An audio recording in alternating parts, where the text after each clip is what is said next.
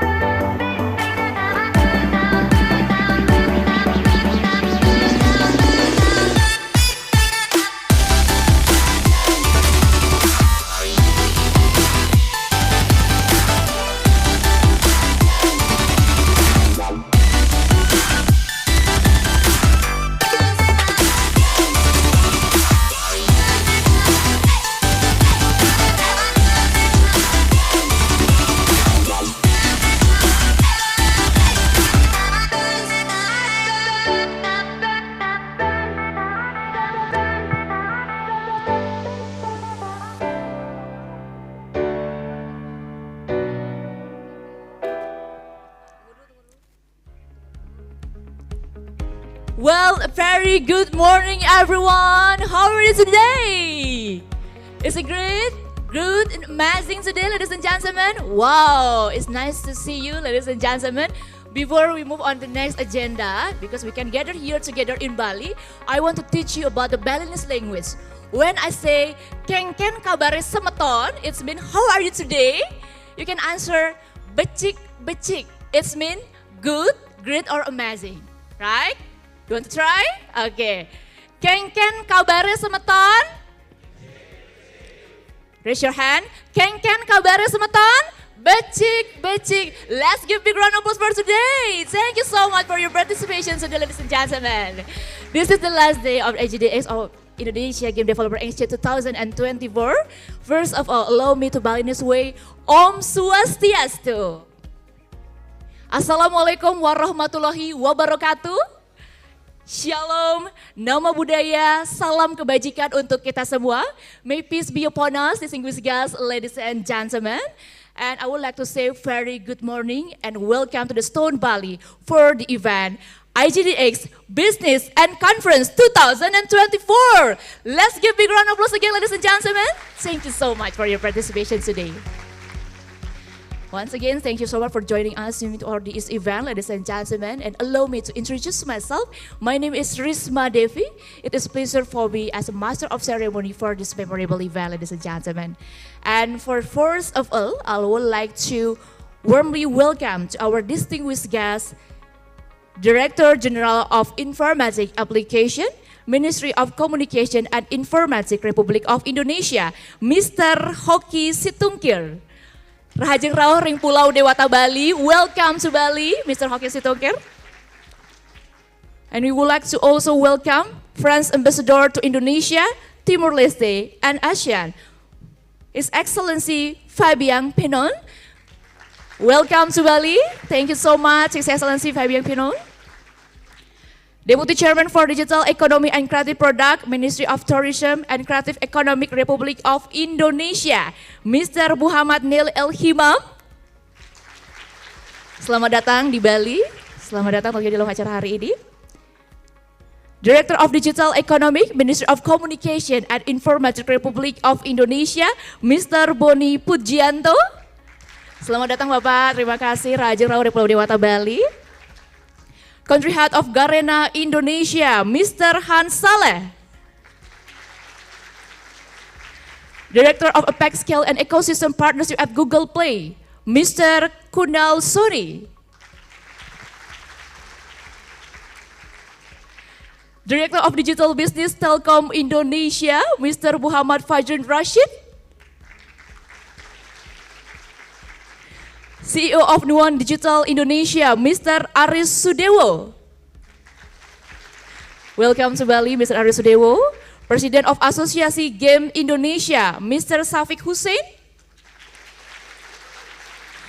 Partner of IGDX Business and Conference 2024 that made this possible, ladies and gentlemen. And I will also to welcome our inspiring speaker, moderator, government representative, game studio, publisher, investor, distributor, and all public participants. Let's give a big round of applause again, ladies and gentlemen. Thank you so much for your spirit and 100 level energy drive for today's event. Well, distinguished guests, ladies and gentlemen, as we know, IGDX of Indonesia Game Developer Exchange 2024 is a program initiated by the Ministry of Communication and Informatik of Republik Indonesia to drive growth in the national game industry. IGDX 2024 has 5 major programs, such as for the first, we have IGDX Academy, focused on learning and business development for game studio. For the second, we have IGDX Career, connecting the job seeker with industry opportunities. For the third, we have IGDX Bootcamp, where new talents sharpen their skill. And we have also today, IGDX Business, bringing people together for partnership. And also we have IGDX Conference, a place to share ideas and make good connection, ladies and gentlemen. Well, everyone, as going is good? Everything is good, ladies and gentlemen? Yeah, because I see your face with the good energy today. Very excited for this agenda, ladies and gentlemen, right? Are you excited for today? Yeah, let's give you a round of applause again, ladies and gentlemen, for your support today. Wow. Yes, did you find any great partner? Maybe same a deal, ladies and gentlemen? I hope if everything will running smoothly, ladies and gentlemen, yeah? And of course, it's a symbol connection and collaboration for today's event. Well, distinguished guests, ladies and gentlemen, we move on for the next agenda. For the first, let's proceed to the first agenda, the welcoming remark for the Director of Digital Economic, Ministry of Communication and Informatik of Republik Indonesia. without further ado, we kindly invite Bapak Boni Pujianto to deliver welcoming remarks. Time is yours. Let's give big round of applause for Bapak Boni.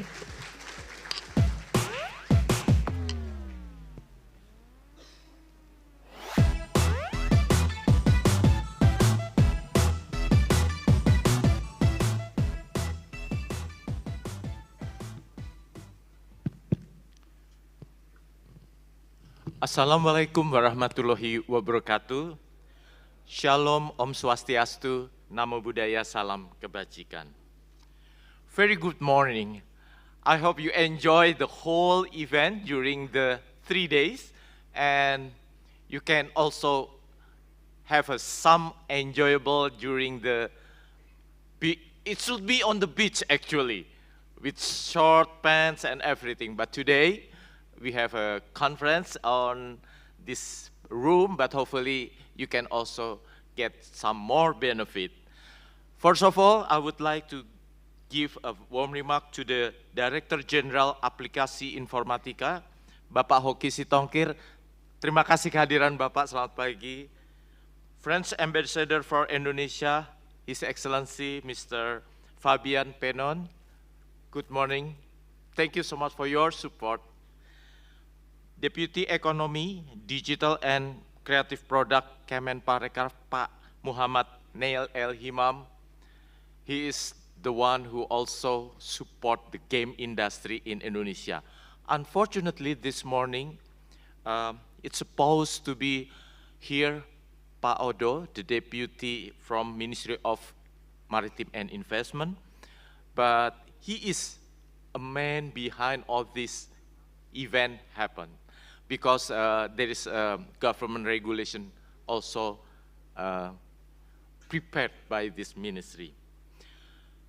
Second, and then we would love to have some greet to our society, Pak Shafiq Hussein. Thank you so much. From AGI, the Indonesian Digital Game. And also the director from Nuon, Bapak Aris Sudewo. Thank you, Pak Aris.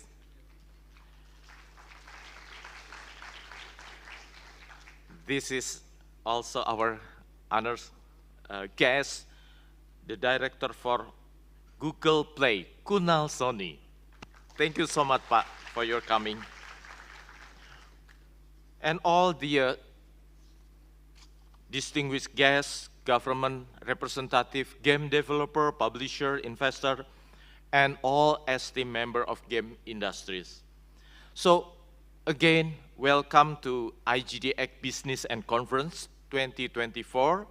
And it is our great pleasure to extend our warm welcome to you all. This is what we call like a remarkable milestone from our journey. And it is an honor to have you all here because this is like not only a journey, but we increase our elevate the gaming industry in Indonesia and beyond. IGDX began in 2019 and it is our fourth event actually since 2021. And this is collaboration among stakeholders. There is AGI, this is the Association Game of Indonesia. And this is also the effort of all the stakeholders in game ecosystem. Today, we can see the impact of the initiative, and Ministry of Communication Informatics as the main organizer IGDX would like to show how the growth of game industry. For your information, it is already 25 million US dollar partnership that has been made during a couple of years. It is statement that the power of collaboration and the strength of our ecosystem. If you notice, 50% of game developer studio were established after 2021. This is demonstrate the opportunities and create our combination effort between government support, industry, collaboration of other stakeholders, and a sign of community while growing their business. And additionally, 15% increase in game developer studio is because they established the company, the status of their company. It is shown since 2022, the number of company in game industry is increased significantly. This year, IGDX launched incubation talent program, collaboration with the university, and offer 600 registered company. We curated 220 talents and successfully developed around 46 demo from 46 teams. So there is some result from the game product. And we have a privilege to showcasing 3 of the best game in the booth in our next event here. And this is to showcase their product. We also thrilled to have more than 400 businesses today during this event, and more than 1,000 public visitors until today. So this is we are witnessing how the business in the game industry will grow.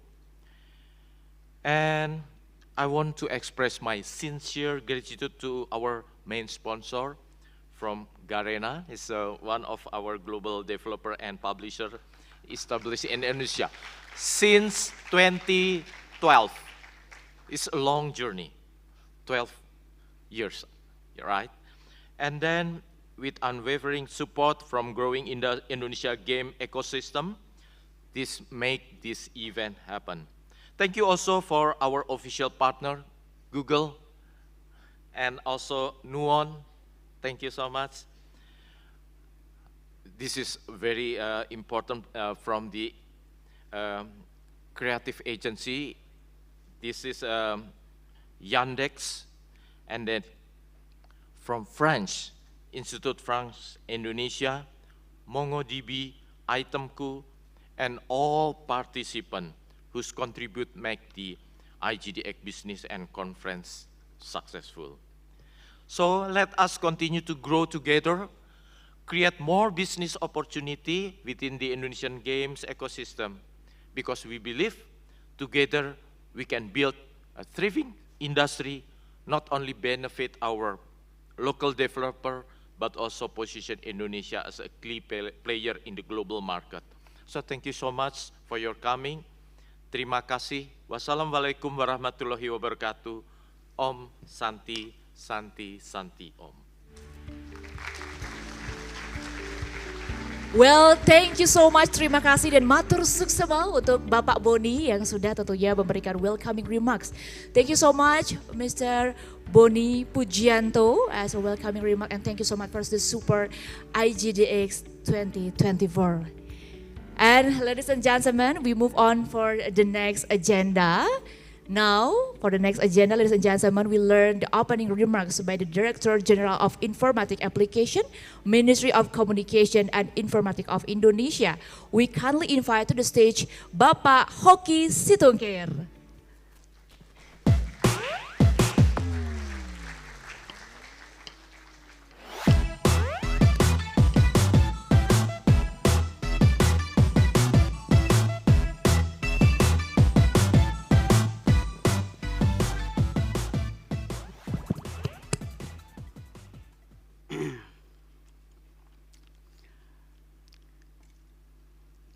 Your Excellencies, Mr. Fabian Penon, Fresh Ambassador to Indonesia,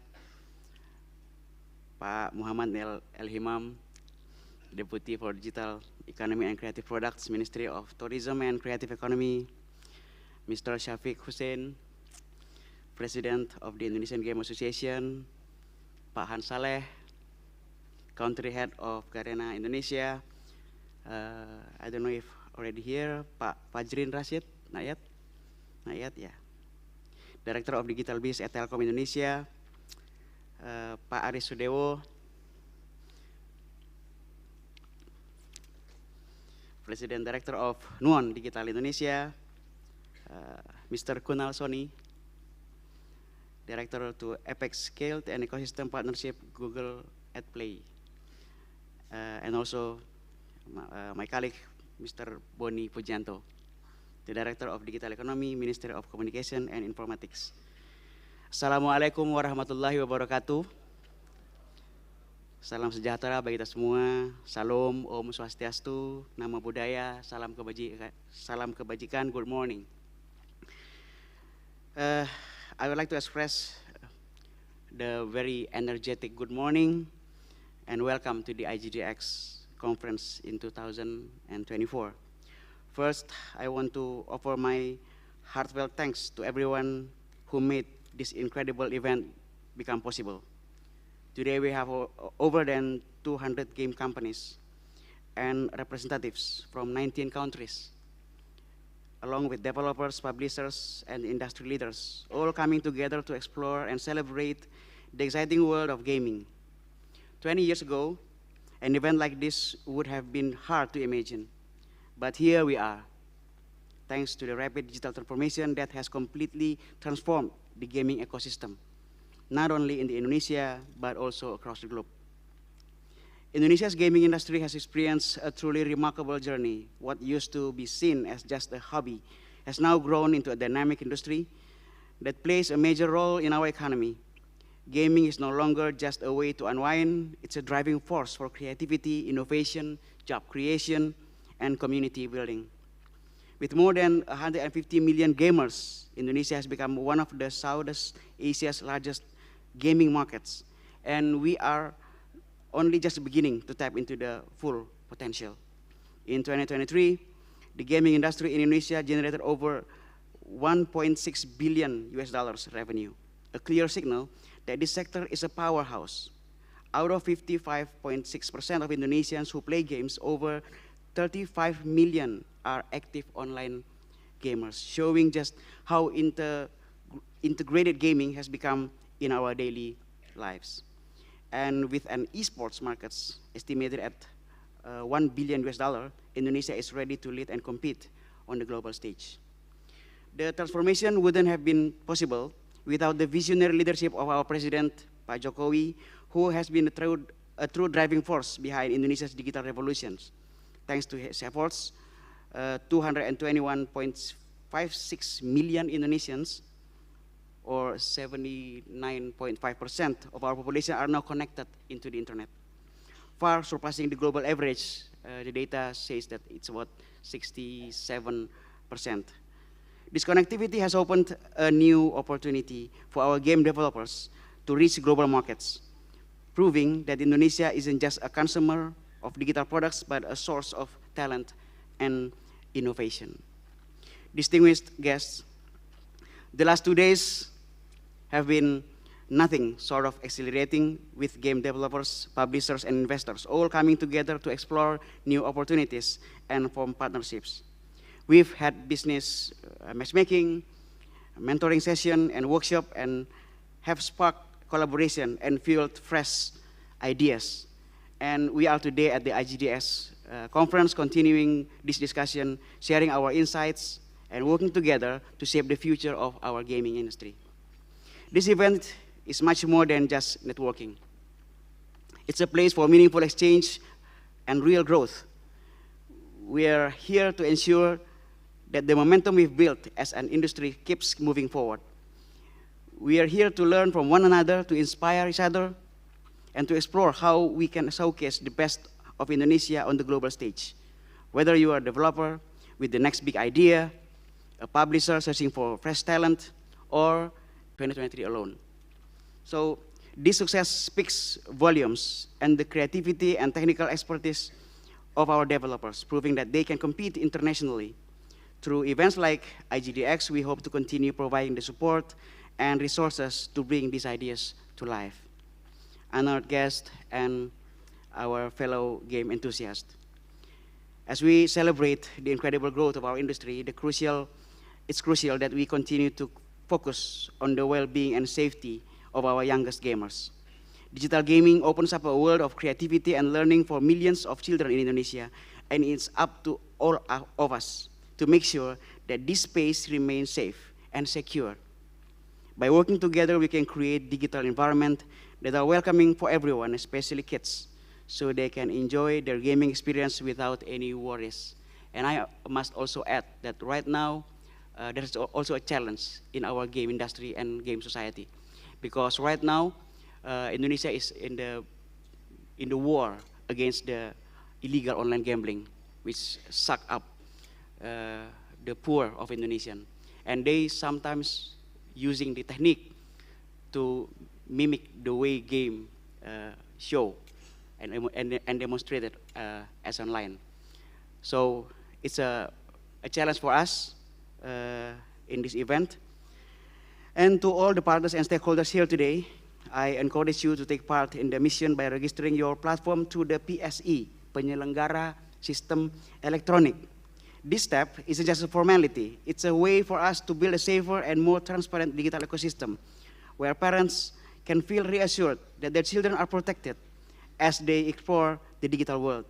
This is a positive move that allows creativity and safety to go hand in hand, and it helps us maintain the trust of the millions of users who count on our platforms every day. Looking ahead, our vision is clear. We want to position Indonesia as a gaming hub in Southeast Asia, a place where talent is nurtured, creativity is celebrated, and opportunities are abundant. IGDX plays a key role in realizing this vision, a space where we can come together and chart the course for the future. So, let's make the most of this moment. Let's have meaningful discussion, build connection that will last well beyond this conference, and work together to create a brighter future of Indonesia gaming industry.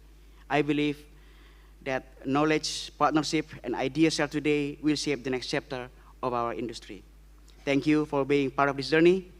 I'm confident that the passion, creativity, and innovation we are seeing here right now among us will elevate Indonesia's gaming industry to the new heights. Let's make today a day full of inspiration, connection, and progress. One where we push the gaming sector forward while also ensuring a safe digital environment for the next generation. I wish you all a successful and inspiring day at the IGDX Conference 2024. Wassalamualaikum warahmatullahi wabarakatuh. Om Santi Santi Om. Rahayu. Well, thank you so much for your opening remark, ladies and gentlemen. Let's give big round of applause again for the special opening remark from Bapak Hoki Situngkir. Congratulations, and thank you so much for your collaboration and connection with AGDX Business and Conference 2024. It's a great spirit for us, ladies and gentlemen, because we'll also learn about the opening remarks from Bapak Hoki Situngkir. Thank you, matur suksebo Bapak untuk sambutannya pada malam hari, tentu pada pagi hari yang berbahagia ini ya. Let's give big round of applause again, ladies and gentlemen, for your spirit today. Distinguished guests, ladies and gentlemen, now let's continue for the next agenda to learn about opening remark will be delivered by French Ambassador to Indonesia, Timor-Leste, and ASEAN. We would like to invite His Excellency Fabien Pinon, please to the stage.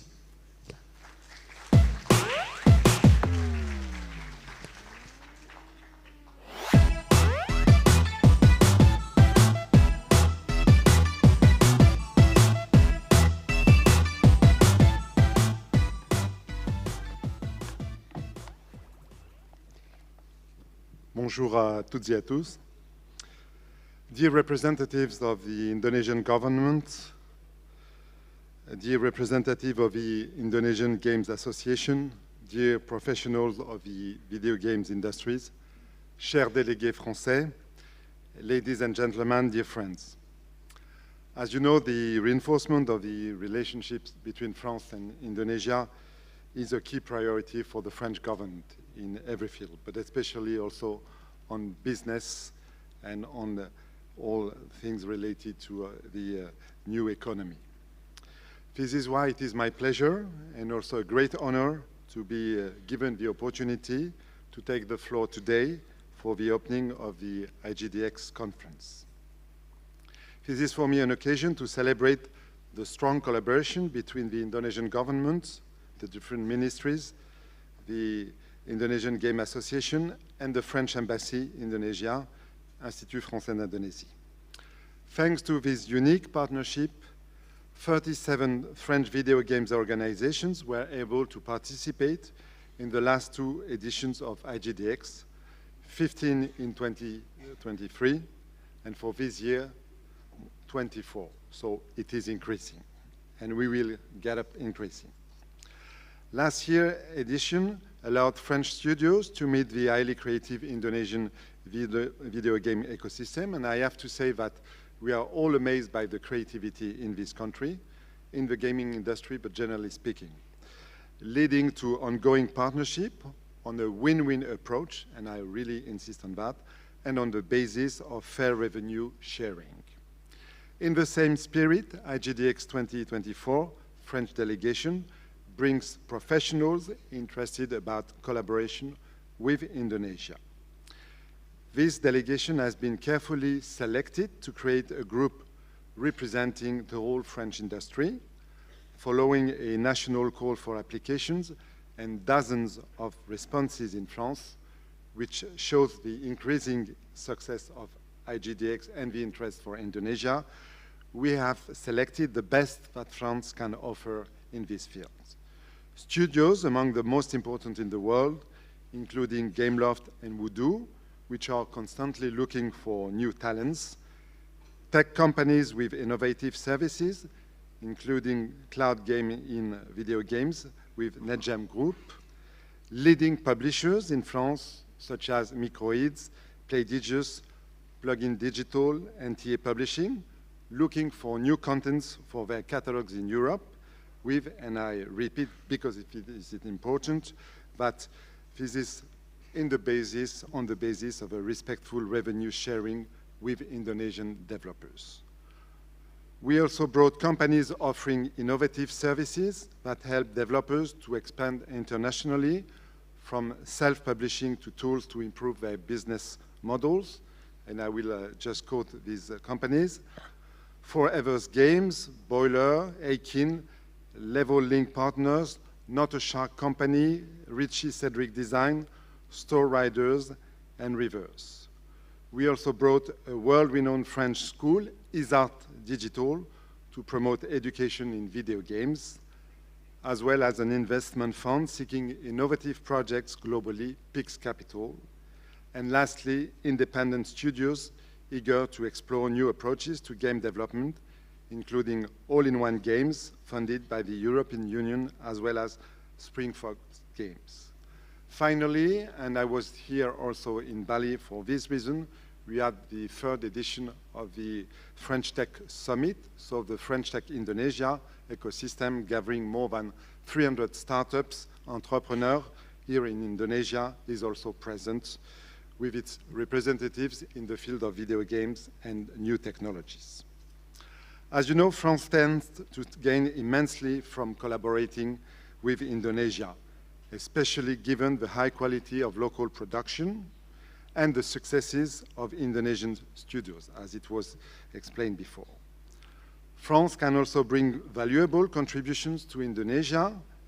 Video game is already a significant cultural practice in France, with approximately an average of 7 out of 10 French people playing games.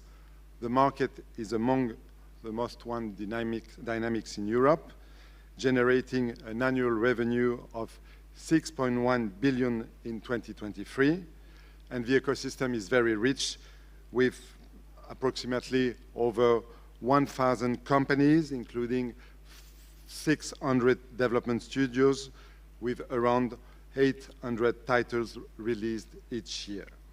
So France, we consider we are already very internationalized on this issue, and we want to develop our cooperation with Asia and especially Indonesia. For these reasons, the French Embassy, the French Institute in Indonesia, we have been managing for several years 2 programs with well-established Indonesian partners to foster this collaboration.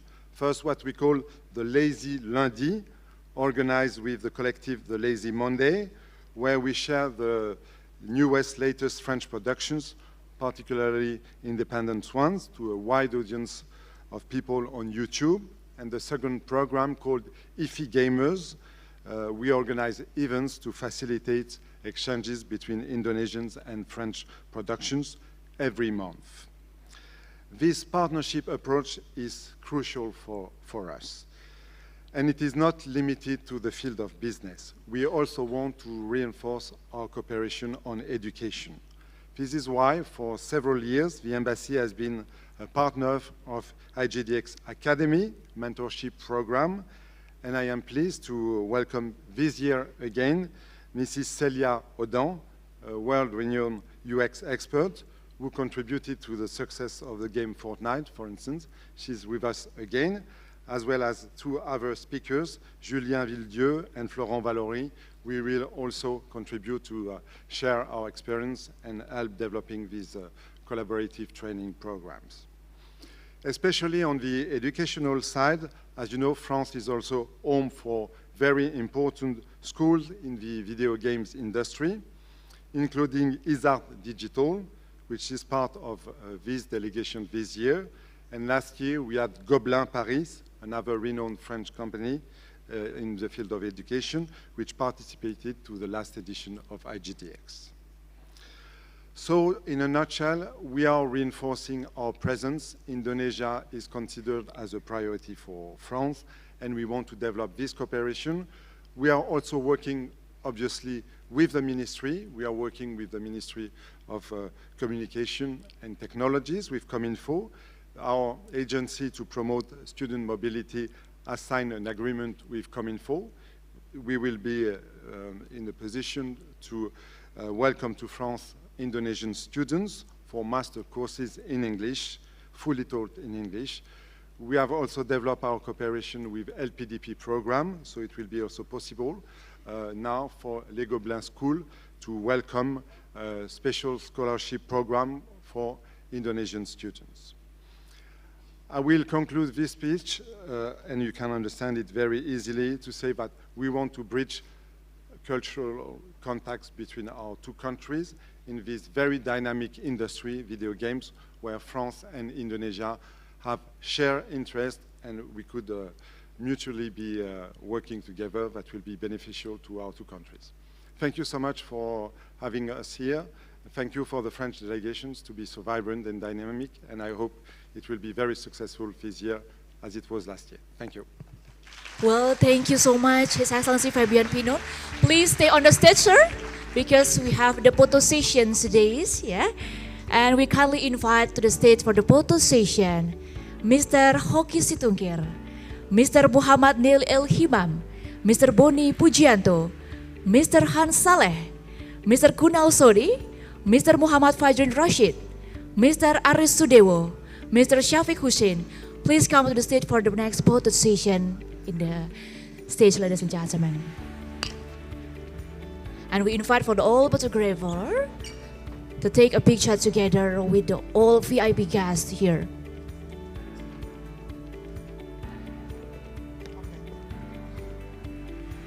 Well, distinguished guests, ladies and gentlemen, please prepare yourself, the formal pose. Photographer, the main photographer, raise your hand. Let's see the camera in 3, 2, 1. We invite Mr. Riacek to come up to the stage to photo session again. Mr. Riacek, please come to the stage for the photo session. We wait again for photo session, ladies and gentlemen. Let's see the camera.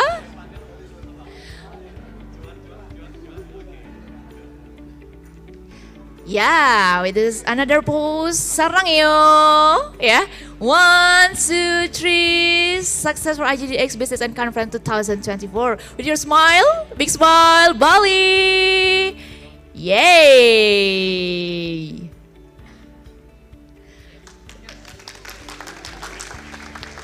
Ladies and gentlemen, thank you so much. Please may return to your seat.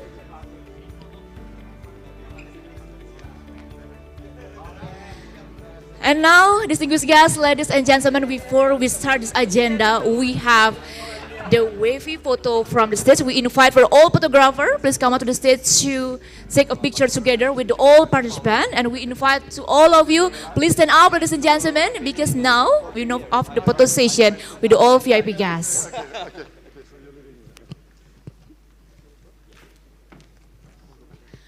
Once again, distinguished guests, ladies and gentlemen, we invite for all of you, please stand up, because now we move on for a wavy photo from the stage. We invite for the all photographer to take a picture together, yeah? And prepare yourself to another pose for today. For the first, we have formal photo session. Right? With your big smile, ladies and gentlemen. Okay, let's see the main camera. Raise your hand, the main camera. 1, 2, 3, please raise your hand. IGDX Business and Conference 2024, level up. Okay, ladies and gentlemen, to take a video when I say IGDX Business and Conference 2024, you say Nike level. It means level up, yeah? You say Nike level, okay? Nike level, and raise your hand. Okay, we try again, yeah? IGDX Business and Conference 2024, Nike level. Once again, IGDX Business and Conference 2024, Nike level. Thank you so much, ladies and gentlemen. Let's give a round of applause again for this special event.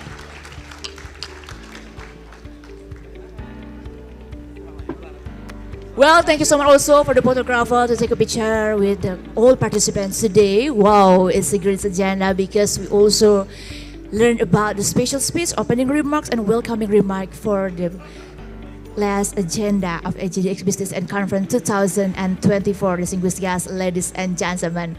Well, we move again for the next session, distinguished guests, ladies and gentlemen. But before that, we would like to say thank you so much for the support of the Garena Indonesia in making IGDX Business and Conference 2024 happen. Let's give a big round of applause from Garena Indonesia. Thank you so much for your support and collaboration today. Yeah, and of course, opportunity to establish a collaboration with you and looking forward to see more collaboration happen. And now, distinguished guests, ladies and gentlemen, we would like to invite a representative from Garena Indonesia to join us and to come out to the stage. And let's give big round of applause for the country head of Garena Indonesia, Mr. Hans Saleh. The stage is yours.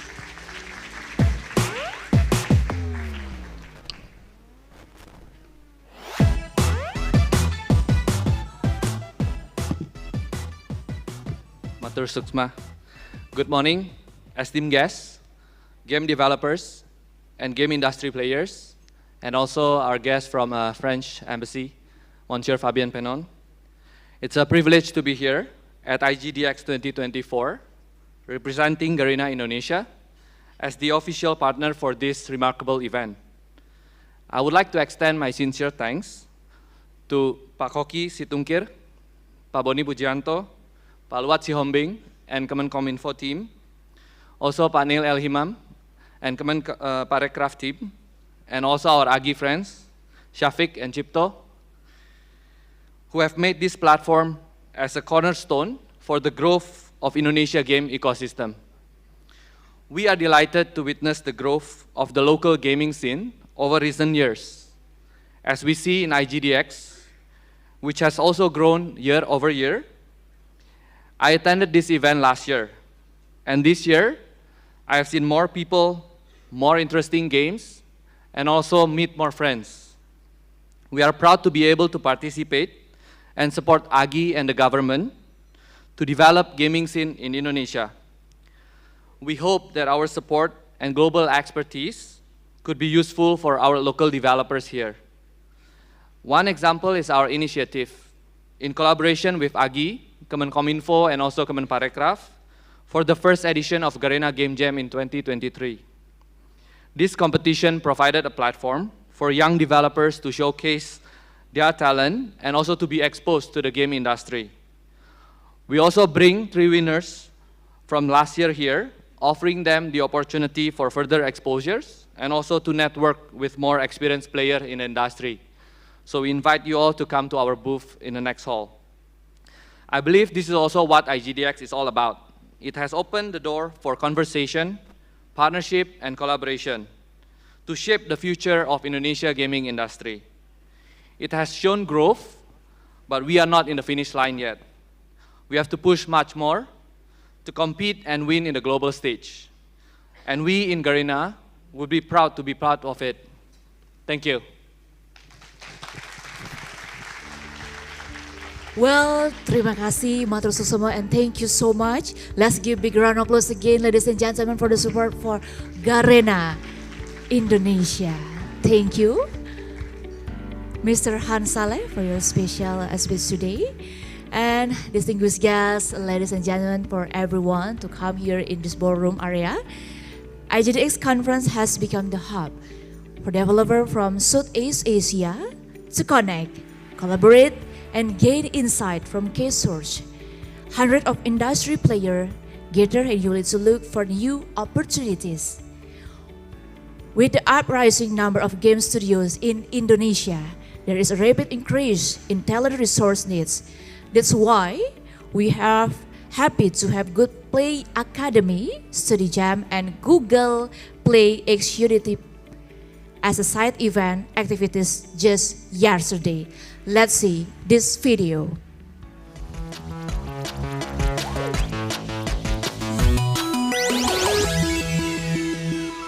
Makes you wanna go.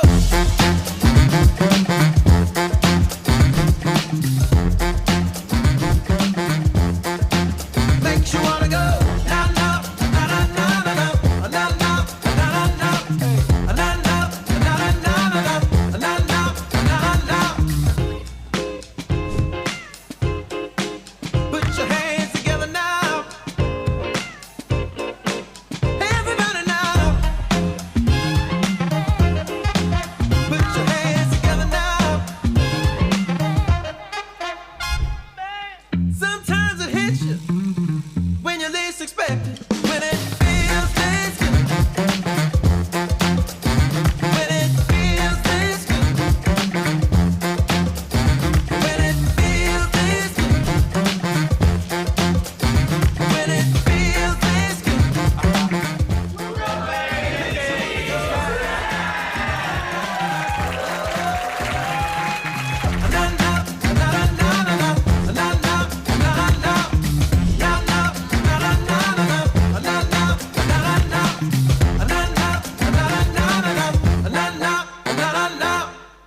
Well, distinguished guests, ladies and gentlemen, are you ready for the next session?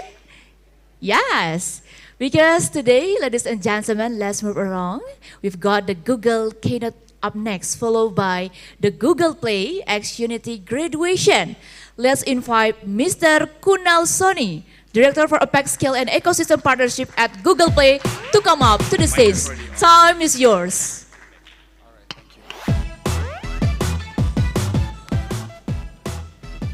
Selamat pagi. Good morning, everybody.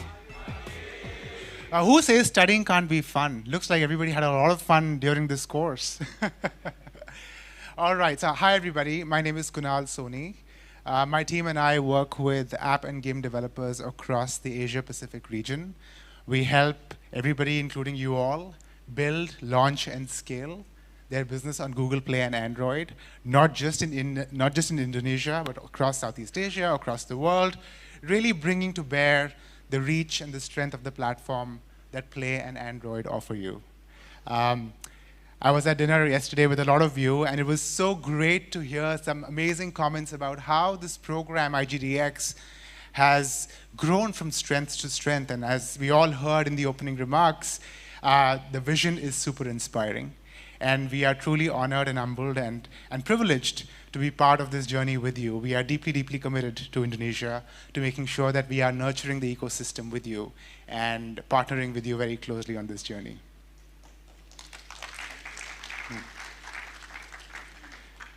I want to start with a big thank you. A big thank you to all of you, so many of you in this room who've built amazing content, amazing apps, amazing games that continue to delight and entertain Android users across the world, right? Google Play is a blank canvas. It really comes to life only and only when you apply your creativity, your passion, your commitment to create content that users connect with. So thank you all for the passion and the support that you continue to give to the platform. Our objective for today is threefold. We want to make sure that we are celebrating this moment with you and really celebrating the community together and think about how we can make this forward. Secondly, we want to talk about how Google Play continues to invest in building the right tools and platforms to support the next wave of growth for you. And finally, we want to talk a little bit about how we want to continue to partner with the ecosystem to up-level and scale and really bridge some of the skill gaps and talent gaps that we see in order to unlock the next wave of growth. But first, let's take stock of where we are today in Indonesia. 2.14 trillion rupiah.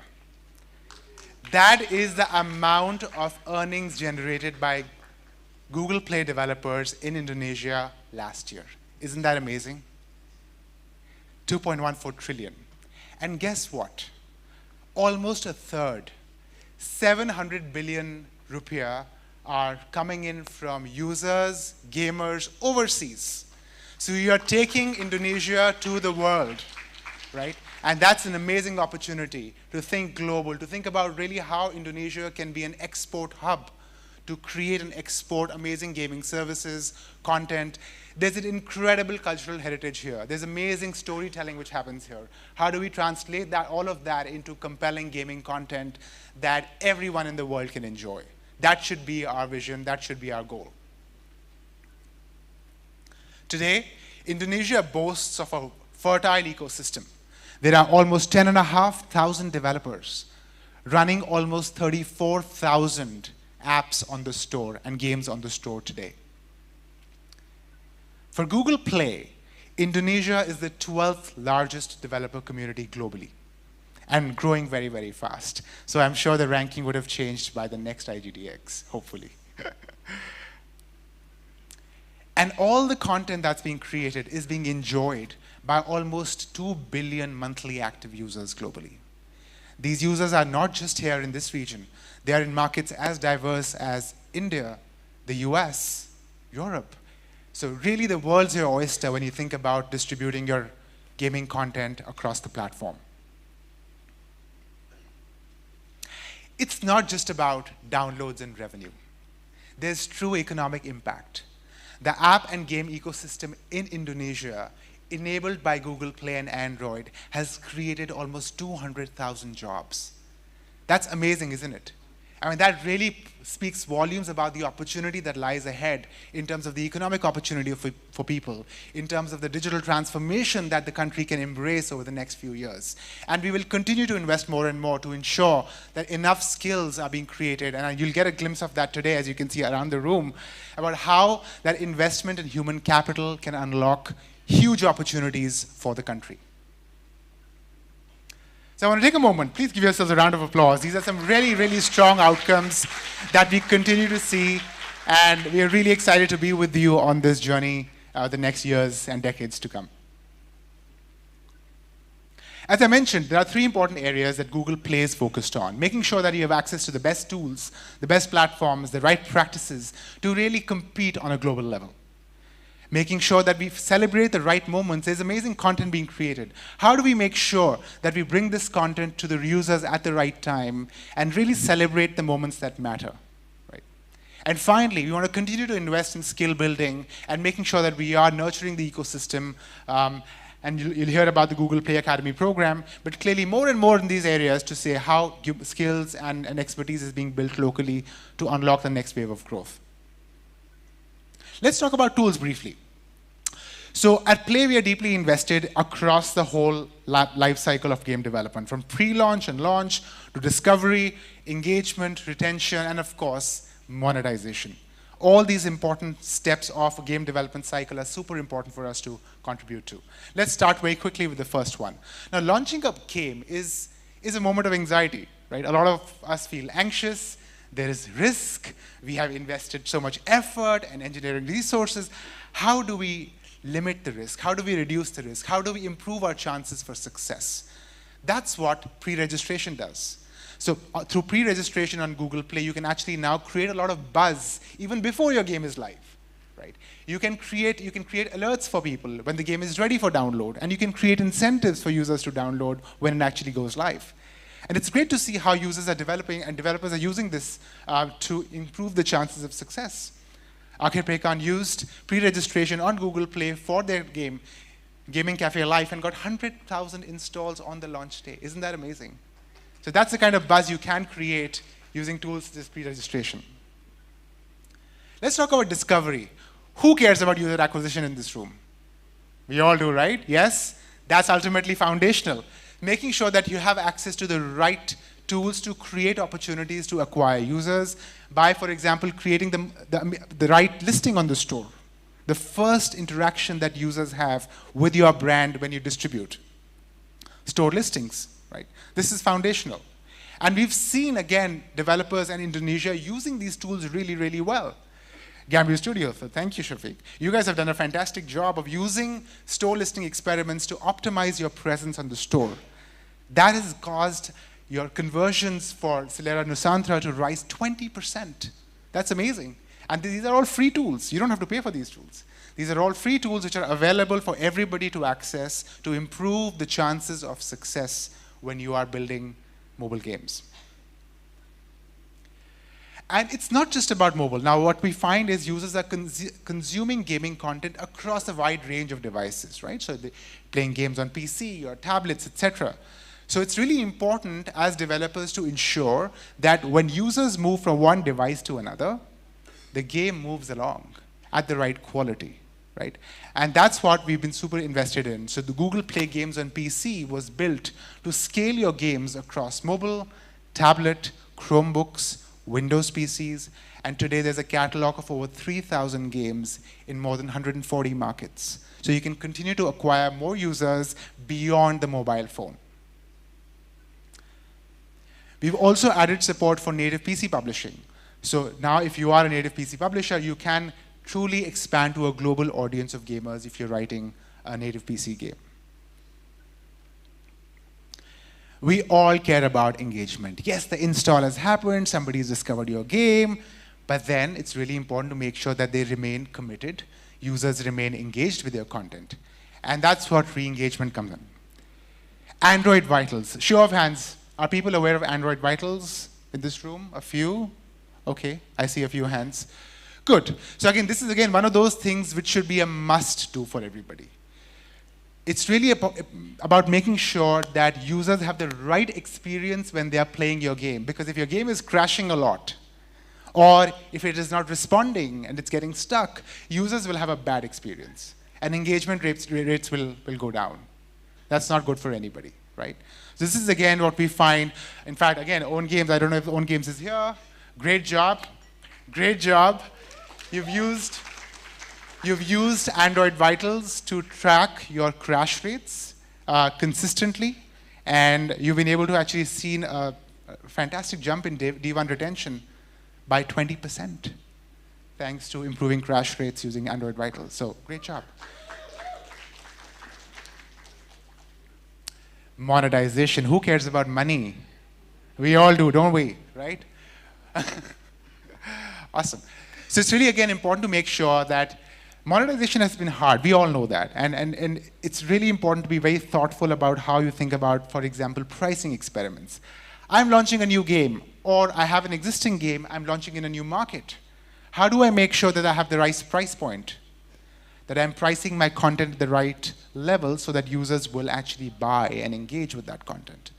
So we've launched something known as price experiments, which allows you to do that testing very easily from your console, and then you can arrive at the right level to go after.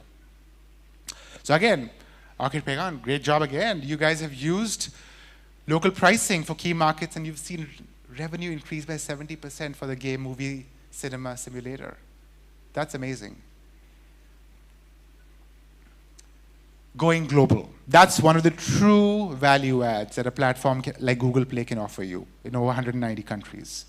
We have continued to invest in making sure that you have access to the right tools to truly make your game available in all the markets that we operate in.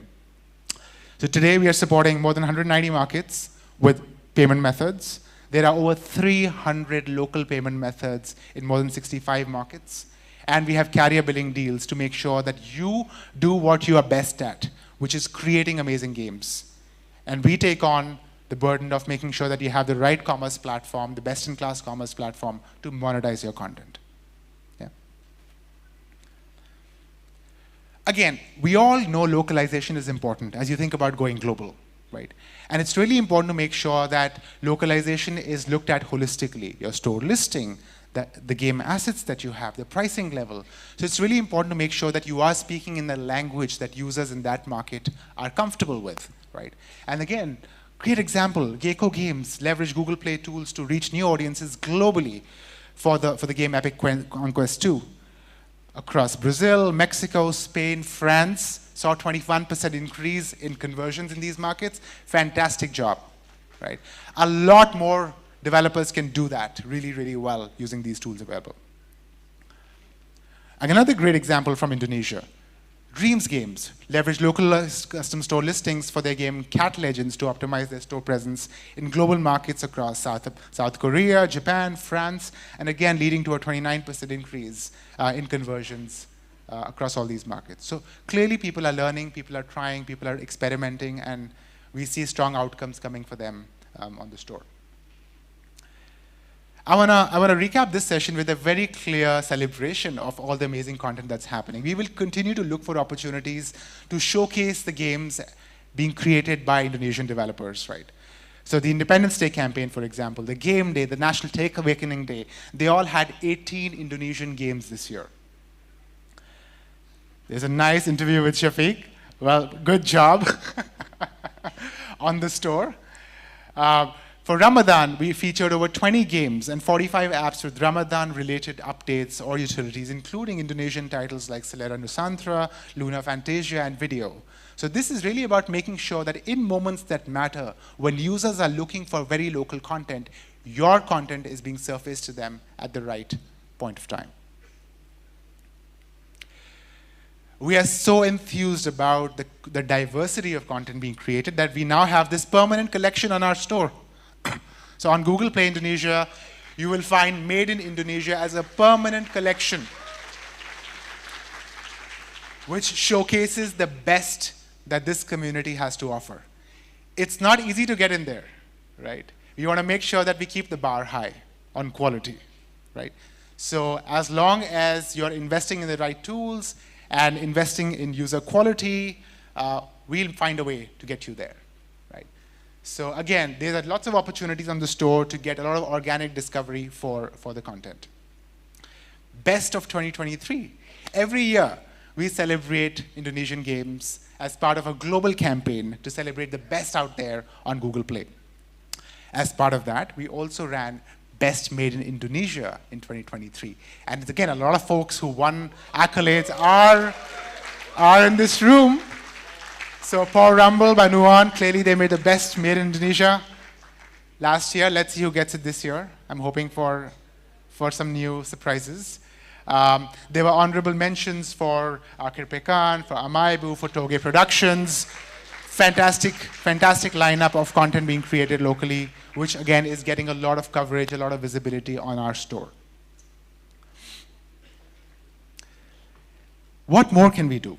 We want to continue to invest in up-leveling the local ecosystem. You've heard about how we need to really invest in capital, human capital, to make sure that Indonesia is set up to tap this opportunity which lies ahead in gaming. And we've been at it for a long time. For the last few years, a lot of you have participated in our Indie Games Accelerator, which is a program that we started in 2018 to build talent in the Asia-Pacific region, which is essentially a 10-week boot camp that connects small indie game studios with their products. There's a lot of mentorship activity, and it's been fantastic to see the kind of successes we've had coming in from those. From this year's cohort, we've got Algorox, Dream Studio, Lentera Nusantara, and Own Games, part of the 2024 IGA cohort as part of the Google Play Accelerator. And our alums are doing a great job. So clearly, you heard a lot about Gambri Studio and the work that they're doing. We also have Niji Games, which is the mastermind behind the 3D puzzle game Umbra. Again, receiving a nomination in the Best Game category at the International Mobile Gaming Awards. So alums from our indie games programs are doing really well across the world. Google Play Academy Study Jam. Now this is an interactive, community-driven study group designed to help developers thrive on play. It's a very scalable format. We've been running it. And last year, 3,000 developers from Indonesia benefited from the program. These are hands-on technical skills and business skills that you need to have to run a gaming business. And we are really excited about the momentum we are seeing in this.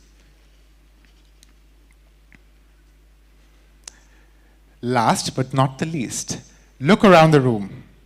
I think this site will probably communicate this much better than I can. The magic happens when the right partners come together, right? Google Play, Unity, Ministry of Tourism and Creative Economy, AGI. It is a fantastic partnership. First of its kind globally, right?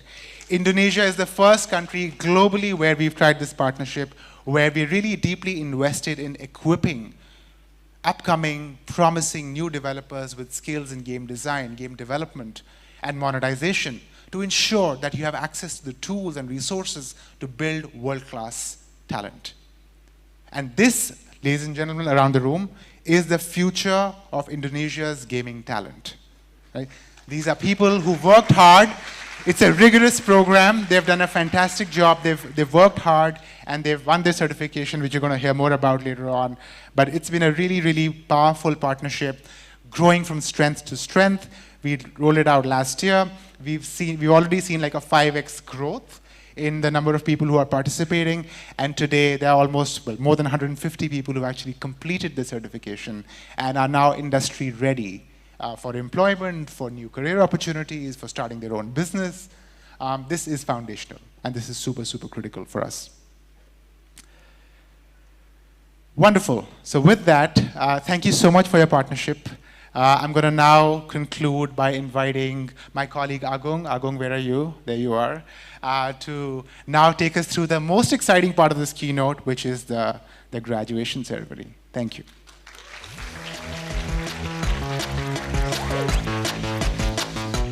Thank you, Guno.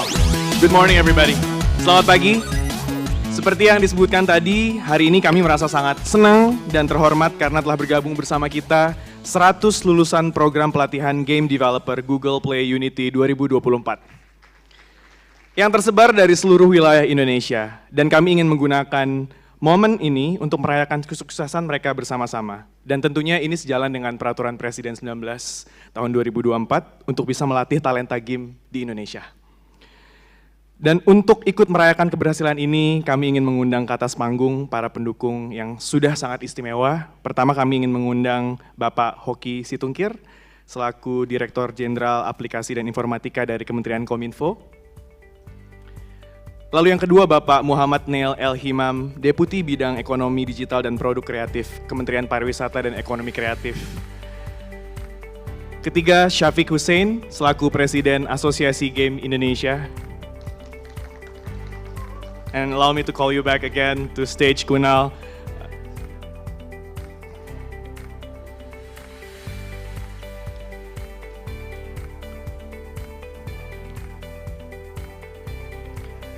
Dan untuk memulai wisuda kita, mari kita berikan tepuk tangan yang meriah untuk para lulusan terbaik top scorer Google Play Unity Game Developer 2024.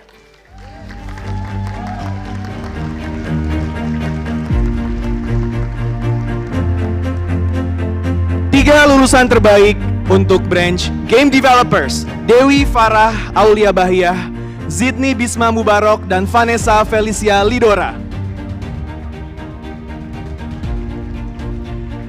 Tiga lulusan terbaik untuk programmer, Ardli Fadilah Wangsa Atmaja, Jervis Anderson, dan Iqbal Ahmadi. Dan tiga lulusan terbaik untuk kategori artis, Ali Jaya Melio, Sindia Dwi Kusuma Indrianti, dan Hansen Arya Wibawa Nugraha. Sungguh suatu pencapaian yang sangat luar biasa. Kami juga ingin menyampaikan bahwa terima kasih untuk Kementerian Pariwisata dan Ekonomi Kreatif, Kominfo, dan Agi telah menjadi pendukung yang sangat berharga bagi program ini. Dan sungguh istimewa untuk semuanya bisa hadir di sini karena beliau juga berada di sana ketika 6 bulan yang lalu untuk bisa menyambut mereka ketika kami menjadi tuan rumah peluncuran program kami. Sekali lagi selamat kepada lulusan terbaik, mari kita foto bersama.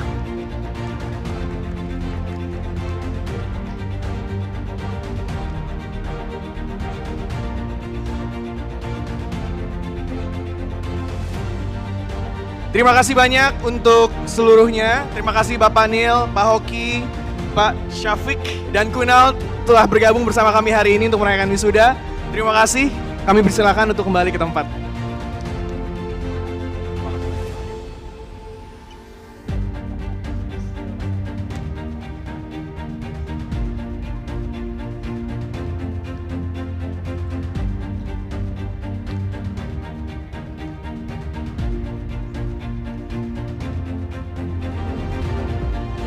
Selanjutnya,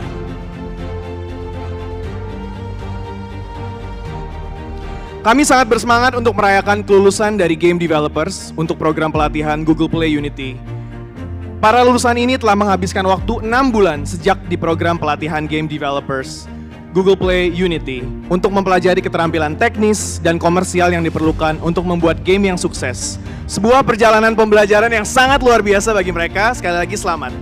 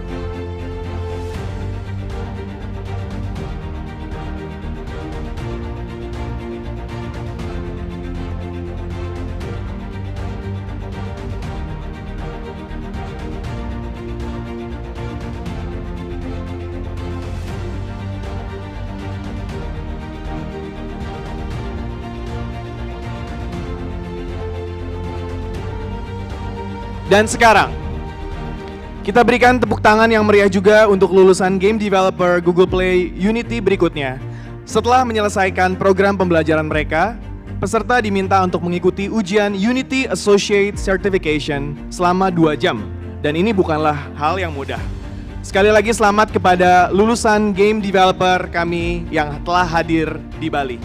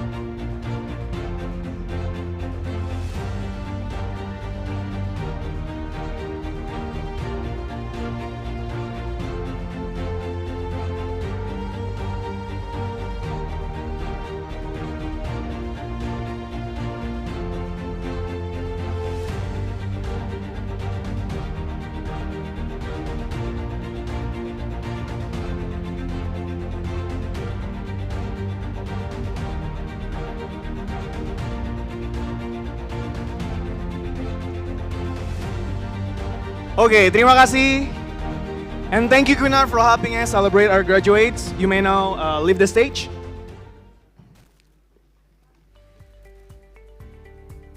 Oke, dan untuk prosesi wisuda berikutnya,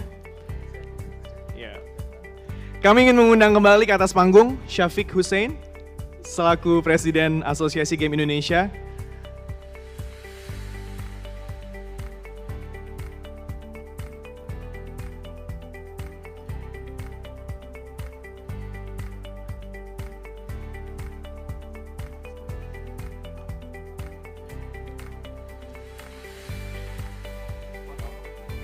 Pada program pelatihan Google Play Unity, kami juga memiliki peserta dari berbagai penjuru Indonesia yang dilatih untuk menjadi programmer, membangun keterampilan dasar dan kompetensi mereka di bidang pemrograman, UI, debugging, dan manajemen aset. Dan inilah para programmer lulusan program pelatihan Google Play Unity kami. Tepuk tangan untuk para lulusan.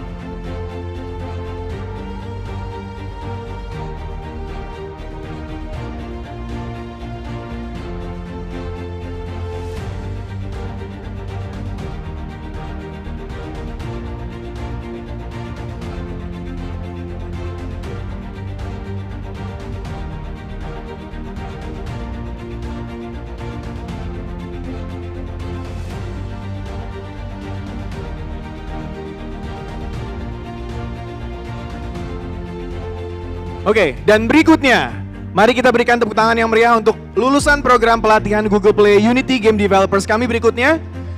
Kami berterima kasih kepada Syafiq Hussein yang telah bersama para peserta di berbagai titik perjalanan pembelajaran mereka dalam program ini. Dan juga memberikan wawasan kepada seluruh peserta tentang peluang dan tantangan pengembangan game di Indonesia. Syafiq, kami tahu betapa mereka mengagumi Anda dan menikmati kehadiran serta bimbingan Anda dalam program ini. Terima kasih. Mari kita berikan tepuk tangan yang meriah untuk Syafiq dan para lulusan programmer Google Play Unity Game Developer. Yang terakhir namun tidak kalah penting, kami memiliki lulusan Google Play Unity Game Developer dengan Learning Path Artist. Para peserta ini telah menghabiskan waktu 6 bulan terakhir untuk menguasai desain konten adegan, manajemen aset, pencahayaan, dan seni teknis serta efek. Artis memainkan peran penting dalam membangun cerita permainan. Selamat atas pencapaian semuanya dalam perjalanan pembelajaran ini.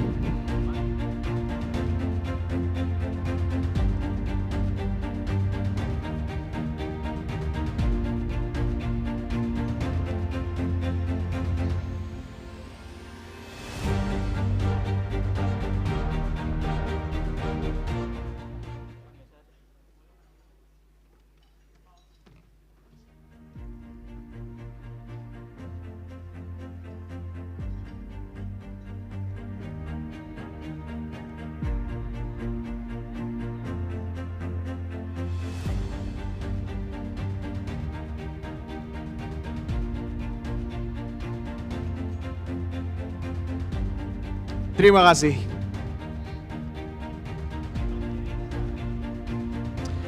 Mari berikan tepuk tangan yang meriah untuk semua lulusan Google Play Unity Game Developer 2024. Dan sekali lagi terima kasih Syafiq. Kami persilakan untuk bisa kembali ke tempat.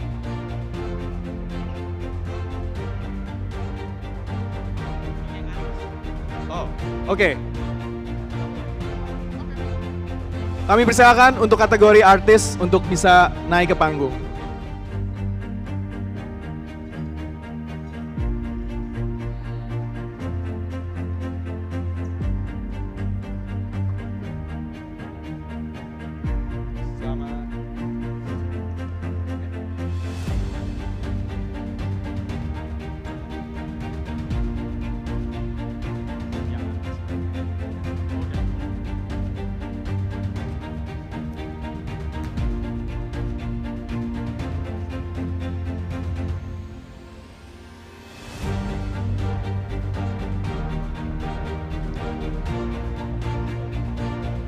Oke, mari kita beri tepuk tangan yang meriah sekali lagi untuk seluruh lulusan. Terima kasih banyak Syafiq.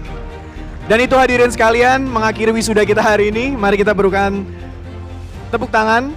Kami bangga dan merasa terhormat bisa merayakan kelulusan program ini bersama rekan-rekan semua hari ini. Karena rekan-rekan adalah bagian dari komunitas artis, developer, dan pemrogram yang hebat.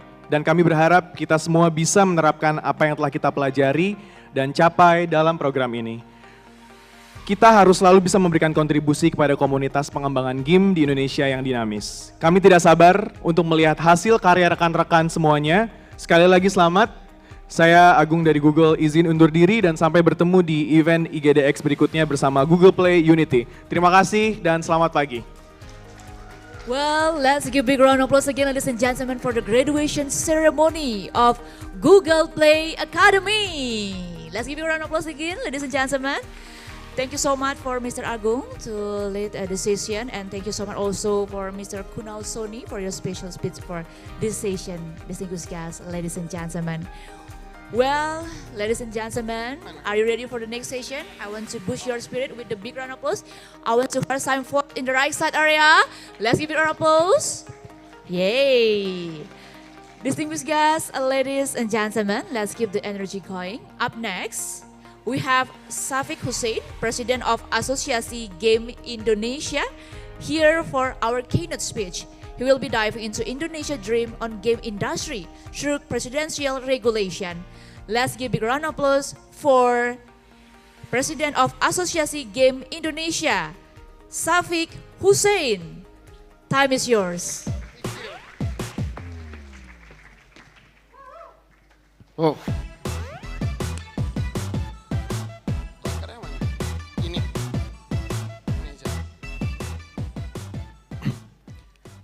Hello, good morning everyone. Wow, it feels strange. Mostly I see Chiptos on stage, like giving up the opening speech. Hello, Pak Hoki, thank you for making time for being here. I'm so glad that someone's already left, so it gives me less nerves. So yeah, maybe some of you already know Chipto for like 5 years in represent the Indonesia Game Associations, but now, yeah, here I am. You will deal with me for the next 5 years, but the things that I want to say that I will continue, of course, the Chiptos and Adams legacy for the Indonesia Games Associations, and I will be aiding the programs like I want to aim to drive business growth because it's a business industry as well, and I also want to strengthen the key areas like educations and the cross-media expansions as well, and last but not least with the entrepreneurships development, because I do believe that by focusing on this aspect, the initiative foster the innovations and support sustainable growth across various sectors, and ensuring a more holistic impact on both individuals and industries. I saw that right now is the industry turning point that if you know that Indonesia's game industry has grown rapidly since 2022, driven by the government support, students projects, and also some of the company who's mostly doing the outsourcing project. Right now they are creating their own IP, and also there's a lot of the game competitions right now. Also in IGDX as well. And if you see the data behind me, that explosion of the growth since 2022 is very significant until 2024. And this coincide with the government's push for game industry in moment when COVID destroyed much of the other creative sectors. And some of these come out of the government programs that drove out games for informal teams without incorporations, and also with the students project and outsourcing company now making their own IPs and product. But the studio growth is not just a trend. This sustained growth is indicative of the increasing professionalism with the Indonesia game development scene, with studios evolving from small informal teams into fully fledged companies capable of competing on a global scale.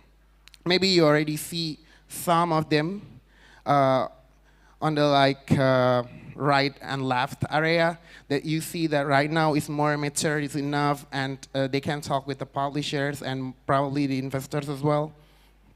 And the company locations right now, well, not surprised, but Jakarta is still like the majority of the company locations for the game industry with 19.4%, and 30% is coming from Bandung, and 9.7% is in Tangerang. And size of the company that maybe you already know by talking with some of the developers that you've met for the past 2 days is most likely the team members are from 2 to 20 people, because that's the majority with 73.1%. This is just only a view, 1.1% who has like more than 100 employees. And we still have more games coming up. Of course, you see some of them who's already in the prototype, still in the concept.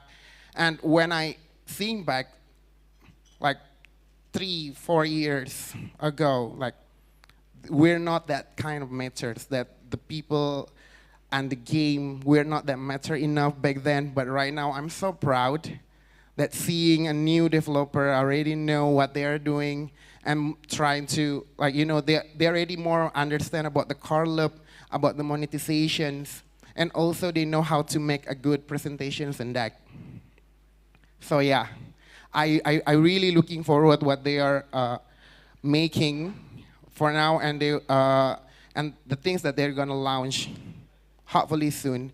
Because based on our data that we do a survey on July, and 40.3% are still under development, and 35.5% game from 150 participants that we are doing the survey. 50 is a new game studios, and we have 35.5% they already launched their game. And of course, it's not gonna happen without the government support matters. As you know, I think that they already mentioned that in February 2024, the Indonesia government signed the presidential regulations number 19/2024, which is a very historical new move for the game industry, because this kind of the regulations coming from the industries as well. And this document made supporting the video game industry as an official task and mandated by the presidents, and it's gonna be opening ways for us as an industry to get the support directly from the government. And much of the supports include the marketing initiative and promotion, such as the Ayo Hargai on the Indonesia Games Day, and we created an event called the Game Prime, and also the IGDX as well. And we just launched an asset store called Ghana, and hopefully we're gonna announce that we're gonna have the Indonesia Games Week soon. And last but not least, I want to say thank you for all of you in this room who flew like hours and hours to visit IGDX, to any one of you like maybe have meeting every 30 minutes since 2 days ago, all the crews who worked back there, here and there, to making the IGDX happen, all the developers, all the publishers, like I just want to say thank you. Maybe I don't know you before I tap into this industry, but now that we're knowing each other's, and that's the beauty of the IGDX, that it's very intimate. It's very something that someone or everyone in this room is very approachable. But despite, I know that you are very busy doing meeting for the past 2 days. Some of you are still doing the meeting until now, but don't forget to have fun. This is the party for every of us as a game developer, as a game publisher, and remember, only games industry bring us together here. So thank you so much. And thank you for supporting IGDX. Bye. Thank you. Well, thank you so much. Ya, Mr. Hafiz Hussein ya sudah tentunya menyampaikan materi pada pagi hari yang berbahagia ini. Kita berikan tepuk tangannya sekali lagi. Let's give the round of applause again, ladies and gentlemen, for your special agenda today, ladies and gentlemen. And now, distinguished guests, ladies and gentlemen, before we move into our next session, we would like to recognize everyone who took part in the IGDX Bootcamp this year. This program helped college students build essential skill in game development through a 4-month journey. of learning and teamwork. And this year, ladies and gentlemen, we had 220 amazing individuals forming 46 teams who went through stage like articulation, incubation, and pitching. Today, ladies and gentlemen, we are thrilled to introduce our top 3 team from IGDX Bootcamp 2024.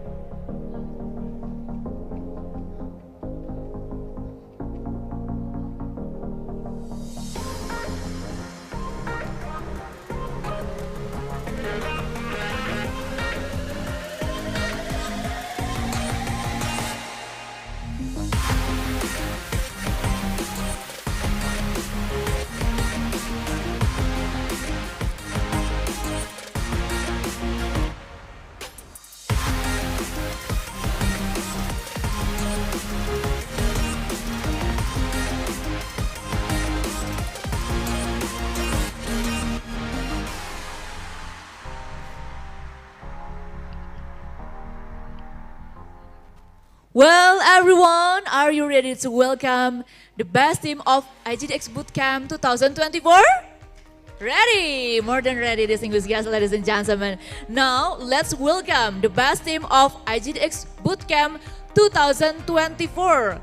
We invite, please come out to the stage for the first Rock, Paper, Sweet Blade. Congratulations!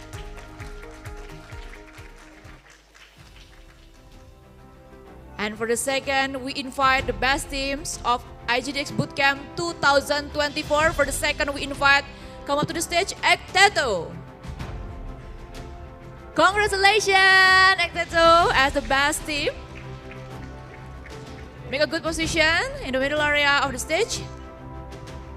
And now, we invite for the best teams. The last is the Fools. Congratulations.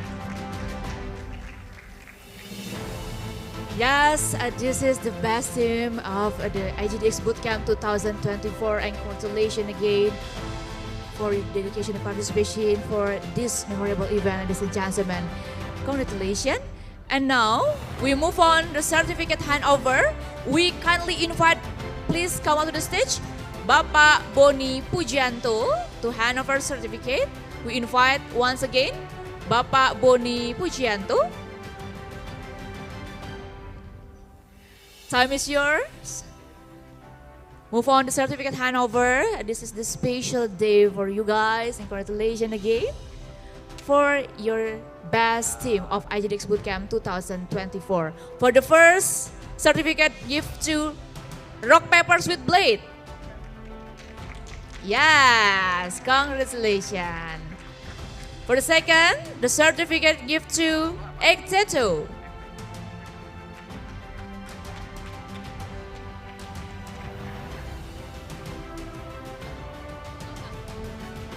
And for the last certificate, give to the Fools.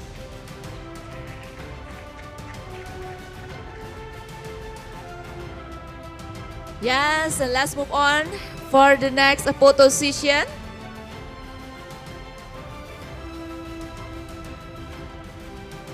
Yes, let's see the camera. In 3, 2, 1.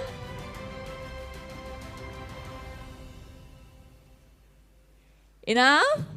Thank you so much. Let's give a big round of applause again. Congratulations for best team of IGDX Bootcamp 2024. Another pose? One more for the main photographer. Let's see the camera with another pose. With your big smile, ladies and gentlemen. Let's see the camera. Bali, congratulations.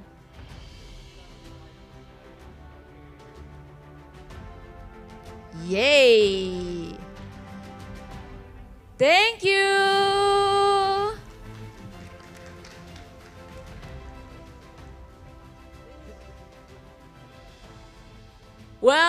everyone, distinguished guests, ladies and gentlemen, to come here for IDGX Business and Conference 2024 or Indonesia Game Developer Action 2024. We have so many discussion right now, ladies and gentlemen, because this event held on 3 days, 10 until 12 October 2024. And our excitement of the day 1 and day 2, let's see the video recap of day 1 and day 2, IGDX Business and Conference 2024. Let's see the video.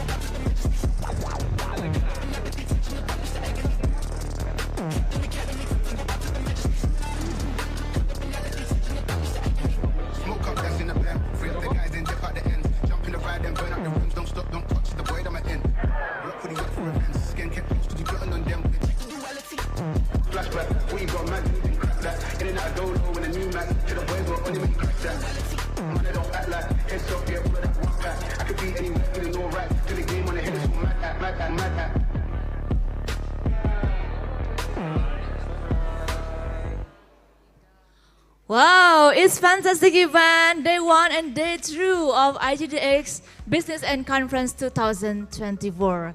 And ladies and gentlemen, who joined this program until 3 days? Anyone? Oh, you. Maybe I want to ask you something. Hello. What is your name, sir? Hi. Nice to meet you. What's your name? My name is Prashil. I'm from Australia. The event has been fantastic. It's been able to see amazing talent across the ecosystem here and seeing how much growth Indonesia has experienced. My second time to Bali. I used to be in Bali 25 years ago, so I know Bali quite well. Thank you. Thank you. Thank you, sir. Let's give a big round of applause for the comment of the section today. Yeah. Wow, it's fantastic event. So many collaboration, connection, ladies and gentlemen. Now we move on for the next agenda today, ladies and gentlemen, because we have the discussion panel. Are you ready for panel discussion, ladies and gentlemen? Ready! I want to hear some voice in the left side area. Are you ready? If I say hi, please answer hello. Hi. Hello. Hello, hello, hello. All right, thank you so much for your participation. And now we have an excited panel discussion on looking back stories from the biggest success from Indonesia. Moderated by Mr. Adam Ardisasmita, CEO of Arsanesia and Vice President of the Asosiasi Game Indonesia 2019 until 2024, who regularly provide game development insight on his blog, YouTube, and podcast. This session, Adam leads will be discussing about inspiring success story and what makes Indonesia games really stand out. Without further ado, ladies and gentlemen, let's welcome Mr. Adam. Time is yours.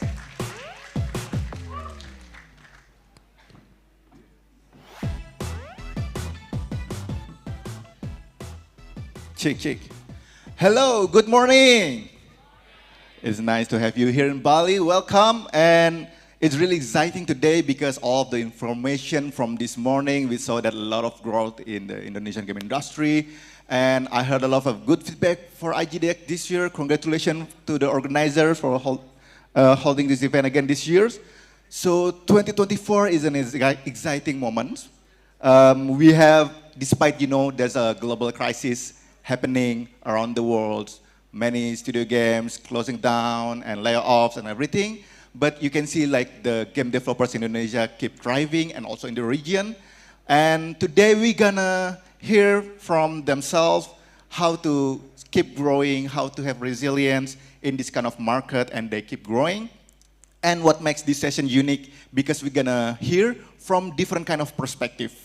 One is the one who keep making successful premium PC games. And the other one, we're gonna hear from the point of view of the one who's still making and successful mobile games. And also the other one, we're gonna hear a lot from the studio game who keep growing and resilient doing outsourcing games. So without further ado, I'm gonna invite all the amazing speakers today to the stage.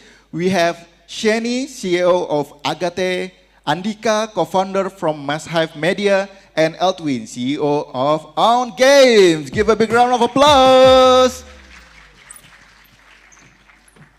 Okay, let's sit down.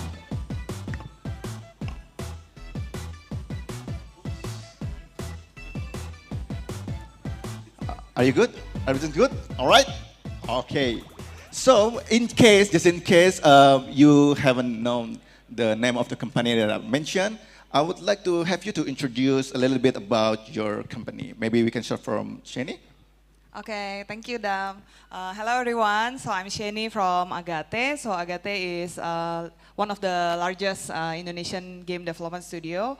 So we've been doing many things actually. So from the offering game development service for bigger game studios, and also we started some self-developed projects as well. One of them is Ristorm, and also the most recent one is Rootmare and Tides of Mirage.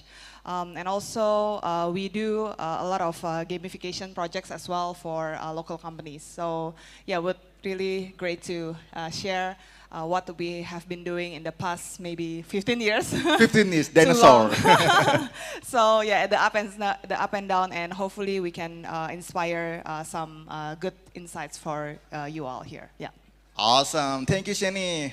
Andika. Yes. Hi, hello. My name is Anika, and my studio called Masshive Media. Well, basically, it's a very small company. It is owned by me and my big sister. Unfortunately, like she couldn't come here. And previously, our studio was focusing on mobile game, but through time, we're kind of being shifted to premium games. That's where we are right now. That's Awesome. all. Thank you, Andika. Eltwin, go ahead. Okay. Hi everyone, my name is Eldwin from Own Games. We make mobile games and also web browser HTML5 games, web to only for now. Yeah, for mobile games, of course, we distribute to Google Play and also Apple App Store. And for our HTML5 games, we distribute it to like telcos and also like OEM as well. And then we also provide services as well. The only gaming clients we have is Halfbrick from Australia. But the other are mostly corporation, like also telcos, public transportation application, mini market chains. Yeah. All right, thank you. So to give you more context, Aldwin gonna share his point of view from mobile side, and Andika gonna share from the premium PC side, and Shani will talk about more on the outsourcing side. So because the microphone now is in Aldwin right now, we started with you. Can you share a little bit about your own product that you released recently? Okay, the latest product that we released this year is called Codamaster. So what? Codamaster. So it's like a mini game based on trends. So Own Games has been making games based on trends, especially what we see happening on TikToks or like other social media as well. And then we try to make it quite fast and then release it to the market as soon as possible. But it's just like a trial project that we do this year. This year we haven't released any new game. We released The latest release that we have is like Clackers Master Lato Lato last year, and also Lato Lato. Yes, Lato Can you Lato. explain a little bit what is Lato Lato? Because it's very Indonesian, right? Maybe. Yeah, in Indonesian it's called Lato Lato. I'm not sure in the other countries, but as far as I know, in USA it's called Clackers. So it's like a ball, to kind of ball, and then you can like tack tack tack tack, something like that. Yep. Okay, so your specialty is like making game based on like what is trending right now. Yep. All right. So for like in your career, like in On Games history releasing game, which game is the most successful that you have? Yeah, until today, actually, to be honest, still Tahu Bulat. Tahu Bulat. Yeah, still Tahu Bulat since back then in 2016. Tahu Bulat, what is it in English? Tofu Ball, Ron Tofu. Ron Tofu, Tofu Ball. It's a idle clicker game. Idle clicker games. All right. So I want to like dig deeper more about your business models, because we saw that you make Lato Lato that is very trend in Indonesia, food from Indonesia, and a lot of things from Indonesia. Is your strategy really hyper local focus? Yeah, so Tahu Bulat, we start Tahu Bulat because we used to make games for Nokia, and then Nokia suddenly being closed down by Microsoft, and then we have nothing left. And then we realized when we start in Android again, back then we have literally nothing. So that's why we try to see what is missing in Indonesian market that we already be here, right? So that's why we start making local games in Indonesia. And then since last year, when we released Clackers Master, that is also the first time we start learning to do user acquisition and also marketing. And then we realized, even though the game is made with the local content in Indonesia, it's not only limited in Indonesian only. That's why in Clackers Master, we managed to also reach #1 as well in like Malaysia, Philippines, Thailand, and also some Middle East country as well. Yeah, so yeah, we start with local trends, but it doesn't necessarily mean we only make like local games only. I see. So even like Tahu Bulat, is it available globally or like in Indonesian only? With right, but at that time, at that time Google Play is not that advanced as well. In the recent year, Google Play has been growing really fast. At that time, when we changed the language to English, we get like some backlash in Indonesian. Why would that happen? Yeah. Long story short, so if you use Indonesian Android phone but in English language, when you open Google Play, it will be in English at that time. So we were said, sok bule lu in the review. So that's why we revert back and only make it available in Indonesia. I see. So one more question for you regarding the business model for Indonesian market, because right now you're big in Indonesia, right, and start expanding globally. Which one works, like in-app purchase, in-ads, subscription, or? So far for us, it's still based on in-app advertisement because we made hyper-casual games. Yeah, but yeah, we are also trying to do more IAP games in our next release. All right, thank you so much, Aldwin. Now we move to Andika. You mentioned you made mobile games before. Yeah. Now you make PC games. Can you share a little bit about your latest game on PC? The last game that I created called Potion Pyramid. Actually, it's my 4th game. While that particular game was created during COVID, so we have a lot of difficulties back then. But the reason for why we created Potion Pyramid back then is just because we didn't get in a good. Our mobile game doesn't receive well at that time because our small team is lacking of knowledge and expertise back in those time, and thus we're trying to find which best fits our goals and everything, and thus we decided to go for the premium games, which is the Potion Pyramid one. Just to give you a context, what is Potion Pyramid? It's basically like a life simulation games as a chemist. So there won't be, the game is typically looks like some things like you've already played, like Stardew Valley or maybe Harvest Moon, which it's all about life simulation games of a character inside the game. Right? Got it. Awesome. So back then, you also saw the presentation from Google that a lot of Indonesian game developer, our colleague, make games for Indonesian market. But, I don't think in your time, a lot of studio games in Indonesia already make a game for global market, right? What's your thinking process making game not for Indonesian market but global market? based on our experience, like when we were trying to create mobile games, most of our audience are pretty much more global instead of local, and thus shapes our direction and everything to go straight to the global again for the next upcoming games. And I mean, your latest game, Potion Permit, in which platform it's available now?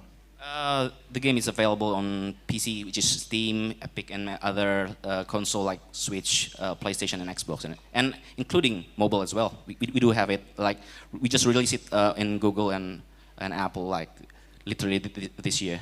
That's quite interesting. So this is not necessarily point of view from a PC side, but more like in the business model, right? Because Eltwin, your game is mostly freemium, right? And Andika, your game is premium, right? So you also publish it on mobile. So what do you think? I mean, like, is it also space for premium game on mobile too? Yeah, I think since the game itself is, I mean, like it was originally created for a broad audience, I think like this particular kind of game is really acceptable for all of the kind of the platforms, including like mobile and everything. And one more thing for you. So your game is targeting global market, right? But you're an Indonesian game developer. Are you also like thinking about growing, like selling your game more in Indonesia or not? Do you mean in the future? No, Potion Permit have sales from Indonesia. Oh, okay. Actually, like the Potion Permit, for the Potion Permit case, like the sales for PC and console is rather low for the Indonesian markets. How low? Less than 10%? Less than 1%. I think less it's than like, 1%. I guess so. Yeah, I guess so. However, the interesting part is like during the, I mean, like within the mobile platform, I think Indonesia is ranked number 3 or 4. So it's kind of a bit surprising for us as well. Nice. I think it's gonna be a good niche if like more and more Indonesian gamers play Potion Permit like on mobile too, right? Yep. Hopefully. Awesome. Hopefully. All right. Let's move to Shani. So I know Agate do a lot of things. But too many things. Too many things. But what makes you like keep making services, and what kind of maybe first what service that Agate usually do? Yeah, so as you mentioned, so we do many things, right? But right now, I think we have 4 main services. 4. The first one is full service, full end-to-end game development.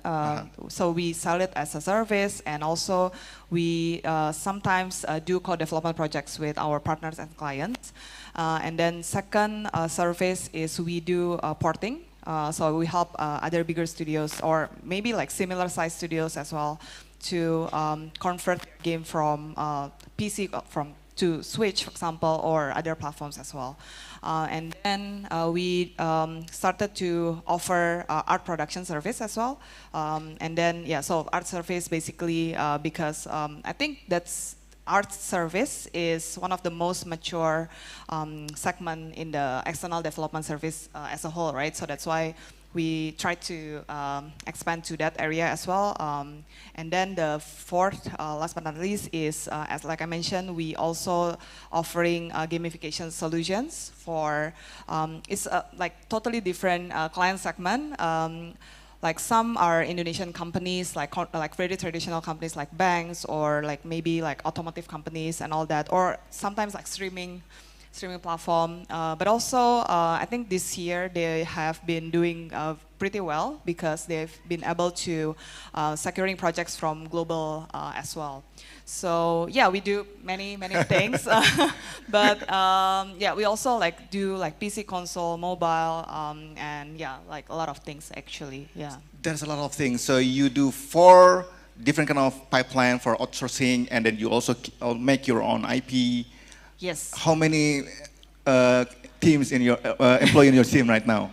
So we have 220 people, but we have a very strong and solid leadership team. So that's why we are able to, like manage all this and also like pivoting a lot actually in the past 3 years, I would say, because like in the past 3 years, a lot has been happening, like since like the Web3 projects like high demand right back then, and then also like Web3 projects suddenly like going down, right? And then we have to pivot to new client segments, like entering the more mature external development industry in the global. So it's like really challenging times, but I think we've managed to still grow the business. And actually, like since 3 years back, I think before we are mostly the revenue coming from local clients mostly, but right now most of the revenues is actually coming from the global clients. So I think we've been doing pretty good in that sense. Yeah. So This yeah. was awesome. By the way, Shen, I know that it's very common for game developers like having like to also like outsourcing services, Yes, right? To service make and sure, product, right? Yeah. Yeah, to make sure the studio offload because like making Yeah. own games, not companies. I mean, their own games, not your own. Self-developed games, Self-developed games, and It's it's very hard and risky, risky and yes, everything. yeah. So, in your opinion, like you already have like a very wide horizon regarding like a lot of things happening.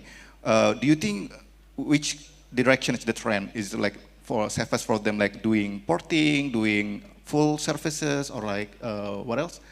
Gamification art or art production. gamification, full game The demand, development. which is the biggest? The demand is actually changing from time to time, I would say. All right. Yeah, so I think like in 2022, 2023, a lot of the demand coming mainly to the full game dev service, which See. is that is actually still the main strength of Agate. Uh-huh. So we have like a complete full game development team, right? So we can do from like all the way from the ideation, prototyping, rapid prototyping, and also like all the way to QA, and even we have like small publishing team as well that can help to do publishing for the games as well. But in the past 1-2 years, so full game development, it's been challenging because as you know, like the macroeconomy and the game industry going down as well, like in the past 1-2 years, right? So it's kind of like maybe the funding pool is a bit shrinking, and then also it's a lot more selective for either like publishers or studios to greenlight new projects like full game development projects. So that's why, thankfully, we are pretty diverse in the business. You So I can think it's easily switch. Yeah. So it's a bit pros and cons though. Like becoming more super diverse is of course like there is a lack of focus, but at the same time, if things start to get rough in one of the main segment, then we can diversify the business pretty quickly. So like for example, right, like porting, art, they've been getting a lot more traction in the past maybe 6 months or so. So yeah, I think that's the key, one of the key actually for game studios to be able to keep growing, even though the the external factor is very uncertain. Yeah. Got it. All right, nice. Andika, we're going back to you with Potion Permit. We can say that Potion Permit is also one of the most successful release in the last year, right? You and Coral Island, Coffee Talk 2, Space for the Unbound. What are the challenges that you have that you had faced until like you released the game?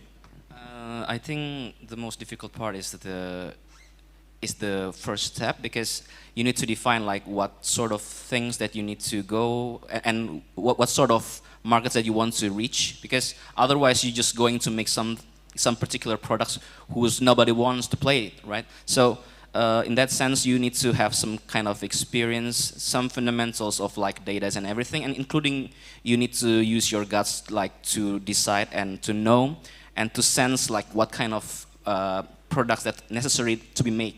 I think since I came as a mobile game developer back then, I have like a mindset like problem solving. So you need to make something that really necessary, and there are some people in this world that would love to play your game. I think that's the most important thing, and I think it's the hardest one. And how did you do that? I mean, like, how's the thinking process for Potion Permit? For the Potion Permit one, I did some very simple observations, actually. Simple? Not that simple, but Oh, really? because Interesting. I don't have any kind of complicated methodology. I'm just doing something based on my guts and everything. But I went forum to forum, discussion to discussion for for some certain titles that I'm trying to find some keynotes, and then I try to find like what are the things they didn't get from the particular games that they are playing at that time, and thus I was trying to look around for like not two, like 10 to 20 games, and thus I was trying to find like the redlining from all over the game, and thus I tried to come up with the Potion Remit one.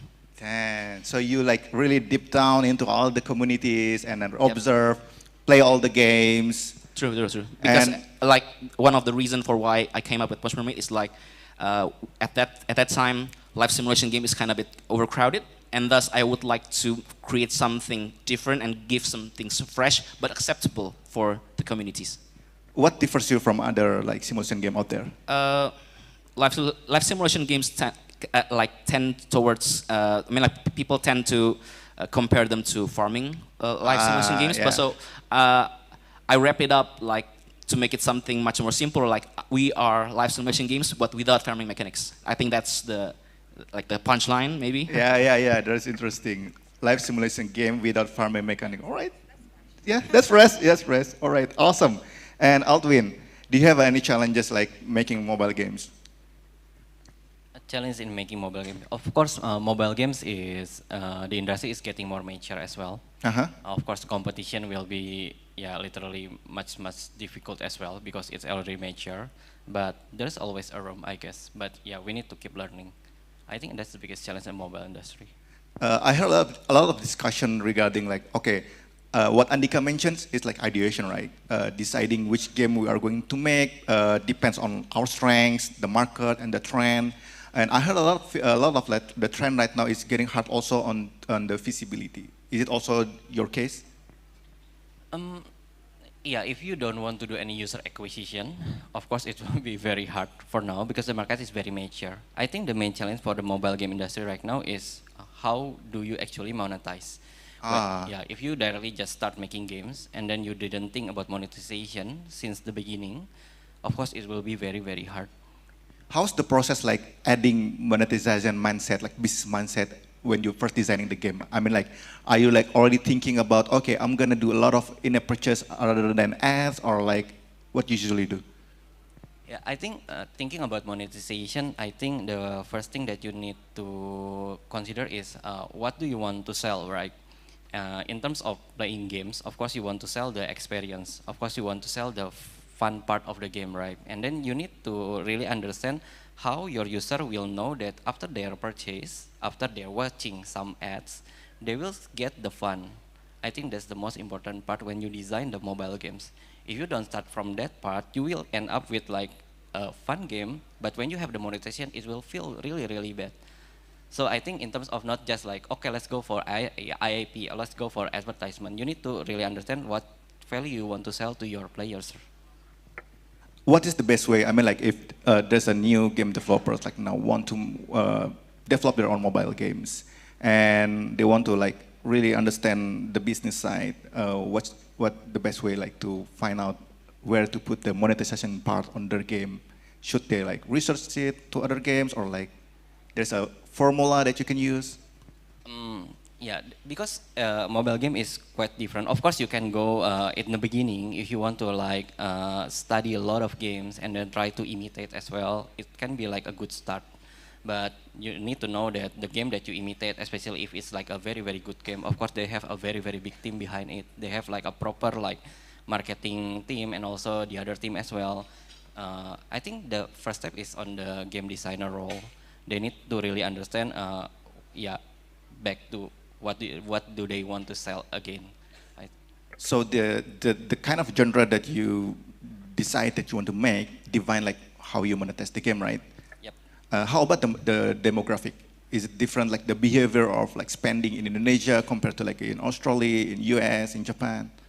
Of course, it's very different. If you want, not only for the in-app purchase, the purchasing power, but I mean in terms of like the tolerance of like watching ads, also something that you need to consider for the tolerance demographic. for watching ads. Yeah, I think in my experience, in on games experience, we see that the Indonesian people are more tolerant to like advertisement. But if you put the same amount of advertisement in the, let's say, like Western market, you will get more bad review. I see. All right, that's interesting. So the thing we need to think about the design of the game, also like the target market of the game, to make sure that we craft the perfect monetization model. All right, awesome. Thank you, Altwin. Back to Shani.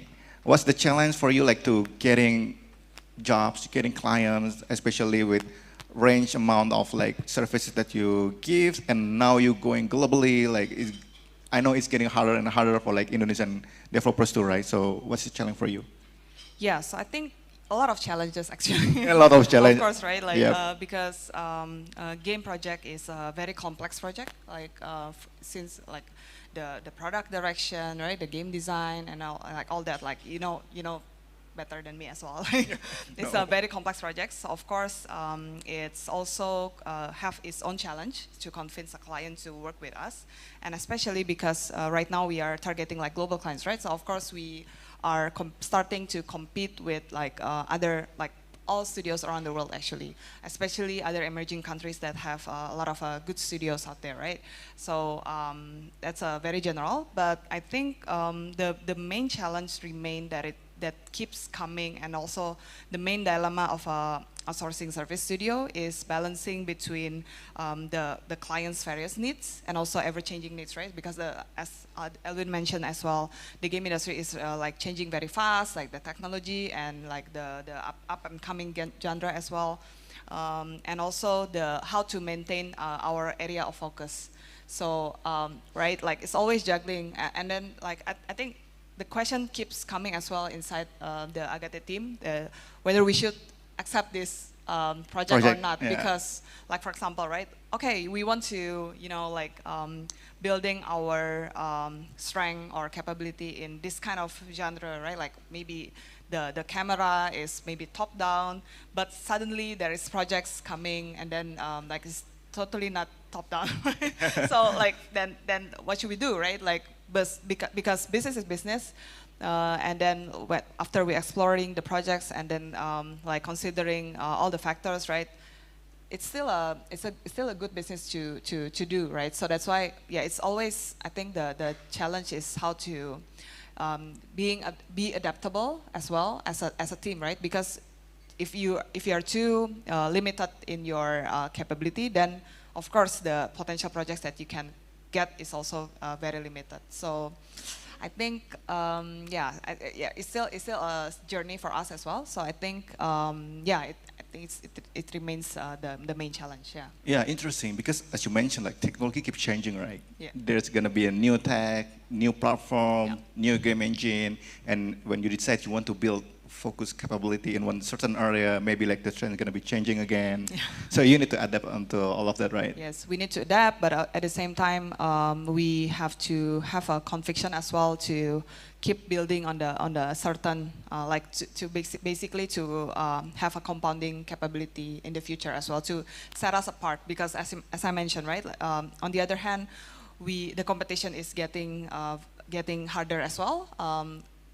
One is because it's a global competition, while at the same time, as you can see here as well in Indonesia, that a lot of more like even like student projects looks like super nice. Super nice Yes. as well, yeah. So that's why, like because like having a capability, like compounding capability, is also helpful as well, right? To set us apart of the other studios out there. So I think, yeah.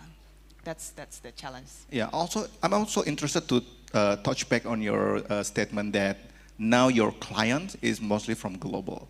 How do you do that? I mean, how you can get more presence in the global market?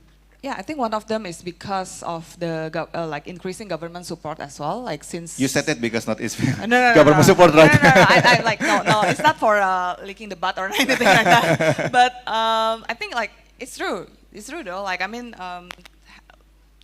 Paying for the booth is still like kind of like expensive expensive stuff, right? Even for bigger studio like us. So that's why it's really key for the government to keep Supporting. supporting. Throwing because, money. because it's showing, Government. because it's showing a good result as Yeah, well, yeah, right? yeah, like yeah. as you can see from the quality of products and all that, and then also like the I think the increasing spotlight from the global game industry to Indonesia as well. So I think it's very very amazing, yeah, so far. And then yeah, I think the global presence is basically to like to be there to spend actually as well. Yeah, sure. So one thing the government is supporting like buying the booth and all that, but of course we need to spend as well, right? To buy the tickets, the accommodation, and Yep, also to like prepare for the merchandise, right? For to be given to the potential partners. So I think yeah, to just be active and then be very resilient to also coming into all the networking events, parties, and all that, because it's a matter of building relationship and trust as well. True. Yes, like this friend of mine keeps saying that like selling our technical capability is one thing, but at the end of the day, people will only want to work with people they like, right? So that's why coming into the event and then building like genuine relationship is also very important. Yeah. Did you ever get like a comment like when you try to sell your services from Indonesia, like what is Indonesia? Not anymore, Not actually. anymore, Not right? anymore. Yeah. So I think that's also one of the key indicator that we indicator. are going into the we are on the right track. I think because not anymore actually. So a lot of people knows like, oh, I met Cipto the other day, right, from the Indonesian Game Association. So like something like that, or other companies like Potion Permit developers. So it's like I think like more and more success story coming from Indonesia. So we don't get those kind of questions anymore, actually. Yeah. I see. So like the reputation from all of the like game developer in the region like also have built the credibility, right? Yes, like maybe 10 years ago when I came to GDC, right, for example, and then they say, oh, you come all the way from Indonesia? It's like, and then maybe they don't even know like where What is Indonesia Indonesia? is. They know Bali, maybe. Yeah, maybe. So I think yeah. So sorry. Like it keeps rotating. So yeah, I think we are on the right track. Hopefully, we can have more and more success stories in the future. Yeah, for Indonesia. I see. Got it. Moving back to Andika, you are aiming like global market, like. So what do you think about the level? I mean, is it a challenge for you to like keep the level of quality at the same level of global games or not? Yeah, I think since we aim for, I mean, like, it happens in many industry, right? Like, if you aim for something global, then you need to compete at the global level, right? And everyone at that, I mean, like, in every kind of stages, they have their own challenges. So that's one of our homeworks right now. Like, we need to keep our pace so we can compete to the global audiences. And we believe like all the challenges through time is keep getting tougher. So we need to like level up as fast as we could. Since your Potion Permit is very, very successful back then, what is the best lesson learned that you get from that launch of the game that you will implement for your next games? It's tough, but the least thing that I learned from my previous project is like we should not expect our upcoming game to be successful, but we should not also expect our game for our next upcoming game to be failed, because that way we will come prepared for anything. I mean, like any outcomes that will going to us. It's all because this kind of industry is kind of a bit dynamic, and thus we need to be very sensitive and adaptive towards any of the upcoming challenges, whether it is can be seen or something and indirectly that we couldn't see, because we believe like failure is costly, right? Yes, true. And we believe also like not everyone who fails manage to learn from their mistakes. So we need to be prepared for anything for the upcoming. So basically, I don't have any. I don't have the best, but that's the that's the least thing that I could give. Keep right? cautious, like keep like even though you're already successful, you keep like having like underdog mindset, like just okay. We need to keep to challenge ourselves all the time. Got it. Awesome. And Altwin, are you also like now? Are you thinking about going more global in the future? Like now, like this is my time, my quality already over there, so I'm gonna compete with the global market. Yeah, we do have games in development as well for the global market. Yeah. So what changed? I mean, like what different like making game for Indonesia and a global market? Is there any like design and quality? You need to spend more time. You need to invest more money, or like do you think the process is gonna be the same with? I think generally the process is still the same. If you talk about finding the fun, finding the what you want to sell to the users, of course you need to understand from different point of view as well. Regarding the money, because we need to spend some budget for user acquisition as well. Of course, it will be different according to the market. Yeah, but generally the process is still the same. I think in the end we're still making games for humans, right? Yep. And what do you think about collaborating with like I don't know maybe publishers or like other like to help you like touch in more gamers in worldwide? Yeah, I think it's a good approach. In the end, the market is getting more like localization right now. So in the end, nobody will understand the whole world as well. So working together with various people will do help a lot. Gotcha. I think we have a couple of times for Q&A. If you have a question that you want to ask about mobile games and Indonesia and global with off to Altwin, or like Potion Permit and premium market games with to Andika, or like outsourcing games to Shani, please raise your hand and we can give the mic for you. Go ahead. Are there any questions?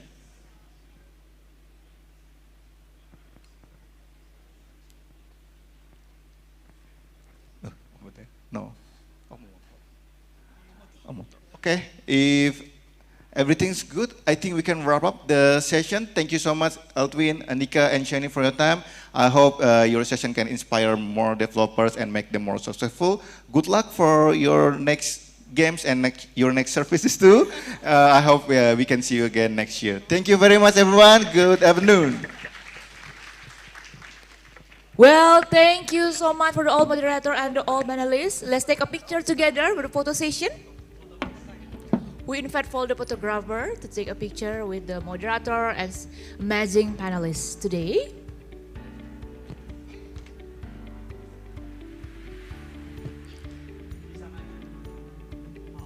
All right, let's see the camera with the formal pose in 1, 2, 3. Another pose. Bali, cheers. Thank you so much. Video, say hello to the camera. Thank you. Well, thank you so much, our amazing moderator and panelists. Thank you. Let's back to the sheet.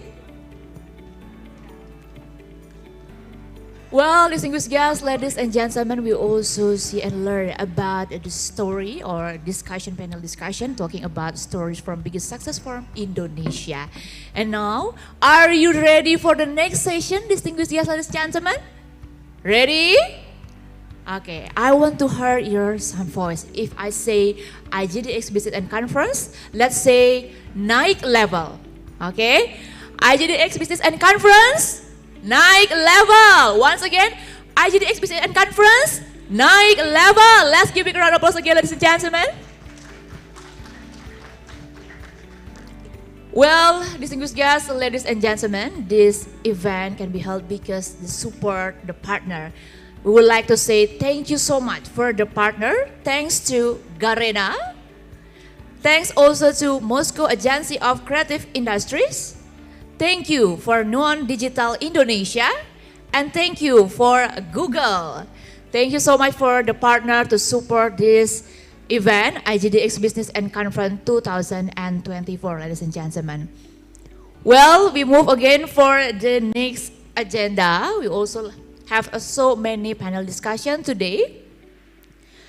The panel discussion looking forward how games success globally and Indonesian position now that discuss the growth of video games across countries and continents and where Indonesia will be in the next 3 until 5 years, ladies and gentlemen.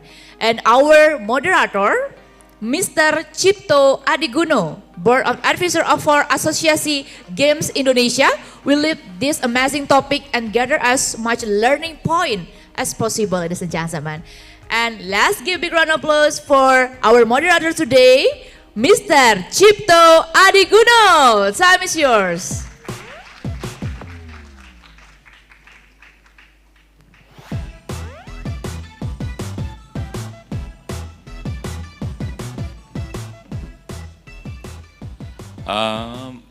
Good morning, everyone. I hope everyone still have high spirits. Great to meet you all. My name is Cipto. I used to be the president of AGI until a few months ago. And now I'm the board of advisor, trying to transition into Shafiq's new era. Thank you for being here, and I hope this panel can bring a lot of insights and be interesting for you.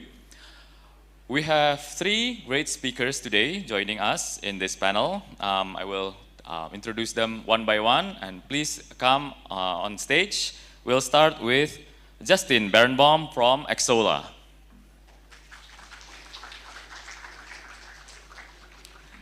And our second speaker. So you'll put the short guy in the short chair? No way. Just sit over there. Anyway, it's fine. And the second speaker is Julian Fildu from Leveling Partners.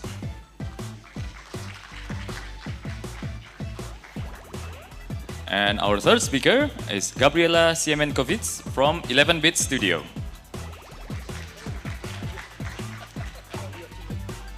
Oh yeah. Oh, should I go down a bit? Okay, okay. Wait. How do I do that? Some technical issues. All right, as you can see, these are 3 very distinguished speakers. They come from different parts of the world. Justin comes from Xsolla, who is based in USA, and Julian is part of the French delegation, of course comes from France, and Gabriela comes from 11-Bit Studio, who is from Poland. So, woo, Poland mention. So I'm hoping in this panel we are going to talk about, we see in the earlier today, we saw the introduction about the games industry in Indonesia and how it's grown, but we really want to know where are we now compared to the trajectory or the history of games industry growth in other countries. So these 3 speakers, each of their countries have strong game industries already, but we want to know where we are and are we actually heading in the right direction. So I think we'll start with just keep this casual. We'll keep this like a casual talk. So I guess we'll start with a bit of a sharing with the video games industry in each of your regions and countries, and maybe tell a bit of a story how what is the games industry in your country is like now, and how did you get here actually? Yeah. Okay, testing. Okay, hi everyone. So as far as Poland goes, I think it started developing in early 2000s. I'm sure some of you know CD Projekt Red and The Witcher series, and then their highly acclaimed Cyberpunk 2077.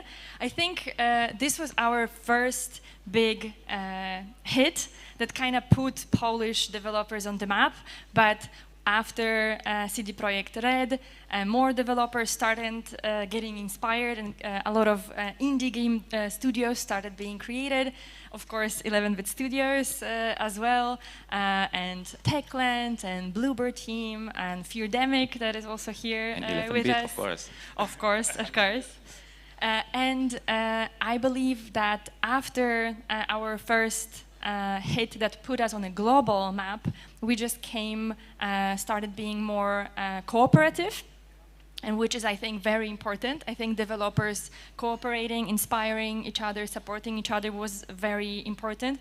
Governmental funding and a lot of support overall, like with funds for our developing studios, and this creative support connected with funding as well, I think was a really good base for us to develop for those 20 years.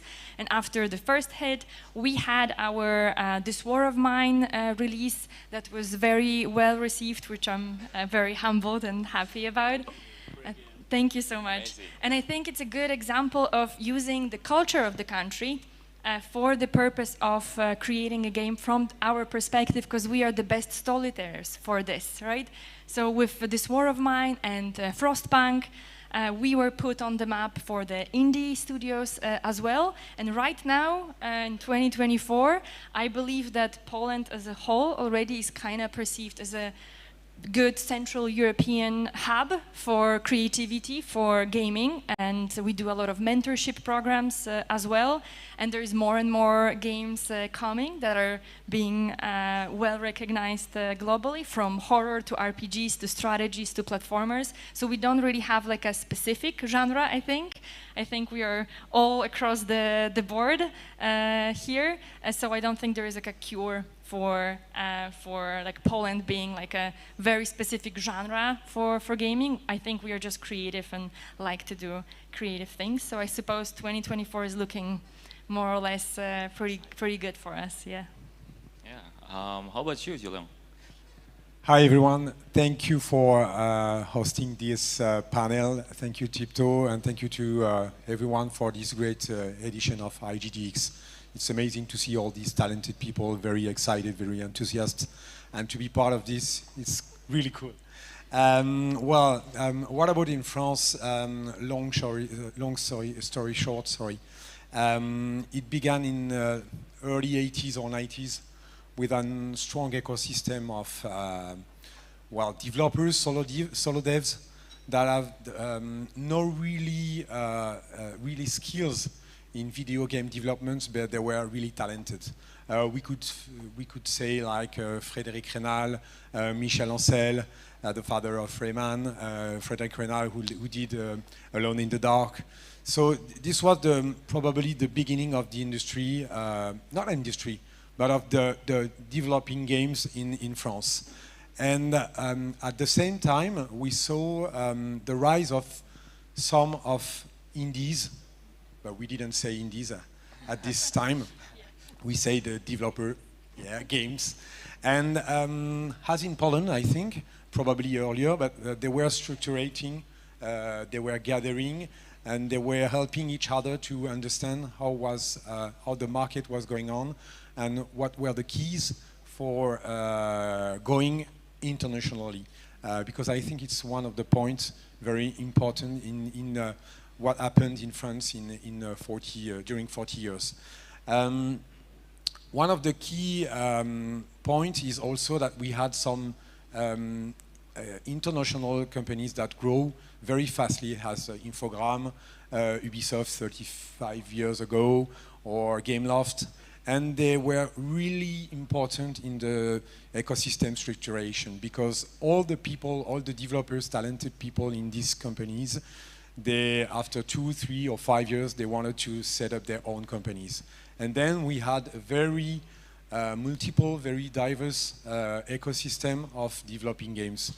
First on PC consoles, then after 2008 on mobile. One of the turning points in this history is the recognition of video game as a cultural pillar of the culture in France. It took time. I remember some discussions with politicians that they were talking with me and telling, well, you are 50 developers and games is something that we don't understand. It's not cultural. And so we had to go further. We had to convince. We had to work harder. And then in 2006, we had the recognition by the French Ministry of Culture. He awarded Miyamoto and Frédéric Rénal. And this is a really important turning point, because after, we had in 2008 the tax credits. So yeah, it was in the flow of this recognition. And this is the turning point. The tax credit was really amazing as it changed the face of the video game ecosystem in France. We had during this period a real brain drain from Quebec with the tax credit, and we had more than 10,000 people, 10,000 developers who left France for Quebec. Quebec is very nice, but Speaks French. France is better. So we had to do our best to get them back. Here. No Canadians here. It's okay. Yeah. I love Canada. I love Quebec. I have many friends over there, and so this is the beginning of the story. And just to be quick, we had after a long period of attractiveness and of international setting companies and thinking about how to bring very important companies like publishers in France, and that was really the turning point, 2008. Then after we grow and we had split in different platforms like mobile gaming with after famous companies as Voodoo's and as Madbox or others. So I think the story is important to understand that it was long, it was hard, the journey is not finished, but we had to really work hard with the official and with the government. The support of the government has been key. Awesome to hear. Yeah. How about it's in the U.S., Justin? I'm going to keep this pretty quick because most people I think know the story of the U.S. market. Really? Although I do want to say there's some parallels that I think people need to understand. I've been around long enough. When I started at Capcom in the 90s, games were not recognized as protected speech in the U.S. They were actually there was congressional hearings. They were trying to ban games. They were trying to put them in the back rooms next to porn. Sounds familiar. They were trying to put them in the back rooms next to porn, and they actually were going to label them hazardous like cigarettes. Yep. And so, like, you had the turning point when the government recognized that the Supreme Court in the United States finally granted them protected speech status and classified them the same as books, TVs, film. And by the way, our market was huge before that. There's one big advantage we have, right? America's got a lot of money. We spend a lot of money, so we were attractive. So it all started in Japan, but Japan needed the money from the US. I was lucky to work for a Japanese publisher. And again, the story is similar though. The development, the first parties were all in Japan. They wanted offices in the US. The publishers and developers wanted offices in the US. And it's always the one or two really big publishers or really big studios that come. They're there, the good people there decide they want to start their own thing, similar stories, they spin out, and then those people and their talent attract more people, and that's when the brain drain stops. I think, we saw a ton of it even from Canada. Before all the tax credits, all the Canadians were coming to the US to make games, and then they started staying on the tax credits. So I think government recognition is a huge piece of actually getting the economy going in games, understanding the importance of the digital economy. When I was shipping games, it started on cartridges. We were still shipping cartridges and selling cartridges. So I think there's a huge advantage now. I think Malaysia's recognition before, and then now you guys' recognition in Indonesia. The market's great. I think that all the steps are there, and the next step is to try to get a few more big companies here, so that talent then stays and spins off.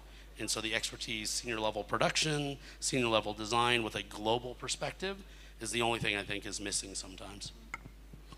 Yeah, thanks a lot for the great insights. Yes, you can see the three different countries have different histories on how games grew. Like some of them took very, very long, such as the US. I think you guys started in the arcade era even, and then France, Julian mentioned, started in the 80s, and Poland is very fast. I mean, starts at about the 2000s. So, based on yeah. But based on your outside perspective, where do you see Indonesia is now? Because I've been here for my entire life. Maybe I don't have this kind of perspective of seeing and comparing where we are now compared to where you were. So maybe you can give a bit of an insight on this. Where do you think we are? Maybe let's start with Justin because you have the mic. I think we talked about it a minute ago. I think we can attest by what happened this morning with important people coming and recognize the value and importance in games. I think it's a huge start. I think as soon as that happens, everything else starts to happen. Tax credits, universities, studios being recognized. You know, culturally in some countries, games weren't accepted until recently. Here too. And it was looked down. If you were a programmer or engineer, you should go work at Microsoft or Adobe or Cisco. And if you decide to go into games, people thought you were crazy or ostracized. I think now that cultural shift changes, the next piece is the government support and the industries like you. I mean, I came here 2 years ago because you ran into me at Level Up, said, hey, you have to come to our little show. I'm like, okay, canceled the vacation and came here. Still a vacation, right? Yeah, not as much. I'm supposed to be on a beach in Phuket, but...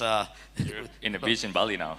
In source, but I think that's just taking the time to go out and reach out and invite people from other places. I mean, I would have never really understood there was actually a huge, vibrant market here. That's another piece of it, is making sure that you let the rest of the world know that you're actually here.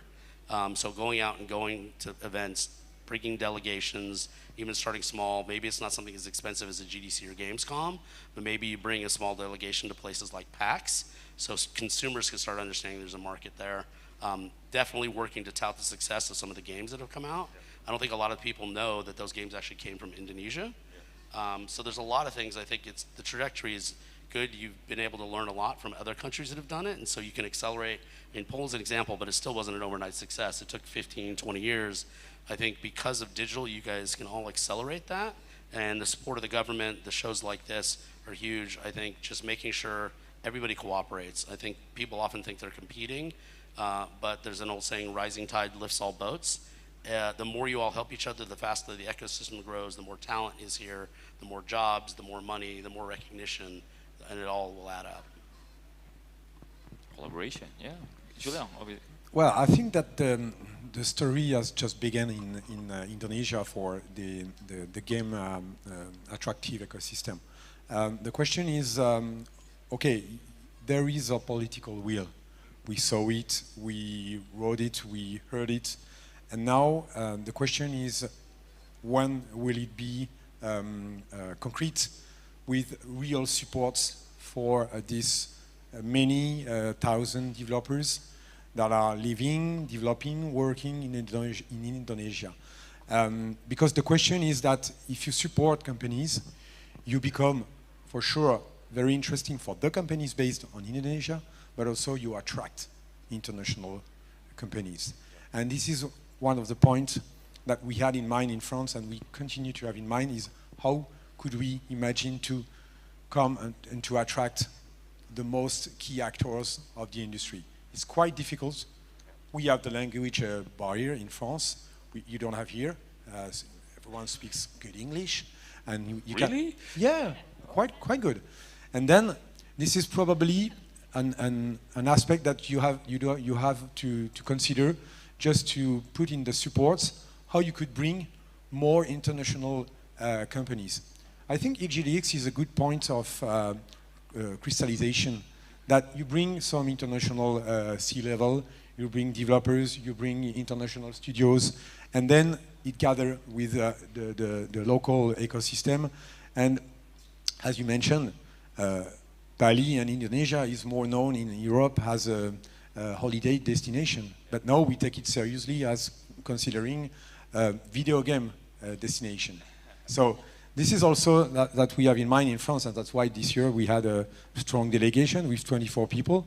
Last year we were like 12, so we double, and with your help and the support of the French embassy. So we consider also Indonesia has a strong market and very interesting market, because in the context that the industry is quite freezing, we are looking for a new project, we are looking for new IPs, we are looking for new creativity.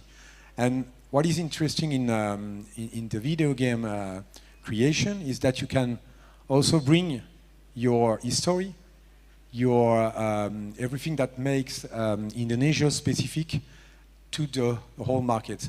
And this is interesting for our publishers, because they want also something new for gamers. They want to be identified as new, as new contents. So probably, I think that you have all in mind, all in hands, what could be something very interesting in this area, and in South Asia for international level developers and publishers. Please go ahead. I think one thing that both of you mentioned that I completely agree with is creativity and cooperation. And I think being here for the last 3 days, creativity is not lacking for sure. I've seen many amazing ideas and projects, but I think the cooperation in a broad spectrum is very important internationally as well. Hence the IGDX, I think, was a great idea as like a starting point. There's plenty of publishers coming in here, but I think what could be potentially very important is actually the mentorship and developers coming in. Diversity is so important in gaming, and diversity can mean many things. But for us specifically, and I think we can say that for all of us here, is that all of our companies have people from all over. And it's not only all over in the spectrum of life, as in different, there are both men, women, and non-binary people, right? But there's also a lot of people from all over the world working for 11-bit, and this kind of fresh mindsets from the perspective of Indonesia, I think, is more the context of seniority and people coming in that already have IPs behind them, already have projects that they did, because talent and ideas are not a problem here for sure, but direction and where to go, how to expand, I think is so vital, and I think it's not quite there yet, but I personally think, and we've talked about it before already, that Poland's history back in 2000s is very similar to what's happening in Indonesia, but I'm pretty confident it's going to happen much faster. Those were different times. We didn't have the opportunities for international conferences or exchanging ideas. We did it in our own sort of backyard. And now, I think nowadays, inviting people in, I think you've mentioned yesterday, it was like 19 countries here this time, which is huge. Doing some mentorship programs and focusing, as you've mentioned, on the cultural aspect, I think would be very interesting. Not sure if many of you know how many games actually release monthly on Steam, but it's in thousands. And if you think about it, if it's yet another game that is fairly similar to everything else we see in the world, like how easy or how difficult would it be for that game to succeed? But Indonesia, I think, has such an underrepresented culture worldwide, right? I don't think it's that well known, and I think it's such a unique value proposition for gaming to introduce it. And I think we, looking even at this year, I think we can agree that games that have this cultural heritage background or like historical aspects simply are becoming popular because it's new, because it's fresh. We have various titles. I could go from my own perspective, right, with This War of Mine, which is a title that is actually in the school's curriculum in Poland.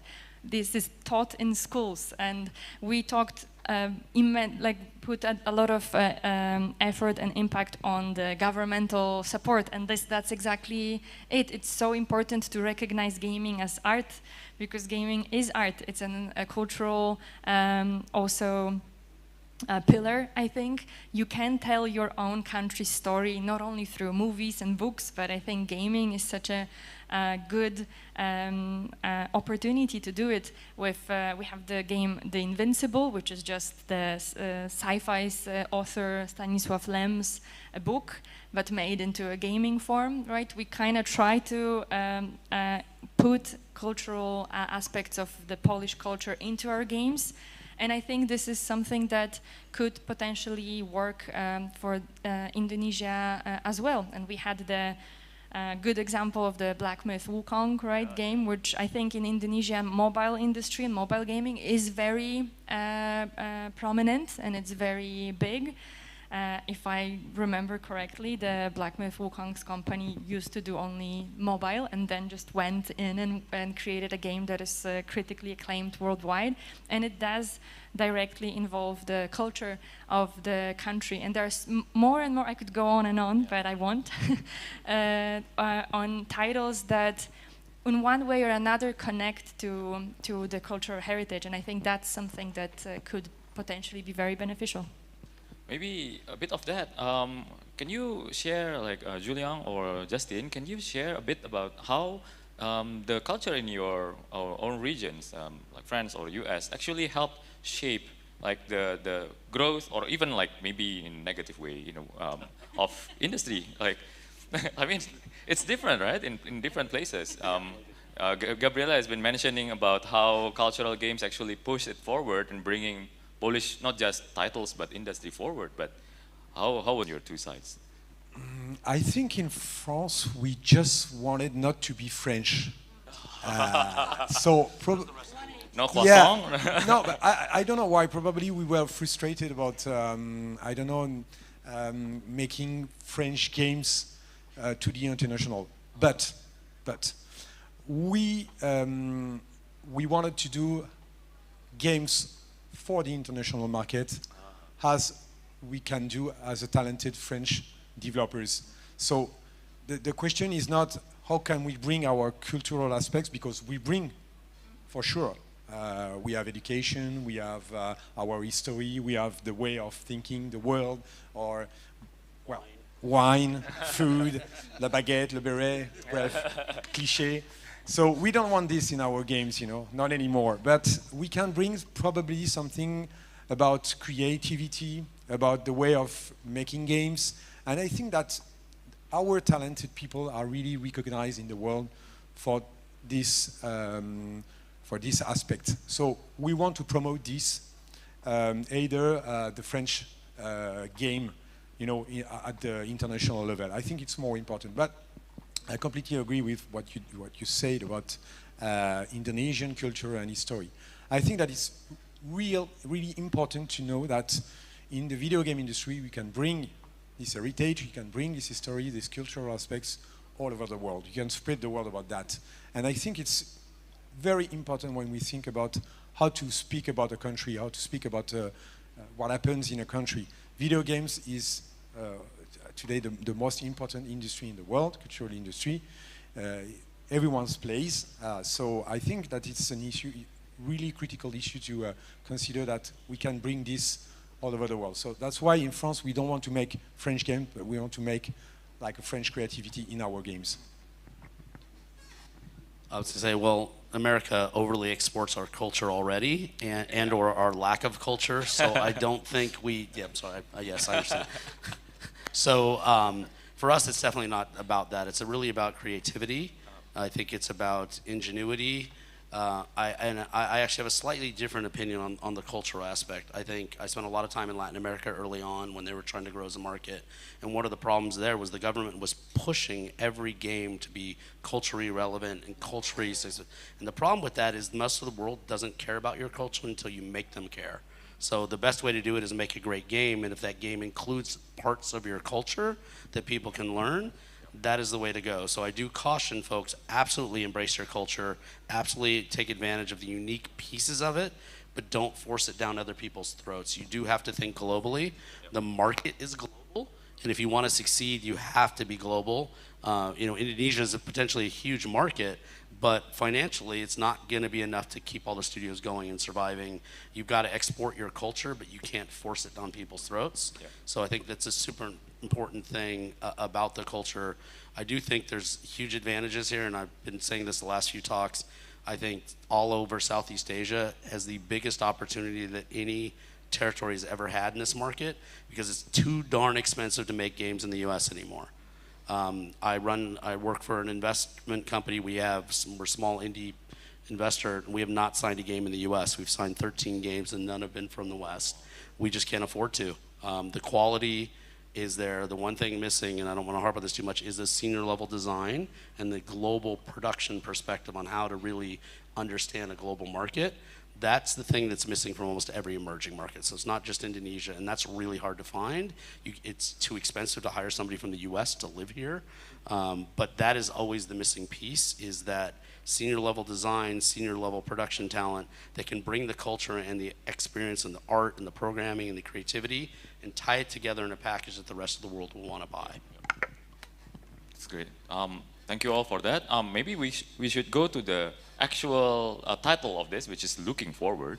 So you've mentioned about there's a lot of culture here and like a lot of support of the government. There is political will, and also like Justin said, this area, this region of the world tends to be less expensive, I guess, to make game products compared to the more developed parts of the world, like the US. So, looking at these things we currently have, what kind of future can you see us, like Indonesia, in the game industry in Indonesia? What do you think it will be in the next 4 or 5 years? Of course, we can't see the future, but you can like maybe like compare to how your own countries or like where we are currently and what we have.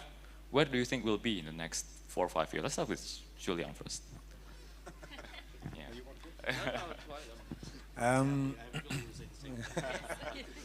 That's a hard question. Probably you have a lack of Goliaths, but you have many Davids. So probably you have some Goliaths in the industry. I mean, important companies that gonna drive all the industry, in the flow. So probably to try to set up and to have this great success with 1 or 2 studios that gonna be examples and gonna drive all the industry. Probably this is the first point. Second one is to internationalize the productions and the games, and to speak, as Justin said, to be on the international level, because the market is global.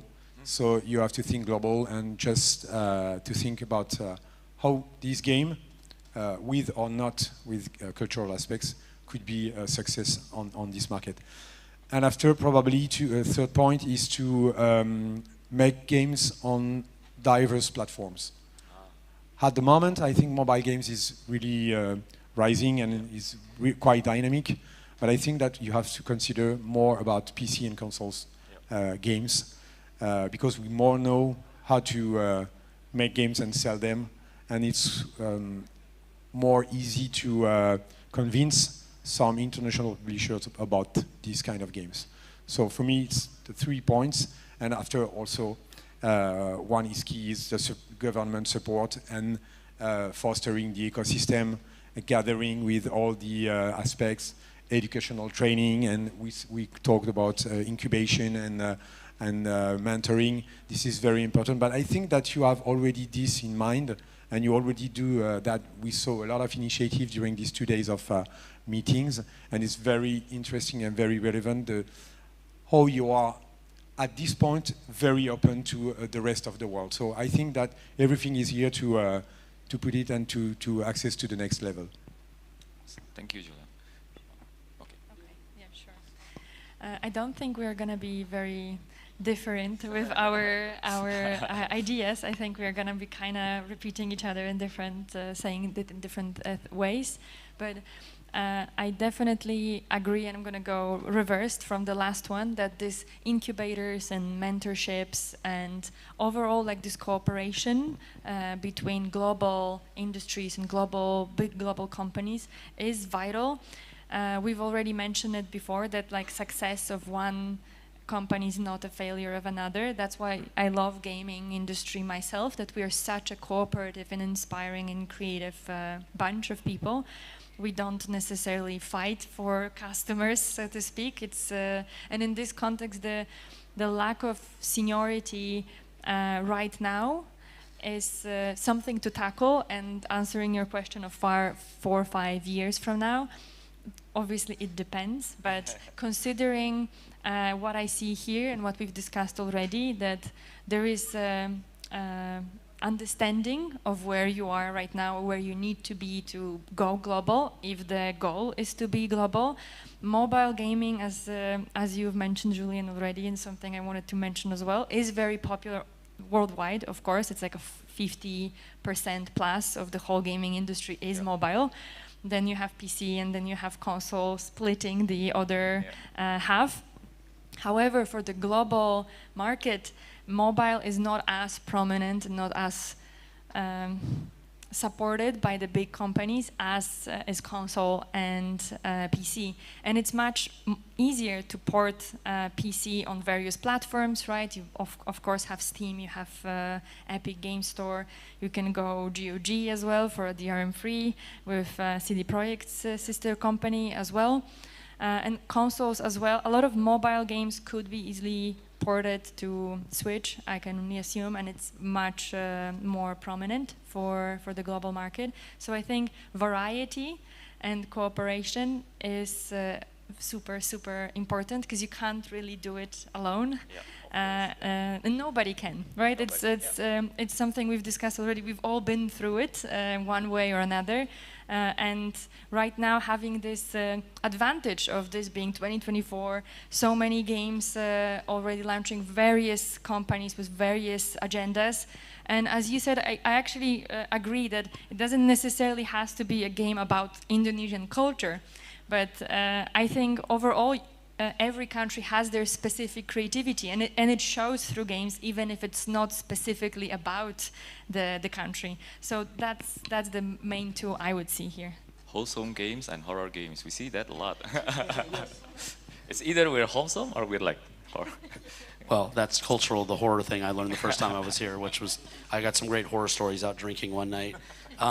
So I think one of the things I want to mention, I absolutely agree with everything said, is continued government support. So one of the things I've seen in some of the countries in Latin America, who I shall not name, the government comes in, they get really supportive for about 2 years, but then the ministers or whoever was assigned that role is either out or voted out in 2 years. So they want to see results for an industry in 2 years.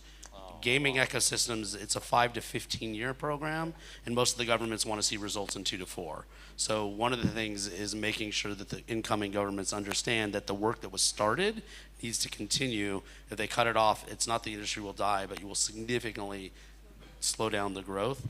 The other thing is that I know mobile games are super popular and everywhere, but mobile games are the hardest to sell anywhere, everywhere.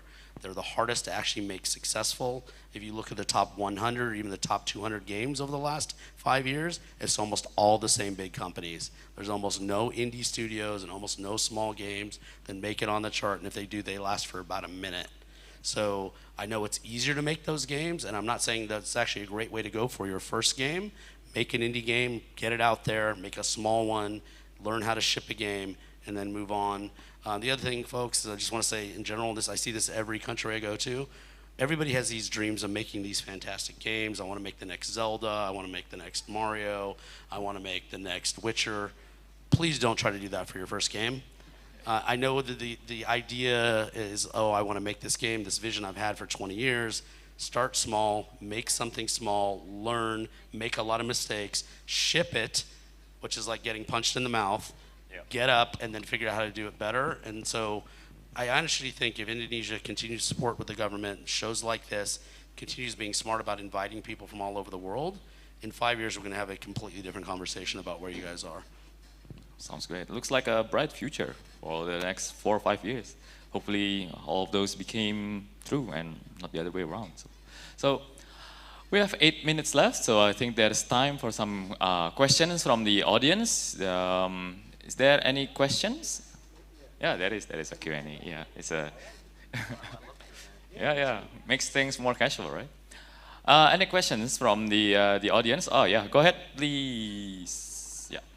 I promise none of us will bite. Really? Hello guys, so I'm Nicolas from Voodoo, so mobile gaming publisher, French one. Some of you may know it. I heard a lot of you say that mobile is super difficult, you should go for PC, etc., etc. We don't think it's true, to be honest. At Voodoo, we really managed to, create games for global audience, coming from small developers, from small teams from all over the world. So I really do think you guys should be ambitious, should find the right partners at first, and go for it. And you don't need to make small PC game for a local audience first before going global. You can get it all from day one, really. Yeah, thank you. I think some of the most successful games that actually became turning points for each of the countries is actually like some bunch of people not actually knowing really well how to make games, and then they shot high just trying. I remember both like in Poland, The Witcher, or maybe games from 11-bit as also, like Frostpunk or like This War of Mine. Originally, I remember some articles that when you guys started doing it, you don't actually have any idea how to do it, right? And also, there's also this, I remember in the US, it was back then in the arcade days, it was EA making this, American football game, not the soccer one, that's American word. But yeah, like shooting high, I think, yeah. Well, I'm going to say, don't take it out of context. It's not that you don't shoot high, execute small. So absolutely aim high. The creativity is fantastic. But there's an old saying, so you hear the band that wins Best New Artist at the Grammys, they've been around for 10 years and have 10 albums. So a lot of what you don't see is all the work that went behind the scenes. Even the people that built 11-bit in their first couple games had been doing games for a long time for other companies. It wasn't their first time making stuff, it may have been their first time together. And on the mobile side, I'm not saying don't make mobile games. That's not what any of us said, and I didn't say don't make small PC games cultural. I'm just saying that you really need to think about what you can deliver and execute. You need to plan that you're not going to get funding from somebody else to finish your game and figure out how to do it without that funding. And then if the funding comes later, fantastic. But the more you can make it look like you don't need my money as an investor, the more likely you are to get it. So just think about how to execute without somebody else's money, and then you're more likely to get it. Yeah, and to follow up, the purpose was also to say, in Indonesia, they make a lot of mobile games, and just to consider also the other markets, and to convince a publisher is going to be easy for going on some references on PC consoles than on mobile. For sure, if you find the right partners, it go faster and it's cool. But how many Voodoos are we? Do we have in Europe or in France or in the world? Not many. But we have many publishers that are successful on PC consoles, though. So we can ask the question as, do we have to consider also in Indonesia the mobile has PC console or only mobile? I think that you have to be diverse. Yeah, okay. I don't have that much experience with starting first with mobile. For 11-bit, we have a couple of games that have a mobile version after the release. So for us, just like really +1 to what Justin and Julian said, that it's all about like diversification. We are not saying don't make mobile games if mobile games is really what you want to do. Like then go for it for sure. But for global publishers, especially if the recognition and the worldwide acclaim is the goal here, the PC and console publishers is just like much easier from my perspective. There's just like a variety of them in various countries, both in Europe and in America.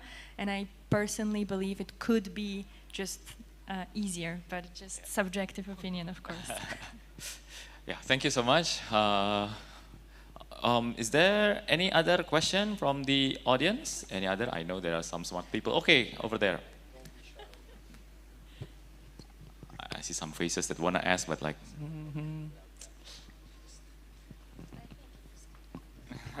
Hello, test. I need to introduce myself. Sure. My name is Yusuf. I'm still a student right now. What I want to ask right now is about VR trend. Kan, you talk about PC, mobile, but there is opportunity about VR trend right now.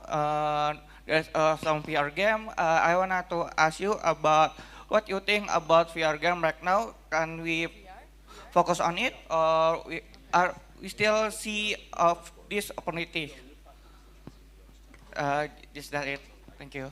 Right. So maybe we can expand it to new platforms because technology is always changing and games are everywhere. How you play changes every year, right? So. Well, I think again, this is a huge advantage in any emerging market. The ability to be creative without as much risk financially. So yes, VR, if you have a great idea, is interesting. There's not a lot of VR publishers, so you're going to probably have to self-publish.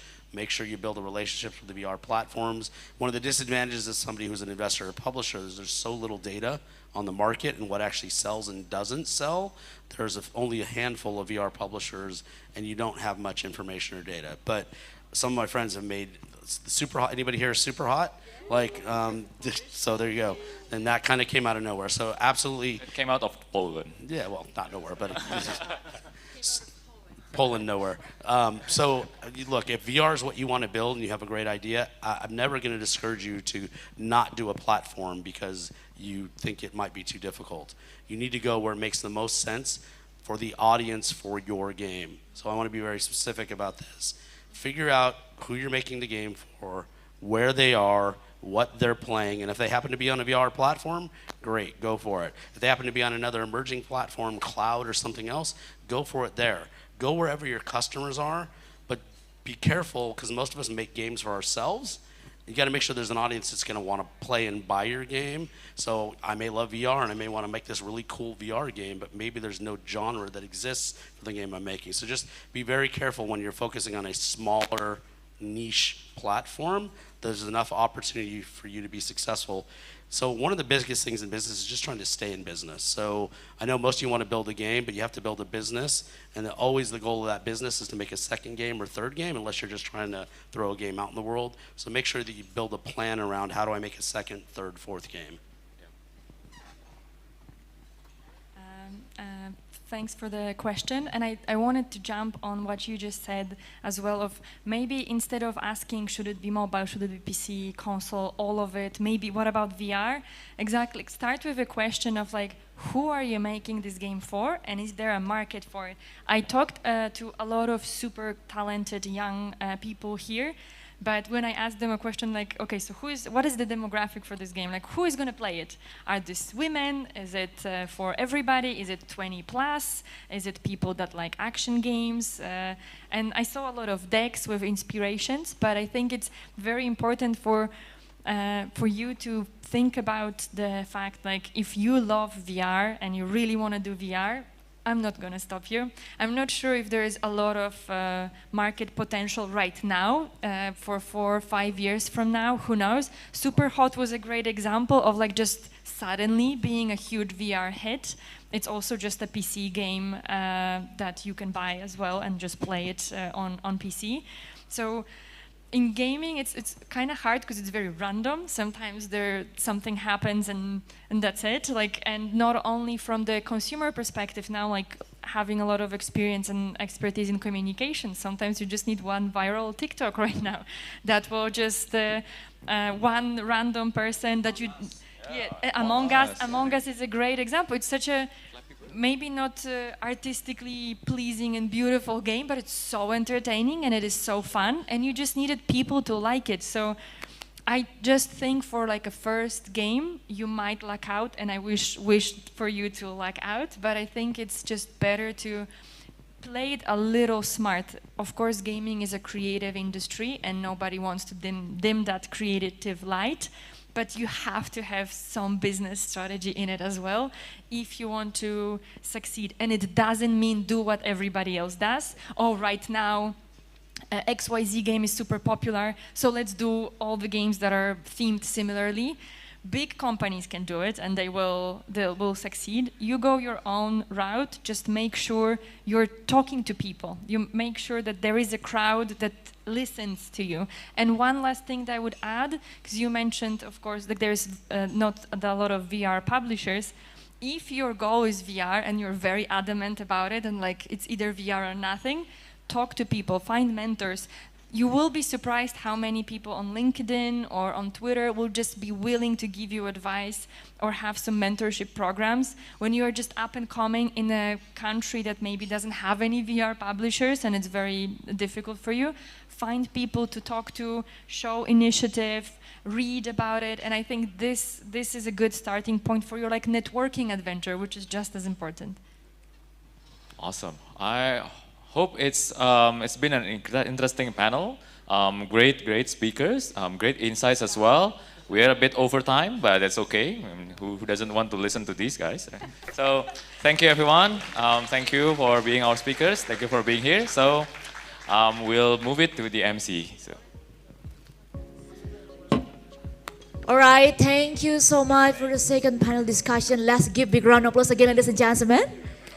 Now, please stay on the stage, sir, because now we move on to the next photo session.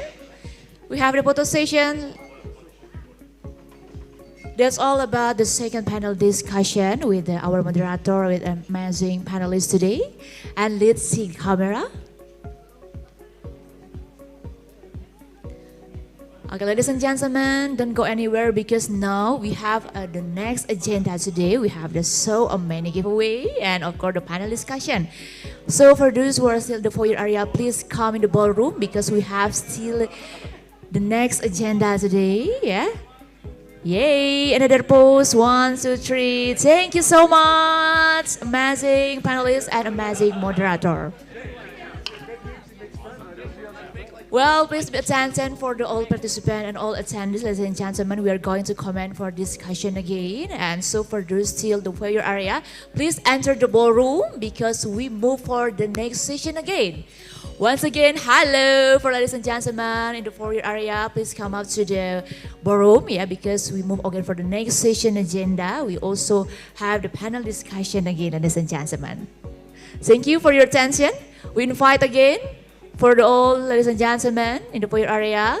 Please come in the banter area, yeah, the ballroom area, because we move again for the next agenda. We have so many discussion. And also we have a giveaway for the all ladies and gentlemen. Yes, are you ready for the next session? Ready? We invite again.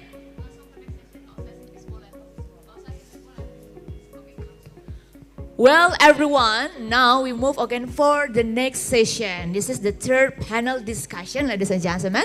Once again, we invite. Hello, ladies and gentlemen, maybe in the foyer area, please come in the ballroom area because we move on the next agenda to learn about the third panel discussion. Panel discussion, we have building a sustainable game ecosystem, innovation, talent, and infrastructure. This session will explore how nurturing skilled professionals, building strong tech infrastructure, and fostering local creativity can drive long-term growth and make Indonesia globally competitive in the game industry. Our moderator is Mr. Aris Sudewo. He is CEO of Nuon Digital Indonesia, part of Telkom Indonesia, leading digital advancements across entertainment, e-commerce, and lifestyle services. Ladies and gentlemen, please give big round of applause for our moderator today, Mr. Aris Sudewo. Time is yours.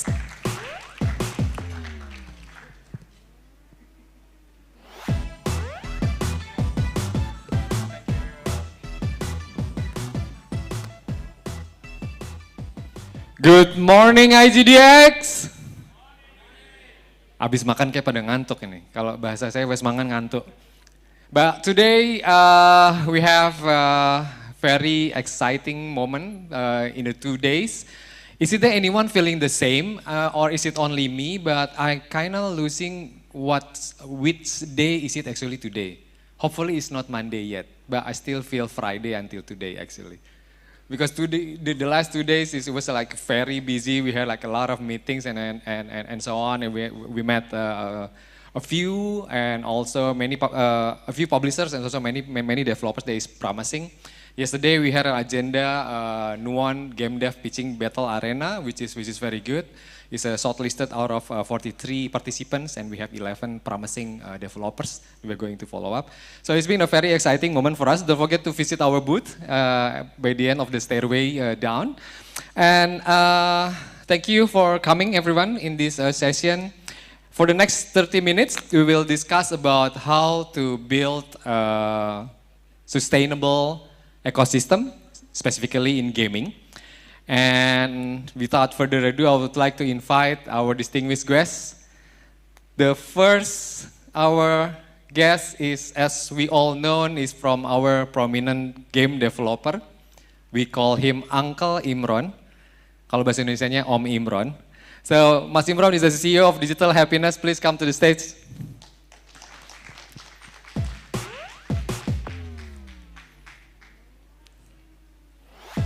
Thank you Mas Imron for joining us today. Monggo Mas. Mana nih? Di tengah boleh, monggo. Hah? Di tengah aja. Biar fotonya enak.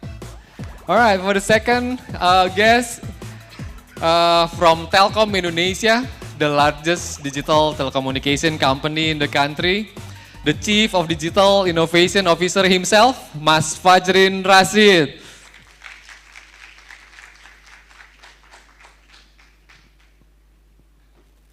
Thank you, Mas, for joining us today.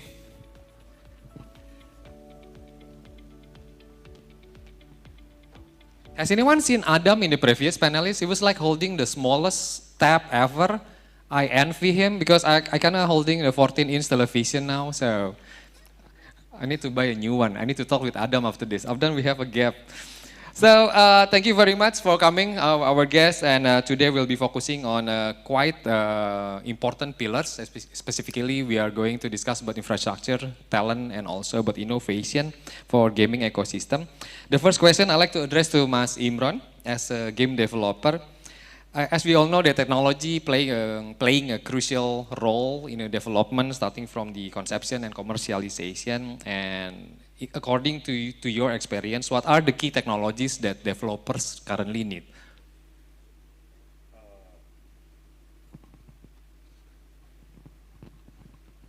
I guess it depends on the developer itself, the scale of the developer. They are willing to build what kind of game or like what type of game. So as for us, Digital Happiness, we are using Unreal Engine. Unreal Engine also because it's a GPU-based hardware, so it needs some quite high specification because it's still hardware power, using the hardware power. Yeah. And the talent themselves, you need a specific programming skill for that to actually having a good result with Unreal. Yeah. So basically since it's still on the still based on the hardware itself, so it's quite the barrier to entry for new programmers is quite difficult because it's still based on the hardware power. So Yeah. Is that the only infrastructure that you need, the hardware one, or is there any other technologies and infrastructure that you need to develop games? Of course, the internet connection. Internet connections. Yeah. Okay. Because as a game developers, we will constantly uploading the build like in real time. I think the downloading bandwidth is quite really good in Indonesia, but I think the uploading side is a bit trickier. It's a bit jumpy. It's not stable. Okay, so it's a follow-up question to Mas Fajrin as it's coming to the connectivity one. So as we all know that Telkom has played a very good role in shaping the digital ecosystem. So how do you see that Telkom is further strengthening in the technology and also infrastructure, Mas Fajrin? Yeah, I think on the infrastructure side, we understand from the needs from gaming communities, they need one is the big bandwidth as mentioned, and also low latency, right? So this is something that we take care in terms of developing the infrastructure to cater the needs. The first is about how to build the infrastructure across the countries. So this is something that we continuously expand the investment in these areas, right? And then the second is also about the local data centers, because you need to build your data as close as possible to the users. And that's the reason why we, at the moment, have around 20 cities where we have the local data centers, where some of the big tech companies and also some of the again, game industry are utilizing in order to be able to serve their customers with as low latency as possible. Yeah. So that's something that we are continuously to invest and expand in the future as well. Yeah, yeah. Okay, thank you, Mas Fajrin. We all know that behind the technology, there are always human behind it, right? So I think talent is also everything. And back to Mas Imran again, how would you assess the current state of talent in game development in Indonesia? Is it then moving forward, because we are every year coming to the IGDX hoping that actually the talent is becoming improving, yeah? And what are the gaps that you see and you would like to address? Unfortunately, the gap between the demand of the game studio and the supply from the academic side is a bit higher, because the competency is still not yet been standardized, sort of thing like that. Any specific skills that you actually seeing the gap in? For example, is it in the technical part, or is it in the art part, or is it then combined? Both, yeah. Tech and art. Yeah, then, because some university degree they don't align with the industry needs, because sometimes they are aligning only just from the theoretical part, but from the technical side they are still a bit lacking. So that's why we are not hired frequently. So yeah. Oh, okay. Is that why, or is it becoming then the key problematic that as a game developer see that you cannot actually having growth due to the lack of the people year on year?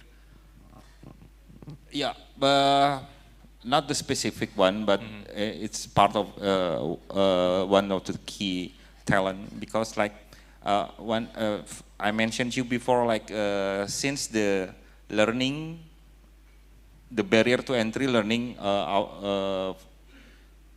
developing game is quite high. So we are thinking like probably like, I don't know, like a cloud learning based system. It can be more, the barrier, eliminate all the barrier to entry for the newcomers to learning game development tools. Yeah. And according to your experience, what did you do in Digital Happiness to actually undertake those gaps? Is there any internal development training, or you send someone to go abroad, for example? Because we are a very quite small company, Mas Aris, it's like at only 25. So yeah, we are regularly like invite all the internship part, and we're making a matchmaking project. For example, if I find another one programmers and also the art, we try to make a small project or small prototypes. Only that we cannot expand it more because Okay, seeing from that, Mas Fajrin, from the insight from the game developer, is there anything that Telkom has already done, or in the future will then having a program to enhance that? Yeah, so I think we think that game industry, first of all, is a great opportunity and has a very fast growth in the future, right? So that's why we actually want to put this in one of our prioritized sectors. So to do that, we want to invest more in the game industry. And one, as mentioned, we try to develop infrastructure to cater the needs, as mentioned before. But the second is also to build the capability in these sectors. So one of the things that we do is through incubation. So we did some incubation in the past and will continue to do so in the future, hoping that through this incubation, we can have some games as an output as of that, right? We understand that we individually can only do so much, but that's also why we encourage the government, which have been doing this as well, as I know, a few times in the past. But I encourage the government to do so as well going forward, to put more in these sectors. For example, through some scholarships and so on, right? Because, you know, as an industry, maybe there is still some, not all, but some negative stereotypes about game, right? If, you know, maybe if young people want to tell their parents, hey, I want to make game, right? And then, oh, maybe the parents, some of the parents will not agree about that, right? Okay, find another job or something like that. But that's something that, again, we need to work together, right? To have this more better positioning about game industry going forward. So that then it will go into the curriculum, right? Into the scholarship, as I mentioned. So that's something that, again, we need a partnership from everyone, not just one company, but also from the industry association and also the government. And the government itself will be across ministries, right? So education definitely is one of the things that we want to get or help as well. Because again, when we talk about education, that's something that as early as possible is better, right? We have seen some people at the middle school or high school do some computational programming, for example, contests. Going forward, we can do something more similar, but in game, right? Having a you know, quick game through Scratch or Scratch Junior or something like that. That's something that I also teach my kids to do so. So that's one thing that we do in Telkom Indonesia. The second is we want to help the game developers. So one of the things that we do is actually to publish the games that is developed by these game developers companies, right? Including Dreadhound, that I am wearing it now, right? Because we believe that, again, this is something that has a big potential, game industry as a business, right? So we try to partner together with game developers and also other communities to develop this further. So in terms of this matter, I concluded that all stakeholders need to have a role, and each role that we actually do, for example, in Telkom and also Digital Happiness, will then help all the communities and game developers local to go hopefully globally. As for this chance, because in collaboration we trust, I open for one question from the audience. Is there any question from the audience? No? Okay, let's continue. So before we talk about infrastructure and also the talent, so we have both important, crucial scope that will actually deliver innovation, right? So back to Mas Imron, innovation is actually the key to keep you stay in a competitive world. So what do you think of the from the local games that we have already seen in the past 2 days?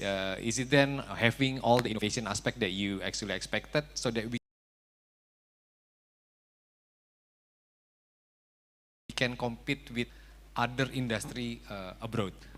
Okay, I think in terms of innovation, of course the technology side will be the prioritized. But I think for us in Digital Happiness, we see it like the game industry is like already like half century ago. It's already start there in like 80s.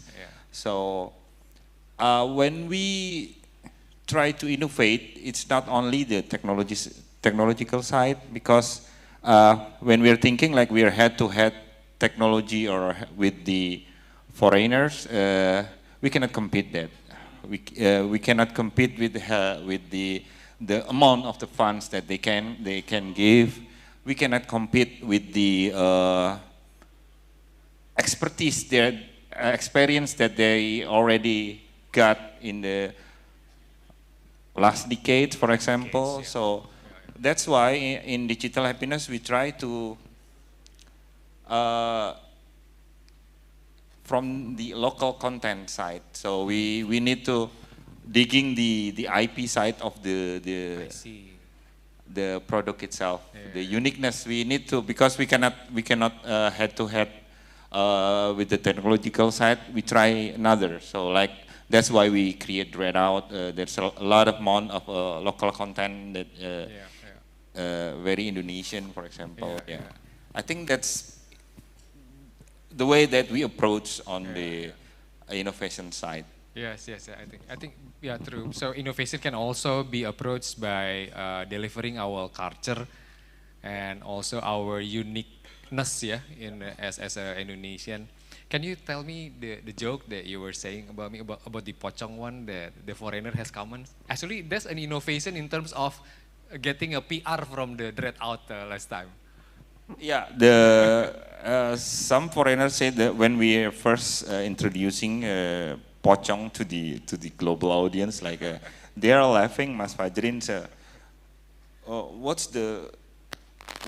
this is so funny, dude. This is not scary at all because they see a pocong like jumping, right? So the first and then okay, it's not scary, and then we try to redesign it, like in Dreadout in our game, the version of pocong can walk and the weapon with the side, it can walk and bash people.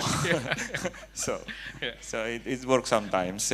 For me, that's your innovation actually, because you find something new, an angle that I don't think anyone has that. So hopefully here our game developers communities is also can find something like that. Because innovation is not something that you need to be advanced in technically and somewhat, but if you find an angle in marketing campaign, simply as choosing your character as your symbol in game actually can be something that can be sold. Okay, coming to Mas Fajrin, since you are the Chief of Director Innovation of Telkom, that you manage all the innovation coming from the digital telecommunication company in Telkom. Could you share and also introduce us what kind of effort the Telkom will do in the next future to boost in the high quality and also produce specifically games? Yeah, I think one key mantra about innovation is collaboration, right? We can do so much alone, especially in this big industry. So that's why we want to collaborate with as many people and as many parties as possible. And as I mentioned about previously in terms of the incubation, that's actually a way for us to source a game and talents, right? Hoping that as an output, we can get a big game, a good game, or good quality talents. The second part is about publishing, as mentioned as well, that we publish with a lot of good game developers company. One of them is Digital Happiness, and then the other is the one that Alhamdulillah won Power Rumble just now, and then some others, right? So that's in terms of the publishing. In terms of the distribution or payment, we also collaborate with some other people. I think I just now met people from Bukalapak, right? Where they have their products called Lapak Gaming and Itemku. So those are some of the partnership that we do in terms of the commercial or payment, right? The last thing is about the collaboration with the government, and we are happy that in the last 1 or 2 years we talk a lot with the government, along with AGI and also some of the game developers company, in terms of how to develop the game industry even further. And as a result, there is this now presidential decree on gaming, right? That's a number of, you can see the number there. And recently, we partner with the government as well to launch the marketplace in asset, right? Digital asset. Which is essentially a marketplace where game developers or game companies can publish their assets so that other people can actually reuse and buy this. So those are some examples that we do in now, and also going forward we will continue to do so, because we again believe in the potential of the game industry. And I think just now I checked with some people that the potential of the game industry is very, very big. But at the moment, the percentage of the industry captured by the local players are still very, very small. So that's the percentage that we hope will be increased going forward. And one of the way that we do that is through this event. So I think this event is really good because we then can learn from each other in terms of how successful game developers are made, what's the secret sauces, what works and what doesn't work in some countries that can be learned to be implemented or not to implement in other countries. Thank you very much. And Nuwon is there. I see the logo. So yeah. So actually, Nuwon is also taking a huge part in presidential degree. We're helping as well the government together with Telkom and Telkomsel here. Leslie is here to speed up the implementations of the several of the items. Yeah. All right. Since that we are coming near to the end of this session, I would like to go back to Mas Imron. Mas Imron, as a last question to you, there are two actually, Mas Imron. The first one is, can you share us the key success factor of Dreadhound that you think taken as your lesson learned and you will do it in Dreadhound? So Mas Imron just released Dreadhound, so it's the I think it's belong to the Dread universe, yeah. Yeah. Together with Nuwon. So can you please tell us about that? Well, I guess Mas Aris, consistency, I guess. What we learn from our previous titles, like Dreadout, we learn how to create a good, how to jump scare, how to make a good monster design, or some kind like that. But in terms of technical innovation as well, Dreadhound is our first attempt for the multiplayer game. So it's quite new in Indonesia. I guess we are the first one for the PC and also for the Xbox. Hopefully, like October 17 will be released in Xbox. Yeah. So it's quite we're quite nervous actually because there's as a developers we need to learn something new, right? We need to scale up fast because the industry is already mature in the so we need to learn fast, and then we need to keep innovation alive as well. So yeah, I guess that's the point of the Dreadhound. Yeah. Let's do this together for the Dreadhound. Yeah, thank you. Thank you can so please much. visit our booth. There's a Dreadhound playtest there, so you can try. And last question for Mas Imron and also Mas Fajrin. What are your expectations? First to Mas Imron. In the near future, if you see the talents here, the one that they have been created in the showcases booth, how do you see IGDX 2025? How do you see it in the near upcoming? Yeah, I met David from the Raw Fury just recently. So he came to the IGDX last year. So I know last year he said, bro, the games is not quite good enough. So this I asked David, like, how's the quality of the game right now? I think it's more better, right? So much better. So I'm really proud looking at the new developers right now in Indonesia. They come so fast with the quality. Yeah, hopefully they in the next year probably there are in terms of not only the quality but the revenue. It can sustain the developer scene, Indonesian developer scenes as well. Yeah. And Mas Fajrin, is there any expectation that you will see? Will you come next year again here? I will, yeah. This is interesting, and hopefully again there will be more world-class games coming from Indonesia. So that's one on the output side. On the input side, actually interested because there are some booths from university as well. So that's also something that is interesting as well, because again, as mentioned, that talent is actually one of the key enablers, maybe even the most important enabler So hopefully next year there will be more participation from the academic side as well, right? Including the Minister of Education probably, so that they can embed more curriculum or essentially learnings about game, about how to develop game and everything from early on, so that the stigma about game can be more positive going forward. So that's my 2 expectations.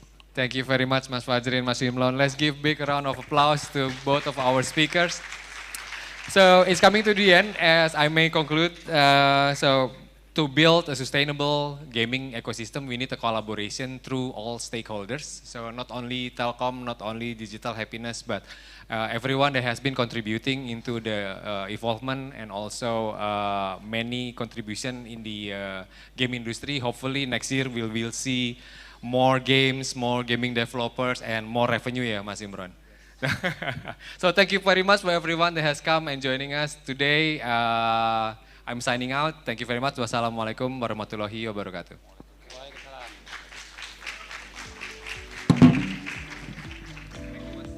Well, it's a great panel discussion. Before we end of this panel discussion, let's take a picture together. We invite for the all photographer to take a picture and take the moment for the panel discussion today.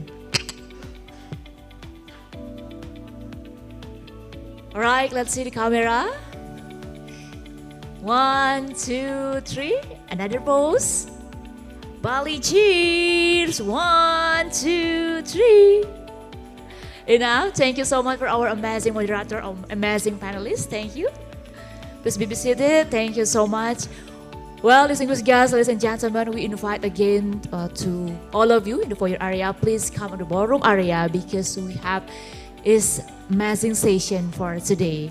Well, everyone, I think you're very excited with the session today because this is the last day of IGDX Business and Conference. Don't forget to visit our booth in the outside area because it's an amazing event, connection, collaboration together to make some ideas to grow the game development industry, ladies and gentlemen. Okay, ladies and gentlemen, are you still excited for this session? Whoa, congratulations. Thank you, thank you, thank you. Yeah, you get a special gift for me. Okay, ladies and gentlemen, now I want to ask you something. Maybe all of you want to give away for today. You want to give away? Ah, okay, so many people want to get a giveaway today. Now, I want to invite our committee. This is the fish ball, ladies and gentlemen. This is the fish ball we make, yeah. Because in this fish ball filled with stamp card, right? Yeah, and that you guys submit the last 2 days, of course, and then there are 2 trophies on the stamp card, a silver trophy and a gold trophy, ladies and gentlemen. Therefore, for the information, we would like to announce that IGDX Business and Conference 2024 is supported by Xbox to give you 3 Xbox Game Pass and 3 Xbox controller today, ladies and gentlemen. Now, attendees who submit stamp up until silver trophy will get a chance to receive Xbox Game Pass and Xbox controller for gold trophies. We are sincerely grateful for Xbox for enabling this opportunity. And alright, ladies and gentlemen, let's see who is the first winner of the day or the first agenda today. I will start the silver trophy. Okay, we're amazing again. Jeng, jeng, jeng, jeng. Okay, I get 1. Congratulations, Roni Tantowi. Here, Roni Tantowi, congratulations. You get a silver, right? Silver trophy. Okay, one more again. Yes, 1. The name is Chandra. Chandra here. Congratulations for Chandra. Yeah, you get a door prize. Okay, thank you, our committee. And now we move again for the next giveaway, ladies and gentlemen. Are you still excited for the next giveaway? Right? Excited. Okay. Now, this is a very easy, ladies and gentlemen, because I have one more Xbox Game Pass that I will hand out to the participants today. This is the question. If you can answer the question, you get the prize or you get a gift from us, ladies and gentlemen. Okay, the question is, during what year did IGDX first initiated? I'll repeat again. During what year did IGDX first initiated? Okay, are you remember maybe the first IGDX Business and Conference? Maybe you can raise your hand and you can get a special gift from us. In the right side, we want to try. Okay. Hello. Maybe what is your name and what is the answer? The question is, during what year did IGDX first initiated? Hey, how's it going? I'm Jens. Yes. Australia. IGDX started in 2019. All right, congratulations! You as the winner. All right, this the first session of the IGDX first initiative is 2019. Congratulations, you as the winner. Yeah, winner can go to souvenirs counter to redeem the prize as well, ladies and gentlemen. And thank you so much for your participation today. Next, we move on the next agenda because we have a panel discussion a lot.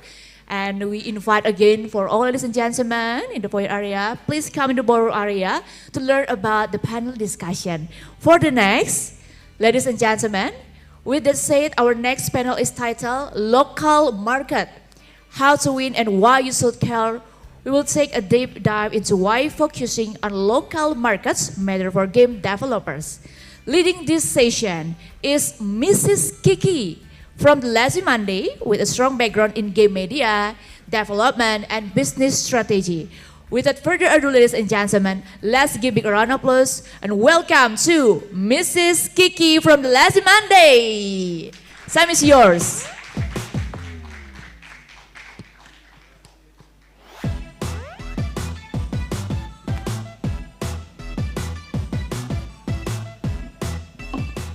Hello, hello. Hi everyone, nice to meet you. I'm Kiki from The Lazy Monday.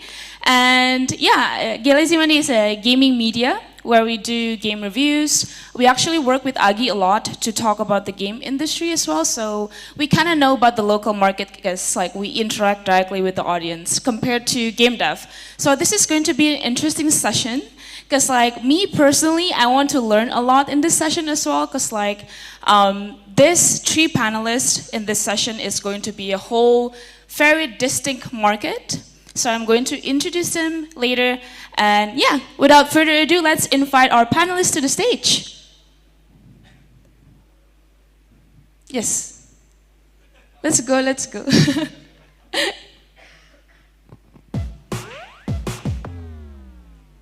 Give a round of applause for our panelists. Yay. Yeah. Hello, welcome to the panel. Is to sit comfortably. Yes. Yeah. Sorry, so we start talking. Yeah, I know. It was because like I was telling Tony earlier, it's like, can you please like let's keep it for the session because like I also want to hear about it because it's very interesting. Yeah. So do you have all of your mics? Yes. Okay, cool. So I'm going to introduce everyone in this session, the panelists. So the title of this session is Local Market, How to Win and Why You Should Care. I think this is a big question for all of us, especially those that are creating games and trying to publish games for globally. Because like that's kind of like what most of the game devs are doing right now. But like the biggest question is like, do we need to put like an extra effort to actually focus on our own local market? And in this session, we have first, Vasily, I'm really sorry, I cannot speak Russian. So I'm trying to say your name as... I can help you. Yeah, you can say. Vasily Ovchinnikov. Vasily? If you pronounce it in Russian, it's Vasily. Vasily. Okay. Yeah. Okay, so Vasya, maybe it's easier. Vasya? Vasya. Okay, that's easier for me. Easy, right? Yeah. Okay, so we have Vasya from FIDO. So FIDO is Moscow Game Association that concludes of 250 experts that is working in the gaming industries. So maybe you can share more about what FIDO is doing and what you do. really, our organization, it's like a video game association, like AGI here, but also we united guys from other spheres of video game industry, like esports, internet cafes, technology, and media, and so on, around their video games. That's why we a little bit more than ideas of AGI here, but that's very similar. Okay. So Fashi is going to share a lot more about the Russian market. So yeah, I'm also very curious about like maybe like what I know about Russian is like of course esports, like shooting like CS, and then like the internet cafe culture. So like we would like to learn more about that. And the second one we have Michael Wijaya from Noctua Games and EVOS Esports. So yeah, can you introduce yourself? Yeah, hi everyone. Thank you so much. I'm co-founder of ADTN. So basically we're a gaming ecosystem in Southeast Asia. We have our esports arm, we have our game marketing division, and we have a publishing arm just 1.5 years ago. So we're very new in this business. I'm learning a lot. This is my first time in IGDX as well. Oh, welcome. Yeah, so thank you so much for the AGI team, Chipto, for inviting me here today. Yeah, super excited to be here. Okay, so of course, Michael is going to share a lot more about like Indonesia and maybe Southeast Asia as well, because like ATTN, from what I know, is like not only big in Indonesia but also Southeast Asia. Yep. And next one, we have Tony Xiong from Indie Light and Gamera Games. So Gamera Games has published like hundreds of games, multi-platform, mostly Steam. And yeah, so you can introduce yourself. Hi everyone, I'm Tony.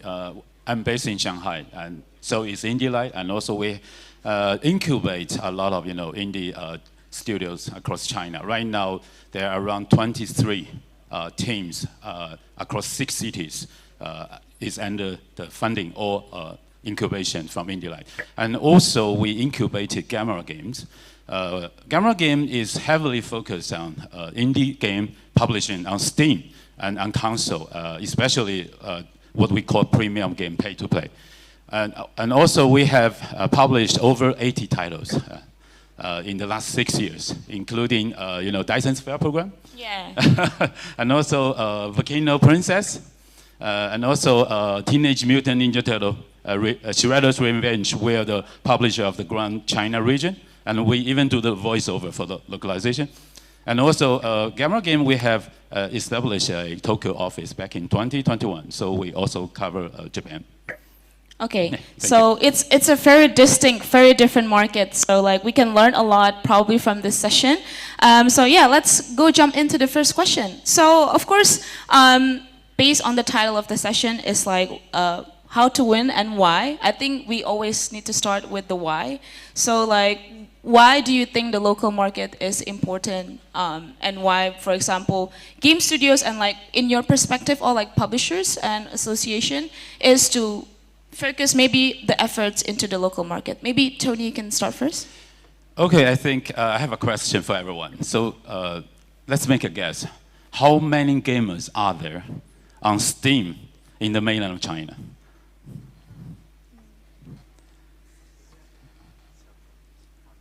Okay. Yeah, I don't know personally. Well, maybe people are thinking about 5 million, maybe 10 million. Well, in fact, right now, because of a lot of reasons and also the circulation of pay-to-play, right now the market on Steam is booming. So for the moment, there are at least 45 million active Steam gamers are there in the mainland of China.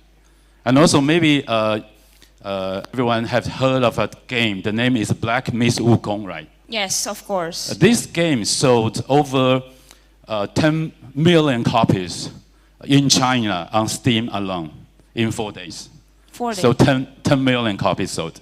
That's incredible. I have good expectation on this game, but it's way beyond my expectation. I think like it's globally as well. Like not only in China, but like it is a hit this year. Yeah, I think for this year it's definitely a hit. But I think it's very important to know the local market first because you have a similar culture, right? we have same or similar understanding of what video game is. And also in China, I think maybe people heard a lot about the big titles on the mobile. They're like giants, right? For example, Tencent games and also NetEase game, and also because Genshin has been so popular, right? miHoYo in China. But there is a significant trend where other than the mobile, it's a big market. We are talking about 45 million active Steam gamers, but it's only 1/8 of the total, the number of the total mobile gamers in China. So the significant trend is a lot of young people, they start to realize, oh, there are so many great content on premium games, what we call pay-to-play. So there are two circulations because mobile game has been so developed already. But for the pay-to-play game in China, right now is rising, keeps rising, booming. And also I think Black Myth: Wukong, the success of this game, increased the circulation up to maybe 2 to 3 years by this game alone in the last 2 months. There are more, maybe 4 to 5 million new gamers. They became, pay-to-play gamers because of this game. Oh, yeah. And also, we have never seen a situation like that. Even Genshin is a huge impact, to China, but not everyone is talking about them. But the Black Myth: Wukong, even my parents, they were born in the 40s and 50s. It's the first time ever in my life to see, oh, they are talking about Black Myth: Wukong in their WeChat group. Oh, like what they're talking about? Like, there's, well, I've never imagined that game can deliver such great culture. Because it's like a culture that is known for like a long time. Yes, yes. Oh, so they're talking about it like in the video game platform. I think maybe we're facing something similar in Indonesia and also in China. So back in the 90s, if you like video game, maybe, okay, in the West, people think you're a nerd, you're a geek, right? But in China, people say, you're bad students. You're not so good. You don't play games, study, like, or do... Because games, something like, we have a strong word to describe video game back in the 90s. It's digital heroin. Okay, yeah, that's quite extreme. So I think for the local market in China, it's so important to realize the trend of the understanding of what video game is all about has changed totally. So in that case, people will realize, oh, playing video games is just like to go to the theater, to watch the movie, to listen to the music. It's a lifestyle. It's not something will harm you, but, well, it will teach you a lot of things. I think Black Myth: Wukong has successfully taught a lesson to the senior people in China. Oh, there's so many great stuff in a video game. Video game is not so harmful. So I think that is a really good trend. This trend before Black Myth: Wukong has been, I can see there's a loop. More and more young people, they became, Steam gamers. I think for the moment, right now in China, in the mainland of China, almost half of the college or university students, they are Steam gamers. Especially in, the male students, the coverage is high, it's really high. And this percentage right now is around 50%, but a year before was only half. That's between 20 to 30%. So it's increasing in an incredible speed. And also, I think in China, because at the very beginning, it started with mobile. It started with MMORPG, to be more exact. The Legend of Mir is originally a Korean online game, has been a hit, the first hit in the video game history in China. But that was back in 2000, around 2000. And since then, as a gamer, as someone who really loves video game, I'm so happy to see, oh, I can see some jobs around video game. That's true, yeah. Yeah, back in 24 years ago. And before that, there was nothing like that. And, but things goes from one end to another, which, okay, a lot of people think making games can squeeze money from the massive number of, internet users. So that's why they make games. So mobile games, there's so many. But there is another circle in the video game industry in China, which is surrounded by indie game developers. those are the people who has true passion for video game, not for the passion to make money, but because they think video game is the most cutting-edge interactive medium to express themselves. And also right now, a good circulation lies in the people under 30. A lot of them, they really realize that, well, free to play and pay to win, that's the combination on the mobile game. Well, free to play can be the most really expensive game, in fact. Yeah. And on the other hand, the indie game on Steam, pay to play, is much better because it provides great content. Yes. So, well, if we can see through this, right now we can say, for a lot of reasons, it's the best time for original game. It's the best time for, if you really love game, you want to create some content, great content for the gamers in China. I think this is the best time now, and it's getting better. Yeah, I think that's also that was like actually very surprising, and I think like one game can actually change like a lot of things, like not only in the game industry, but like also the perception about like video games, and then also like I think I totally agree with you. Like in my era in the past, like working in a game studio or like making a game studio is not really like it's not really understandable. Like what are you doing? Or you just like playing games? But like right now, there's a lot of job openings, yes, and then like opportunities to do in the gaming industry. And I think I want to move to Michael about that. I think from what Tony shared, we find a little bit of like, I think not a little bit, a lot of relatability in Indonesia, especially Southeast Asia. Because like, yes, of course, like in the past, like me personally, my parents don't allow me to have like console because like I need to focus on my study. So like right now, I hope, like the future generations is like not like that anymore. So like, do you have any insights on why we should focus on that? Yeah, so speaking of Black Myth Wukong, a couple of months back, my dad actually asked me about, Oh, really? Black Myth. Yeah, I've been in the industry for like 7-8 years. He never actually asked me how about your work. The work, but about Black Myth Wukong. So it actually transcends so many generations just because it's a game that brought so much culture from China, right? But coming back to the question, actually, for us, understanding the cultural nuances of the market, like in Indonesia, is super important to how you succeed in the market, actually, right? So starting from esports, last time, we've seen how market leaders in the country, such as Moonton with Mobile Legends and Garena with Free Fire, is because they understand their target audience, right? They adapt their games towards their target audience, whether it's package size or how many times do they update their game. Are my target market's phones ready for my game if it's too heavy and stuff like that. So it's also about timing a lot of iterations to your games as well, right? And basically that's something that we have brought from that understanding to our own game publishing team, right? Understanding the market, does a lot of market research. What sort of RPGs do they like in Indonesia, even in Southeast Asia, right? Turn-based RPGs are more popular in certain countries. COD battles are more popular in certain countries. MMOs are popular in Philippines, for example.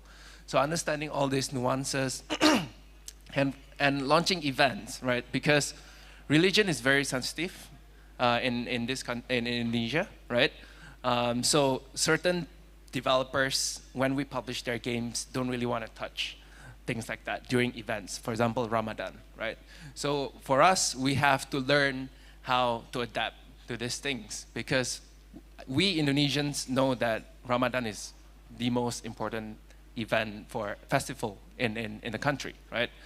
But how do we avoid using specific symbols and stuff like that? So we launched Bleach and we launched Saint Seiya in the past 1 to 2 years, and that's something that we have to adapt. Like we call it grand festivals instead of specific events. Okay. So it's really understanding the cultural nuances of its countries. Yeah, I think it's like more like if you want to tap into the local market, you need to like understand. Correct. And like I think like more like we feel appreciated you know, as like a user or even someone that hasn't even being a part of the, you know, like play games. So I think that's like small things. I think that's not small. I think that's big, and like it makes people appreciate your games a lot more. Okay, so next is we want to move to Vasily. I think like yeah, we might here not know much about Russia, but like we know Russia is like one of the hub for like free to play, pay to pay. You know, like can you share like why is it important to focus on local market? Yeah, thank you for your question. I think in Russia it's mostly unusual and specific situation in the video game market, and actually our audience, Russian audience, who people buying a game in Russia, not so big, even though the Russian language, the third language on Steam. And that's why, but we just begin to focus on our local market just 2 years ago, because sanctions, European and American, and just in this time we start thinking what we can make and so on. That's why some our developers launched the project connected with Russian culture, with Russian history, with some social impact. Actually, we also have one game not so successful like Wukong, of course, and this game actually not translated in other language, just Russian. It's a game which called in Russian Smuta. Smuta, it's a in Russia, we have a historical period in the medieval of Russia, and it's called Time of Troubles in English. Time of Troubles. Maybe it's really something looks like a Witcher, but historical without some special effects and so on, and lots of historical things and. Open world and so on, but I think they finalize in this November, and the game will be launched in Russia, just in Russia. I know that they have some ideas that's launched the game on the Steam and so on, and also I have a other example.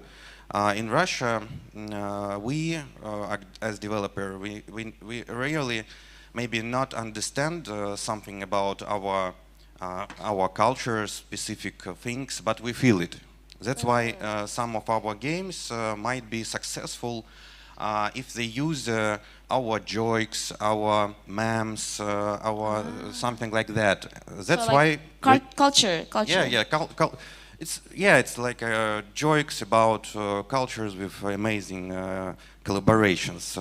Recently was very successful game, also just in Russia, which in English will be called like Lizards Must Die. You know more about lizards here, yes, and they're Russian heroes. Folk heroes, yeah, with funny names, lots of jokes, and fight with lizards in Russia. In Russia, we don't have lizards. No. But like the hero is just very small.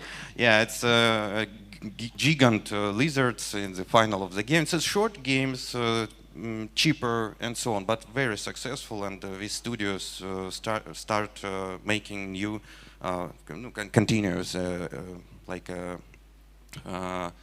Second part of the game. That's why we start thinking, but I can add really very bad real situation as for investments in Russia. It's really because all of profile investors left from our markets, even though they also with Russian roots and Russian founders and so on, in order to save and protect their businesses in Europe and United States. That's why organization like me, my association, help to involve on profile investors in this video game industry. We guys in power and who have factories, banks, and so on. In order to they start thinking about video game industry, in order to start invest, and we have recently we have just first results. That's about specific market things in Russia. Yeah, so I think there is a same kind of like message that I get from all of the panelists. It's like talking about like localization, language, culture. So like I think it's also relatable in Indonesia because like I think a lot of games initially we always think like we need to put like maybe like Indonesian jokes, we need to put like Indonesian folklore character. But do you think that it is actually important, and do you think based on your experience it will increase like the selling value of the game? So maybe Vasily, you can start from you. Actually, I think as for specific regions, like for example, Indonesian market or Chinese markets, in Russia, we don't have a lot of some restrictions about laws like in China. It's easier to come to our market, and in many cases you can't to damage some laws and so on. But as for successful, really essential have a Russian translation, at least as for text, yeah, and good translation, because Google Translations and ChatGPT doing it not so good as our a lot of developers thinking about it. Yeah, it's that's why it's essential. And if you have a good audio and other translation, our jokes, maybe the similar jokes, but in Russian culture and so on, it might improve your products very well. Yeah, that's interesting. So I think it's important to take notes because like maybe some people want to do like translation, but like the Russian people or like people from different countries will perceive it differently if you use that. So I think it's important note to take. Okay, so moving to Michael. Yeah, I think like what I said earlier, like there's a lot of, I think especially in esports games as well, there's like they're putting like local folklore character from different countries. Gatot Kaca. Yeah, Gatot Kaca. So do you think that's actually one of elements that can increase selling value of certain games? Yeah, for sure. Well, I'll start with my experience from Southeast Asia, right? Because when we publish game for Southeast Asia, we have to translate into at least 5 languages, Yep. right? Speaking about languages. So our publishing team needs to have translators, and that's actually a division by itself, right?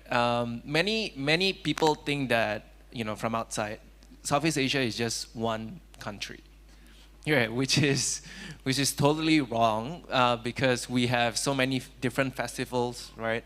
When we do events in Thailand, for example, for our partners, there's Songkran festivals, which is water festival, right? Which is nowhere else in the countries, right? And even Bali and and generally in Indonesia, they have different cultures as well. So this nuances needs to be understood, right? And speaking about adding, you know, specific folklores, because when we launched one of our game previously, we utilized the esports arm, the EVOS, to have as one of the hero within the game itself, right? I think that's one of the marketing thing that we did, and it improved our organic downloads just because we could tap into the esports market, right? Because we already have a brand ambassador from there, so stuff like that we can. Yeah, sure. Kika, may I add a bit opposite situation. As for Russian, many developers think that Russian speakers just live in Russia. But as for Russian language, many countries speak Russian and have common cultures. That's why I talked about when local market, not so big, but who speak Russian, it's this market much more than just Russian. So like it doesn't have to be like a certain specific country, but countries that relate, like have similar cultures. Yeah, it's common history connected with Soviet Union. That's nowadays it is independent countries, but they speak in Russian and have a common culture. Yeah, I think that that's a very important thing to note. But like, yeah, it's totally different. For like, if Southeast Asia is like a whole different like specific culture, but like, yeah, maybe for Russia it's like a similar culture for different countries as well. Yeah, you continue. Yeah. So basically, I think the importance of actually knowing, specific cultures, and then how do you actually implement that into your game, it could be a game winner for yourself. But of course, that's not the end of it all, right? Because there's a lot of research that you need to do, A/B testing on those numbers, looking at your retention rate, all those data on top of the creative stuff that you want to put in. Yeah, that's very interesting because like I think it relates to some countries like influencers, like a lot of like as a content creator sometimes like if you see like your favorite content creators in a certain game, you kind of like want to support it, like favorite content creators even though you haven't played the game. So I think that's one of a good strategy to acquire people that is not haven't played the game before. Yeah. Yep, so sure.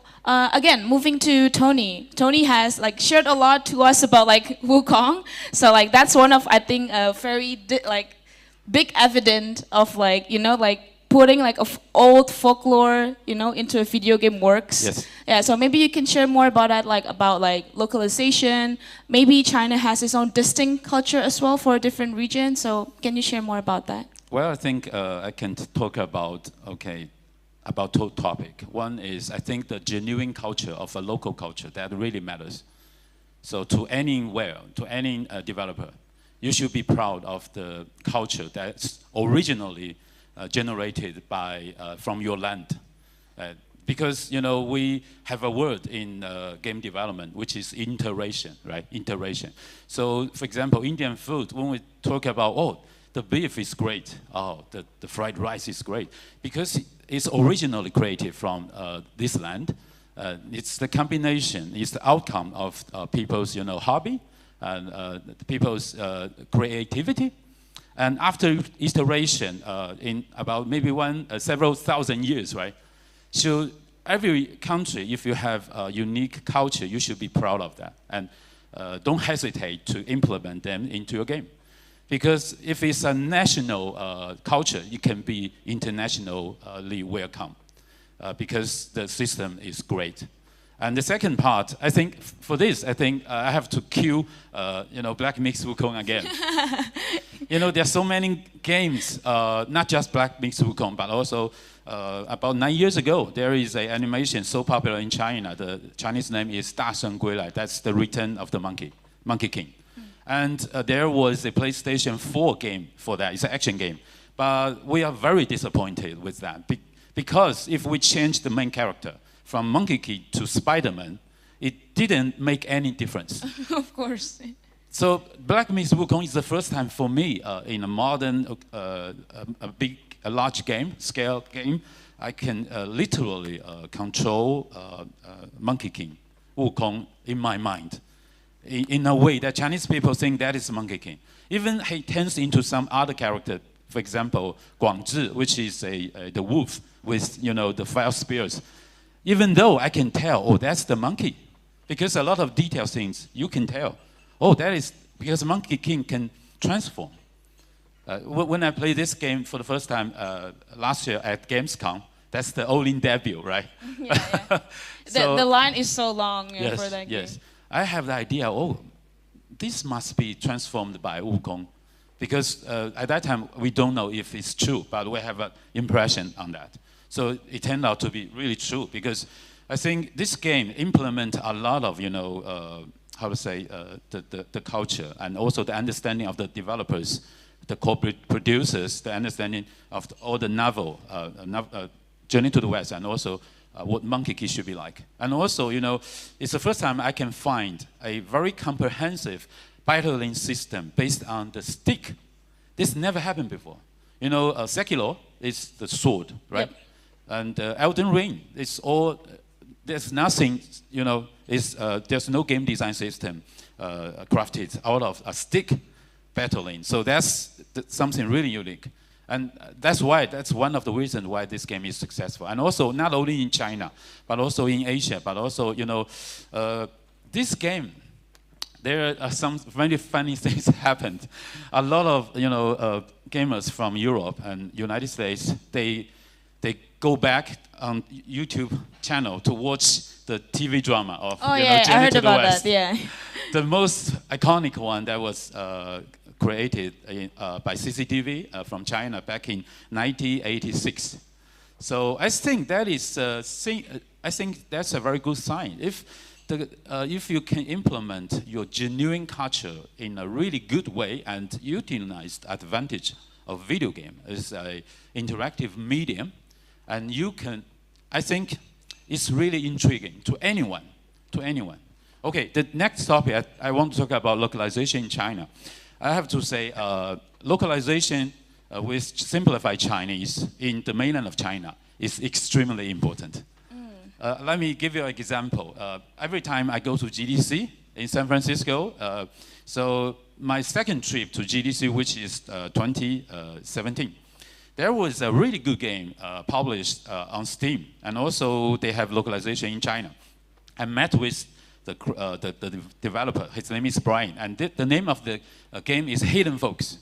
So maybe you guys have played Hidden Folks. It's black and white, a lot of animation. According to the hint, you need to find the right guy.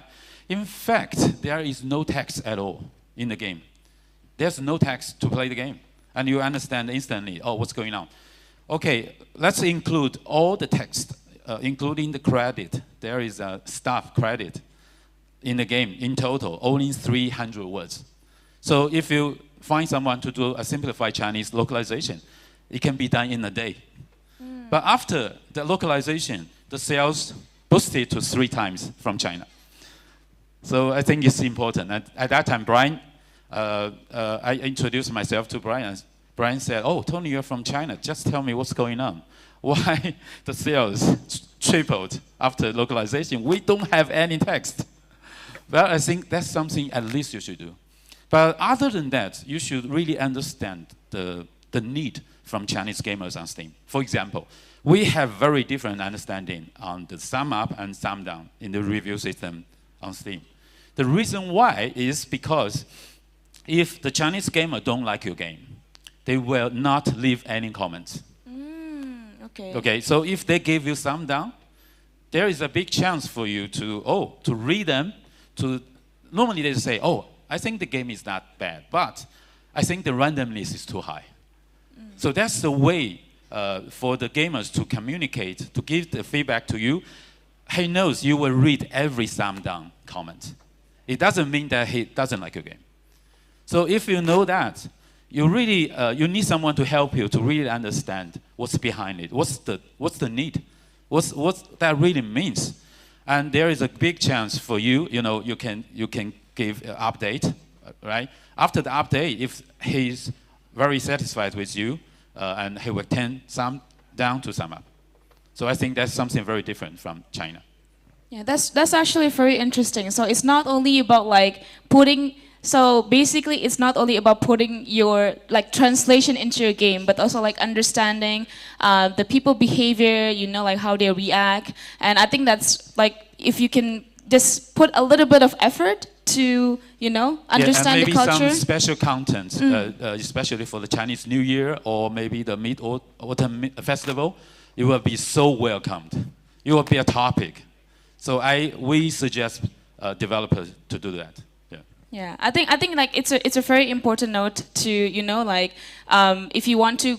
I think like one of the first thing. This is the next question. I think like there's always like a fear, to go out to a specific country to like tap their market. So maybe like, do you have any tips? Like this is for all the panelists. Like, do you have any tips like what is the first thing to do if you, for example, excuse me, like if you want to, for example, introduce our game to like the Chinese market, the Southeast Asian market, like the Russian market, like what is the first steps or like to do in your game? Yeah. Okay, let me continue. okay, we're talking about on the Steam, the checkbox of simplified Chinese. You must check it first, and then with decent localization in simplified Chinese. Well, in China, I think in the mainland of China, it's kind of special because I think we have some similarity with Russia because we have all kinds of alternatives. You know, we don't have YouTube. We have Bilibili. We don't have Twitch because YouTube, you can cover a lot of countries, right? And also Facebook, we don't have it. We have Weibo, we have WeChat. We don't have Twitter. And we have all kinds of alternatives. So I think the first thing is you need a Chinese publisher. Maybe a lot of you have heard, if you want to publish a game in China on mobile, on console, and on desktop, you will need license or ISBN, right? Well, I think I want to deliver a really important message, which is if you want to release your game on Steam in China, there's no license needed. You don't need to apply for any license or ISBN. And also, you're going to face more than 45 million active Steam gamers in the mainland of China. And it's never been banned. I mean, Steam, it's never been banned. It's never been censored. You can get access to Steam. You can purchase the game, you can buy the game directly. But you will have some issues connecting to the community. So maybe you cannot see the community. And there are a lot of senior gamers, they are experienced. They know where to install accelerator to increase the connection. And that was partly solve this issue. And also, I think it's because we have all kinds of alternatives. You will need someone who really knew who is the right people to go to as an influencer. Because we know indie game is totally personalized game, right? I think that's the most important advantage of indie game. Because right now, it's not like 20 years or 30 years ago. At that time, Super Mario Brothers, maybe 100 million people loved that because it's the beginning of video game become popular. But here, there's so many games released or published every day. It's important to engage the right people.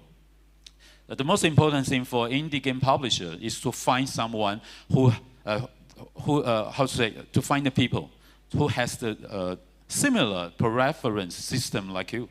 Because you as a developer or a producer, you will make this game from inside to outside, from gameplay, UI, animation, audio, music, and so on, according to your preference. You are going to make a great game that you think is the best, right? So if that worked, if you can really deliver that great experience, the publisher will help you to find somebody just like you. So it's important to find someone who really knows the influencers. But don't go the top influencer. Maybe they have 10,000, I would say 10 million or 20 million followers. That's not gonna help. You need someone filtered, maybe just from maybe 20,000 to 500,000 followers.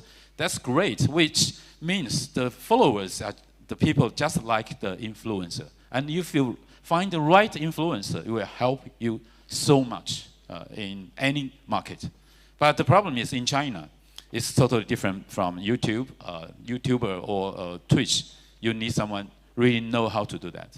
Okay, thank you. Okay, yeah, that's actually very important. As a creator, I think every time a publisher come to us, I think it's a different approach if they probably approach people from different country, and you really need to know that sometimes when we create content for Indonesian people, we need to put some kind of, I think in Lazy Monday we say gimmick, humor and stuff like that. And I think game studios and publishers need to know that that's how we engage with them. And it's always important to understand that sometimes creators will also give you an honest feedback. And I think even though it's good or bad, honest feedback is good for your game. Yeah. So yeah, thank you for sharing, Tony. And next is for Michael. Yeah, can you share us more about what was the question again? I forgot. Localization. Yeah. Sorry. How yeah. to enter the market. Right? Yeah. What's the first step? Because maybe you can share more about Indonesia. Okay, yeah, so I was about to say it's the other way around because we usually take published games from China, Indonesia. Yeah. Right, so next month we're publishing Tencent's game as well, coming to Southeast Asia. So of course, first understanding the market, like we have, we have discussed, and I agree with Tony. You got to find the right partner as well, because your right partner will help you to improve the game based on localizations, right? So we do so much market research for the developers, right? And it's be it using premium tools, personally we use data AI. So for example, we gotta know like what are the preferences, what are the existing problems, right?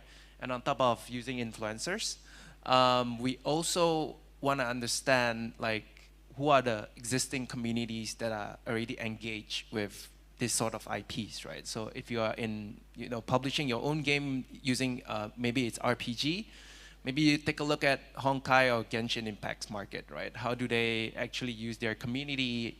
Who is the community leader? Who is the KOL, right? And then engage with them as well.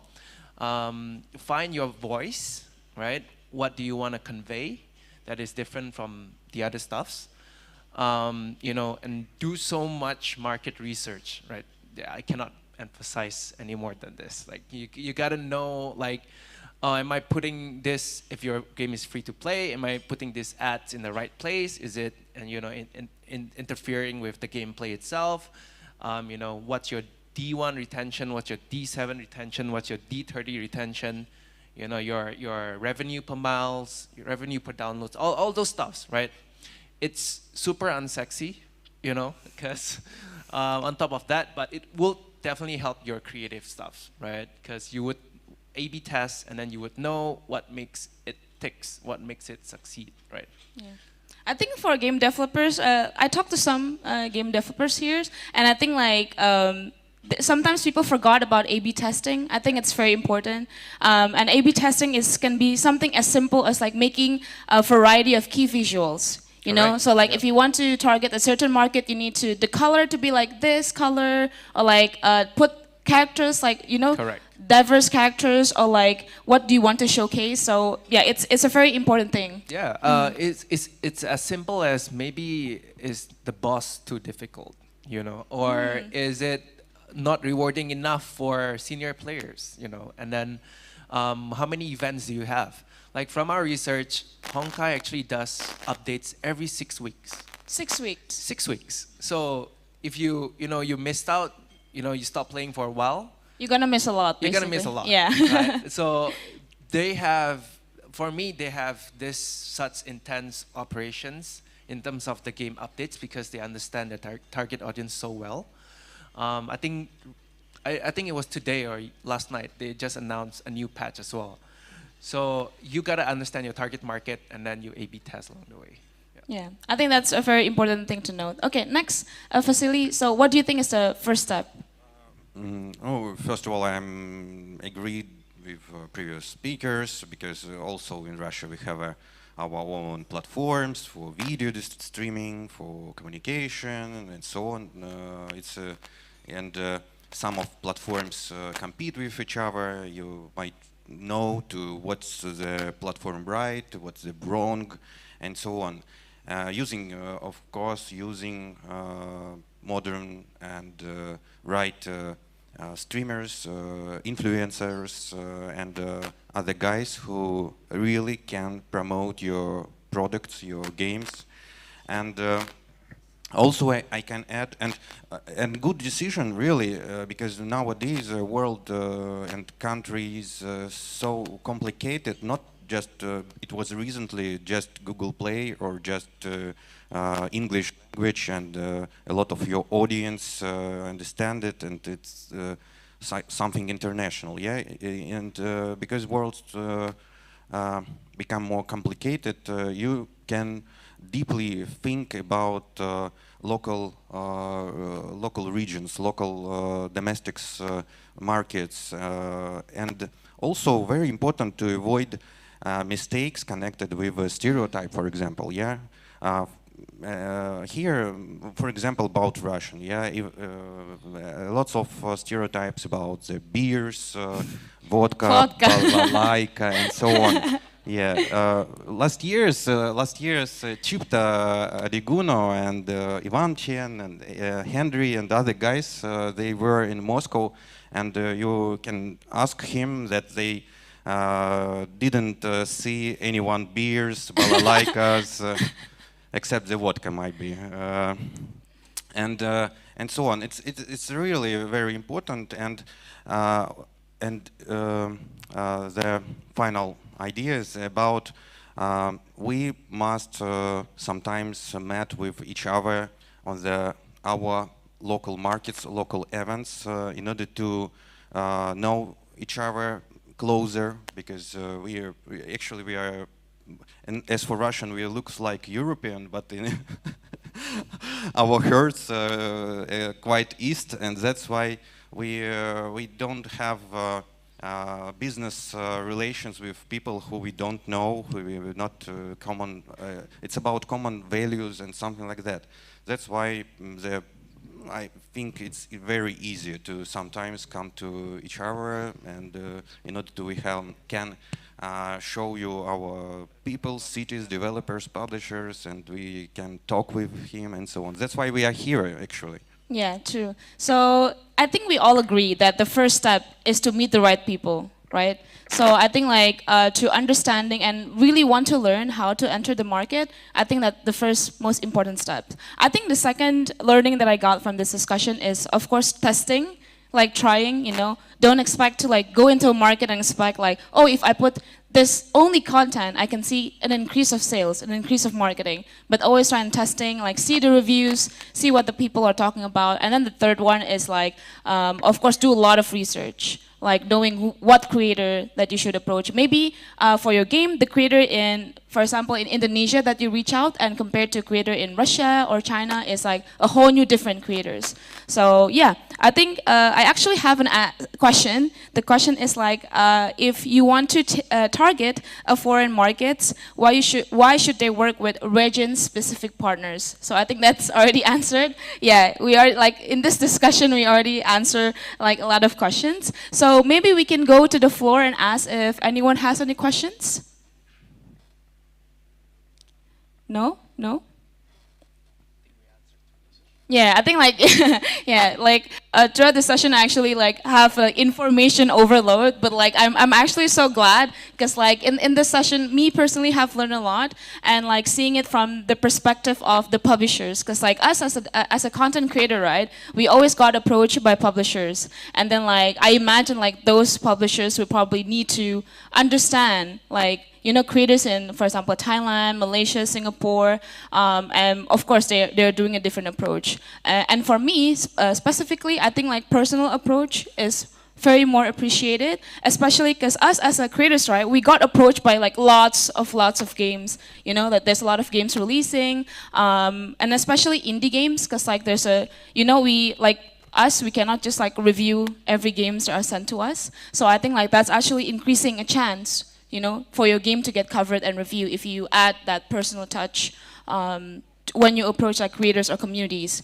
in a certain region. So maybe the last question is like, do you have anything last to share? Maybe like any last tips, or like maybe share more about like what you do and how the people can approach you after this session or conference. So maybe you can start from you. Actually, first of all, as you can see our booth here, but here it's just companies who are really ready to experiment and coming for region conferences, not just Gamescom or other very big conferences where we take part sometimes. And I want to invite you to our market, and I want to invite you to write messages to Russian developers, Russian publisher. Really feel free in order to ask some questions, maybe when you have. And really, in Russia, we have also Russian-based platforms for promoting Russian stores, for distributing games, and we have a great gamers passion community. Lots of gamers who want to try different games, playing indie games, not just hits online games, and that's why I invite you to our market. Thank you. Thank you so much. Yeah, so as I mentioned, I think for us, the game publishing business is one of the newest endeavor. So I'm actually very junior in this market, right? I'm learning a lot from IGDX, learning a lot, and super happy to see like so many indie developers coming out from Indonesia as well. We also have our own event by the end of the year called Indonesia Game Festivals. We're working with Agi as well. So I think there's a couple of indie devs that's coming to the event. You know, and then yeah, glad to see the growth and looking forward for the next few years for IGDX. Yeah, thank you so much. And yeah, the last one. Okay, I would give a brief introduction to the indie game exhibitions. Normally, you can find them in China, in Shanghai. In Shanghai, you can find the most number of video game events, including China Joy. China Joy, since this year, you can find B2C Pavilion. There are booths for indie games for over 80. And also, we have a partner as Indie Light. The name is Game Connection. You will find Game Connection this year in the B2B Pavilion of China Joy in July. There are more than 100 indie game booths there from all over the world. And the majority is from the mainland of China. And also, every time we have booths in GDC, San Francisco, which every March. And also we have camera game booths in Gamescom, in Cologne.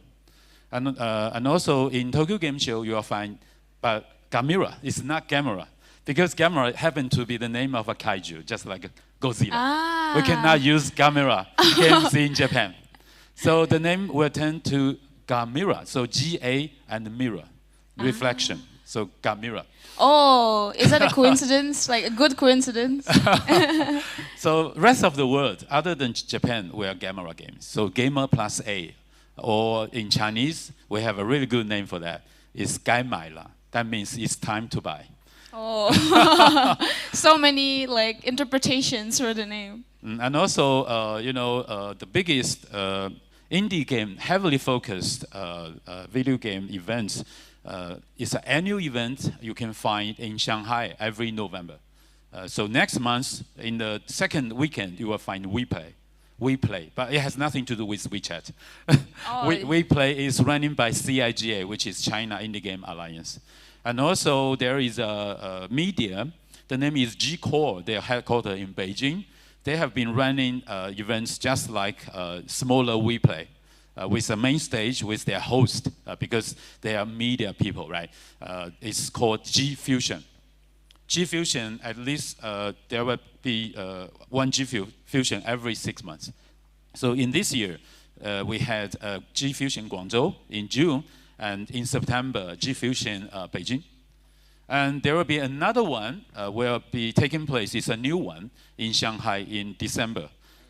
It's called Anime Market. Anime Market. So I think during those events, you can find Gamera game booth, and you can come to me or my colleagues. And I will be here staying until the end of this event.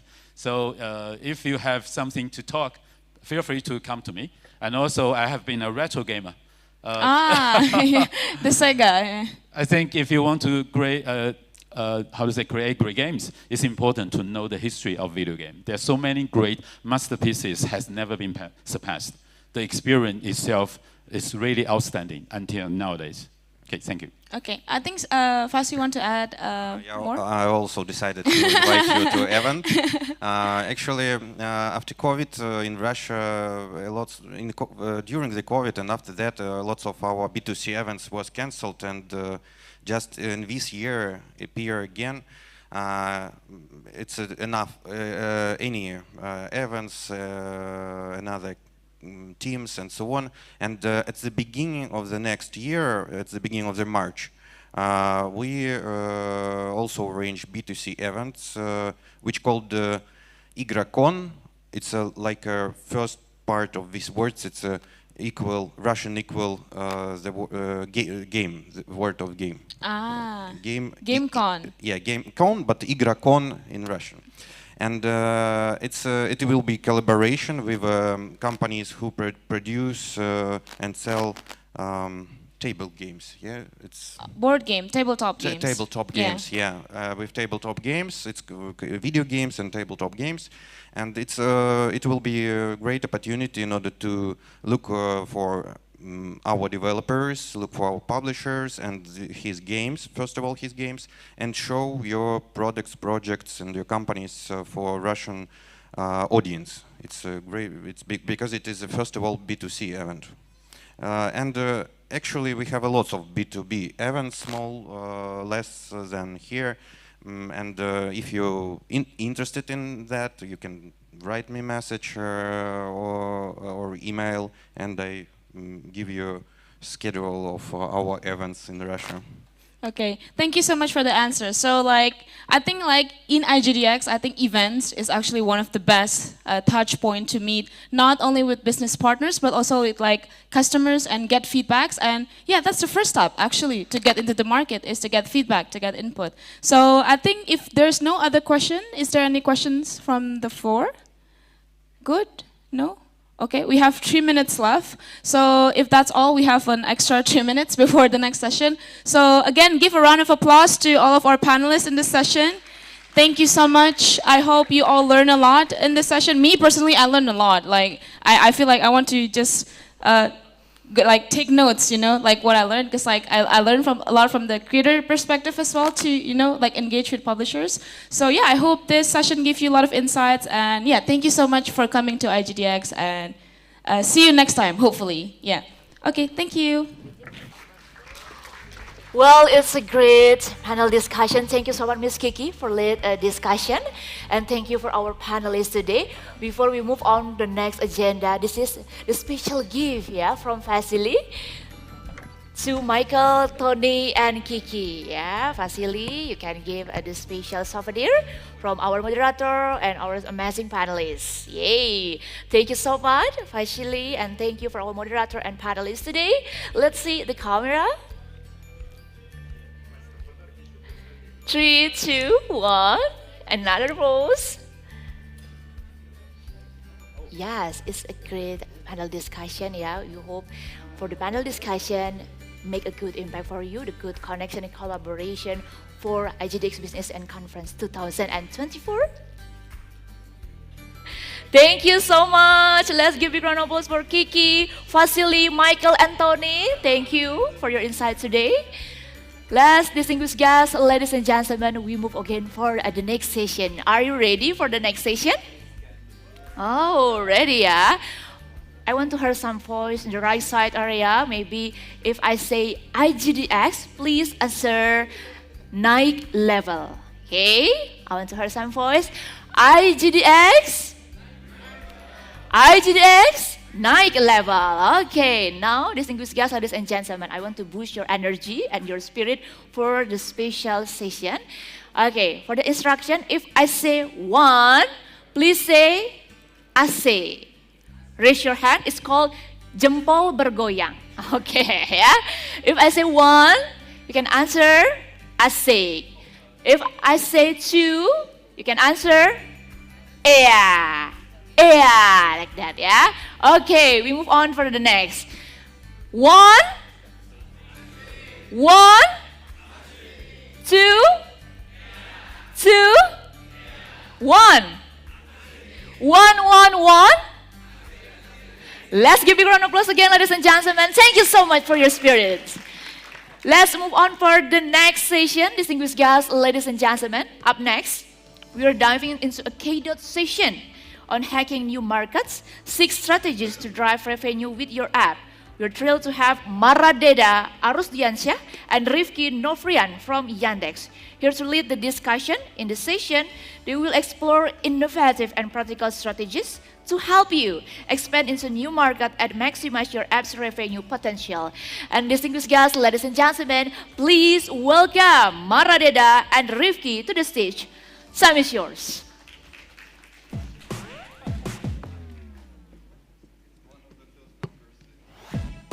Oke, selamat siang IGDX 2024. Waduh, kayak masih jam-jam siang, jam ngantuk ya Mas Rifki ya? Ngantuk banget ya Mas Mara ya? Oke, kalau misalnya aku bilang selamat siang IGDX 2024, tadi sapaannya gimana tuh ya? Bilangnya naik level ya nggak salah ya? Teman-teman bantu ya? Oke, sekali lagi ya Mas Rifki ya? Boleh. Selamat siang IGDX 2024. Woo! Thank you guys. Oke, kenalin dulu nih ya. Aku Mara, Business Development Manager dari Yandex Indonesia. Saya Rifki, Account Manager dari Yandex Indonesia. Kami dari Yandex Indonesia. Oke. For our English audience, we will be using Bahasa Indonesia throughout the presentation. But if you're super interested, our colleague is right here and right there. So you can meet us at the booth. Mara. Thank you Rifki. Oke, sebelum kita masuk ke topik kita kali ini, aku ada pertanyaan nih untuk teman-teman semua. Mungkin kita bisa next slide aja. Oke, nah pertanyaannya adalah, teman-teman pernah dengar belum sih tentang Yandex sebelumnya nih? Yang berani jawab dapat merchandise dari kita. Mas yang di tengah mungkin boleh? Silakan Mas. Mic-nya boleh dibantu Mas? Ada yang mau jawab nih? Ya. Ada yang udah pernah denger Yandex sebelumnya teman-teman? Mas yang senyum-senyum Mas? Yang senyum-senyum tuh, kayaknya mau udah tahu nih Yandex nih apa nih. Oke, siap. Silahkan Mas. Yandex itu adalah kayak sama kayak Google Chrome, sama kayak Google, dia itu search engine, tapi dia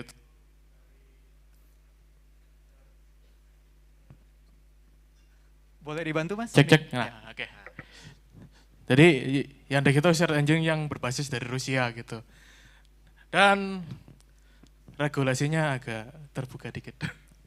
Oke. Wow. Oke. Explanation-nya 100% benar ya Mas Mara ya? Iya, tapi boleh dijelasin lagi nggak nih Mas Rifki, Yandex itu apa sih? Amazing. Jadi Yandex itu sebenarnya adalah salah satu IT company yang paling besar di Eropa Timur. Yes. Di mana kita adalah market leader di Russia dan beberapa CIS countries. Jadi line up bisnisnya bukan cuma search engine ya Mas Mara ya? Banyak sekali teman-teman. Ada banyak, nanti kita akan unveil di slide berikutnya. Oke, demi efisiensi waktu, kita langsung aja nih ke topik kita siang kali ini. Oke, kita akan bahas mengenai hacking new markets with 6 strategies to drive revenue with your app or mobile game. Oke, dari kemarin kita udah discuss teman-teman di booth kita nih, masih banyak nih teman-teman bahwa untuk naikin revenue itu coba taklukin di tier 1 market nih teman-teman nih. Karena mungkin CPM-nya besar, advertiser-nya pun juga yang lebih premium. Nah, kita bedah datanya kali ya teman-teman ya. Oke. Dari 100%, hanya 27% publisher yang bilang bahwa revenue-nya itu naik nih setahun terakhir nih. Tapi memang banyak sih, 73%-nya bilang turun. Nah, yang turun ini bilang solusinya tuh expand aja Mas Mara ke tier 1. Oke, tapi menurut kami kurang setuju untuk itu. Kenapa? Solusi dari kami justru malah sebaliknya. Yaitu kita coba nih teman-teman ke negara-negara berkembang atau emerging markets. Oke. Jadi emerging marketnya apa aja tuh Mas Mara? Oke Mas Rifki, thank you. Menurut International Monetary Fund, sebanyak 150 negara terdaftar sebagai emerging markets dan top 9 GDP-nya yaitu ada Brazil, Meksiko, Saudi Arabia, Russia, Turkey, dan kita sendiri Indonesia, lalu UAE, China, dan India. Oke. Nah, menurut data dari statista.com, mulai dari tahun 2020, jumlah app downloads di negara berkembang tuh meningkat teman-teman dibandingkan negara-negara yang sudah mature nih. Nah, di sini kita bisa lihat ya Mas Rifki ya, berarti ada potensi yang cukup oke ya, kita lihat grafiknya menaik terus ya. Jadi mulai 2020 itu grafiknya udah mulai overlap teman-teman. Jadi kalau kita lihat proyeksinya justru emerging market itu punya potensi yang lebih besar ketimbang dari tier 1 market. Mas Mara. Yes, benar banget. Berarti kalau secara bisnis nih masih bisa jauh lebih potensial, nggak taunya nih di emerging markets nih teman-teman. Oke, nah pertanyaannya adalah siapa aja sih Mas Mara pemainnya? Oke, di sini kita jelasin. Pemainnya yaitu yang pertama dari negara China nih teman-teman. China tuh luas sekali dan pengguna smartphone-nya banyak. Disusul lagi dengan India, Brazil, Russia, Meksiko. Dan 80% populasinya itu pengguna smartphone nih teman-teman. Oke, kita bahas spending time-nya ya teman-teman ya. Oke. Nah, spending time tertinggi itu datang dari negara Brazil nih teman-teman justru. Lalu disusul lagi dengan UAE, Russia, India, Meksiko. Oke, dari sekian banyaknya user, spending time-nya juga cukup besar. Apakah suka main mobile game nih pertanyaannya? Oke. Ya, jawabannya adalah yes. Terutama di negara tempat kerja kita berasal ya, Rusia. Rusia tuh 19,5% loh pengguna mobile game. Mereka tuh suka banget yang namanya main game. Gabut-gabut dikit, main game. Ibaratnya waktu kosong dikit juga main game nih Mas Rifki. Hampir 20% itu main game. Hampir Mas Mara. 20% nih Mas Rifki Jadi, main game. Kalau mereka main game terus berarti penetration dari mobile app-nya lebih tinggi ya Mas Mara? Yes, benar sekali. Oke, gimana nih CPI dan CPM ya? Mungkin Mas Rifki boleh bantu?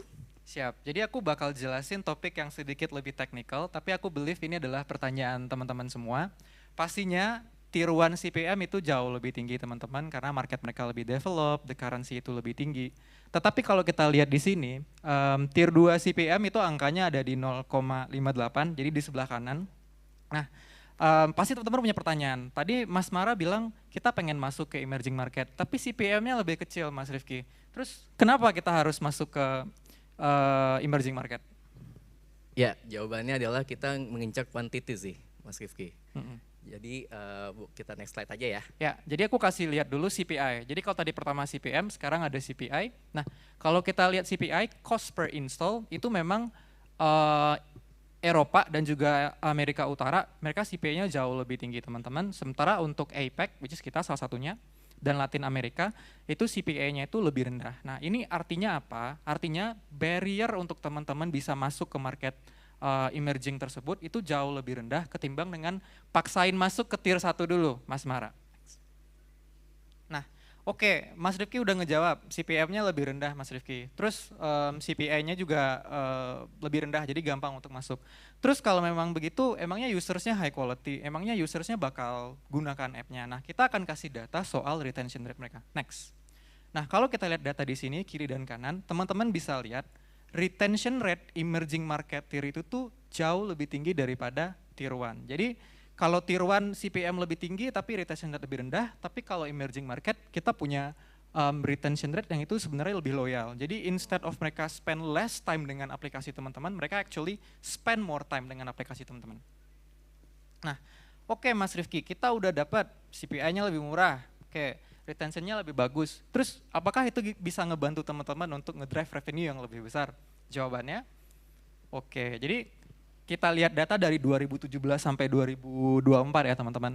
Itu revenue dari apps di emerging market itu naik hampir 3,5 kali lipat. Nah ini projection yang mungkin sedikit bias karena yang saya percaya bahwa beberapa app developer Indonesia tuh pengennya tier 1, CPM-nya lebih tinggi Mas Rifki, CPM-nya lebih tinggi Mas Rifki. Tapi kalau kita lihat data di sini justru emerging market itu naik 341%. Yes, potensi banget ya Mas Rifki ya. Nah, terus revenue-nya emangnya dari mana Mas Rifki? Kalau memang mereka naiknya 3,5 kali lipat, oke.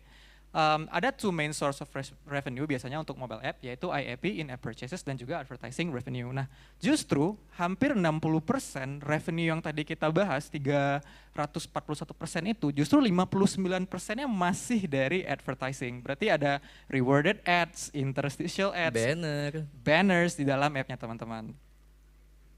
Oke, ini singkat aja, sebenarnya ini very technical, tapi kita cuma mau ngasih share ke teman-teman. Kalau teman-teman mau masuk ke Russian market, teman-teman bisa lihat di sini, CPM kita di berbagai jenis banner, kita sebenarnya slightly lebih tinggi dari India, kita juga slightly lebih tinggi dari China, jadi potensi untuk teman-teman bisa dapetin revenue itu sebenarnya cukup besar. Oke, Kita udah ngejelasin tadi bahwa emerging market itu adalah market yang potensial, teman-teman bisa enter emerging market. Summary-nya adalah teman-teman masih bisa dapetin revenue yang cukup tinggi dari sini. Teman-teman bahkan karena volumenya lebih banyak itu bisa match revenue-nya dengan tier 1 market. Dan yang terakhir, barrier untuk enter market tersebut itu lebih rendah daripada teman-teman harus maksain masuk ke tier 1 karena CPI yang lebih murah, Mas Mara. Oke, tentunya lebih efisien ya Mas Rifki ya, Betul. secara bisnis ya. Betul, jadi kalau tadi di depan kita udah sempat jelaskan soal kenapa teman-teman harus masuk ke emerging market. Nah, kita langsung masuk ke strategi pertama aja Mas Mara supaya kita bisa save some time. Apa nih Mas Rifki? Oke, strategi yang pertama kalau teman-teman mau masuk ke market Rusia adalah teman-teman harus gunakan yang namanya local ad network. Oke.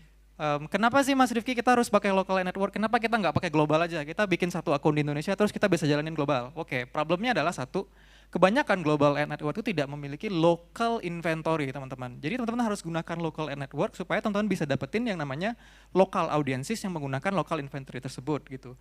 Terus biasanya kalau local ad network itu punya data yang lebih banyak ketimbang global ad network karena banyak eksklusif app dan eksklusif placement yang cuma digunakan di negara tersebut. Nah makanya tadi berkelanjutan dengan diskusi yang sebelumnya sebenarnya masukin new market dan kita harus paham marketnya ya gitu. Nah terakhir, biasanya local ad network itu punya yang namanya exclusive placement yang nggak dimiliki oleh si global ad network tadi. Oke, Mas Rifki udah bicara tadi harus pakai local ad network. Emangnya ada case study nggak Mas Rifki? Oke, kita ada satu case study, kita nggak bisa mention title gamenya, tapi ini adalah mid-core game. Jadi yang terjadi adalah sebelumnya klien kita ini menggunakan global ad network, trying to enter Russian market, tapi ternyata itu stuck Mas Mara, nggak bisa naik-naik gitu. Nah, semenjak mereka menggunakan Yandex Ads, itu install mereka naik sampai 50K dan juga volume dari instalasinya itu naik sampai 2,5 kali lipat tanpa ada penambahan cost per install. Jadi seperti yang kita sampaikan di depan, volumenya makin banyak, CPI-nya tetap sama Mas Mara. Berarti kalau bisa di bahasa Indonesiain tuh lebih efisien sama lebih cuan ya Mas Rifki ya? Lebih cuan dan lebih cost saving Mas Mara. Thank you. Oke, jadi kita mau introduce salah satu local ad network yang very strong di Russia dan juga CIS, yaitu Yandex. Mengapa Yandex? Pertama, Yandex itu adalah search engine market leader di Russia, kita punya hampir 70% share di Russia. Kedua, kita juga punya Yandex Advertising Networks yang sudah berpartner dengan semua local inventory yang ada di Russia. Dan yang terakhir kita punya Yandex Services yang mungkin banyak teman-teman di sini belum tahu nih. Mas Mara boleh bantu aku. Kalau misalkan aku mau pesen taksi itu pakai apa kalau di Rusia Mas? Yandex Taxi. Kalau saya mau nonton streaming Mas? Untuk streaming ya, Yandex. Kino Voice. Kino Voice. Kalau mau dengar musik? Yandex Music. Oke, jadi hampir dari semua app-app yang digunakan di sana itu menggunakan platform dari Yandex gitu. Berarti bisa dibilang dari bangun tidur sampai tidur lagi, itu pakai servisnya Yandex Mas ya? Mau belanja beli tiket pakai Yandex Travel. Mau belanja e-commerce pakai Yandex Market. Oke. Nah, pasti pertanyaan berikutnya, oke Mas Rifki, kita banyak banget punya barrier untuk masuk ke new market tersebut. Kita nggak punya experience-nya, kita nggak punya best practice-nya. Sebenarnya yang ada di belakang saya ini tuh hanya small best practice aja dari yang akan kita bantu nantinya ya Mas Mara ya. Jadi yang pasti itu adalah user experience, language dan localization. Mungkin sangat berkelanjutan dengan topik yang dibahas sebelumnya gitu. Nah, pastikan teman-teman sudah menggunakan bahasa lokal, which is bahasa Rusia. Kalau bisa bahasa Inggris juga sebenarnya nggak apa-apa. Terus yang paling penting adalah teman-teman ngerti dengan yang namanya local adaptation gitu. Nah itu tuh pasti akan jadi challenge. Terus gimana ya caranya Mas Rifki, kita nggak terlalu berpengalaman dengan market ini. Nah makanya harus ke booth kita supaya kita bisa bantu jelasin lebih lanjut ya Mas Mara. Bener, kalau untuk diskusi lebih dalam bisa visit ke booth kita. Siap. Nah oke, strategi pertama Mas Rifki kita udah tahu kita harus pakai local network, kita harus jalanin app install campaign untuk dapetin user yang lebih banyak. Terus habis itu gimana cara kita bisa analyze datanya, gimana cara kita tahu ini adalah langkah yang benar Mas Rifki?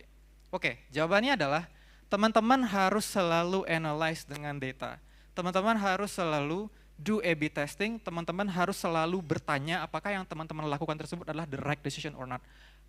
Sebenarnya ada banyak pertanyaan, tapi top 3 yang paling penting yang teman-teman harus ketahui adalah kira-kira channel yang teman-teman gunakan tersebut, apakah itu high quality traffic gitu. Apakah mereka spend time di aplikasi teman-teman? Apakah mereka punya day retention yang bagus di aplikasi teman-teman?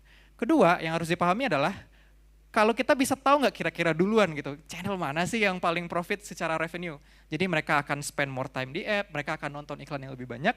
Sama terakhir, kira-kira kita bisa jawab nggak ya? Kita bisa langsung apply nggak ya data ini ke campaign kita gitu. Jadi kalau nunggu 2 bulan, 3 bulan machine learning kan lama ya gitu. Nah, sebenarnya salah satu solusinya kita menyarankan untuk menggunakan yang namanya LTV report dari Appmetrica. Jadi LTV report dari Appmetrica ini menggunakan machine learning dan AI untuk melakukan forecast dan prediction untuk cari tahu nih Mas Mara, channel mana yang sebenarnya paling bagus quality-nya by retention dan by revenue. Terus paling penting nanti datanya juga bisa digunakan untuk optimization. Oke, itu bisa sampai lower funnel juga ya Mas Rifki ya? Bisa sampai lower funnel, as long as teman-teman bisa implement code eventnya di funnel yang diinginkan, kita bisa track semua. Oke. Oke, kenapa harus LTV ini sih Mas Rifki yang kita highlight hari ini? Oke, paling penting dulu yang satu, LTV prediction-nya kita itu tidak mensegmen dan tidak berdasarkan sampel. Jadi kalau di platform lain itu biasanya di sampel Mas Mara. Jadi mungkin 20%, 30% users. Di Appmetrica tidak, kita hampir pakai 100% data. Yang kedua, LTV report tadi itu bisa dilakukan sebagai post back ke MMP atau ke ad network yang teman-teman gunakan. Jadi data yang kita assess tadi itu pakai machine learning, itu bisa dikirim lagi ke ad network supaya mereka bisa optimize campaign dan juga ads-nya.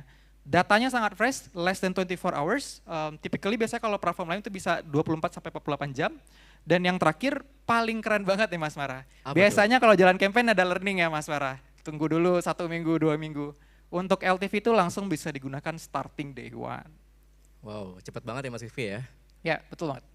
Nah, satu case tadi singkat aja. Jadi Auto.ru salah satu klien kita itu menggunakan LTV report. Jadi sebelumnya tuh belum menggunakan LTV report dan juga belum menggunakan Appmetrica. Setelah mereka gunakan LTV report kita, mereka kirim data yang sudah optimized tersebut ke ad network kita, justru kita dapat increase in revenue 2 kali. Tapi Mas Rifki, kenapa ya installnya turun ya? Jadi kan kita lihat di sini hampir 5 kali itu volume installnya turun. Nah justru sebenarnya ini good sign teman-teman. Jadi volume installnya turun karena quality traffic itu jauh lebih bagus ketimbang sebelumnya tanpa LTV. Oh, berarti lebih mentingin kualitas ya daripada quantity lebih ya? mentingin kualitas, lebih mentingin retention, dan lebih mentingin revenue untuk teman-teman. Oke, tadi Mas Rifki udah bilang harus pakai local network, harus di-analyze datanya setelah jalan.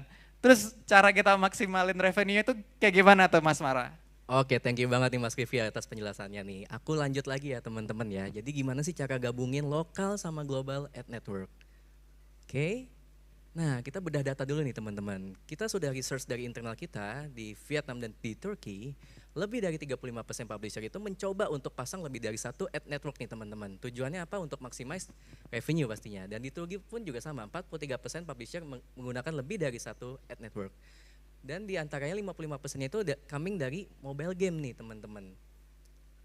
Oke, dari data tadi kita setuju ya 75%-nya tuh penting nih katanya teman-teman untuk gabungin antara lokal sama global ad network. Tujuannya untuk apa? Pastinya maximize revenue dong. Oke. Ya, pasti teman-teman bertanya nih. Familiar nih sama ya, brand-brand ini ya Mas Mara ya? Benar-benar. Pemain-pemain globalnya siapa aja sih nih teman-teman? Oke, pemain globalnya mungkin bisa kita sudah tahu ya. Integral, Pengle, lalu salah satunya kita sendiri Yandex Advertising Ad Network. Oke, nah apa aja sih keuntungan gabungin antara lokal sama global ad network? Yang pertama pastinya si user masih dapat local advertising nih teman-teman. Masih bisa ngelihat iklan dari e-commerce lokalnya atau iklan dari lokal-lokal lainnya. Dan kedua kita bisa bidding nih. Kita hanya ambil highest CPM aja lah teman-teman gitu. Kita ambil harga yang paling tinggi aja deh gitu. Dan yang ketiga tentunya secara fill rate keterisian iklan itu bisa lebih optimal lagi nih teman-teman dengan gabungin antara lokal dan global. Oke, tapi banyak nih yang terjadi ketika publisher jalanin sendiri, itu pusing nih settingnya nih Mas Rifki nih. Jadi kita pasang global, pasang lokal Mas. Iya. SDK-nya 1, SDK-nya 2, SDK-nya 3. Dashboard-nya 3 dong Mas. Bener, secara dashboard lebih banyak, SDK-nya lebih banyak, tingkat kepusingannya ya lebih tinggi nih Mas Rifki nih. Betul. Nah yang kedua ini ya tadi tuh increase complexity pasti lebih pusing, dan yang ketiga bingung nih gabungin datanya nih karena diskrepensinya biasanya masalah isu utama tuh di publisher tuh. Dan ini berdasarkan feedback yang kita dapat di hari sebelumnya ya Mas Mara ya. Banyak banget yang mengeluhkan hal ini. Bener. Oke, nah kita lanjut aja nih ke strategi berikutnya nih sebelum kita kasih solusi yang tadi nih. Nah gimana sih teman-teman cara bikin users kita engage sama happy dengan mobile game kita? Oke, nah kita berdasarkan riset kita nih ya, kita bahas data lagi di sini. kita sudah nanya ke banyak publisher, baik di Indonesia maupun di luar. Masalahnya cuma satu kalau pasang iklan, CPM-nya low. Nggak ada yang lain sih selain itu. Dan kedua, iklannya nggak relevan. Terus ketiga, SDK integrasinya ribet, seperti itu. Nah, oke, kita lanjut lagi. Tapi dari masalah itu semua, kita sudah riset lagi bahwa 80% users tuh masih mau loh nonton iklan, dan 79%-nya itu mereka rata-rata pengen dapat insentifnya sih nih. Jadi ini coin hunter nih Mas Mara? Iya, coin hunter. Diamond hunter nih Mas. Tapi di antara itu nggak taunya 44%-nya itu concern loh dengan quality iklan. Jadi kalau misalnya iklannya bagus mereka senang, tapi kalau misalnya iklan jelek mereka suka komen yang aneh-aneh di kasih store. rating, kasih rating di Google Play benar. Store. Oke, nah ini ada lagi nih masalah lainnya kalau ketika publisher running monetisasi sendiri. Yang pertama tuh bingung pilih ad formatnya apa ya, banner kah, interstitial kah, rewarded kah. Yang kedua bingung nih untuk customize iklannya nih yang sesuai dengan kategori gamenya. Yang ketiga bingung juga pasang ad unit posisinya tuh di mana. Terus yang keempat yang sering ke skip nih, suka main langsung live aja nggak testing dulu nih seperti itu. Tapi jangan khawatir, kita melaunch produk Yandex Easy Monetization di Indonesia untuk membantu teman-teman semua dari isu-isu yang udah aku mention sebelumnya. Jadi in a nutshell ini Easy Monetization ini seperti apa cara kerjanya Mas Mara? Oke, seperti namanya ya, easy ya. Easy itu mudah ya. Mudah? Oke, jadi kita simple integration, simple payment, sama simple communication.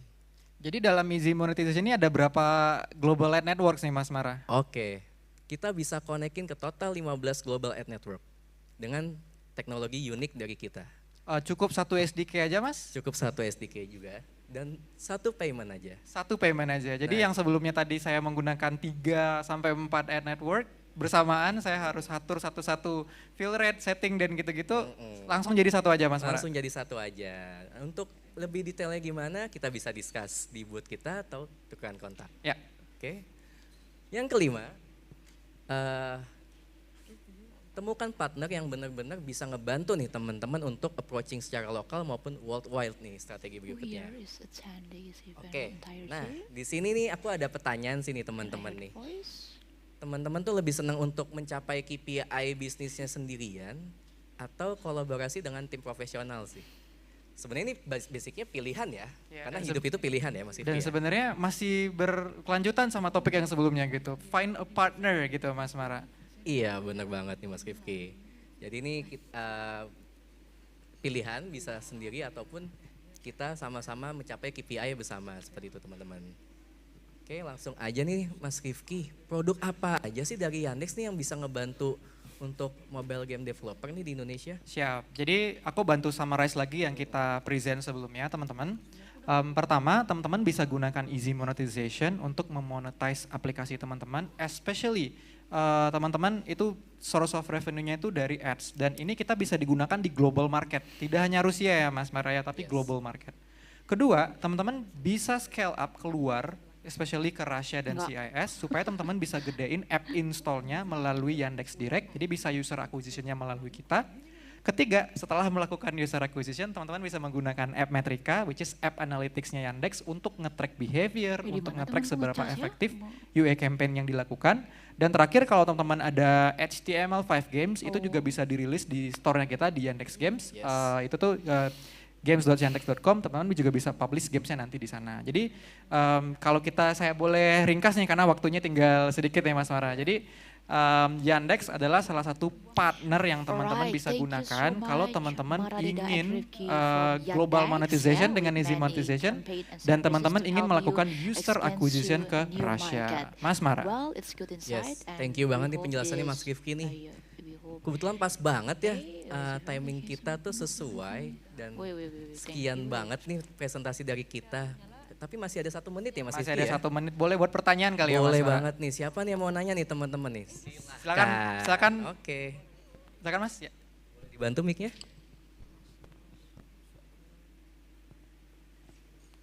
Terima kasih. Saya Alliance dari Snack Video. Kebetulan saya ada pertanyaan tadi terkait LTV ya. Jadi LTV ini kan menarik kita lifetime value. Tapi kalian ada nggak strategi untuk mengukur diskrepansi dari data real Well, atau thank misalnya you data so pelanggan much, yang udah lama. Maradeda Gitu. and Kalian Rifki. strateginya gimana? Well, thank Oke, you so siap. Ini much, Mas Al pertanyaannya Maradeda and luar Rifki biasa from sekali, Mas Al. Yandex. Thank you Don't pertanyaannya. forget Nah, to visit sebenarnya Yandex untuk in strategi Out khusus the Bell kita Room nggak and with nggak many punya yang campaign best and practice gitu, services Mas, to help untuk you ngukur expand perbandingan to the antara new data lama market. sama yang data baru. And Kita ladies sebenarnya and masih gentlemen, menggunakan give a best big round of practice applause di again. industri mirip seperti di Yay. platform lain, Mas. And Kita ada now, retention here, report, attending kita this juga ada event new users entirety. versus old user report, I want to hear sama some terakhir kita ada yang namanya custom Let's see. dashboard di App-Metrika. Jadi saya sarankan kalau memang kita ada isu nih terkait membandingkan Okay, data it's okay. LTV yang lama sama yang baru, itu di App-Metrika bisa custom report. Dan kalau di MMP lain, Mas, itu biasanya lebih expensive, bisa perlu tambahan biaya untuk bisa akses si custom reportnya. Nah, untuk benchmarking sendiri itu bisa tanya kita. Jadi nanti Mas Al itu bisa dapetin benchmarking. Kira-kira kalau si aplikasi yang lain itu gimana sih datanya? Sebagai pengukur nih, Mas, perbandingan antara apakah data kita lebih bagus atau lebih baik daripada si kompetitor ataupun pemain industri yang sama gitu. Jadi saran saya mungkin kita bisa custom dashboard dan paling penting bisa kebut ya, Mas Mara. Bisa banget. Langsung Siap. kita sambut dengan senang hati. Siap, semoga menjawab Mas Al. Thank you. Seperti waktu kita udah habis, kita sudahin dulu ya Mas Rifki ya. Thank you teman-teman IGDX, semoga kita ketemu lagi di tahun depan. Thank you. Well, thank you so much, Maradeda and Rifki from Yandex. Let's give big round of applause again. Yandex for the photo session today. Wow, thank you for your great insight. Yandex with many campaigns and services to help you expand the new market. And ladies and gentlemen, thank you so much again for Yandex, Maradeda, and Rifki to share your insight. And don't forget to visit the booth of Yandex in the outdoor room, ladies and gentlemen. Well, distinguished guests, ladies and gentlemen, we move again for the next agenda today. Yeah, before we move for the discussion panel, the fifth discussion panel, ladies and gentlemen. I want to know your spirit again, ladies and gentlemen. We give big round of applause again, ladies and gentlemen. Hi, thank you for your spirit today. And now, who here is attending this event with entire team? May I know your voice with the team, maybe in the outside area, yeah? It's okay, ladies and gentlemen, before we move again for the next agenda, as we know, Bali is the most destination in Indonesia. Bali have a culture, have a tradition, and of course, Bali have a dance, okay? And now, I want to teach you with the Balinese dance. Maybe, you know about the kecak dance? You know about kecak dance? Now, before we move for the panel discussion, I want to teach you about the kecak dance. Yeah, it's a special dance from Bali. You can usually see the kecak dance in the Uluwatu Temple, Melasti, or Garuda Wisnu Kencana. Okay, for the instruction, ladies and gentlemen, please raise your hand like this. Raise your hand like this, ladies and gentlemen. Okay, it's called kecak dance, and you say cha cha cha cha cha cha cha cha cha cha cha. Okay, I want to hear your sound voice. Okay, kecak dance. Raise your hand. Cha cha cha cha cha cha cha cha cha cha cha. Okay, it's a best performance kecak dance, right? Thank you so much for your attention. Distinguished guests, ladies and gentlemen, now we move again for the next session. We have for the next session, ladies and gentlemen, panel discussion today. Let's roll into our next panel. The title is How Can Indonesia Better Make Games and Make Better Games? This session will cover the current state of Indonesian game development, future growth path, and a lot more, ladies and gentlemen. Guiding us through this discussion is Sarah Johanna as a head of marketing at Toge Production, the studio known for Coffee Talk and a space for the unknown, ladies and gentlemen. Without further ado, this is welcome Sarah Johanna, marketing at Toge Production. Time is yours.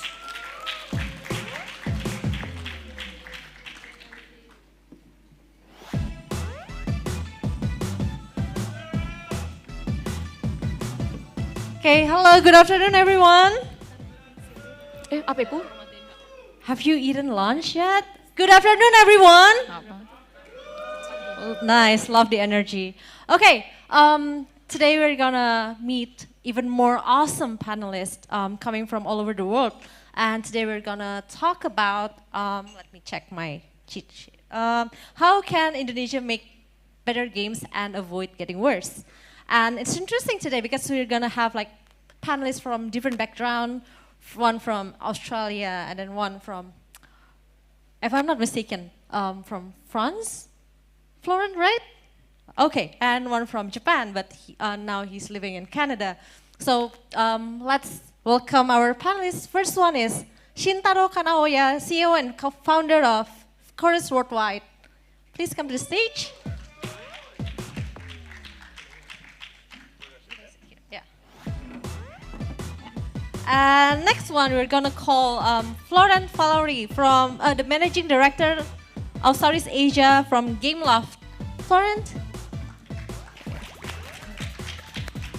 And last but not least, we're gonna have Prashil Singh, the Director of Partnership, College of Vocational Education at MIT Australia. I'm so happy to be here with you guys. I think so our panelists today already prepared like slides to introduce themselves. So I think I'll have the slide on.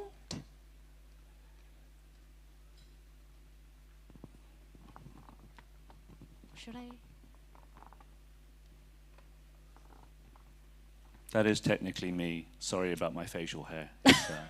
Apologize. Okay. Is the slide on? Okay. Okay, while we wait, maybe you want to introduce yourself personally first while we wait for the slides. Sure. Hi, I'm Shintaro Kanoya. I founded an indie publisher called Chorus Worldwide. We've been going for about 10 years, and we've worked a lot with Toge Productions on Coffee Talk, Space for the Unbound, When the Past Was Around. What else have we done? Rising Hell, and also there are other non-Indonesian companies we work with as well, but we don't talk about them because they don't matter right now. So it's all about Indonesia. But yeah, so we've been doing that for about 10 years, and yeah, that's Chorus. Okay, so myself, Florent, I'm actually based out of Bangkok. I'm French and working for a French company called Gameloft. We got acquired in Vivendi, so they also operate in other entertainment fields, right?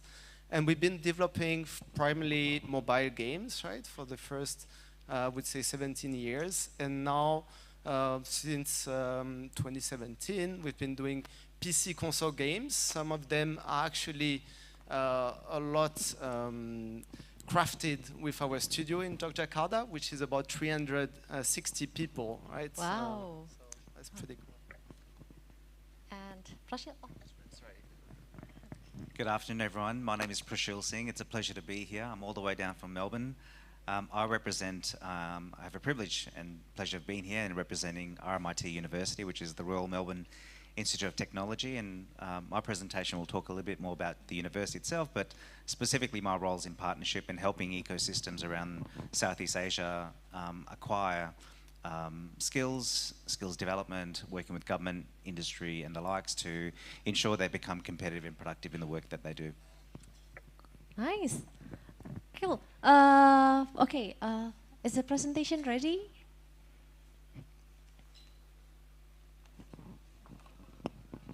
Okay, let me try.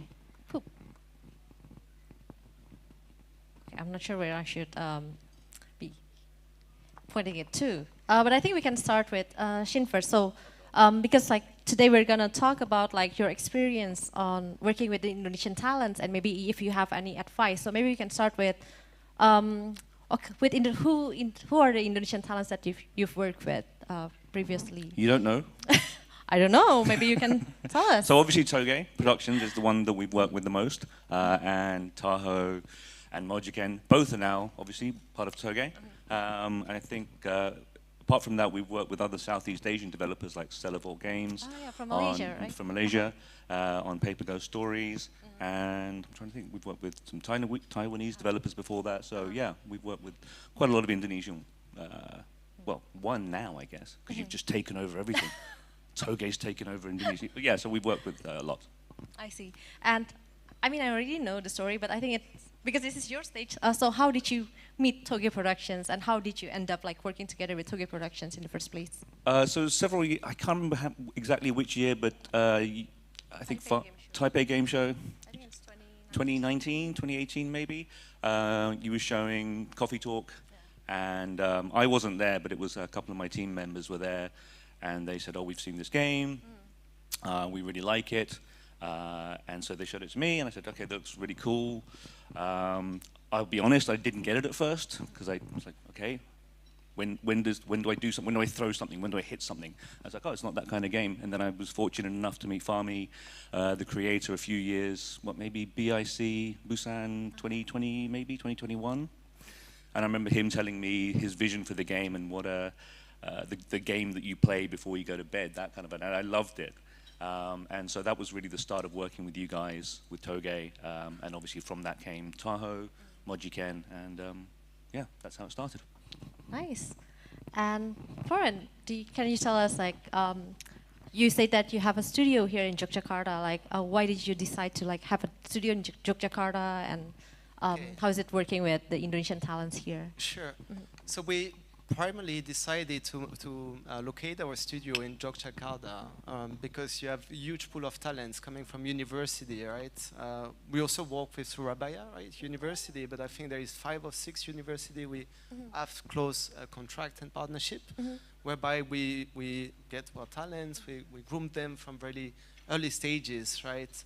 And the way we operate is we take people more skilled maybe from the European studios, and also from, well, Brisbane, or we have another studio in Barcelona. And usually they do a lot of exchange program, right? So we managed to get like very good 3D artists, 2D artists, animation. Okay, here we go. And they do a lot of work as well for projects on OTT. So here in Yogyakarta, right, to support Netflix, Apple Arcade. And they've been very improving, I would say, and our studio is growing, right? So if you look 2 years back, we were just 350, and now it is like growing at a rapid pace. And we see they are very involved into like all those different IPs that you see. Disney Speedstorm, Disney Dreamlight Valley, which are PC console games, are actually a big part of those games on the asset side, marketing collaterals, and all the different elements in games are actually produced here, right? Similarly for Monster, right? Bobo Boy, so that's an IP we brought from Malaysia, but we know it has a strong resonance in the market.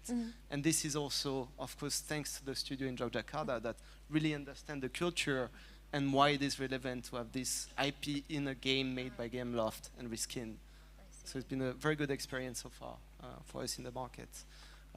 Yeah, so I can explain maybe in the latest slide a bit of the different fields in which we operate. But yeah, Nintendo, Netflix, I mean, we are really across all the different platforms, and we do on-demand service in-house to support other studios at Gameloft, which we call creation studios. So in Montreal, I was talking about Brisbane and Barcelona, as well as Paris. Now we also have one in Paris. But a lot of this work is outsourced internally, if I may say, to this Yogyakarta studio, which is growing very fast. Yeah. So those are the kind of skill sets and position that we have. Usually we work as a squad team, 10 people on each project, right? And you have a mix of producer, game designer, programmers, artists, as well as sound, and the sales marketing would be mostly on my side in the APAC region, right? And that's just to give you an illustration of the output that can actually come with 3D design for one of the main game done by Gameloft, which is called Dragon Manual Legends. It also spin off as a book, as a movie series. I mean, there are a lot of things coming out, and it started as a game, and that's very important for us, and that's an advice we'd give to create a strong IP identity when it's your own game, so that it can goes into much more field than just a game as a start. So those are the university we are connected with, as I mentioned earlier on, and of course a lot of very strong partners, and I'm thinking about Institut Français, IGDX, and all the people that invited us here. So a big thanks to all of them, and of course a lot of CSR actually activities in which we are engaged as well. So big thanks. Okay. Thank you so much. That sounds really awesome. And next, Prashil, can you tell us about you and what you do and how you work with the Indonesian talents. Thank you. And maybe if I just go through some of the slides, just to be mindful of time. So RMIT University is a university of impact in Asia Pac, and certainly as part of our strategy as a university is to be embedded in the regions and the markets we serve, and also to create impacts in which the programs that we deliver. So just for benefit and understanding, we're a global university. We have about close to 100,000 students. We have locations across Australia, but also across Vietnam. We have a campus there, hubs in Spain, and partner organisations throughout Indonesia, China, Hong Kong, Singapore, and other areas. And certainly across if I was to introduce the next slide, over the past 5 years alone, if you were to think about our Melbourne campus, we had more than 30,000 international students come to Melbourne. So very rich in culture, very rich in diversity, very rich in understanding different nuances in that sense. And more specifically, with Melbourne being a gaming segment and a capital, RMIT has been supporting that ecosystem for a number of years, and a lot of our alum have gone on to become greater and bigger studios in that sense. So through the education programs, we have been connected in the sector and the ecosystem, and then more specifically in Indonesia, we have been sort of bringing some of that programs here to help the ecosystem to sort of get skilled up, go up the next level, to help them to become more of an industry. They're not an industry, it's an emerging industry, but certainly when you look at economic development in whichever markets you serve, education and investment attractions go hand in glove. So, for our panelists here as well today, in order for them to grow their business and acquire more opportunities, they need to have the right talent, and certainly being a knowledge partner across the ecosystems gives me the privilege to work with a lot of different government, industry, and universities for that matter, in that sense. But some of the slides that we just click through might give a bit more context around our discipline. So we're a dual sector university. I don't think a lot of people understand what that means. It's actually everything from certificate level training, so vocational, for those who might understand, or in other markets known as polytechnics, or technical further education programs, so vocational levels from 1 right up to, let's say, 6, and then pathway into tertiary programs, which is more the bachelor, master's, PhD program, across the disciplines that you just see on the screen here, so business and law, design and social context. And when you see the design and social context stream, we have art, design, media, communications, and in our vocational college, creative industries, in which we have talent and capability, which we then repurpose in a localized, contextualized way in the markets here in Indonesia. Cool. And if I was to probably just talk about some of the programs, and not like that's what I was referring to, certificate, but you can see here that Diploma of Screen and Media, Animation, Gaming, Visual Effects. We're running a series of short courses in Indonesia, and a lot of our short course program does leverage from some of these vocational streams. But certainly learners have the opportunity of going deeper into their learning and specialization through bachelor programs, Master of Animation, and or becoming PhD in that particular discipline as well. This is the program and project that we have embarked on. So certainly we have collaborated with Infinite Learning out of Batam in Indonesia, and part of our collaboration with Infinite Learning and working in that digital ecosystem have been supporting a number of aspiring game developers through the Campus Merdeka program to really target and or to skill up these talents in introduction into game design, providing more practical hands-on, assigning them to mentors, industry placements, and integrated learning, so that the skills that they are taught are actually applicable in that sense. There's ambition for us to actually go more, and I guess if I was to probably just skip through some of the other slides there, just gives you, certainly it's just the programs that I was talking about there, pretty practical. Skills are perishable. If you don't use it, you lose it. And certainly from our perspective, we are very deeply committed in Indonesia, and not just in those disciplines, but across the ecosystem, to ensure that our learners, wherever they might be, are integrated and connected in the workplace. And certainly through that, what we have now put forward to different settings in Indonesia is to look at some technical, creative and business programs that we're sort of specializing for the games sector, which you can see there, you know, whether there might be animators, graphic design, 3D artists, web developers, UX, game designers, sound designers. So there's a range of different specialization skills that can come out of this to help the ecosystem here to lift its game, to lift the next level up, to become a bit more sort of specialist in the discipline that they, and the passion that they have. But also, and it's good to hear that there's some great work already has been done through different incubation programs, whereby giving them the business skills as well, because having a game is actually running a business, and understanding the business acumen is really important. But I might just pause there, but happy to talk about some of this more broadly after. Okay, cool. Okay, thank you so much for sharing. Okay, so it seems that, oh, by the way, we can turn off the slides and go back to the previous image.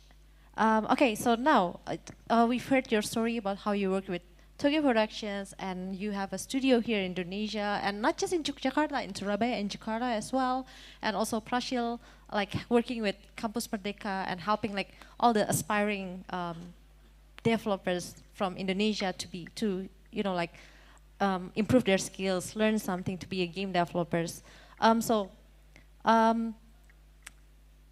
You've worked with the Indonesian talents, or perhaps you've played their game before, or maybe you already tried some of the games here at IGDX.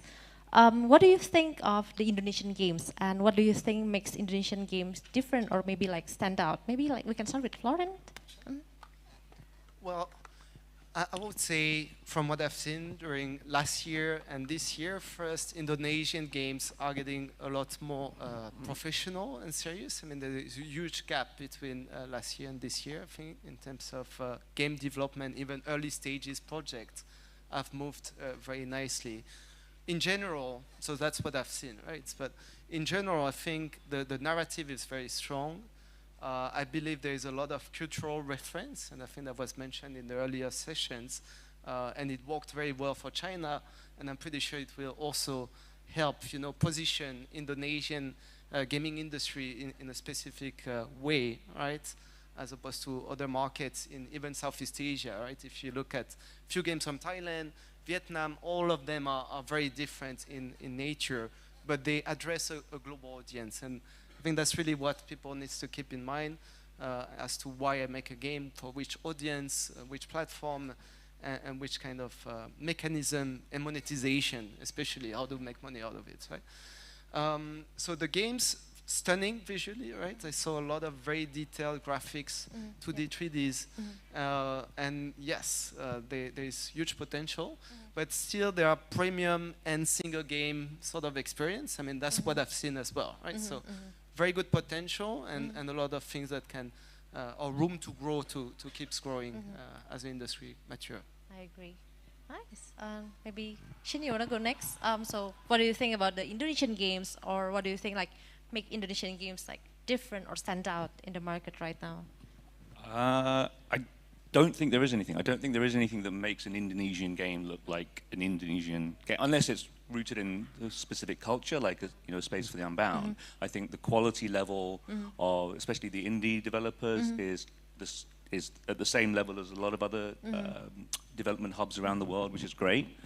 One of the things I like about Indonesian development is, from a cultural point of view, to always kind of look both towards the West, but also towards the East. So from our point of view as a publisher, we can take a game like Coffee Talk, and we can try and make it be successful in the West, in North America, in Europe, but also in Japan and other parts of East Asia, because a lot of the time, if you get a game that's developed, say, in the West, and it's deeply rooted in kind of Western game styles, it's harder to sell those kind of games into Asia because the art style is not quite appealing or whatever. I think Indonesian developers have been looking at both sides of the world, and you can see that in the games, and I think that's one of the things that makes it a really strong place for game development, because it can cross cultures. I see. Yeah, that's. The games here have been really good. The games, I think, the games I've seen in both halls have been really, really strong. Yeah, and I was here 2 years ago, and I think definitely see an improvement. So yeah, it's great. Nice.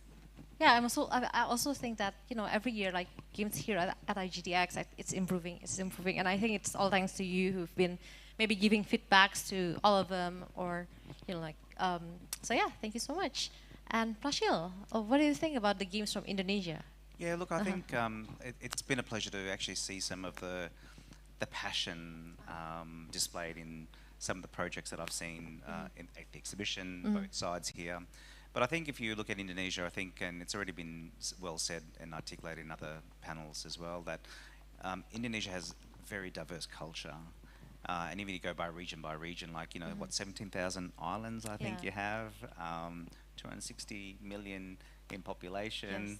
Yes. But even going to Jogja, which I was there a couple of weeks ago with the ICFS conference, and what I took away from Jogja was a unique sound, actually, that was quite unique to that region, in which it could be applied in their cultural context in celebrating or connecting emotionally and, through those different sensories to tell that story and to become connected to the audience in which it's appealing to. So I think Indonesia has a lot to offer, whether that might be in characters, textiles, design, stories, sound, and it's just bottling all that up together to really articulate that. So I can see a lot of great potential.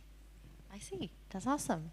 And what do you think that, like from the game itself, like what do you think that the developers can do to improve that even more, to be able to like compete with the global market? Because like right now, when you sell games on, for example, like on Steam or Google Play or Nintendo Switch or whatever platforms out there, you're not competing like within the country.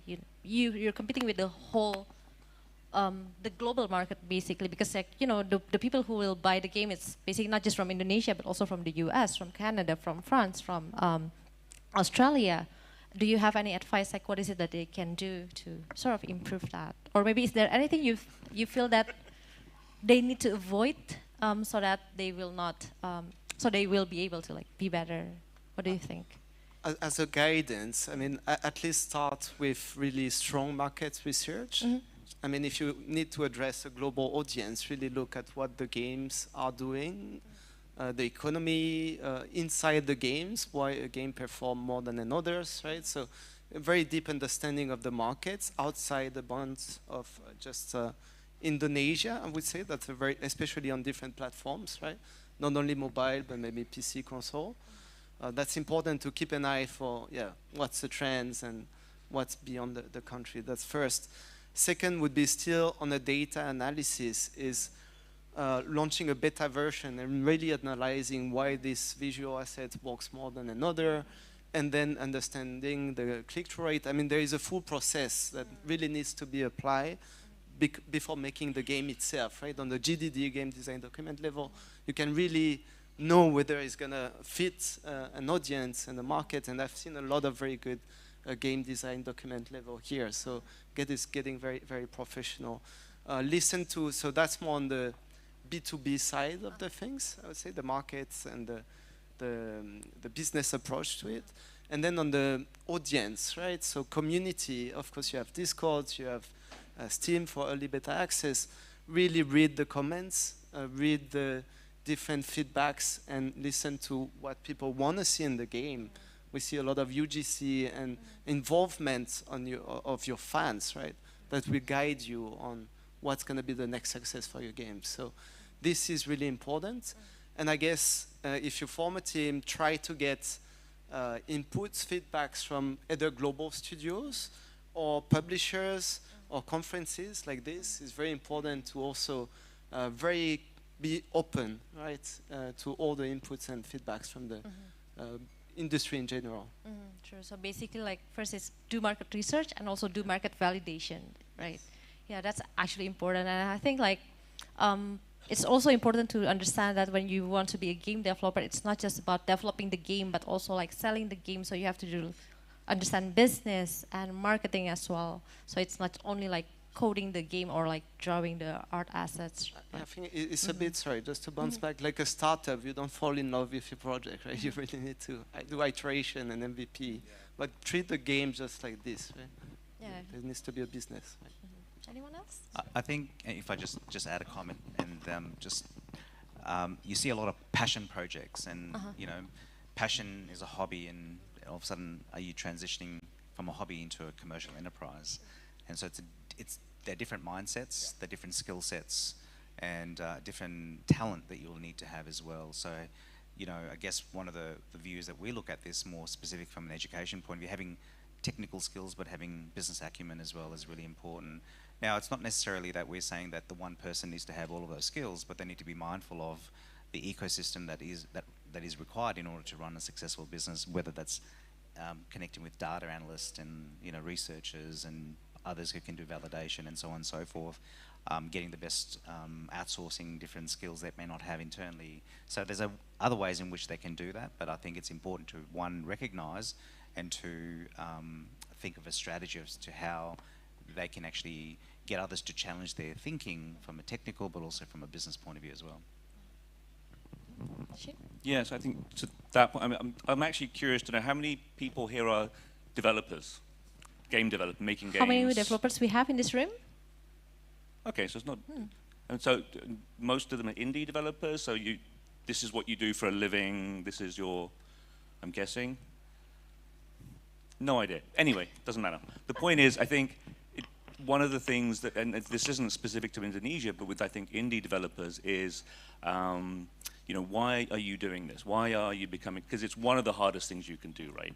And because indies are financially constrained, you're always trying to create new IP, and you're trying to then market into what's probably the most vicious market we've seen in games in the history of the industry. It's brutal. So it's one of the hardest things you can do. So ask yourself why you're doing it. And I think a lot of the times, and we've published a few games like this where the developers are really passionate about a subject matter, or they really love their culture, or whatever it is. And that's great, and it's like a love letter, it's like a poem.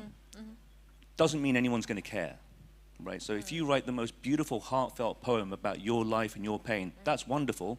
No one has to give a shit, and certainly no one has to pay for it, right? So if you want to keep being an indie developer and keep doing it for a long time, then you have to start thinking about the audience, right? And that's, and I think a lot of the time, indies forget to do that a little bit, or get kind of drink your own Kool-Aid. I don't know if that translates here, but you know, just kind of fall in love with your own stuff, and then wonder why when the game comes out, you don't have enough money to make the next game. So I would say to Florence's point, like market research, you know, understanding, you're not making a game just for yourself. Make a game that only you can make, but that other people want to play. So basically there has to be balance between your capability, like what games you can make and you love, and also what games that, you know, like people will play and that people will love. Yeah, that's a very good point actually. Okay, I think we can go to the next questions. So we already talked about the games. Now let's talk about the talents. We have professional developers here, and we have also aspiring game developers. I think yesterday we also have lots of university students coming to IGDX. And all three of you came from very different background from the industry. And we have publishers here, and outsourcing, and then educations. So what do you think about working with talents from Indonesia, and what do you think these talents can do, like as an individual, to be able to improve their skills, or maybe to be able to make a better games? Maybe we can start with Prashil, because you came from the education background. Maybe you have any advice or? Yeah, look, I think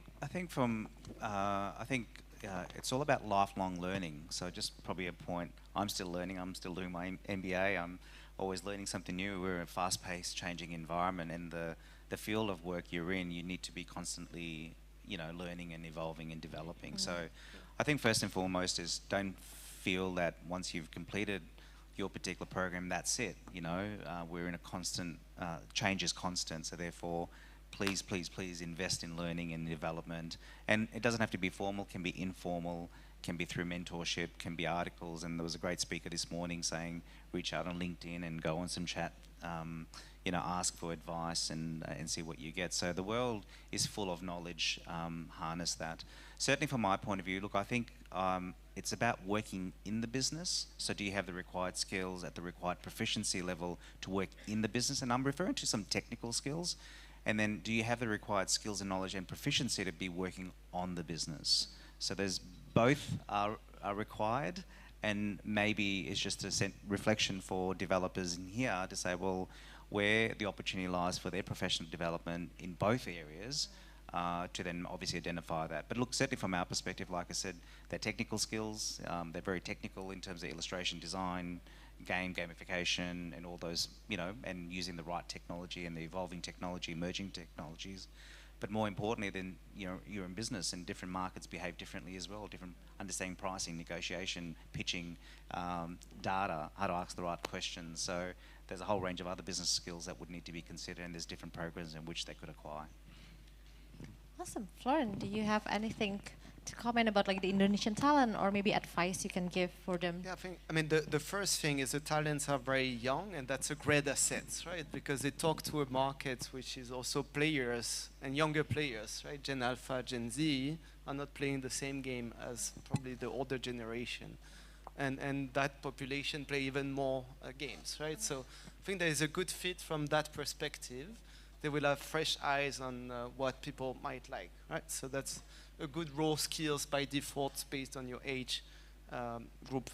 The second thing is very creative, good in visuals, we talk about it, and maybe lacking a bit of autonomy. I think that's one of the feedback we got from our studio. They still need very strong guidance. So autonomy would be important at some point. If you want to grow your team, you cannot have one person behind each other, you know.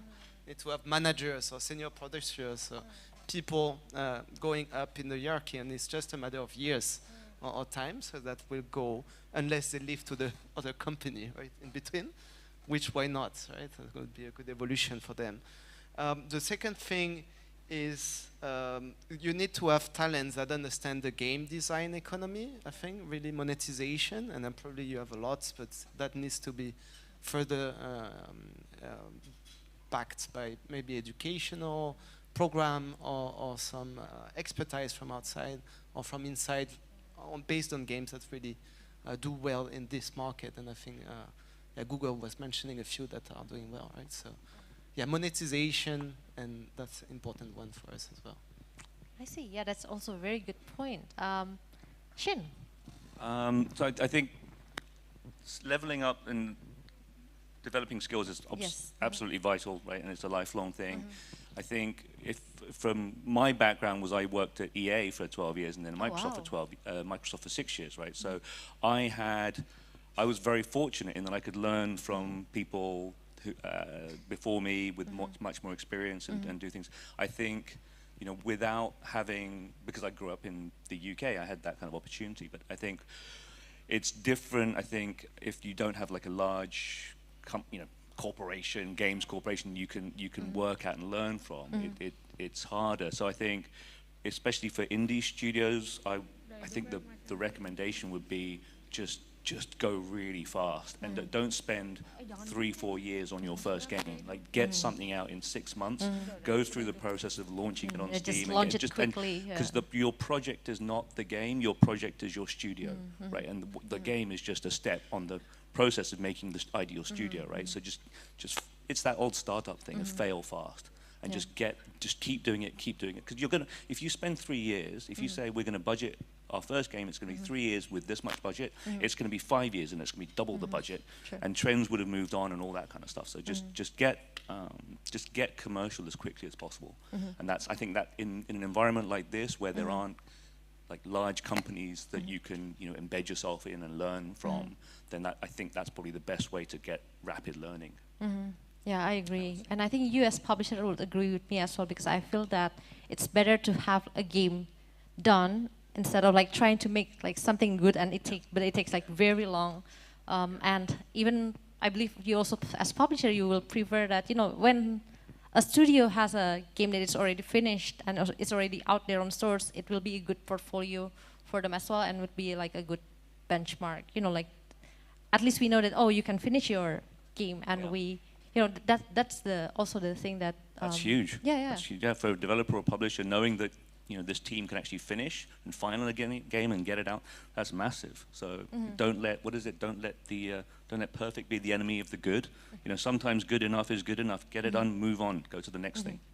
I agree. Okay, I think we have 2 minutes left. Any last advice for everyone's here who wants to be like a game developer, who wants to go out there and bring their game to the world? For me, just a short word, be persistent. I mean, everyone is on the right track, I guess, from what I've seen, but maybe accelerate and get the game out there on the market fast, yeah. And Prashil? I think it's a great sense for them to reflect and celebrate. I think that word is important. There's some really amazing talent, a lot of creativity. You're on the right path. I think you just need to acknowledge and take advice both from other developers, other publishers, the network, do more networking. I see this community being very connected, very interpersonal. That's quite unique. And I think there's a strength there in that as well, so harness that. Sure. Yeah. Awesome. Shin, last one. Okay. Oh God, final thing. I would say that to Prashil's point, actually, don't ignore the business side of it. If you're an indie developer, you are a business, right? You are a small business person. You have to worry about those things. If your cash flow dries up, you are dead, and you have to know these kinds of things. So learn how to manage it. Learn how to manage your business, or the business will manage you. And that's a lot thing that you see, not just Indonesian, but indie devs around the world kind of forget that, and then they struggle afterwards. So yeah. Okay. Oh, Prashil, you have anything to add? Yeah, and I'm making a big assumption here, but 100%. Like, you need a business plan. Yes. So I don't know if that's a common concept here, but a business plan. It ain't sexy, but you need it. Yeah, you 100%. need a business plan. Okay. Awesome. Oh, we have a very great discussion today, actually. Like, there's a lot of great insights from 3 of you. Thank you so much. Do we have time for Q&A? Who do I ask? Or maybe anyone has any questions to 3 of our panelists here today? Oh, there's one.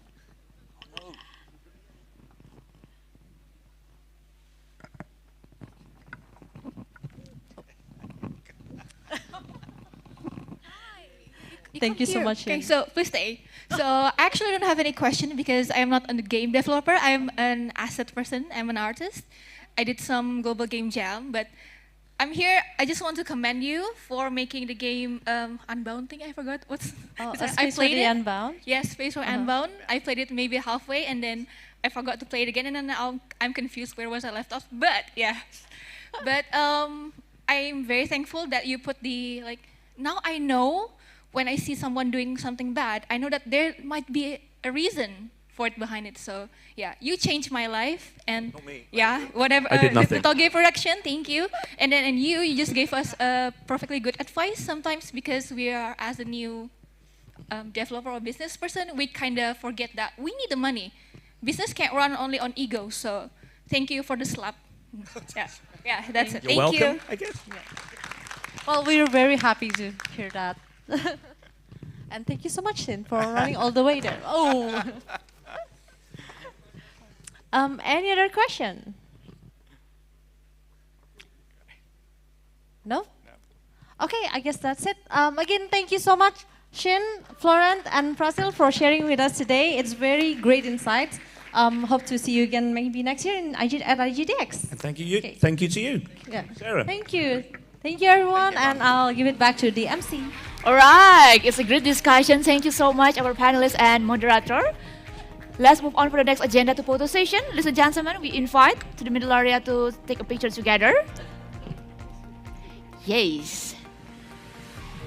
That's all about the panel discussion, ladies and gentlemen. We hope this panel discussion make a good impact and collaboration for you, ladies and gentlemen, and with good insight for today. Yes, let's see the camera with your smile. 1, 2, 3. Once again, with your smile, Bali. 1, 2, 3. And now? Alright, thank you so much, our moderator, Sarah Johanna, and all the panelists. Thank you so much. We have So amazing panelists, ladies and gentlemen. Also, we have energetic speaker right now. Thank you so much for your spirit today and give it a good impact for discussion, the panel discussion, ladies and gentlemen. Now we move again for the next agenda. Distinguished guests, ladies and gentlemen, are you still excited, right, for this session? Yes, are you still excited? Thank you so much for your spirit. Okay, distinguished guests, ladies and gentlemen, now we move on to the next agenda to learn about the keynote speech. We have thrilled to move into a truly fixed session on game design and psychology. And before that, I would like to say thank you so much for Garena Indonesia to support this event. Let's give big round of applause, ladies and gentlemen. Garena Indonesia as the partner to support IGDX Business and Conference 2024. Thank you so much, Garena Indonesia, for the support and collaboration. Ladies and gentlemen, this session, we have thrilled to move into a truly fascinating session on game design and psychology. Up next, we have Celia Udong, a leading authority in user experience and psychology within the gaming industry. Today, she will be sharing her expertise on capturing player motivation through psychology in game design. Ladies and gentlemen, Celia has been a key player in shaping how we understand user engagement in games, helping developers tap into what makes players feel motivated, connected, and immersive. Her insights have influenced some of the most beloved games, and we are excited to learn from her today, ladies and gentlemen. Without further ado, please welcome Mrs. Celia Udong. Time is yours.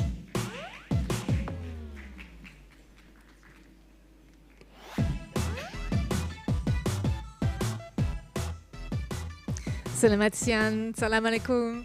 Thank you so much for being here. I'm very honored and pleased to be here today. Thank you so much for your invitation. My name is Celia Udong, and I have a PhD in psychology and been working in the video games industry for over 15 years in studios like Ubisoft in France and in Montreal, and LucasArts in San Francisco, and at Epic Games, where I was director of UX at Epic at the studio level. And I worked on many games, including a little game called Fortnite. And I left Epic in late 2017, and ever since then, I've been doing independent consultancy on game UX. And this is what we're going to talk about. We're going to talk about UX as a strategy. And as soon as the slides come up, I can show you what I prepared for you. Awesome, thank you so much. Okay, so we're gonna talk about UX as a strategy because UX is not just about the UI. And we talk about UX, I like to use that picture just to simplify a little bit. When you design something, your design intentions can be a nice path that is very direct to cross a park, for example. But the experience of people is not necessarily gonna go through this beautiful lane. People might want to cross just to go faster to go to the crosswalk. And that is the experience of your users. And we care about this very early on, because if we don't, we're just going to follow our design intentions and we're going to make a game or a park and just work in a silo. And when we ship it, and it's not going well, it's too late to really fix it properly, and we just patch it, but it's not really changing the problem. And so user experience is about very early on thinking about what our design, how our design intentions will be felt by our players, how our players will experience the game. And this is really important because we make the game for them, not for us. So this is what user experience is about. It's about shifting our perspective. So to do that, we need a little bit of science, namely cognitive science, because the experience of a player is happening in their minds. This is all the emotions and how we understand the game, how we learn about the game. It's all happening in our minds. So we need to understand how the brain works a little bit. So this is a very simplified representation of what's going on in the brain. As we learn about something, it all starts with a perception of an input. Like right now, you're hearing me and you're seeing me. So your senses are getting all that information, and we're going to process that information, and hopefully we're going to remember it. If we learn about something, it means that we remember. And to do that, there's a lot of things happening and a lot of processes that happen, namely attention. The more we pay attention to something, the better we're going to process this information. Of course, this is heavily simplified. We don't have independent buckets like this in the brain. Everything is happening at the same time. It's extremely complex, but this is just for the sake of this presentation. These mental processes like perception, attention, and memory can be very efficient in humans, but they have also great limitations. And it's really important to understand those limitations because your players are going to have those limitations as they play your game. So I'm just going to show you an example for each of these processes and show you one of the main limitations and how we can fix this in games. So let me play a little game here. We love games, right? So here's a little game for you. What do you perceive in this image? I heard it. I heard Street Fighter characters. So I love to show this image because a lot of people are going to give me a lot of different answers. So yes, if you played Street Fighter, you will definitely recognize the Street Fighter characters as they are minimized here by the artist Ashley Browning.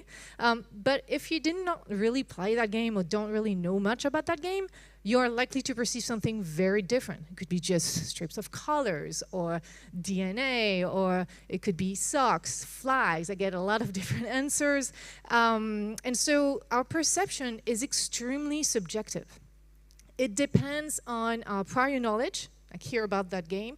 It depends on our culture. It depends on our expectations. Like, you know, I work in games, we all talk about games here, so this is going to influence the way you perceive this image. It also depends on your DNA. If you're a male, 8% of the male population can have a color blindness. So if you're colorblind, you might feel excluded from this example, and I apologize for this. It's extremely important to understand that we all perceive the world differently. We do not perceive the world as it is. Perception is a construction of the mind, and it's highly, highly subjective. So whatever you are designing with certain intentions is not necessarily what your players are going to perceive. And so that's why we do a lot of things to try to counter this, because it's extremely difficult to think about all the time, because, again, it's hard to understand what you are going to perceive from what I'm designing. So we test. We do a lot of tests, not just about the UI, but this is an example with an icon, but we test everything: character design, environment design, music, sound design. We can test icons, the most important icons. So for example, in Fortnite, we had a bunch of information that we need to convey properly to players. One of this was conveyed by this icon in the menu for players. So maybe some of you have guessed what this was supposed to represent. It's supposed to represent traps in so this is a placeholder menu when we're still working in the prototype of Fortnite. It was supposed to represent the category of traps in the crafting menu.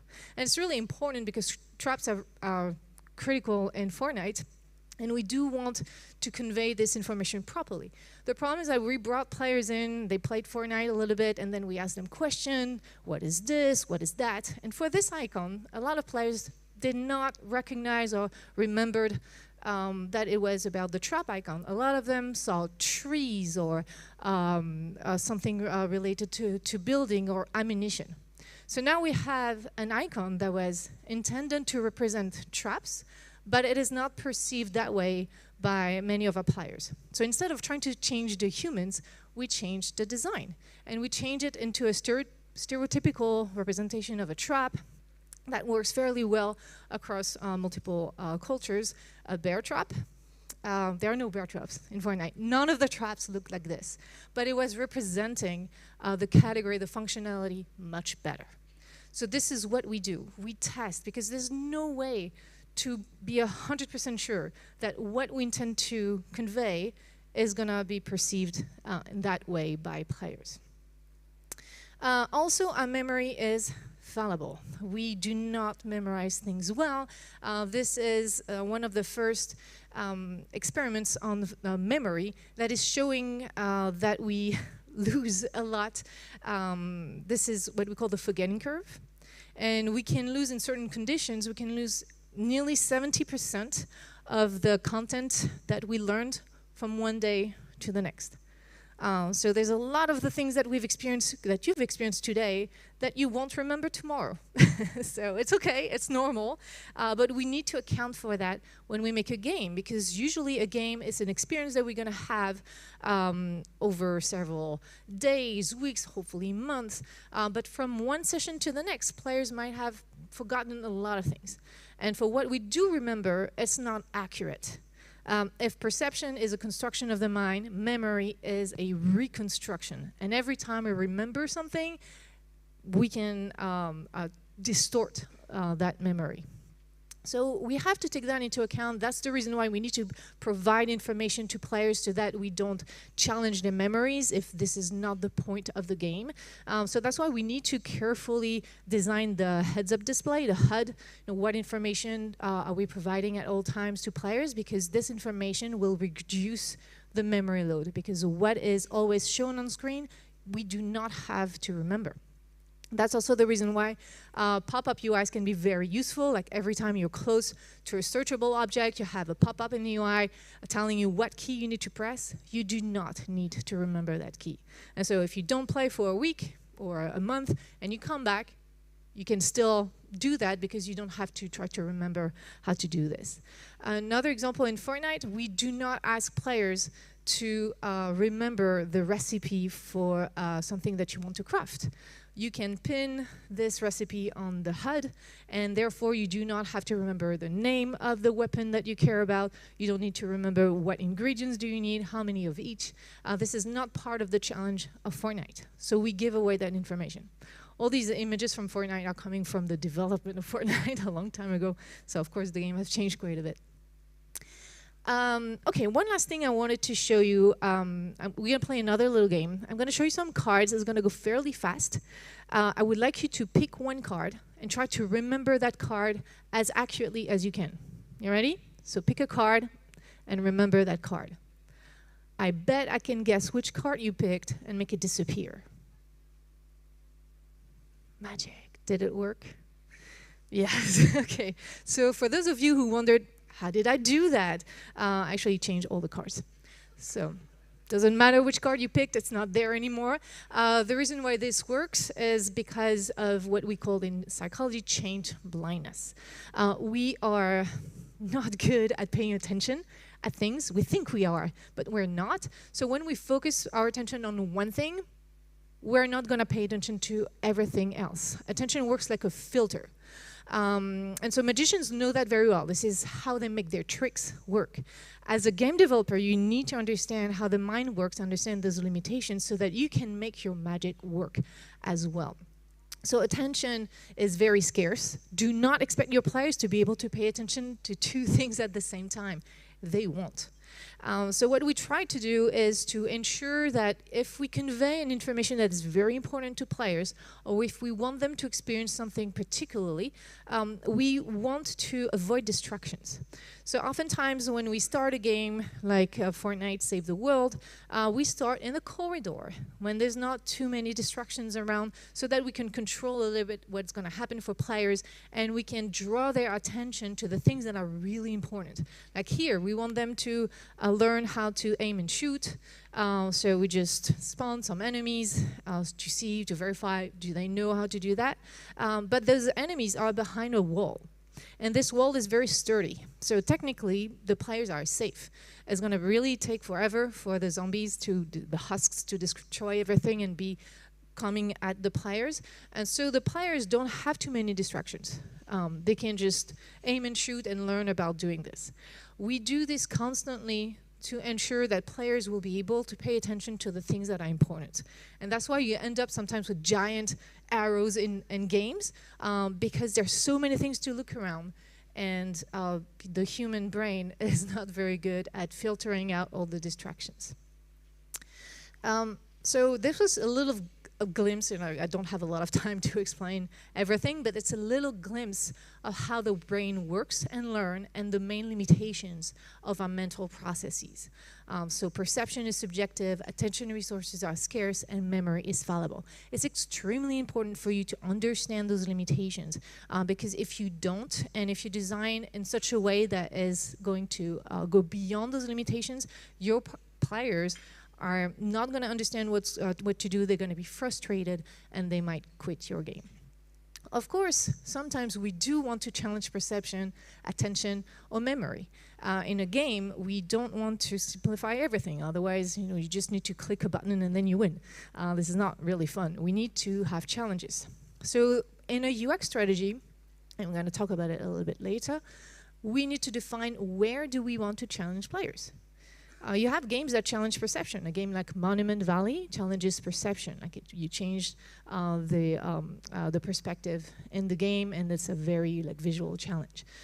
Many games are challenging attention, but we want to make sure that the challenge that we want is the one that players experience, as those can be two very different things. So this is what UX is about. It's considering human factors when we create something like an object, a system, a service, and a game. It's much, much broader than just looking about the UI. It's about understanding, changing our perspective to take the perspective of the player and verifying if the design intentions that we have, the experience that we want to offer, is this the experience that players are having? So it's complicated to do, but a good UX strategy starts with alignment. Alignment of the team of who are the users, and that's why it's extremely important to do your market research, but also to understand who are your players? What type of games do they already play? Because if they're already familiar with certain things, their perception is going to be different. Like a player that plays a lot of match 3 games is going to be very different than a player that plays a lot of RPGs or roguelite. So it's really important for you to understand what are your players familiar with, because you can carefully give them certain symbols or certain direction that will be helpful for them. And you need to align on the experience that you want to offer. Where do you want to challenge the players? Do you want to challenge their memory? Do you want to challenge their attention? But at what level exactly? You have to be extremely clear with this, because I see a lot of times teams that are adding a lot of features in the game because they saw it in a different game. But ask yourself, how is this challenging my players? And is this the sort of challenge that I want for them? And to go to motivation, this is one of the things we also need to understand a little bit. There is no behavior without motivation. If you were not motivated to be here today, you would not be here. Maybe someone forced you to be here, I'm sorry for you. But in any case, you are here because you are motivated to be here. Your players are not going to play your game if they're not motivated. Human motivation is also extremely complex to understand. There's still many things we don't understand about the brain or motivation. But let's say there are 2 main types of motivation that we can use. It's what we call extrinsic motivation and intrinsic motivation. Extrinsic motivation is when we do something in order to gain something external to the activity, external to the task. So, for example, to gain a reward or to avoid a punishment. So, for example, if someone forced you to be here, otherwise that person is not going to be happy, that's extrinsic motivation for you to be here. Or you are here because you're interested. You want to learn more about player psychology, and that's intrinsic motivation. Either way, you are motivated in a certain way, and your players are going to be the same. So for extrinsic motivation, it's a fairly clear. We know that very well in games. We know that we need goals, and we need to offer rewards to players. We do that a lot. You have a mission, you have a quest, and once you end the quest of the mission, you're going to have a reward, and we hope that players will want to do that quest because they care about the reward. And in many cases, this is going to work, but it's only going to work if the reward is meaningful. Players are not necessarily going to care about leveling up unless they understand what leveling up is going to bring them. Do they care about a specific weapon? And why do they care about this weapon? How is this weapon going to help them accomplish a new thing in the game that's going to be super awesome? Why is the main question you need to ask yourself? Why should the players care about this new thing that I give them? You can give them XP, experience points, that's great, but why is this going to be meaningful for players? What are they going to be doing with this? So that's extremely important to think about all that. Because sometimes we just think, well, the player is just going to level up and gain like more points and be stronger and go to the next level. Okay, but is there something that they care about? Why would they want to do that? Because leveling up to level up is not necessarily enough. So we care about this. The other thing that we care about is intrinsic motivation. For intrinsic motivation, we have a very strong theory that is called self-determination theory, or SDT. This theory explains that humans are more intrinsically motivated to do certain activities when those activities satisfy our human needs for competence, autonomy, and relatedness. Competence is a sense of progression. We are motivated to pursue an activity when we feel that we are progressing. It's not about being always winning or being always doing things right or never failing. It's about feeling that we are getting better at it. So for example, you're learning a new language or you're learning to play a new music instrument. Do you feel that every day that you practice, that you're getting better at it? If yes, then you have that feeling of competence. You feel that you are progressing. If no, it might be a little bit frustrating and you might quit this activity if you do not feel that you're progressing. That's the reason why we have a lot of those devices today that count our footsteps every day, because it feels that we are progressing with, a fitness. We want to accomplish our 10,000 steps a day, because it's a little bit clearer to see how we are progressing towards this goal, and that's why intrinsic motivation and extrinsic motivation are very working well together, and that's why progression bars are very powerful, because they express a growth in competence. But that's also the reason why your players need to understand why they fail. It's okay to die in a game. It's okay to fail. This is not going to break their motivation. It will, though, break their motivation if they don't understand why. What happened? Why did they die? Why did they not succeed here? Because if they don't understand, and as they play again, they still don't progress, this is going to make them quit. So competence is really important, and that's why you need to carefully convey all the important information to your players. Autonomy is about self-expression. So a very simple way of expressing this is through customization. Players love to customize their characters, choose their dance moves.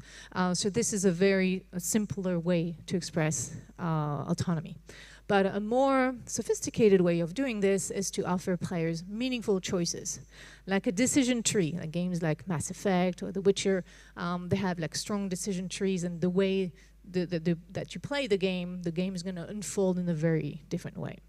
Other games that do that very well are games that are systemic. Games like Minecraft or Grand Theft Auto. Like whatever it is, it's just a sandbox, and you can do whatever you want because you play around with systems. That gives you great autonomy. And last but not least, relatedness. We are a very social species. We would not have survived as predators if we had not, collaborated with each other. And so cooperation is extremely strong in humans. If we have an activity when we have to collaborate together, and we can, have accomplished great successes together, it feels really good. And so that's why multiplayer games are usually very successful. We tend to focus a lot, especially in the West, on competition, but actually cooperation is even stronger than competition. And even you see that in sports and esports. Like most sports are collaborative. It's team-based. So yes, you're going to compete against another team, but you're collaborating within your own team. So competence autonomy is going to be really, really important, and we want to think about all that to really motivate our players. You don't have to necessarily tick all the boxes. Like if you have a solo game, it's okay. You don't necessarily need to add something in there, but you have to think it's what is meaningful for your game. Can you really make sure that players are going to feel competent? How you can make them express themselves? And is there anything where you can have some relatedness with their friends? Can they give something to friends? Can they challenge them to certain activities? Like it's really important for you to think about this in your game. So when you want to add a feature in your game, ask yourself why. Why will this feature going to be important for the experience that I want to offer to my users? Because we have a tendency to add a lot of stuff, but it's actually not really bringing anything to the essence of the game. So that's why starting by, what is my game about? Why is this weapon cool? Why do we need to add this? Why will players care about this? This is the first question you need to ask. And then, how you're going to accomplish this, what sort of functionalities you are going to add in the game to reach this, and then what it's going to look like. The UI, the form, the sound. And then when players play the game through their interaction with the what, do they understand the why? This is the little game that we do. It's the zoom in, zoom out that we have to do constantly to verify if what we're trying to convey to players is what they experience.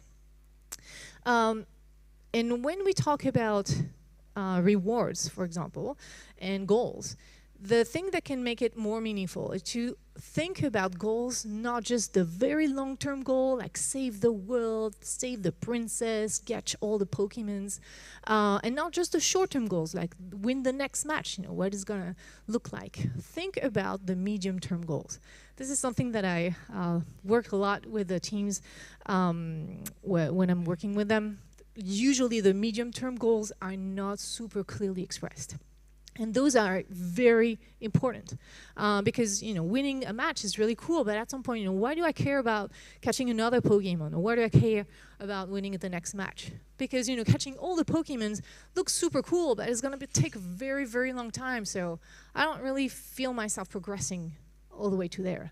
But if I have a medium-term goal that I can actually accomplish in not too long, like beating a gym trainer, that is going to make it more worthwhile for me to win another match and to catch another Pokemon. So think about all the medium-term goals that are bridging the short-term goals, like why your player is going to play another game, towards a very long-term goal, the aspirational goal for your game. It's extremely important, and that's going to make it meaningful for players. And then we need to shift perspective because, again, we're not the best people to understand what is good in our game. We have opinions and we have gut feelings, which is great, but we need to treat them as hypotheses that we have to verify because we have the curse of knowledge. We know our game too well. So someone who does not know that game, like someone who's coming to a new city and they don't know and ask for directions because they don't have data or whatever. And if you ask for directions, it's going to be really complicated for you to remember those directions. But for the person giving those directions, it's super clear in their mind. So it's the same for us. We know where to look for in the game, like to make it worth it. We know exactly what's going to happen. Your players don't. And so that's why we need to test. Play testing is really core to what we need to do to make sure that we can reach what we need to reach for players and that they're experiencing what we want them to experience. We also need to have a common language. It's really difficult to talk about UX and to understand what is the experience of our users, of our players, if we cannot speak the same language. So we need to understand what usability is about. What are the elements that make a game usable for players? All things about signs and feedback, minimum workload, minimizing the memory load, for example, for players, as we talked about earlier, and think about accessibility, like if you use colors in your game and you only convey information through colors instead of also shape or a texture, this is going to make it inaccessible for people with color blindness. So we think about all that, but also how is this impacting engageability? So engageability is the ability of the game to be engaging, to be fun and immersive. And one of the things that we care about is motivation, as we mentioned earlier. Like if you have a problem in the signs and feedback and the clarity and players don't understand what killed them, this is going to affect their feeling of competence. And so we care about fixing this faster and more importantly. And lastly, we need to have a good process because there's so many things to do. We can be really overwhelming, and we need to ship the game.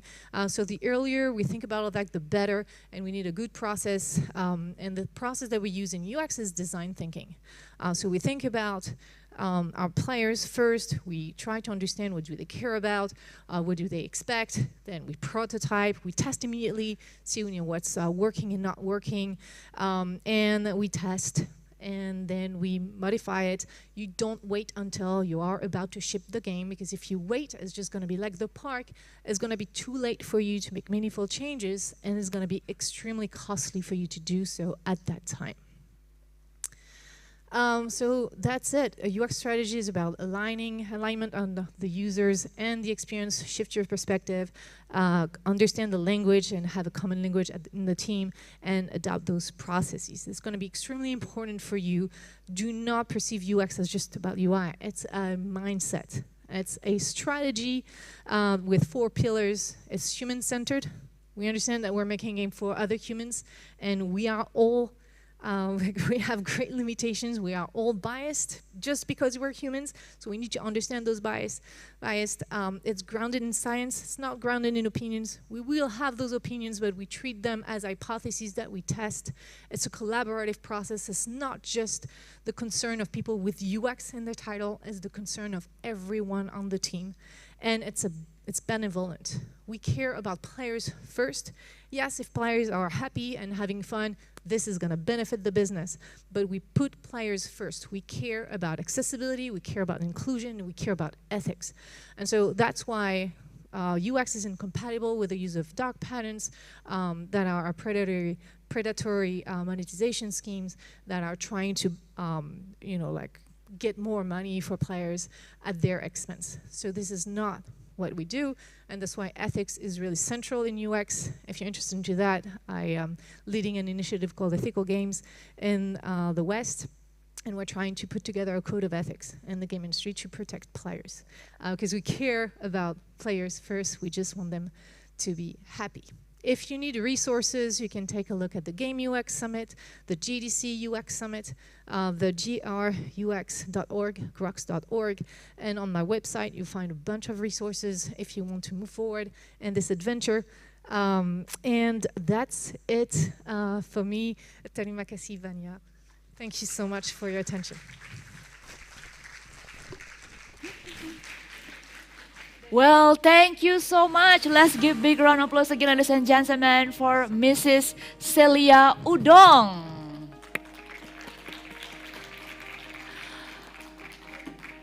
Thank you so much, Mrs. Celia Udong, for your special keynote speech. Awesome session for this special agenda. IGDX Business and Conference 2024. Distinguished guests, ladies and gentlemen, we would like to invite for all of you, please stand up again because we have a lot panel discussion for today. Are you ready for the next session, distinguished guests, ladies and gentlemen? Are you ready for the next session? Let's give big round of applause again with your loud voice. Thank you. Everything is good, right? Thank you so much for your participation today, and don't forget to join the booth and visit the booth in the outside area ballroom. Thank you for your attention.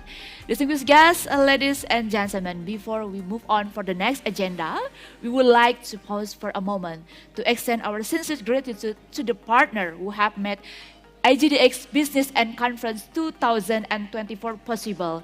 Your support and your collaboration are essential to bringing together this incredible community of game developers and enthusiasts. And a heartfelt thank you to our valued partner. I would like to say thank you so much for our valued partner. Thank you for Garena. Thank you so much for ACI, Nuon, Google Play, Yandex, MongoDB. Thank you for Itemku, the Police Investment and Trade Agency. Thank you so much for IFI, Toge Production, Disparbut Jabar, Miracle Gate, and IGRS. Let's give a big round of applause for value partner, ladies and gentlemen, to support IGDX Business and Conference 2024. Your dedication and your contribution have made all of this possible, and we are truly grateful to have you for this special agenda. Well, everyone, distinguished guests, ladies and gentlemen, we have a panel on cross-media IP, transcending games to other format and vice versa. We will explore how games expand into other media and the impact of this adaptation. Moderating this session is Ken Natasha Violeta as Deputy of International Relations at Associasi Game Indonesia with a passion for video game IP and transmedia storytelling. Can bring valuable insight to this discussion, ladies and gentlemen. Without further ado, please welcome our moderator for this session, Ken Natasha Violeta. Please come up to the stage.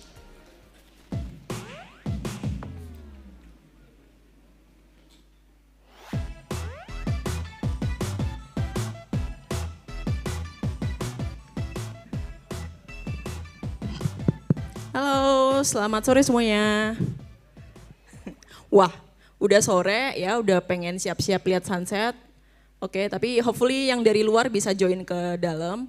I will bring this session with maybe like bilingual because I want to share more about transmedia storytelling to game developer dari Indonesia. Jadi tolong yang ada teman-teman yang lagi bikin story game-game yang sejenis RPG atau jenisnya bisa masuk ke dalam. Karena saya punya 3 narasumber yang udah pernah bikin Transmed things ya, sadar atau nggak sadar merekanya. Nanti kita akan ngobrol lebih lanjut. Pertama saya mau panggil Kak Reza Febrinanda dari Gamecom Team. Yeay.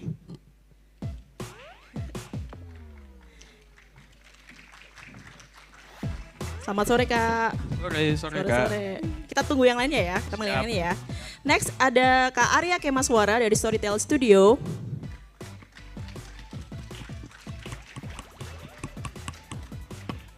Give him applause, yay. And then the last ada Ko Andi Suryanto dari Lito Pictures, Lito Games, Lito Universe. Yay, oke. Nanti kita akan kenalan dengan masing-masing narasumber, tapi dari Kak Reza, dari Kak Arya, dan Ko Andi semuanya adalah CEO dari perusahaan masing-masing. Oke, nah aku duduk dulu deh coba. Iya. Oke, selamat datang narasumber di IGDX Bali. Is this your first time to go to IGDX? Enggak dong, tiap tahun. No, tiap tahun, oke. Gimana kalau Arya? No, jangan rebutan. rebutan. This is my first time this year. Oh, this is your first time and you became the speaker. Yeah, awesome. And then Ko Andi, is this your first time as well? No? No. I've been to IGDX many times and always getting bigger and bigger. Yeah. Ko Andi ini ketua AGI yang pertama ya, Ko ya. Without Ko Andi, maybe we are not here. Like yet gitu. Oke, nah topik kali ini kita mau bahas tentang cross media IP, transcending games to other formats and vice versa. Sekarang saya mau tanya, ada yang pernah dengar tentang cross media? Cross media anyone? No? How about transmedia? Cocok berarti, emang nggak pernah ada yang dengar. Oke, ini untuk opening dulu aja. Nanti saya akan kasih pertanyaan ke tiap narasumber. So, cross media and transmedia itu adalah sebuah strategi untuk mengembangkan IP yang kalian miliki. Dan strategi ini sudah ada di tahun 1970 sampai tahun 2000-an itu populer banget. Mungkin kalian pernah dengar tentang Marvel Universe gitu ya. Lalu apalagi sih yang seperti itu tuh Disney ya, Disney. Lalu kalau dari video game ada nggak transmedia atau cross media? Banyak ya. Nah, yang mau kita sorot atau mau kita highlight di sini adalah cross media yang berasal dari cross media dan transmedia yang berasal dari IP berbasis video game. Oke, mungkin kalian pernah dengar Pokemon ya? Lalu habis Pokemon ada kayak Fate Stay Night gitu kan ya. Awalnya dia dari visual novel terus sampai sekarang IP-nya masih hidup. Oke, lalu terakhir mungkin dari Final Fantasy series, di mana mereka sering banget untuk masukin karakter mereka ke game lainnya, seperti itu. Nah, gimana sih cara kerja cross media dan transmedia? Nah, kita akan bahas kali ini, gitu. Nah, untuk mungkin perkenalan diri dulu kali ya, dari mungkin banyak yang masih belum kenal juga dengan Mas Nanda nih. Mas Nanda sebenarnya bikin apa dari tahun berapa dan sekarang udah bikin apa aja untuk si gamenya? Oke, nama aku Nanda, aku CEO dan Game Director di Gamecom Team. Untuk sekarang mungkin aku lebih dikenal sebagai kreatornya si Parkajo di Indonesia atau nama internasionalnya Troublemaker. Dan sebelum itu aku juga udah di industri start dari 2017 sebagai mobile game developer, dulu sebagai programmer dan juga CTO di Mentrus Digital Lab. Tapi habis itu ya udah bikin studio sendiri namanya Gamecom dan akan fokus ke genre action comedy yaitu si Parkacho Universe gitu. Next dari Karya. Nice to meet you all. My name is Arya. I've entered the games industry since 2014 after dropping out to build a company. Don't do that for the next generation. Not recommended. But it took us, me and the team, from 2016 to 2018 to release Pamali. It is an Indonesian horror now an IP. But yeah, I want to be able to introduce more Indonesian content to the rest of the world. Yeah, so Pamali. Thank you. Untuk Ko Andi. Halo Bapak Ibu sekalian, saya Andi Suryanto. Saya CEO dari Lito. Lito kita mulai berdiri pada tahun 2003 dan fokusnya awalnya dari game online. Ya kita bawa game online PC, judulnya Ragnarok, cuma dari luar negeri ya. Dan ya masih berjalan sampai sekarang dan seiring waktu sekarang kita juga mencoba untuk berkolaborasi dengan game dev lokal ya dengan beberapa game-game IP dan yang paling terakhir adalah kita membawa game ke media lain, ke film. Jadi kita mendirikan Lito Pictures ya kita membawa IP game dari teman-teman developer ini ke format film dan diterima dengan baik ya. Semoga ini bisa terus dikembangkan. Terima kasih. Amin. Thank you. Oke, dengar dari apa yang disampaikan narasumber di depan, semuanya memiliki kesamaan tentang naratif atau story yang kuat dari produk yang mereka bikin. Nah, kalau teman-teman pernah dengar tentang cross media itu adalah alih media. Misal nih dari komik menjadi game. Tapi dari komik sama game itu nggak ada bedanya, mereka cuma beda medianya aja. Satu dari buku lalu dijadikan game. Ceritanya tetap sama, karakter tetap sama, ending tetap sama. That cross media. Oke, mungkin teman-teman suka ketemu mereka tuh di anime atau di komik-komik Korea, itu namanya cross media. Sementara kalau transmedia yang beda adalah ada perpaduan antara media untuk menciptakan bukan ini ya, kayak ekspansi cerita. Jadi misal nih dari Mas Nanda, nanti mungkin bisa cerita ya lebih lanjut. Mas Nanda bikin game, tapi gamenya itu ceritanya cuma sampai titik A doang, B-nya dilanjutin pakai komik. Nanti C-nya pakai game yang sequel lainnya, that's transmedia. Oke, untuk membuat transmedia itu bukan hal yang mudah.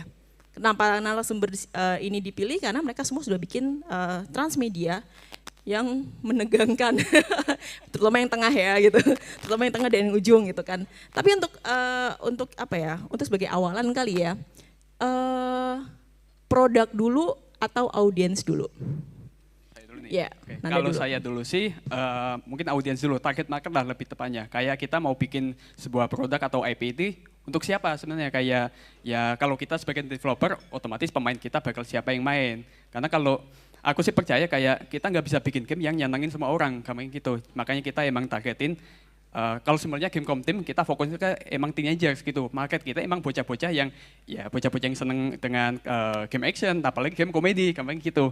Karena dengan kita menargetkan atau mempersempit market kita, ya udah jelas nih ada yang bakal main. Dan itu tuh bakal berguna ketika kita nanti cross media, contoh ke film. Jadi di nanti Lito Picture waktu udah rilis adaptasi game film kita, ya otomatis bakal udah ada nih kayak bibit-bibit siapa bakal yang nonton, kami gitu. Jadi nggak perlu kayak apa yang kita lakuin ketika kita memulai IP Parkacho, di mana kita kayak nge-blast aja di satu Indonesia biar tahu kita. Nah ini udah nggak perlu kan, karena kita dari awal udah menarikkan ini yang bakal main, ini yang bakal nonton. Gitu sih, jadi audience. Jadi bukan dari wangsit ya Mas ya? Oh iya, kalau itu bisa sih.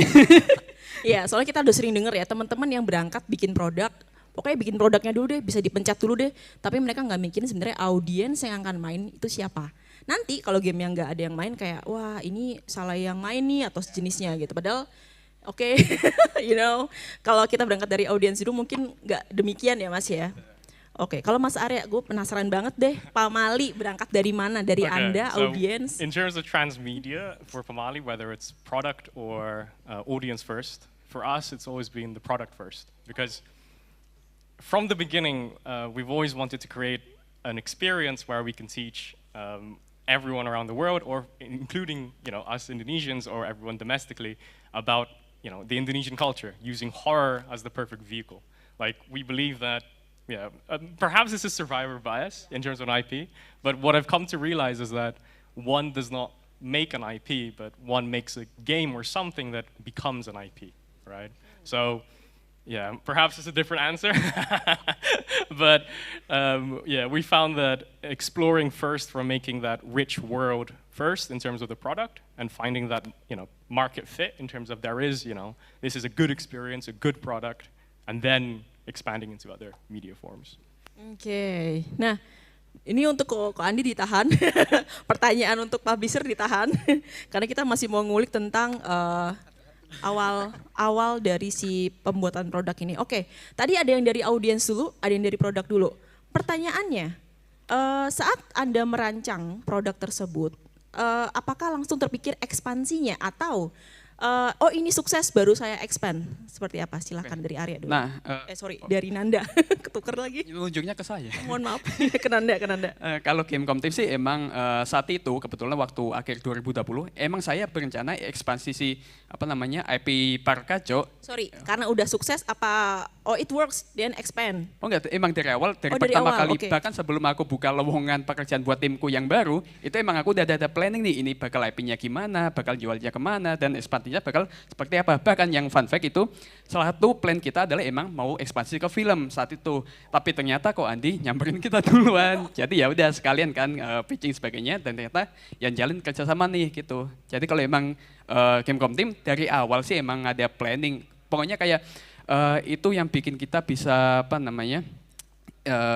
kayak direction perusahaan itu pokoknya dalam 2 tahun 3 tahun emang harus create sebuah produk, habis itu survei dapat revenue, habis itu bikin produk lagi, habis itu ya udah bisa ekspansi sampai nanti end goal kita pengen bikin apaan gitu. Jadi bukan kita juga nyata kita belum bisa perfeksionis di satu produk gitu aja. Kita emang nyicil buat bikin produk yang lebih better daripada sebelumnya. Makanya kita kasih batasan nih. Oh, game kita harus rilis selama 2 tahun 3 tahun. Habis itu nextnya kita mau ngapain, nextnya nggak mau ngapain sampai nanti jadi dream game kita gitu. Kalau sebagai developer, cuman kalau masalah cross media ya salah satunya emang kita pengen bikin film saat itu. Tapi sangat Pak Wandi, ambisius ya. Ya, karena emang kita nyadar kita belum bisa perfect saat ini. Perfectnya kita masih nanti banget gitu loh. Jadi kita nyicil buat nyampe ke titik itu, gitu sih. Luar biasa. Oke, kalau Arya. Perhaps, again, a different story.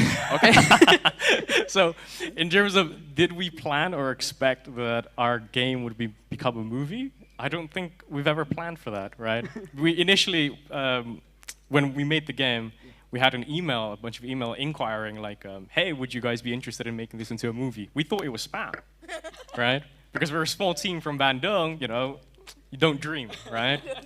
But once we explored the options and we, saw the possibilities, and I met partners like Ko Andi next to me right here, right?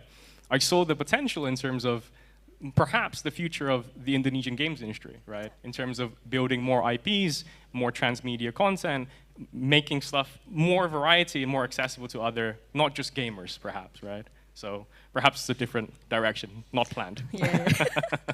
Okay, this question is for Ko Andi then. Ko, mau tanya,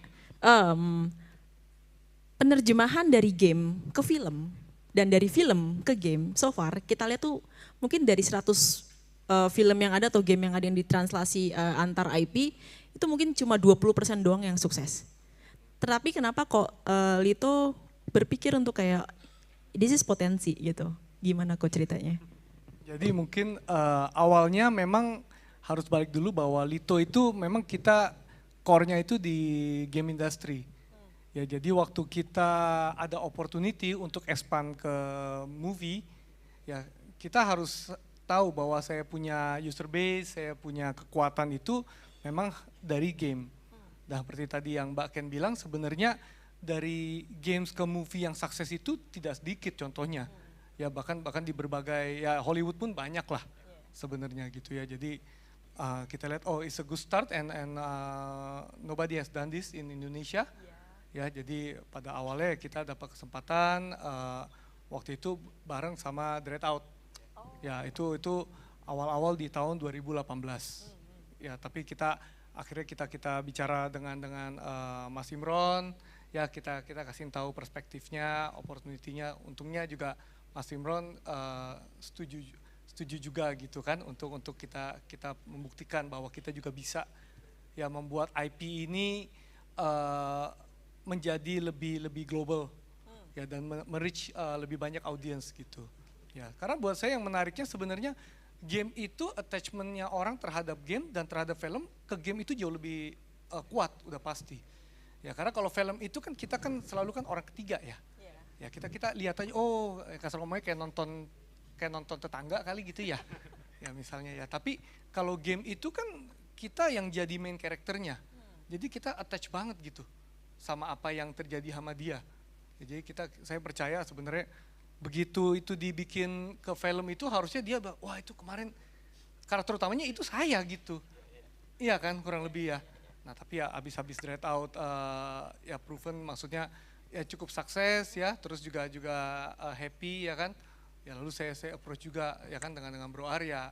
Ya seperti Bro Arya bilang sebenarnya dia nggak ada ekspektasi gimana ya, cuma ya kita coba meyakinkan bahwa oh ini juga pamali gitu ya kan. Ya yang menarik ya pamali itu adalah begitu kita Google kalau pamali kan ekspektasi kita keluar kan apa artinya pamali ya. Enggak loh. Pamali lebih terkenal as a game brand daripada give them applause guys.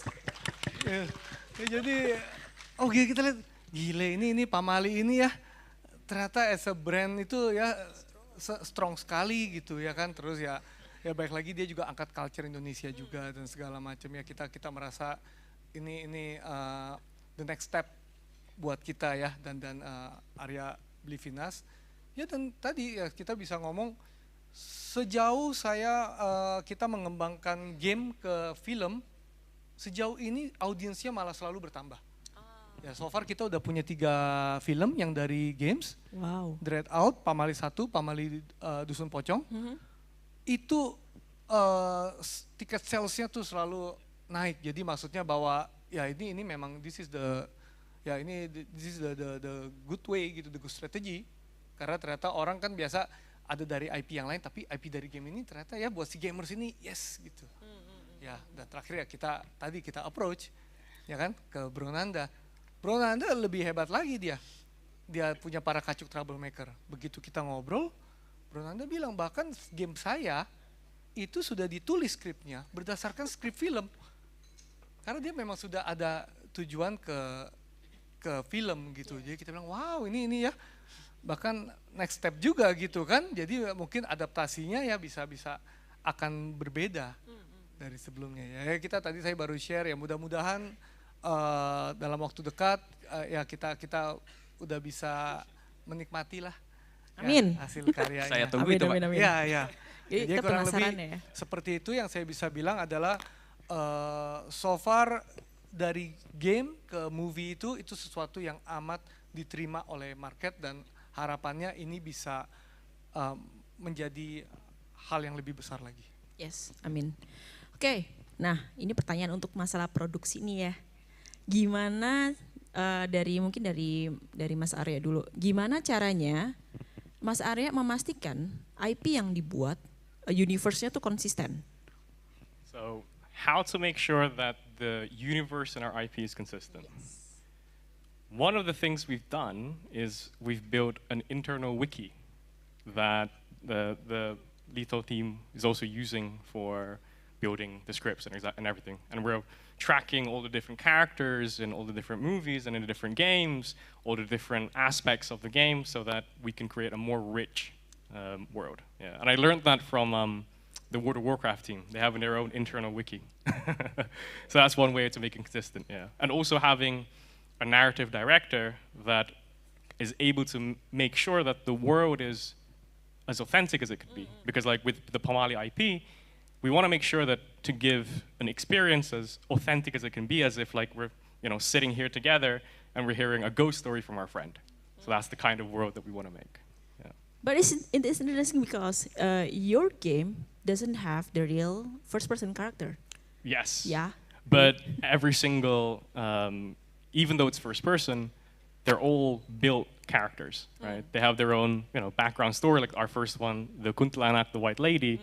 You're this guy who's going back to his parents' house to try to sell it, right? And there's also other characters inside that world. But it's also a story that's very relatable, right? So. Okay, character first or universe first? Sorry, character first or environment first? Character first. Character first. Character first. Okay, how about you? Sama sih. Sama. Enggak, masuk juga karena mungkin ini gimana cara timku juga bangun sih IP Perkajo kayak kenapa kita juga karakter first. Maksudnya gini, apa yang bikin relate buat si player ini buat jadi player loyal kita lah ya otomatis si karakter kan mau similar kayak mau di gimana pun big genre game kita atau apa tapi kalau player kita emang udah relate sama si itu karakter otomatis juga bakal main gitu kan. Contoh paling gampang juga mungkin dari pengalamanku pribadi ya game favoritku otomatis Yakuza itu dari dulu aku main dari game pertama cuma sekarang kan genrenya yang dari dulu ku suka itu beat 'em up sekarang malah jadi turn based kan padahal turn based bukan gameku banget tapi aku main game itu karena Yakuza, bukan karena turn based-nya. Yeah, because I mean I'm forced to do character first because we want to focus on the ghosts, right? And they're their own characters. Yeah, that's interesting. Then I will ask Ko Andi about this decision making. So Ko Andi, kalau dari Lito Pictures ingin mengambil game untuk dijadikan movie, apakah bisa dilihat dari, misalnya nih gamenya nggak perlu sukses dulu deh, tapi Ko Andi bisa tahu nih, oh ini bagus nih untuk terjemahin jadi movie. Itu ada kayak komponen apa sih kok yang menjadi salah satu penilaian dari sisi publisher? Sebenarnya kayak tadi Bro Arya sama Bro Nanda udah cerita, walaupun perspektifnya mereka banyak yang berbeda ya, tapi dua-duanya clear bahwa gamenya itu punya storyline yang jelas terhadap karakternya. Ya jadi itu buat kita penting banget karena film itu kan kayak tadi ya, kalau film itu kan kita harus menikmati dan harapannya kita bisa memberikan satisfaction kepada gamers-gamers yang sebelumnya. Ya, jadi kita harus tahu gamersnya ini dia carinya dari game-game ini apa sih sebenarnya, what is the strongest point of the game. Nah, apakah kita bisa translate itu ke film? Ya kalau tanya apa yang dicari, ya sejujurnya mungkin yang agak sulit kita bawa ke film saat ini adalah kalau gamenya tuh fantasi banget. Misalnya yang ada unicornnya ya kan, yang ada apanya ya rasanya mungkin memang itu ya lebih berat lah ya dibawa ke film ya. Nah tapi di luar dari itu buat kita yang penting storyline-nya jelas ya, terus budayanya juga kuat. Sebenarnya kan sama walaupun saya ngomong misalnya troublemaker ya apanya, tapi benar-benar loh itu benar-benar apa yang terjadi gitu kan ya kan saya ya tadi lah ya anak jagoan di Indonesia ya kurang lebih begitu ya kan. Sangat relevan ya. Dengan stylenya yang unik gitu ya. Walaupun beberapa mungkin ya agak 18 plus gitu. Agak keluar garis. Agak borderline gitu ya. Tapi ya saya rasa kalau tadi pertanyaan apakah gamenya harus sukses dulu apa enggak, sebenarnya jawabannya ya dan tidak, dalam arti ya jelas karena kita kan maunya ini dibawa dari IP ya. Jadi kalau IP-nya nggak ada yang tahu gimana saya bisa bawa dari IP dan buat mereka relate. Tapi tidaknya artinya sebenarnya amat potensial. Makanya itu saya ini hari di sini ya bersama ketemu dengan teman-teman semua. Artinya kita melihat apabila ada gamenya ada potensi ya kan. Tapi kita juga tanya planningnya seperti apa ya kan. How to make the game also success, karena baik lagi kan bahwa main produknya itu kan gamesnya, ya harusnya gamesnya itu sendiri harus bisa sukses dulu, ya dan ya film ini sebenarnya harusnya untuk mengekspan lebih besar lagi. Makanya terima kasih acara IGDX seperti hari ini ya menurut saya amat luar biasa karena ya kan mengkonek semua elemen industri untuk berkembang, ya itu. Ko punten, tapi di sebelah ada studio yang kepengen diadaptasi gamenya menjadi movie. Siapa? Di ballroom sebelah nanti. Oke, but because teman-teman dari studio game sekarang tuh udah mulai aware kalau ternyata game gue tuh bisa loh dijadiin yang lain, gak cuma berakhir jadi game aja gitu, bisa dijadiin merchandise, bisa dijadiin kayak konser ya Nanda ya, konser musik atau soundtrack album atau sejenisnya gitu. Pertanyaannya, ini pertanyaan terakhir kali ya, karena waktu kita udah tinggal 5 menit lagi. Apakah fans itu penting satu, dan gimana cara kalian untuk memindahkan atau menggeser atau merubah pemain game menjadi fans? Silakan dari Nanda dulu. Kalau aku mungkin sedikit sama dengan statementku yang awal tadi, yaitu mempersempit market. Udah benar-benar sampai ke titik, ini jelas yang bakal main gitu loh. Mungkin paling gampang ketika kita developer ya, kita nyari aja referensi game kita apa sih. Kalau gameku otomatis Yakuza kita aja. Jadi target marketku otomatis ya pemain yang suka Yakuza simpel gitu. Nah itu kayak dan mungkin kalau gameku kayak ada special case di mana emang nggak ada game alternatifnya Yakuza. Jadi kita kayak ngambil potensi kayak ya slot itulah buat ngisi si package ini jadi sebuah game alternatifnya Yakuza. Jadi ya mau nyari apa lagi selain game kita, gampangnya gitu. Ditambah dengan kalau si game Yakuza kan tentang game bapak-bapak gitu kan ceritanya. Sedangkan Troublemaker atau Parkacho tentang game bocah, kayak gitu. Jadi mungkin ya mempersempit market sih kalau kita, karena ketika mereka emang udah attach sama game kita dan nggak ada alternatif alternatif game lain gitu, ya balik ke kita gitu aja. Gimana kalau tiba-tiba ada kayak bukan Troublemaker, ada Gamecom saingan nih, ada Gamecom KW bikin game yang sama, gimana kalian rebutan fansnya?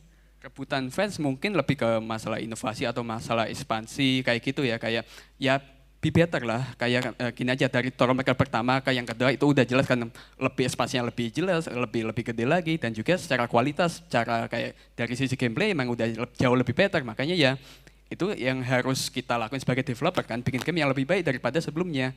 Cuman balik lagi ya kita harus mempersempit market dulu kalau menurutku. Also community management ya? Ya itu makanya makin sempit si komunitas kita ya makin tanda kutip lebih gampang buat nge-manage ya kan. Kita nggak perlu keluar-keluar kemana-mana atau gimana, ya kita ngurus saja itu yang kecil ketika mereka. Nah ditambah karena audiens kita itu teenagers, gini kenapa teenagers, jadi aku tuh kayak numbuhin bibit-bibit supaya mereka jadi pemain loyalku di masa depan.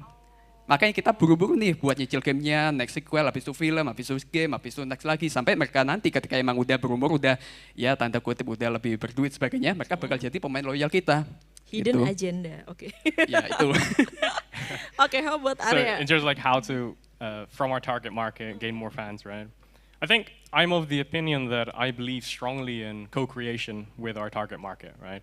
In terms of, for example, even in our first game, there's a bunch of our loyal fans and customers that we added into our game, right? But that's only for those that came to our booths or participated in our events, etc. And I'm of the opinion that I think there is a huge potential in terms of the next generation of community management to increase more co-creation with your target market, right? Because that creates way more advocacy, way more a stronger community and a stronger brand love, I suppose, right?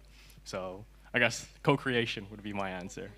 Okay, co-creation and then community management. And how about, from the Lito side, from the publisher side, is the number of the followers from each IP or each studio, it matters to you?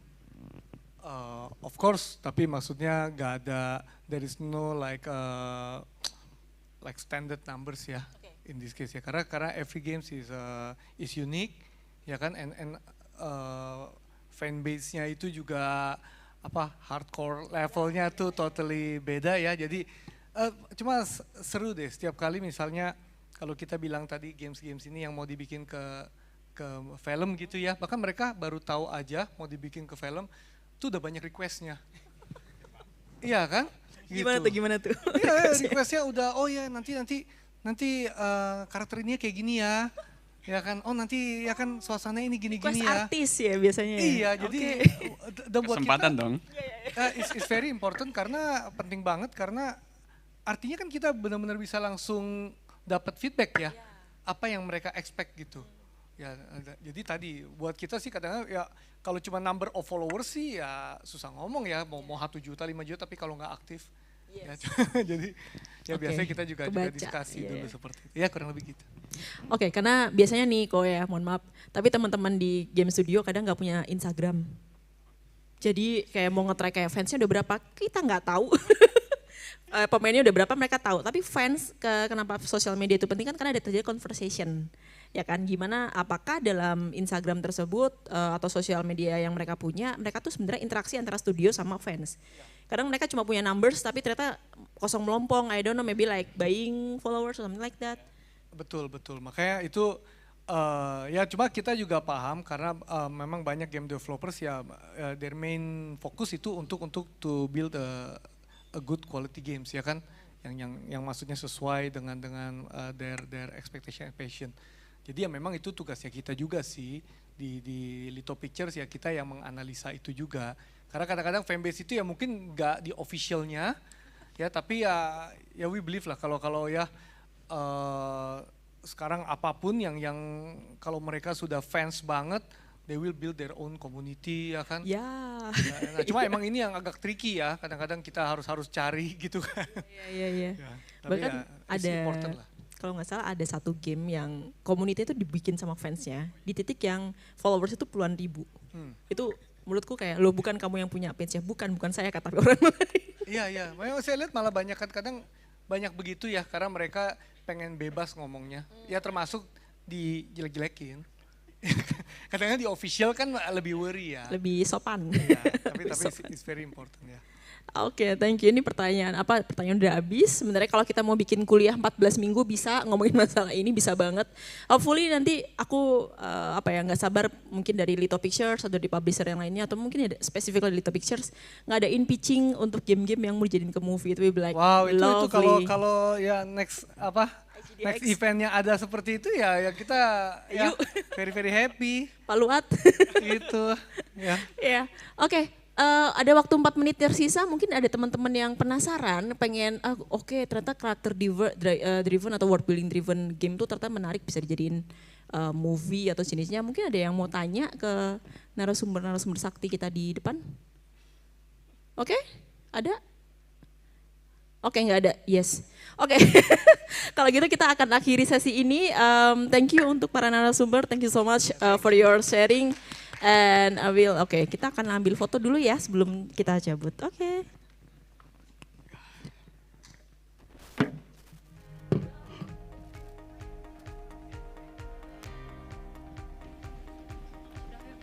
Well, it's fantastic panel discussion. Thank you for our moderator and all panelists to share about your ideas and sharing session for panel discussion today. And now we move on for the photo session. Let's see the camera, another pose. One again.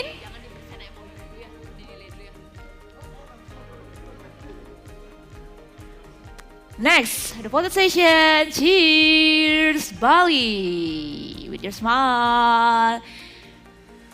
All right. Enough. Thank you so much, our moderator and all panelists. Thank you.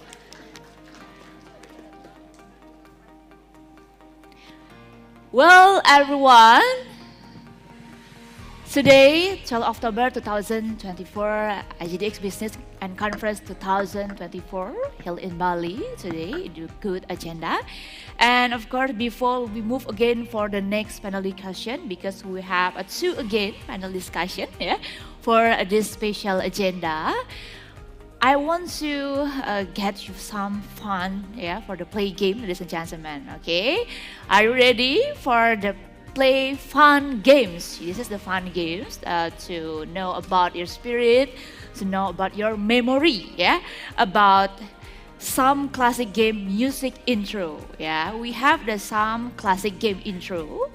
You must, if you know about the answer of the intro music games, please raise your hand, ladies and gentlemen, for the play game today to refresh your energy, to boost your energy again for this special agenda, because we have two more again for panel discussion, ladies and gentlemen.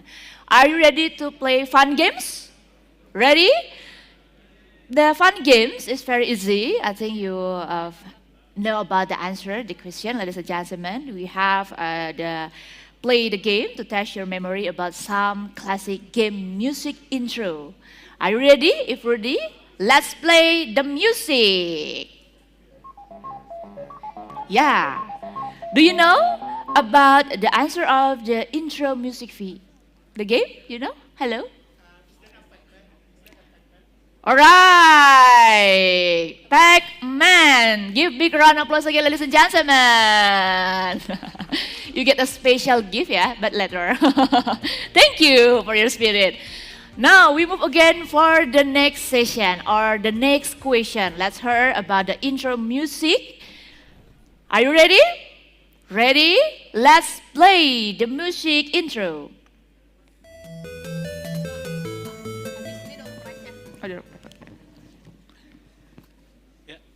We play again? Tetris. Tetris? Alright, Tetris. Yes, the winner, yeah, the master of the music intro, yeah, fill the game. Thank you so much for your spirit and collaboration today, distinguished guests, ladies and gentlemen. Now we move again for the next session. We have some door prize for you or for all participants who come out to the stage today. Now we invite our committee to share about the door prize for today. This is from Xbox, distinguished guests, ladies and gentlemen. How many? 2, yeah? For the first agenda. Have you collected them yet, yeah? Okay, 3. 1. Muhammad Faisak. Where? Muhammad Faisak, congratulations. You got door prize from Xbox.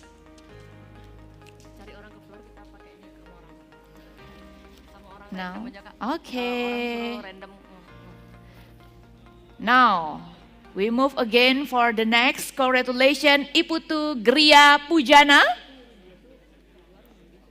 Where? Congratulations. Okay. Now we move again on the downstairs, ladies and gentlemen. Maybe I need your help to get the sum of door prize today. Okay. Hello. Thank you for your spirit. I need to help for this door prize. Maybe you can take one. Okay. Okay, let's mix. Yes. 2, 3. Yes, this one. Muhammad Jibril Watan. Muhammad Jibril Watan. Congratulations. Thank you. And now, congratulations for the winner. Door prize from Xbox, Iputu Gria Pujana. Where? Putu Gria Pujana, maybe with the team? Yes, and we have for the second also, Muhammad Faisak. And next, also we have Muhammad Jibril Watan for the winner. Door prize from Xbox today, ladies and gentlemen. Okay, before we move on for the next agenda, I want to ask you something, maybe in the right side area. Hello. Hello, guys. Hello. This is your team? This is the first day you come in the IDGX Bootcamp Conference 2024? Not really. Okay, maybe you want to share your opinion about this agenda. I think it's fun. Maybe 3 words can describe IGDX Business and Conference 2024? It's fun, it's a learning experience. Yes. And we got a lot of connection too. Enough? By the way, where you come from? Actually, I live here in Bali. In Bali, right? From university? Yes, we are still university. What is the university? Primakara University. Primakara University. Let's give a round of applause for Primakara University. Okay, next we move again for the middle area. Hello. Hi. This is your team, right? Okay, what is your name maybe? One of you? Okay. Yes, my name is Widya Yasa. Where you come from? University or personals. Just a personals. Okay, this is the first day you come here in GDX Business Conference, or before you come here again? Maybe the first day and then the last day. Okay, what is your opinion about the GDX Business and Conference 2024? I think the event is very fun, and I try a lot of games here, and then I hope the next event will be held in Bali again because I'm from Bali, so I don't need to go to other island to participate in this event. And thank you for IGDX to make this event again in 2024, and I hope this event will be exist until maybe forever. Okay, thank you so much for your response. And 3 words describe to IGDX Business and Conference. 3 words can describe the IGDX Business and Conference. Oh, fun. Fun. Yeah. Food. Okay. Swag. All right, thank you. Wow, it's very fun. And now we move on for the right side area. Maybe I want to ask one of you, distinguished guests, ladies and gentlemen. Hello. From IGDX or another country? Okay, IGDX. Maybe I want to know what is your name? My name is Azalia. Okay, maybe can you give an opinion about this conference? About this conference, I learned a lot, honestly, because I'm new in this industry and I'm still learning a lot from the senior, from the another game developer and a person on publisher. So it really helped a lot for students or for us who want to pursue in this industry. All right. 3 words describe IGDX Business and Conference. 3 words. Connecting. Connecting, right? Awesome. Awesome. And last? Again. Again. Yeah, see you again on next year live. Thank you. Thank you so much, distinguished guests, ladies and gentlemen. We move again for the next agenda today.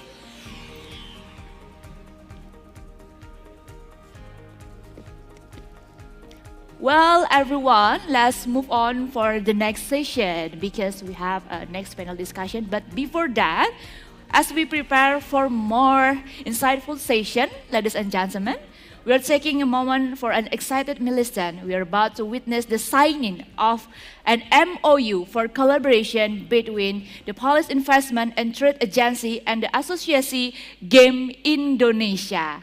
And I would like to invite their inspired representative to join us on the stage. Let's give the big round of applause for Head of Foreign Trade Office, Mr. Yatset Komis. Please come to the stage. And next, we invite Board of Officer Asosiasi Game Indonesia, Bapak Cipto Adiguno.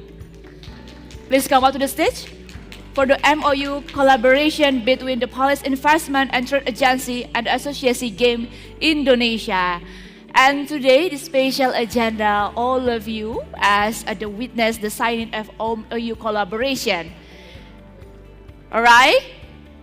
Bapak Cipto and Mr. Yatset, come up to the stage and ready to do signing MOU collaboration. In 3, 2, 1. Please, let's do signing MOU collaboration. All right, now switch to the document. All right, ladies and gentlemen, in 3, 2, 1. Enjoy and relax for signing MOU collaboration. Congratulations! And now, we move for the next agenda, the photo session in front of the table, right?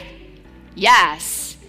Ladies and gentlemen, this session is very special because now we move on to the next official agenda about to witness signing of MOU for collaboration between the Police Investment and Trade Agency and the Associasi Game Indonesia. And we hope this partnership will continue smoothly with even greater collaboration and synergy. Congratulations! And good collaboration, Associasi Game Indonesia with the Police Investment and Trade Agency. Alright, thank you so much for Bapak Cipto Adiguno. Persilakan untuk kembali ke tempat. For Mr. Yatset Komis, please stay on the stage to deliver your speech. Time is yours. Thank you very much. Good afternoon, everyone. My name is Yatset Komis. I am the head of the Jakarta Foreign Trade Office of the Polish Investment and Trade Agency. Just to give you a short introduction, what is the Polish Investment and Trade Agency? It's a Polish government agency focusing on international business relations. So in short, all the affairs related to diplomacy, culture and education are under our embassy, and everything related to business is under the Polish Investment and Trade Agency.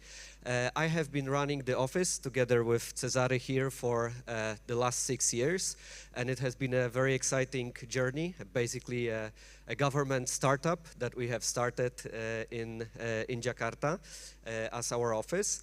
At the end of my short speech, I'll show you a short video about our main campaign, our main project. But before we will get to that, I would like to express great thanks for the organizers of IGDX and, of course, Indonesian Gaming Association as an amazing partner. And we also have representative of the Indonesian embassy in Warsaw, Risky, who has helped throughout the process with facilitating the moment that we are here today.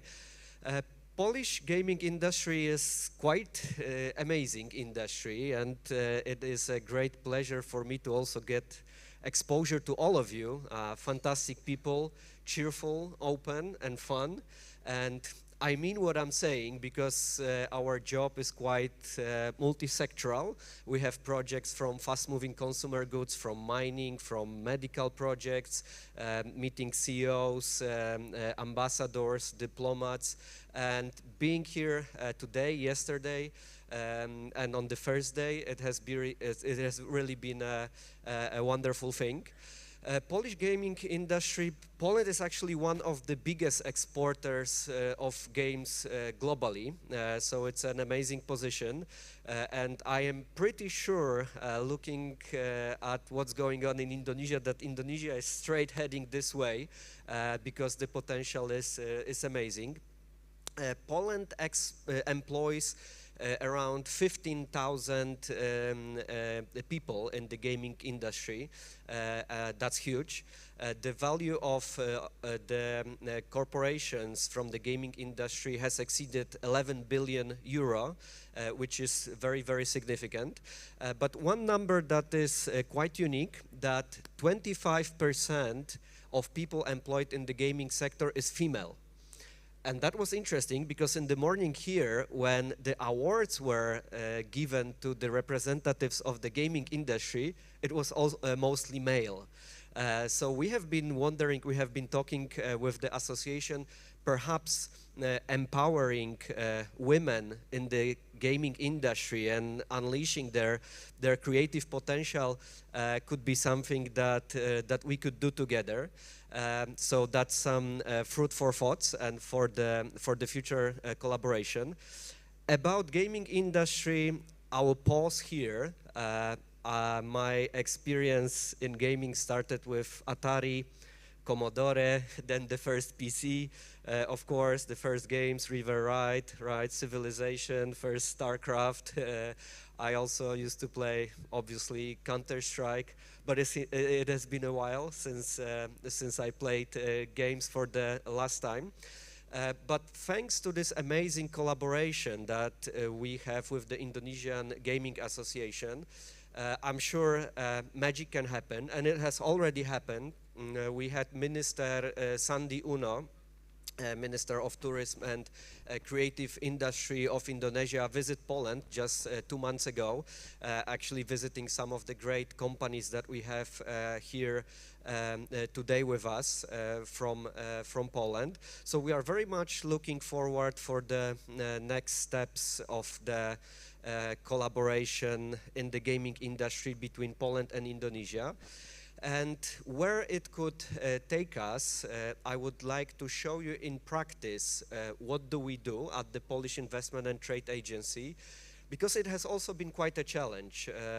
I would be surprised, or let me ask you, has any of you ever been to Poland? If you could raise your hand. too many, right? So obviously it has been a great challenge. We are lucky the flag is upside down, right? White and red, red and white. So it's a very nice icebreaker. But to build business on that and build relations was not that easy. So we came up with a very big promotion campaign, actually one of the largest that any country has been doing in Indonesia. I'm sometimes surprised myself how big did it grow. And by this event, by our participation in IGDX, we inaugurate the 5th edition of Poland Festival, which is a very, very comprehensive event. So it's a great pleasure for us to add gaming industry also to what have been doing. So if I could ask now to play this very short 3 minutes video explaining what is Poland Festival. And since now you know that the gaming sector is of our primary interest, we could all fantasize a bit where will we together go in the next 1, 2, 3 or 4 years, and how much closer Poland and Indonesia can get. So if I could please have the video played.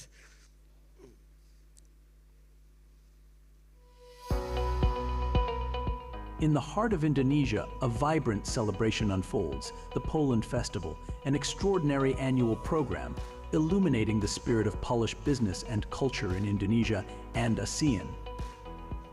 Launched by the Polish Investment and Trade Agency in 2019, the Poland Festival, a holistic annual program, has evolved over the years into the largest campaign promoting Poland's business, culture, and technology in the region. From its humble beginnings as a 5-day exhibition in Jakarta showcasing 20 companies from the FMCG and IT sectors, the festival, organized in collaboration with the Embassy of Poland in Jakarta and over 20 partners, has grown into 30 days extravaganza. Today it boasts over 60 events and reaches over 70 million Indonesians across 7 agglomerations. With the number of visitors skyrocketing from 12,000 in 2019 to over 360,000 in 2023, the festival has become a magnet for middle-class Indonesian customers seeking business opportunities and cultural enrichment. The Poland Festival is a fusion of business, culture, and education, a melting pot of exhibitions, online and offline promotions, forums, and networking events. From B2B and B2G meetings to government-level engagements, it catalyzes trade and investment between ASEAN and Central Eastern Europe.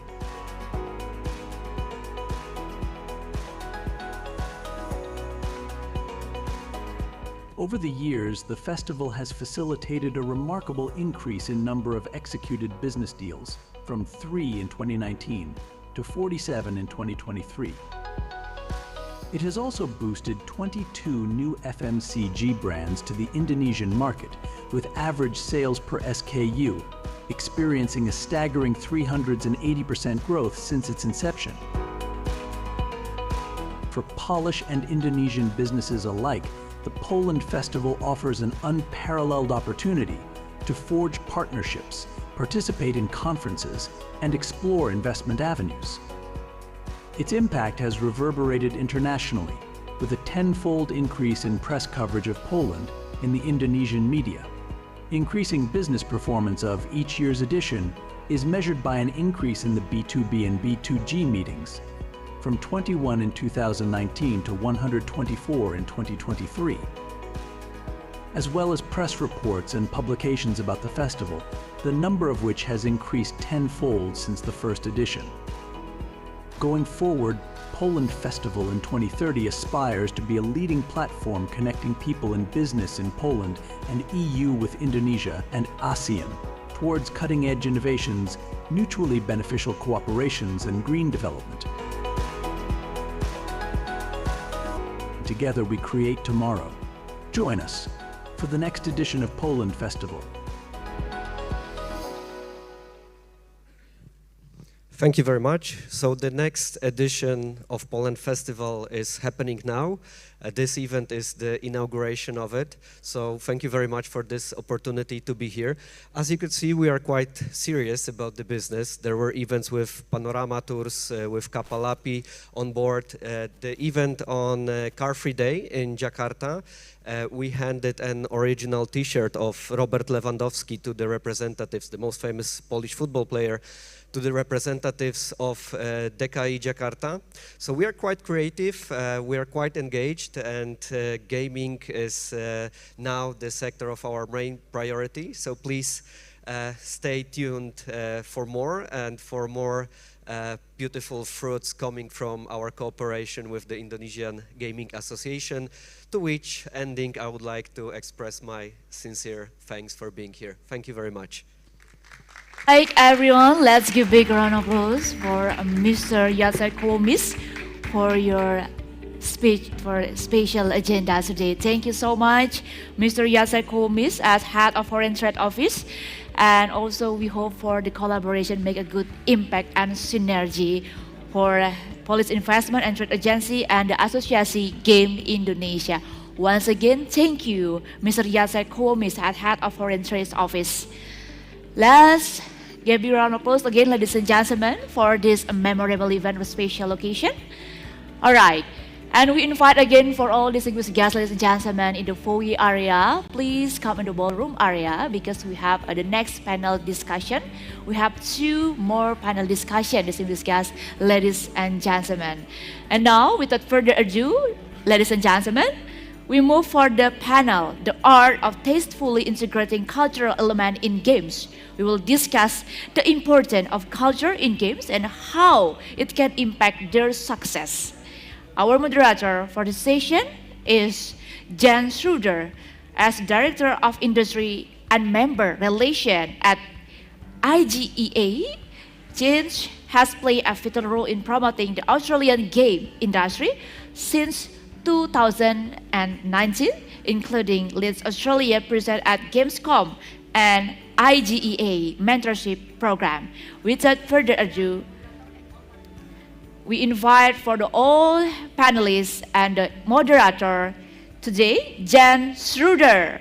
Please come up to the stage.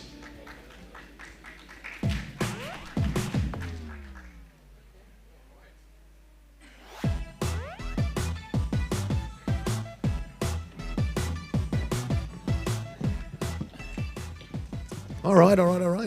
It is on. All right, well, look, welcome to the Art of Tastefully Integrating Cultural Elements in Games panel. My name is Jens. I work as Director of Industry Member Relations at AGEA. If you've never dealt with AGEA, and most of you probably haven't, we're the Australian peak industry body for the video games industry.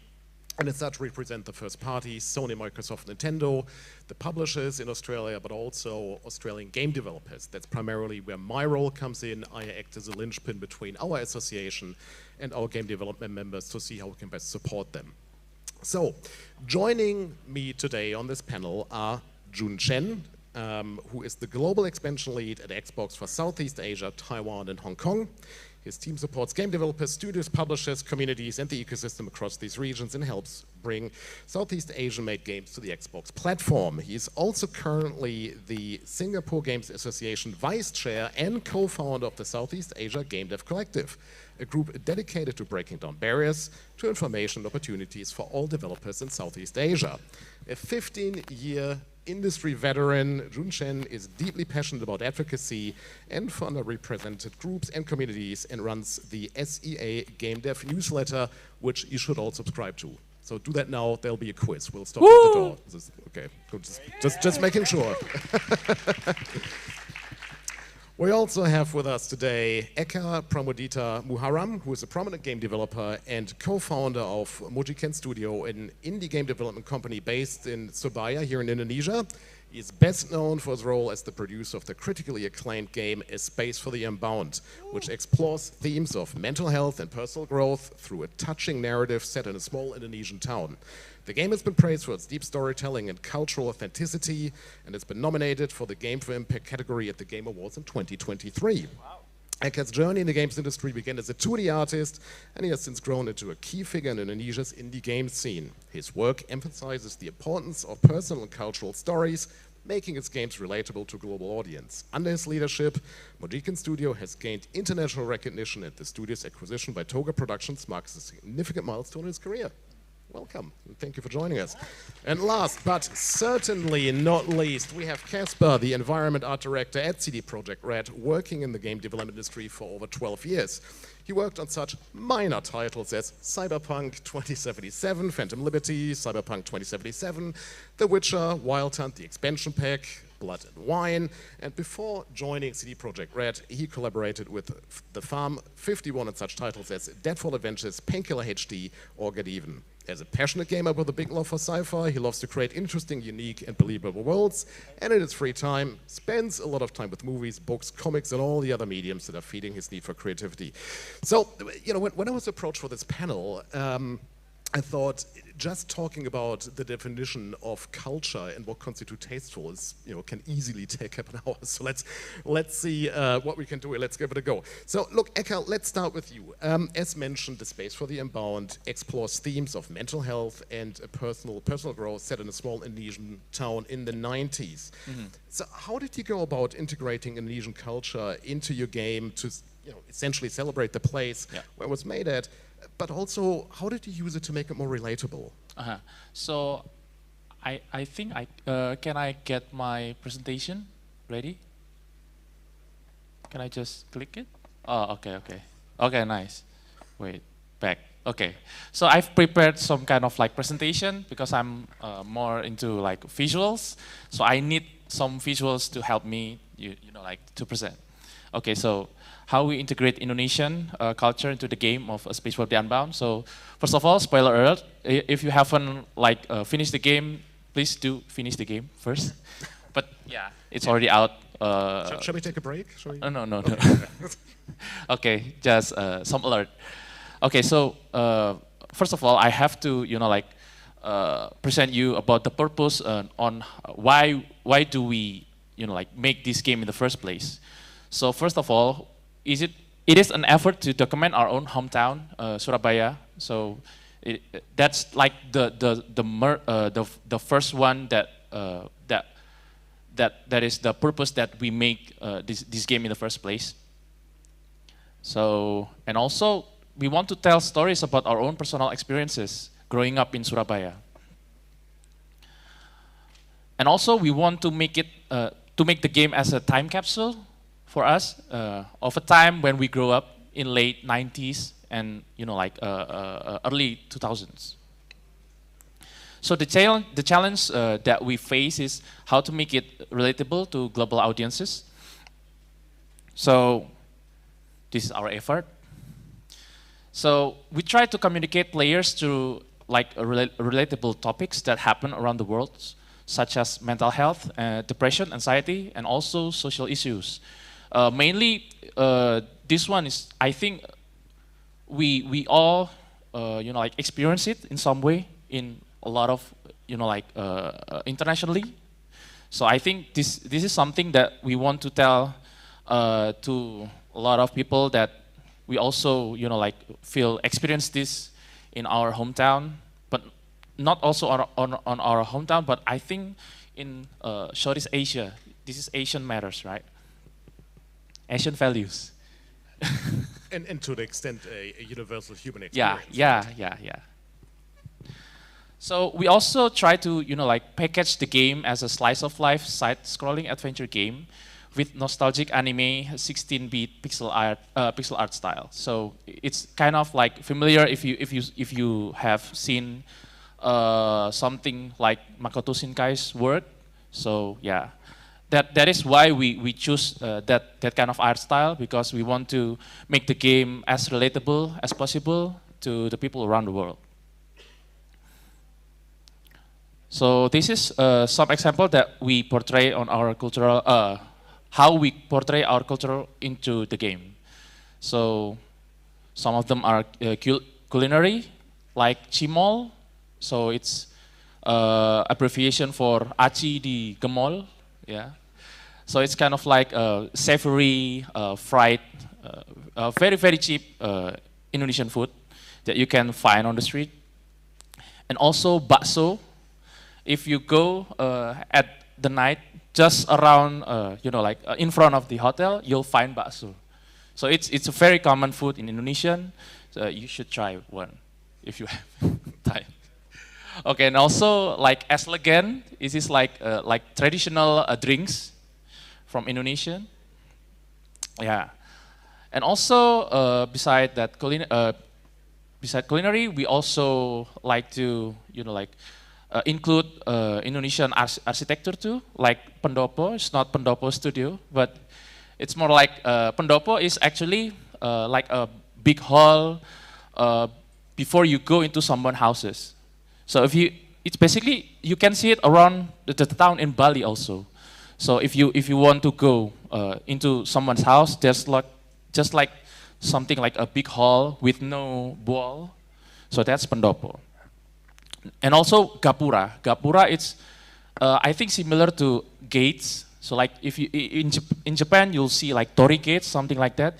In Indonesia, you'll find Gapura in each of in town. If you want to go to some kind of like area, you'll see Gapura. And it's very, very common you see in Bali too. Yeah. So Gapura is something like inspired by Hinduism actually. And also Bekupon. Bekupon is like a dove's nest basically. So it's pretty common if you go to like urban area in Indonesia, they have like Bekupon in each of their house. Yeah, exactly. And then Poskamling is just like a security post. But with, you can see like in Indonesian Poskamling, there's like kentongan. So you have to hit the kentongan if there's like an emergency or something. And also because Indonesian is like we have been colonized by Dutch and also like Portuguese and also Spain. So there are like we call it like a colonial architecture that we still like keep it on to this day. And also like we have like red roof made from clay. This is something like it's very common I think in a lot of in Indonesia.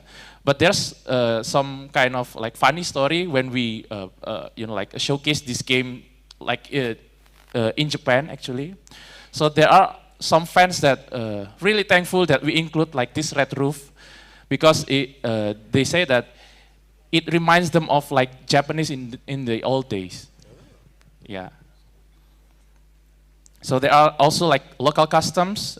If you see wedding on the street, is there any wedding like wedding on the street on your area, on your country? No, not yet. No, yeah, not I'm aware of. This is so Indonesian.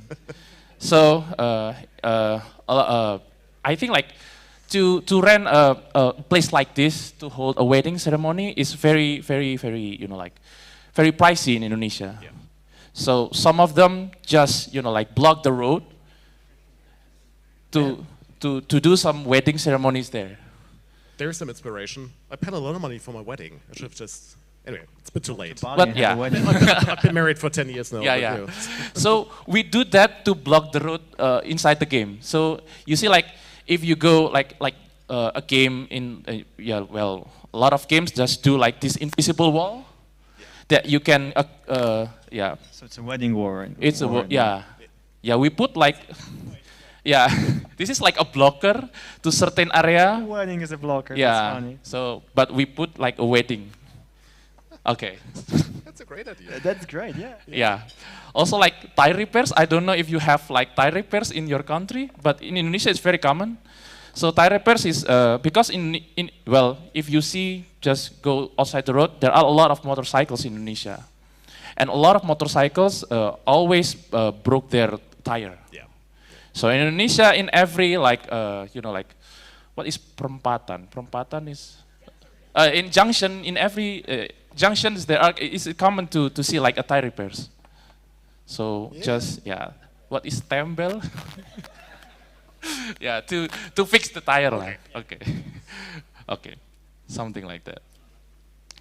we also have music. If you know, we have like keroncong. Keroncong was basically was brought by Portuguese, actually. That's right. Yeah, Portuguese, and then we insert some kind of like local instrument, and then we turn it into keroncong. Yeah, we actually have like audio if we can play that. But so Dangdut Campur Sari is actually like the evolved version of keroncong. Yeah, you just have to search it. But yeah, anyway. So there's this like very like famous musicians called Didi Kempot, Lord Didi Kempot. Yeah. All right. Yeah. Look, I think we have a good appreciation because I'm a little bit mindful of time. My inner German is telling me to look to speed it up.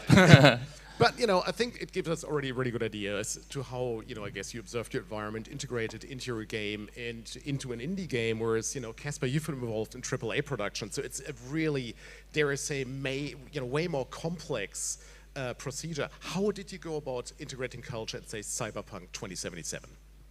I think you did great in terms of explaining how much effort it is to try to represent a culture in a game, and you break it down so well. Yes, thank you, because I think Cyberpunk is this weird example, is that A, we are building cultures that we are not very familiar with, at least on a general basis. B, we integrate a lot of cultures in our games. And I will not talk about Witcher, because Witcher was, I would call it simpler, but for us as Poles and Slavics, it was a bit closer. But then Cyberpunk was talking about problems and cultures which are so further away from our, let's say, geography even. And the various corporations of various backgrounds. Exactly, right? And on top of that, which is really weird, is that we are building the world which is not our world. We're trying to inspire ourselves to build believable worlds which have believable cultures, but they have cyberpunk twist over it. So it's a layer over layer. So I think what you were saying here, and I loved it, is that first of all, of course, as I at least would hope so, every artist, every developer, every designer, we have to start with understanding the source material that we're going to be working with, right? So we have to understand the culture in general, but of course you were talking about the food, the architecture, how the people are talking, what are the common things that people are talking about. Like, there's so many layers. It's incredible. So it's really hard to say what exactly to do. Like, for example, what we do, we always try to get to the source in a way that if there's no, let's say, viable source, or we're not very not happy, but maybe not sure, we always try to talk to consultants, right? We are always trying to get to really the source. We as a company, we're lucky enough that we have a lot of teams which are spread across the world. We have a lot of teams, even in Asia here, that are either the community managers or helping us with publishing. So we are talking to those people as much as we can. But if there's a culture that we want to integrate in our games because we felt like it's going to be really a cool idea, but also will make sense because we want to make sure that the culture fits the lore, fits the game, and makes the story arc to work. It's not like, let's just put here and there. We're really trying to understand whether or not the culture will fit the game and make the story actually richer. And on top of that, we really try our best to make sure that the culture in general, I'm talking about that right now, in general, really would make people to feel like we really made our homework in a correct way, so people were going to be felt like we really respect their culture. Like, for example, just one thing, like, for example, Pavel Saska, my friend, when we showed the trailer for 2019, not the gameplay trailer was back then, but, and, we showed Voodoo Boys, and people were just crying. Like, he told me that, crying in a way that they were so happy that we really tried our best to represent that culture, and they felt like it was really done well. So that's something phenomenal, and also it's for us very important because we really want to make sure that we're going to respect the culture because it's so important thing. The culture itself is so important. Like, even from, I can talk for hours about this, but even for architecture, like, I love architecture. For example, right now, this is my second time in Asia. Before I was in Singapore, loved it. I'm here the first time in Indonesia and Bali, love it. And there are things that there's no way I could see in movies or reading through books, right? Like, for example, the simplest example, yesterday we were driving to see some sightseeing a bit, and seeing all those motorbikes on the streets. How does it work? Yes, you see this in movies, but you never know. Maybe just staged, maybe just to make it more dramatic. You never know. No, it is actually like that. So those are the small things. There's no other way. Then you have to be able to touch, to smell, to experience, right? And this is like one small tiny step. There's so much more to it. Yeah, so you have this multi-layer process of integrating a range of cultures. You got to treat them respectfully, you got to do your research, but then you also have the added challenge that the world needs to be consistent in itself, right? So it's got to be an authentic world that treats culture respectfully, but that also needs to be internally consistent. And June, you brought up the point when we sort of, had a chat in preparation for this panel about the sometimes friction between consumer desire versus developer intent, and how we consider what's right for the game versus what's right for, well, the commercial outcome. Can sort of talk to that friction a bit. All right, first of all, I just want to say thank you so much for letting me on stage with two incredible creative people here who have built incredible worlds for the games that they made. It's really, really quite exciting to speak about a topic like this.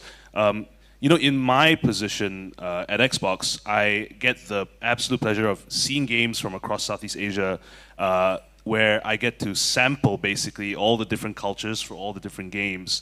And sometimes developers will come to me with incredible ideas where the culture is front and center, and they want to make sure that that is the first thing that people see as they incorporate into their games. Maybe it's a action adventure game where it's based on the mythological folklore, and sometimes it's more subtle, such as a game like A Space Odyssey Unbound or Until Then from the Philippines, where it's really about the quiet meditation and reflection on life as we know it in a part of Southeast Asia. And I think the core fundamental thing is that the developers understand that they need to make commercially sustainable products so in order for them to continue building their studios into the future. And so the dramatic tension there for artists is to make sure that the games are engaging, but also tell a story that is authentic to them. The one thing I will say is that a lot of the time today, we are so concerned with culture as a visual and engagement component in the games as a tangible means. But I also think about culture in the way that we are thinking about the creative labor of video games and how we are producing video games en masse as a community from Southeast Asia to the rest of the world. The way we collaborate in making games, both in studios and interrelated to other studios and across the region, that is beautifully a culture that's unique to Southeast Asia. One quick example, basically, when I'm here in Indonesia and hearing about all the different games that are being made, there are teams that are sharing team members for different projects. Agate is happy to share some of their team members to work on other passion projects. I know Niji Games is working on a ton of different things, and that's really incredibly beautiful because while this country, is growing and increasing their cross-sharing knowledge, they're also sharing talent. Yeah. And that is something that's incredibly unique and culturally unique to this part of this world, and how we must push forward for sharing our culture with the rest of the world. Well said, thank you. One thing that we talked about, right, is the sometimes subtle influences of our upbringing. So Casper, you told me that some people said Night City feels European, and I don't know, maybe it's because they have public transport and Americans, just can't comprehend. But in all seriousness, I guess it may be a reflection also of those subtle cultural biases that we have. Can you sort of talk about that and maybe the need to reflect on those? Yeah, it's a funny thing because everyone, well, not everyone, but very often I hear that Night City is actually pretty great city in terms of how engaging it is. And yes, we tried our best to inspire ourselves from cities like San Francisco, Los Angeles, and those West Coast places. But also on top of that, there's a lot of in Cyberpunk game, there's a lot of Japanese inspiration. There's like even districts like Japantown, right? So we try to mold those ideas all together, but also on top of that, yes, we are Europeans, not living in US. We have our different habits. Even we tried our best to break those habits, that some of those ideas were not that much maybe translated. But at the same time, I still would like to say that there's always a bit of creative process involved, and on top of that, what we did, we never tried to recreate any US city. We tried to build something unique and interesting. So we put like European spice on top of that.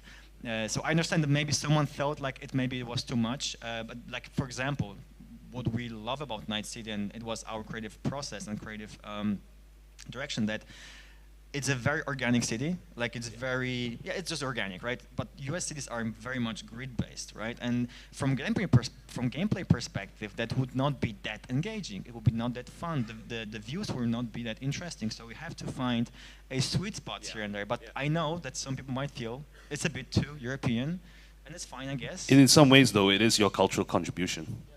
Also, yes. So this is also this creative process that goes into it. Yeah, no, fair enough.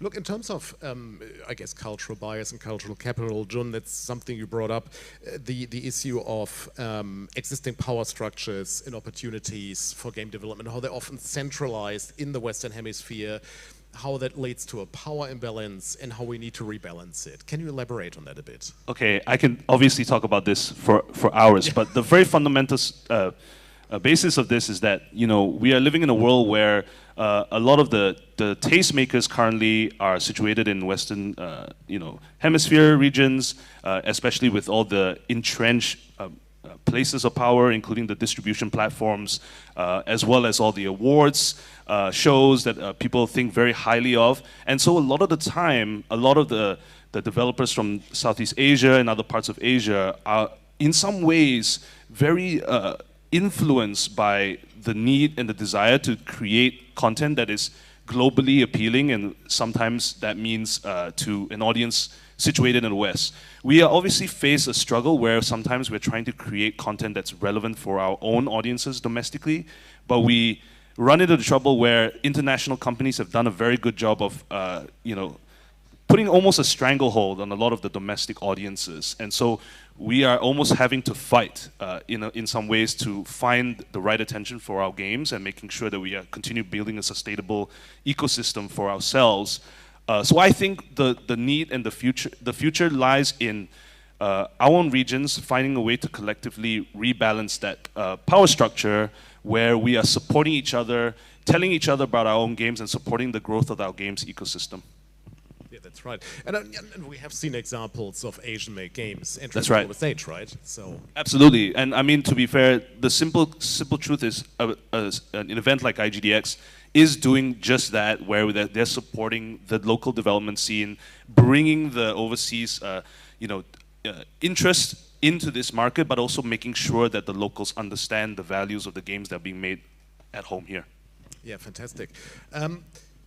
I always like to have a panel a bit of a key takeaway. So one of the things I would like to talk about, two of the things is, what are some common mistakes and tips and tricks to embed culture into games? And maybe, Eka, we can sort of revert back to you and, do a bit of a summary of the things that you learned in the process. Can I have my presentation again, please? Because I already sum it up there. Okay, so there are some tips that we, summary. It's kind of like a summary that key takeaways that we got. So first of all, we want the game cohesiveness to come first.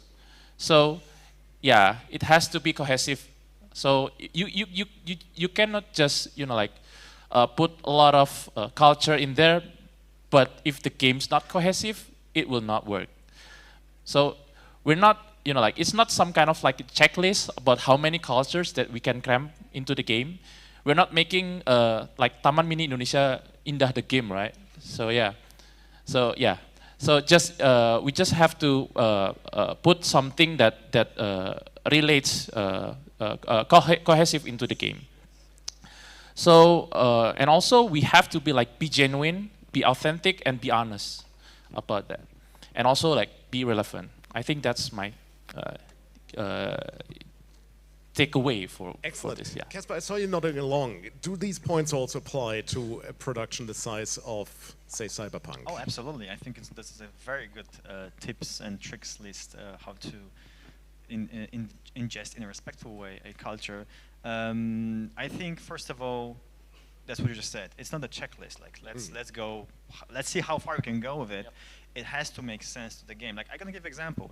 It would be really hard to remove Jackie or Arasaka from the base game of Cyberpunk because the whole game would fall apart. But we try to make sure that they come from, like Jackie, for example. We try to build a very deep background of the character. He is American, but he is with very strong roots from Mexico, right? Yeah. And we try to respect even his funeral. We really try to make it work and be respectful to how it worked in Mexico, right? So whatever it makes sense. Oh, the list is gone. It was very helpful though. So that's not a checklist. And of course, for me and personally, what I feel is the most important thing is just to make sure to do your homework right and go to the sources, understand, and make sure it's really relevant. And what you said, consistent, and on top of that, even give it back to consultants to make sure if it's waterproof. Understand the context. It's and as embedded well, in, understand right? the context. Yes. All right. I mean, it's very simple. Make a fun game. Right? I mean, as derivative as that sounds, fundamentally, whether the game is led by its story or its mechanics first or its aesthetic, you want to make sure that it's a game that it's engaging to an audience, unless you're making a game for yourself, which is also fundamentally fine. But you are making a game to be played, and so the element of play must be core and present, and then the idea is to create a relatable and cohesive, cultural cornerstone or touchstone as part of that experience. And there's been so many great examples cited already, as well as many more that people can just check out. The ones that go to the top and are really, really successful, games like Venba, that really touches on the human experience about being an immigrant overseas while talking about culture and food, and other games that we've cited, really are the best examples of how games have incorporated culture successfully and tastefully while also being wonderful things to play. Yeah, I think we bring up a good point, right? I mean, fun, playing an engaging game is a universal human experience, right? And, hence me also saying, when you talked about your game reflecting, for example, mental health challenges, that's something we can all relate to, right? That is a universal human experience. And so I guess it's then a matter of making it even more relatable by means of introducing cultural elements that speak to you because you've grown up with them and you're used to them. And, I mean, just from an Australian perspective, I mean, the example that I've cited a couple of times here is the Australian game Unpacking, which some of you may have played. It's literally about that, right? It's about unpacking your life. You have to unpack a box, you have to take artifacts of your life and put them in a room. Now, that is a universal experience. We've all moved. We've moved out of the room we grew up as a kid. We bought a house. We have kids ourselves. It's a very emotional and deep human experience. And, it may even work better than if you localize it to include or to have these artifacts reflect the local culture. But the fundamental concept is relatable and fun. Awesome. Look, I mean, I could talk about this for hours. This is super fascinating. However, looking at this timer here, we are getting chased off stage. So, look, thank you so much. Thank you so much, Jun. Thank you so much, Casper. Thank you so much, Eka. It is an absolute pleasure to be here. Thank you so much for having us. And enjoy your IGDX. Have a good night. Thank you. Thank you.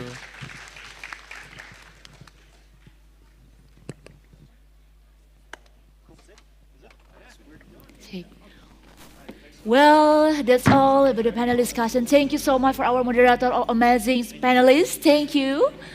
We move for the next agenda for the photo session. Sir, please stay on the stage for the photo session. Let's see the camera before we leave this session. Yes. Let's see the camera in formal pose. 1, 2, 3. 3, 2, 1. Okay, now, once again, another pose. Cheers. 1, 2, 3. Once again. 1, 2, 3. Enough. Thank you so much for our moderator and our speaker for this special agenda, ladies and gentlemen. Wow, thank you. Please be seated. Thank you so much, moderator and our panelists.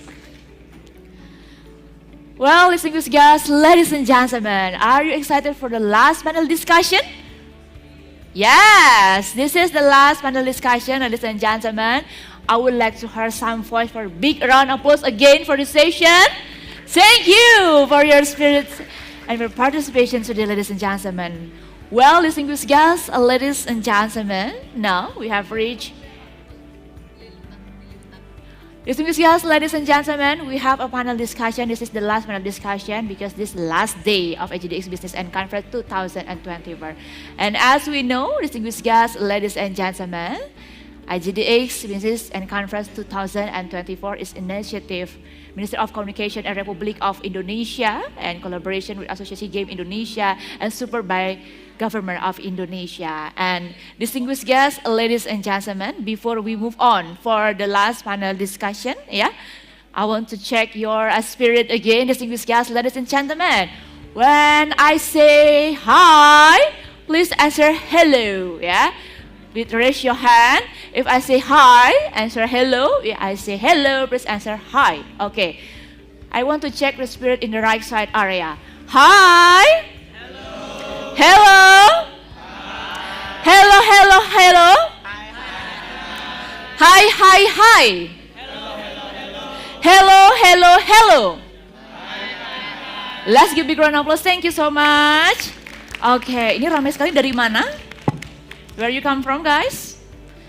University or game developer? Kita dari Game City Indonesia. Kita partisipan dari dan pemenang dari lomba Game City Indonesia. Okay. Are you doing this program 3 days, right? Yes. Yes. Maybe can you share about your opinion about this Business and Conference 2024?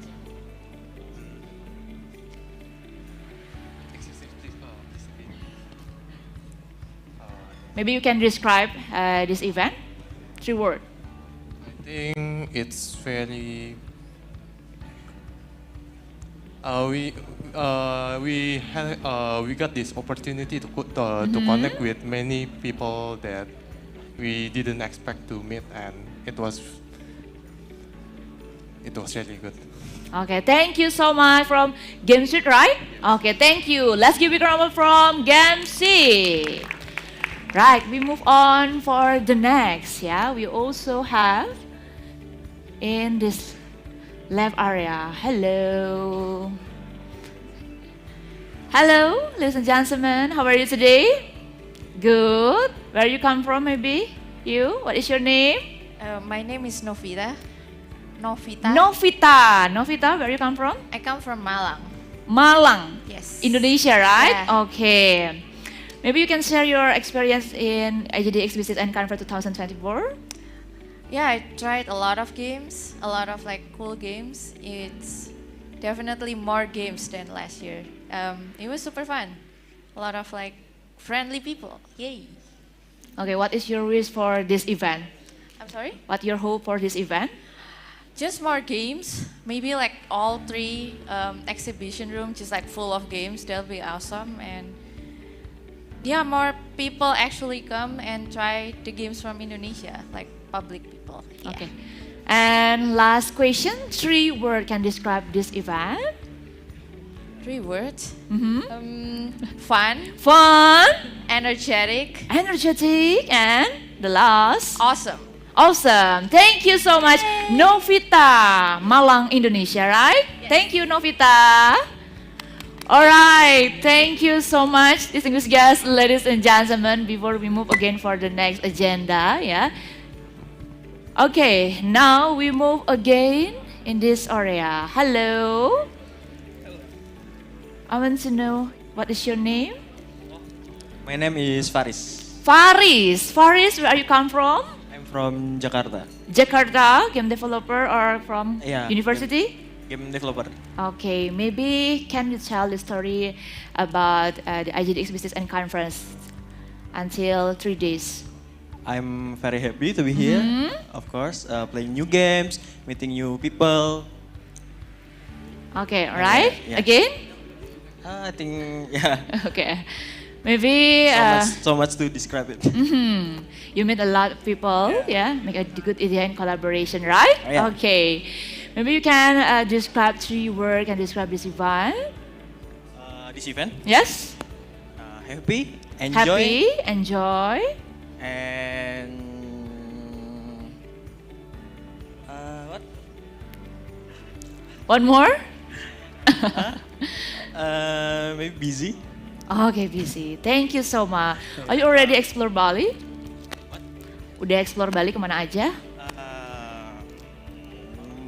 The beach. Okay. The food. Maybe. What is your favorite food? Are you remember the name of special food in Bali? Maybe. Okay, next session. Well, last night I tried vegetarian food. Vegetarian food. Yeah, Ooh, amazing. It's actually my first time trying it out. So. Okay. Next. Another food or drink maybe in Bali? You try? I think that's all. Okay, that's all. Okay, maybe next session. You, what is your name? Yeah, my name is Muhammad Multazam, also called Azam. Azam. Azam Yes. from Jakarta, right? Bekasi. Oh, Bekasi, Jakarta, and Bekasi. Yogyakarta. Oh, Yogyakarta. Oh, another province in Indonesia, right? Okay, maybe you can describe how you're feeling for this event. Yeah, so we come here to meet the publisher to talk about the games because we obviously not only developer but also a gamer ourselves. So it's fun to talk between both gamers as a developer and publisher. It's really fun. Right, awesome. And one word describe this event. One word, only one word. It's very difficult, right? Okay. What is the word? I cannot say fairy, right? Okay.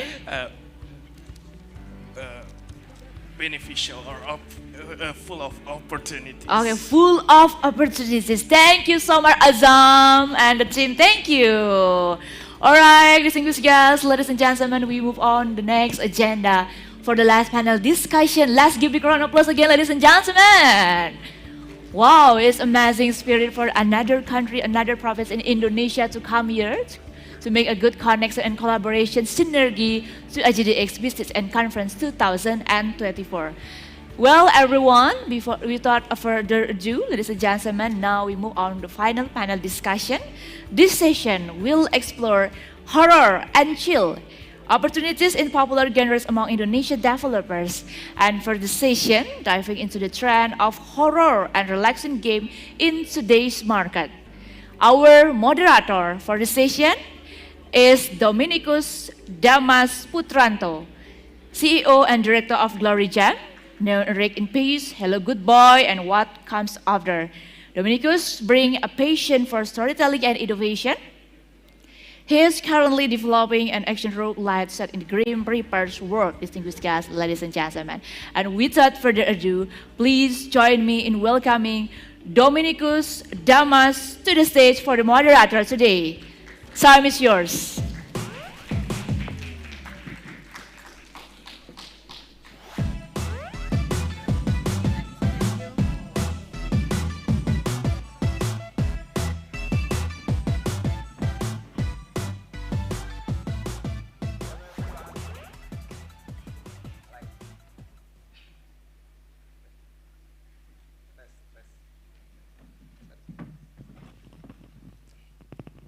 Yeah. Okay. Hello, everyone. Thank you for being here. Like right now, I will be your moderator on the next session of the panel. The title is the Horror and Chill Opportunities in the Popular Genres Among the Indonesian Developers. And let me introduce you the speakers. The first one is Damian for Feardemic, like the publisher in that specializing on the publishing the strong horror narrative games like the Tales from Candleford. Please have a seat, and I will have a seat by myself. And then next we will, I think there will be a bumper for Damian, or?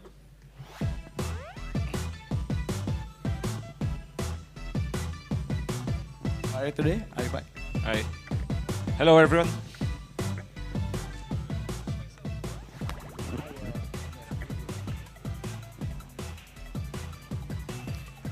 And then second one, we have Jiren from the P-Cube, who publish both genres, both from the chill games and the horror games. Yeah. Hello.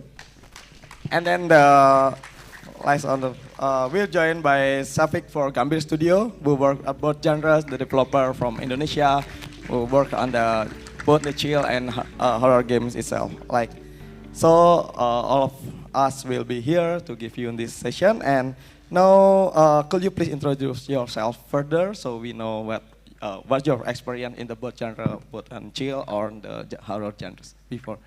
Let's start from the other side this Okay. time. Go ahead. So, good afternoon, everyone. My name is Shafiq. Currently, I'm wearing the hat as a CEO of Gambir. Yeah. This morning, I'm using like as a president of Indonesian Game Associations. But yeah, Gambir Studio. Maybe some of you already know that Gambir Studios are focusing creating a game based on food or something that very funny or meme games. But actually, that we are plenty of the horror games as well. And we have two mobile games focusing on horror and one game for PC. It's called The Animals Hour. And one of our horror games also like the top paid games for Google Play in 2019. So I think that it's pretty okay. Yeah, thank you. How about you, Jirin? Hi, I'm Geraint Evans. I'm head of publishing at PCube. We publish a huge range of games. We've been around for about 15 years, and we're quite an eclectic publisher, I think it's fair to say. We're not really kind of tied to any one genre or any one style, so we publish a huge amount of games from Asia specifically, but also much smaller, like global indies. In terms of this talk, we have a fair bit of experience in kind of both of these kind of themes and genres.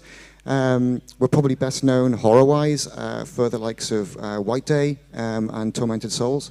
And on the kind of the chill side of things, or the cozy side of things, we're pretty well known for a couple of Indonesian games, actually, Kataria Fables and Potion Permit. Okay. Yeah, hello everyone. My name is Damien. I am CEO of Feardemic. We've been around for the last 7 years. We are a publishing label focused purely on horror games. A wide range of horror games, so we don't narrow ourselves to psychological horrors or even smaller games. We are a part of Bluebird team, which is mostly known right now for Silent Hill 2 remake. And we published throughout last couple of years more than 20 games with biggest experience in console publishing, but also PC, mobile, and just recently VR games as well. And yeah, that's it. Okay, thank you very much. I believe like all of you have worked on the other genre as well. Like, what do you think that chill or horror games like special or stand out among the other genres? If you have any experience for it, from the development side or maybe from the publishing side, maybe you can tell me. So when it comes to the audience, the horror stands out mainly because of the emotions it brings to the players and the people. Obviously, you can immerse yourself into the shooter or the strategy game, but when it comes to the horror, it triggers the emotions that usually are off during playing a game, like being terrified, scared, and so on and so on. And when it comes to the whole market, it's actually quite a lot of games are horror games. Or as I mentioned, we publishing a wide range of horror games, so we can actually find in our portfolio puzzle games and walking sims and boomer shooters and basically all the games you can think about.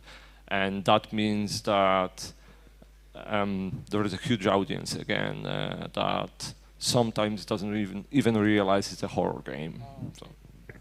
What do you think will be the core unique, like maybe in the unique challenges or unique opportunity of both of genres? Maybe you are more experienced in the horror games, right? Like what's a unique opportunity in the genre?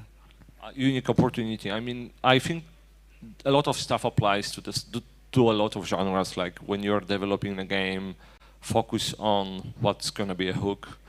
A couple times during the previous presentation, a couple people mentioned, be sure that you know who you are making the game for, like who's your audience. And if you're making a horror game, let's say, obvious horror game. It's going to be quite easy to define your audience, but at the same time, I mean, we've seen a lot of, especially walking simulators, and it's really hard to get a USP within those. So, you know, trying to be creative about something special within your game. This is why we are, you know, playing with the horror in the definition, because it's easier. I mean, we've seen great strategy games that are horror games. So, you know, always try to maybe think of, you know, the other way around when you're developing the game, to add the theme of the horror as well, or, you know, maybe not. It should work together, definitely. So, but make sure that the game gonna stand out. Doesn't have to be because of the graphics, but it's sometimes just a hook. Yeah, that's interesting insight. How about you, Jaren? I mean, one of the things I think is the most interesting thing about this actual topic is, you know, when you look at horror and chill, you would kind of think that they're, well, and they are to a certain extent on polar opposites of the scale, right? You have, you know, something that's warm and cozy, and then you have something which is kind of dark and scary, stereotypically speaking. But I think there's a certain truth that unifies like both of those themes and both of those genres, in that both of them are kind of, as human beings, we're kind of hardwired on a biological level to react to both of these themes. So, you know, on the one hand, you might get scared, and it kind of triggers endorphins and adrenaline and cortisol in your body, right? So it's a fairly sort of easy way to trigger an emotion in a player, and we're kind of, like I said, we're sort of biologically hardwired to react to that kind of theme, right? And the same thing is true for chill. You know, we're living in a world where you're all always connected through social media. Your mind's racing. People's mental health is kind of deteriorating, and I think there is a need, I think, to feel warm and cozy and happy and mindful. So even though they're on opposite ends of the scale, they both have this kind of tangible biological reaction or need, I think. So in terms of the opportunities, how do you kind of condense that? How do you find something which is a really simple message and be able to distill that in a video game form? So I think it's really important to try and think of a single idea or a single core mechanic or a single system, and try and exploit that one thing to be able to trigger that biological response. Okay, that's interesting. Do you have what do you say, Safik, especially for maybe from the development side of the two genres as a developer? Like why we choose a horror team when we want to develop. Okay, technically this is very funny. The first time when we tried to creating a horror game, it's just because that we want to try the 3D games, but we don't know how to polish some kind of the stuff. But so yeah, since the horror is most likely like dark and light, so it doesn't have to be that perfect.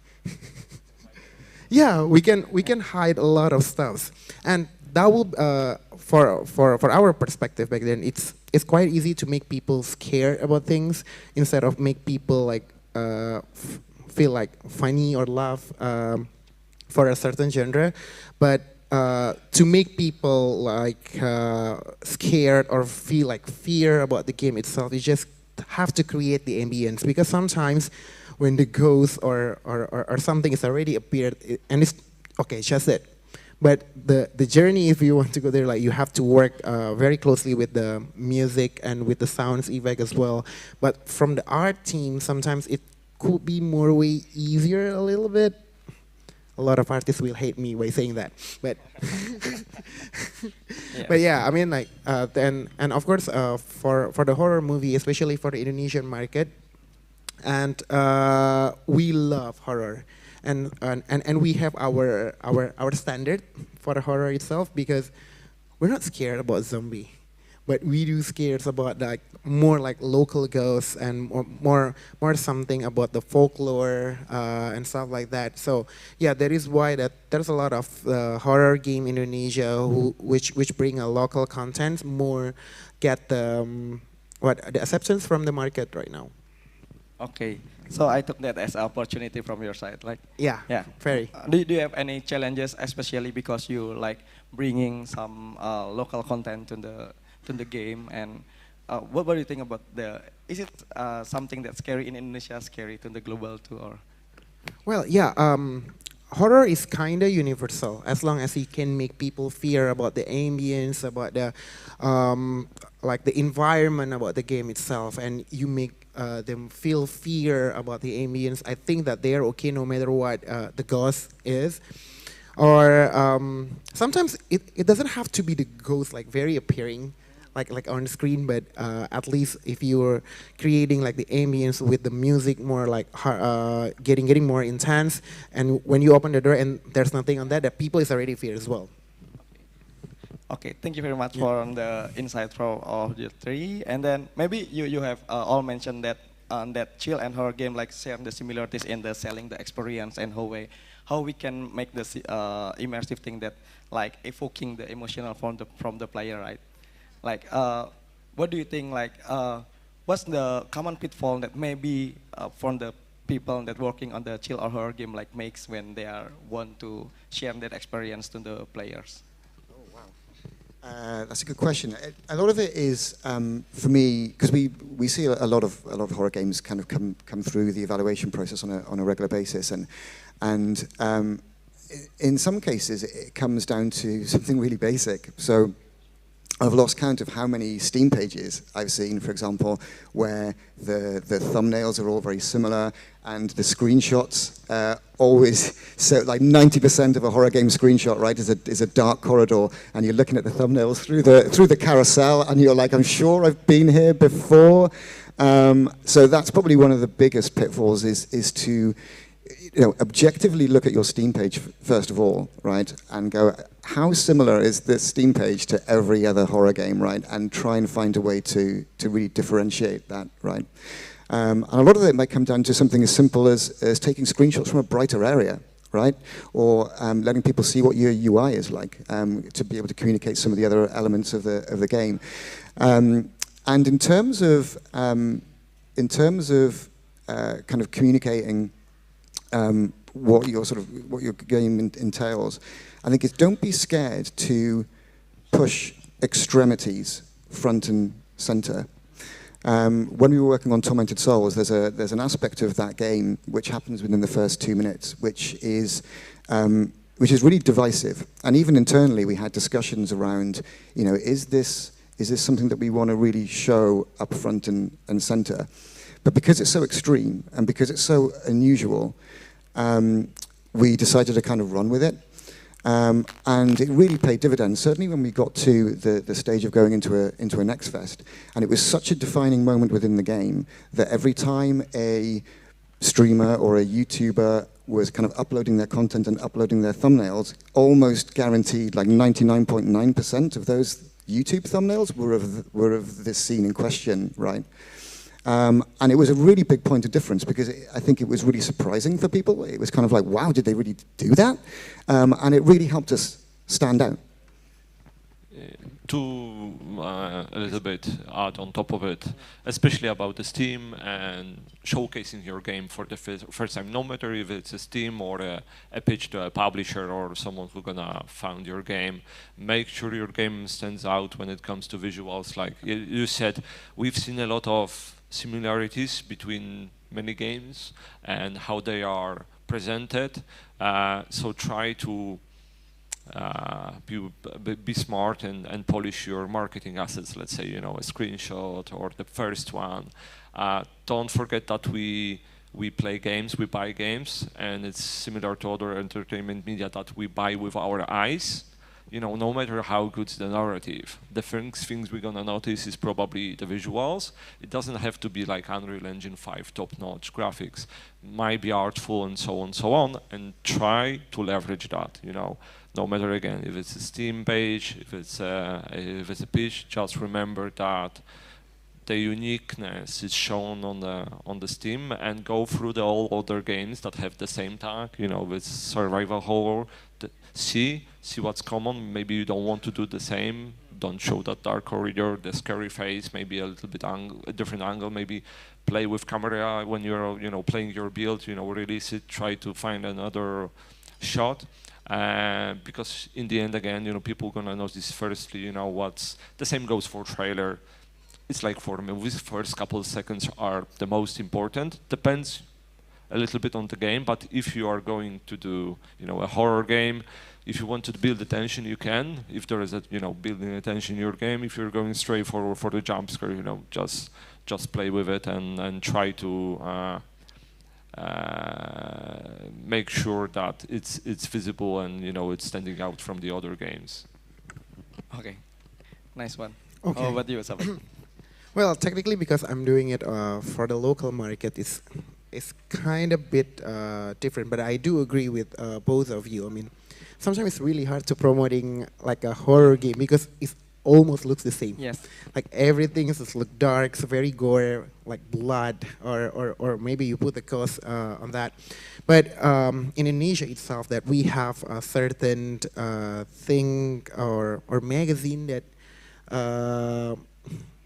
Magazine about the the afterlife thing that you will burn in hell. Yes, yeah. the supernatural, and most likely that they are using the like a hand painted kind of style. So yeah, you can use that angle as well. And in Indonesia, I don't know why, but the horror movie is always related with the sexy thing, with a girl with sexys and stuff. So that is why our first horror game that we are partnership with the cosplayer. So they are being the ambassadors of the game, and of course we bring her to the game as well. So it brings like another value added of the game and makes your horror game stands out back then. So yeah, you can. There's a lot of horror games out there, and of course they are also offering the same thing.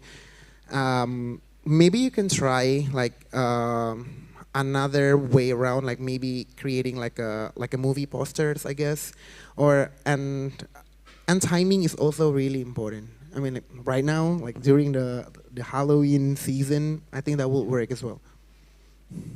Yeah, that's great actually. Like, what do you think about the if you please can give up advice like what one do and one done when we are creating that kind of game, both of chill and horror games. I think that will be valuable for us, especially there are many game developers in Indonesia that actually doing the narrative and the chill and the horror game. Yeah, because we know because the opportunities is really broad, but then the market is quite saturated as well. So we think we should have the USP by the genre as well, right? It's really tricky question. I mean, there is no simple answer to do. It's like with all the games, especially looking at our games, we publish more than 20 games. Looked at them, they're so different from each other.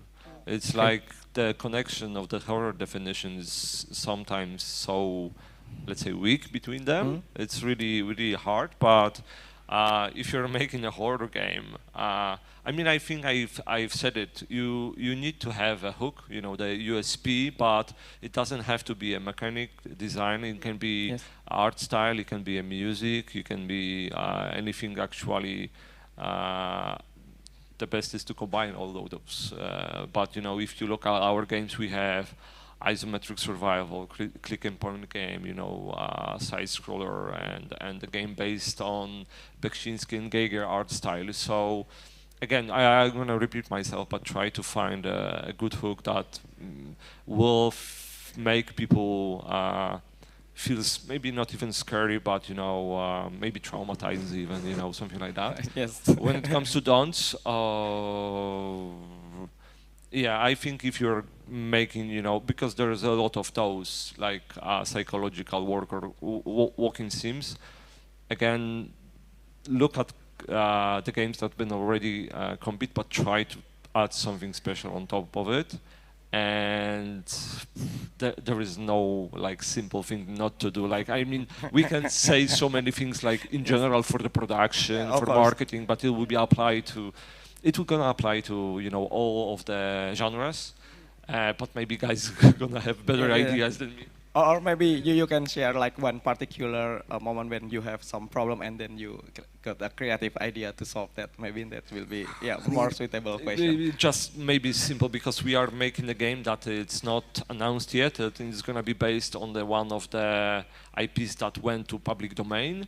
and don't go too close to anything that is licensed. Like from IP perspective, I mean, there's a couple of games that are trying to get something like use something that Disney did and so on. So be careful with that. But like that's really random stuff applies to different genres. Yeah. How about you, Jiren? I think in terms of do's, this is going to sound kind of very, very broad, but I think you have to be really honest with yourself and really honest with what you're making. And just to kind of echo what we were talking about a little bit before is have in mind that kind of 5-second rule in your head, right? When you're kind of laying it out in a pitch deck or you're building your Steam page, be honest with yourself. And even if you ask your friends, colleagues, parents, whatever, does it capture you within that first 5 minutes? And what can you practically implement, both in terms of your development, in terms of your design, in order to be able to capture within that 5 seconds? So, if we look at, I suppose, two really extreme examples would be something like World of Horror or Faith: The Holy Trinity. Both of those games have a really striking art style. In the case of World of Horror, it has this kind of like amazing 1-bit style, right? And of course. And in terms of Faith, it has this kind of really unsettling, discordant kind of color clash, and there are various elements of that game that wouldn't be out of place on a ZX Spectrum. So it's not graphically the most sophisticated, but they've really leveraged their use of color and rotoscoping and stuff in that game to, they unquestionably stand out from everything else on the market. Those two games in particular. So just be very careful. I think when you're making a horror game in Unreal and you're building the corridors and you're putting the candles in there and you're putting the old wallpaper on the walls, does this feel familiar to anybody? So just be honest with yourself through that process. Just quickly, you mentioned World of Horror, and it reminded me another Polish game where it was in development for 4 years and it's entirely made out of the paper, and then it was transferred to Unity. But it used a paper creation, like real world and lights. It looks beautiful, music is beautiful. It's not much about the gameplay, but you look at this, it looks like a photos of real, handmade paper stuff. So that's another one.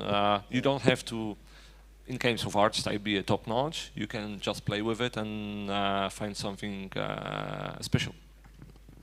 That's interesting. How about you, Safik? Okay, so yeah, well, technically there is do and don'ts in particular, but maybe the don'ts is you have to make sure that you choose the right monetizations, especially when you want to create a mobile game. Interesting. I mean, do not put the ads when the ghost is already there. You know what I mean? Like, sure. Make sure like the UX is right, and you have to make sure that because on the horror game that you have to create the ambience and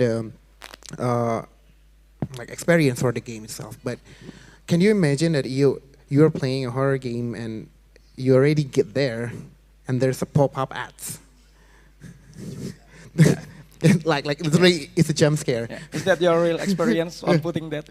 Pardon? Is it your real experience on putting that and you? Yeah, actually, when we because you know that my main core is to create the in-app purchase free-to-play kind of game, but on the horror itself, that we try to adjusting like where we should put the ads, the banner, the pop-up ads, because that's how we make money as a free-to-play player, but.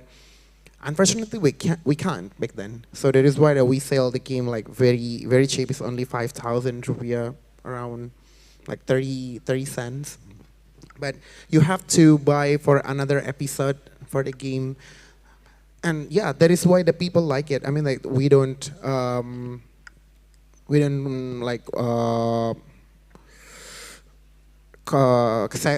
sacrifice the user experience, but people still happy and they still get the whole experience by their playing the horror game as well. And the do's, I think that if you're you have to make a very good a narrative and perspective for the game itself, because horror is all about like something that you can trust in your head. you create the things in your head that, oh, I will be scared, even though that you don't feel anything. You're not there. you're not on the scene, but you have to make sure that people can feel like they was there. Okay. Very Do you much have it. any other experience from the chill game, because you are making chill games right now, right? Chill, yeah. Yeah. There's a lot. Yeah. I have to pick one. So yeah, sometimes that if we make this game over and over, we try this game that is not it's not attractive anymore, because you already know that, okay, you will find this on this place, and you feel less and less attractive about the game itself. So make sure that someone else is new have to try the game. Okay. Yeah. Yeah. Of course. Okay, but I think Pretty that's much it. yeah, really similar, but like in the other really different genre. Yeah. Do you have any experience on Yujiren on the chill games, maybe the wholesome something? Yeah, well, the kind of the chill space, I think for me is it's kind of relatively new, I guess, historically industry-wise, and I think it's still kind of finding its feet a little bit. You know, when we talk about chill games, you know, you can also then start thinking about wholesome games and cozy games. So there's a lot of kind of definitions floating around, and I think it's kind of difficult to pin down, right? If you look at the Wholesome Direct, for example, there's a whole range of things in there. But you know, you have people who are really into wholesome games and have a really clear idea in their own mind what a wholesome game, what it means to be a wholesome game. You know, whether or not it's about inclusivity, you know, or whether or not it's about tackling, you know, because a wholesome game can tackle some pretty serious themes, right? So it doesn't necessarily, a wholesome game doesn't necessarily have to be cozy, right? Yes. So I think when you're kind of working on a game that's in that kind of space, I think finding a way to really communicate like precisely what it is you're making and for exactly who you're making it. I think it's too easy to go and go, oh, I'm making a wholesome game, but actually for a huge part of the audience, they may not consider it to be wholesome by your own definition, right? So just be very careful about, you know, what exactly is the audience that you're looking to appeal to. But more than anything, what is that kind of innate, kind of biological feeling that you're trying to communicate to the player? So be very careful in terms of your initial communication, is what I'm saying really to the audience. Yes. Okay, so based on experience, that wholesome is a little bit tricky, because wholesome for me probably not for Yes. you, right? Yeah. So you I want have to say same thing. Yeah. Yeah. So technically, you have to make sure that you have the right like people to ask, or maybe a professionals, because sometimes that wholesome is about the reliability. Like you have to be relate with the story. You have to feel what's the characters feel, and you feel release after the game was end, and stuff like that. So I think that the writer is a very important part if you want to create like the wholesome, like bring the emotions, play with the emotions with the players is also really a thing if you want to make a wholesome.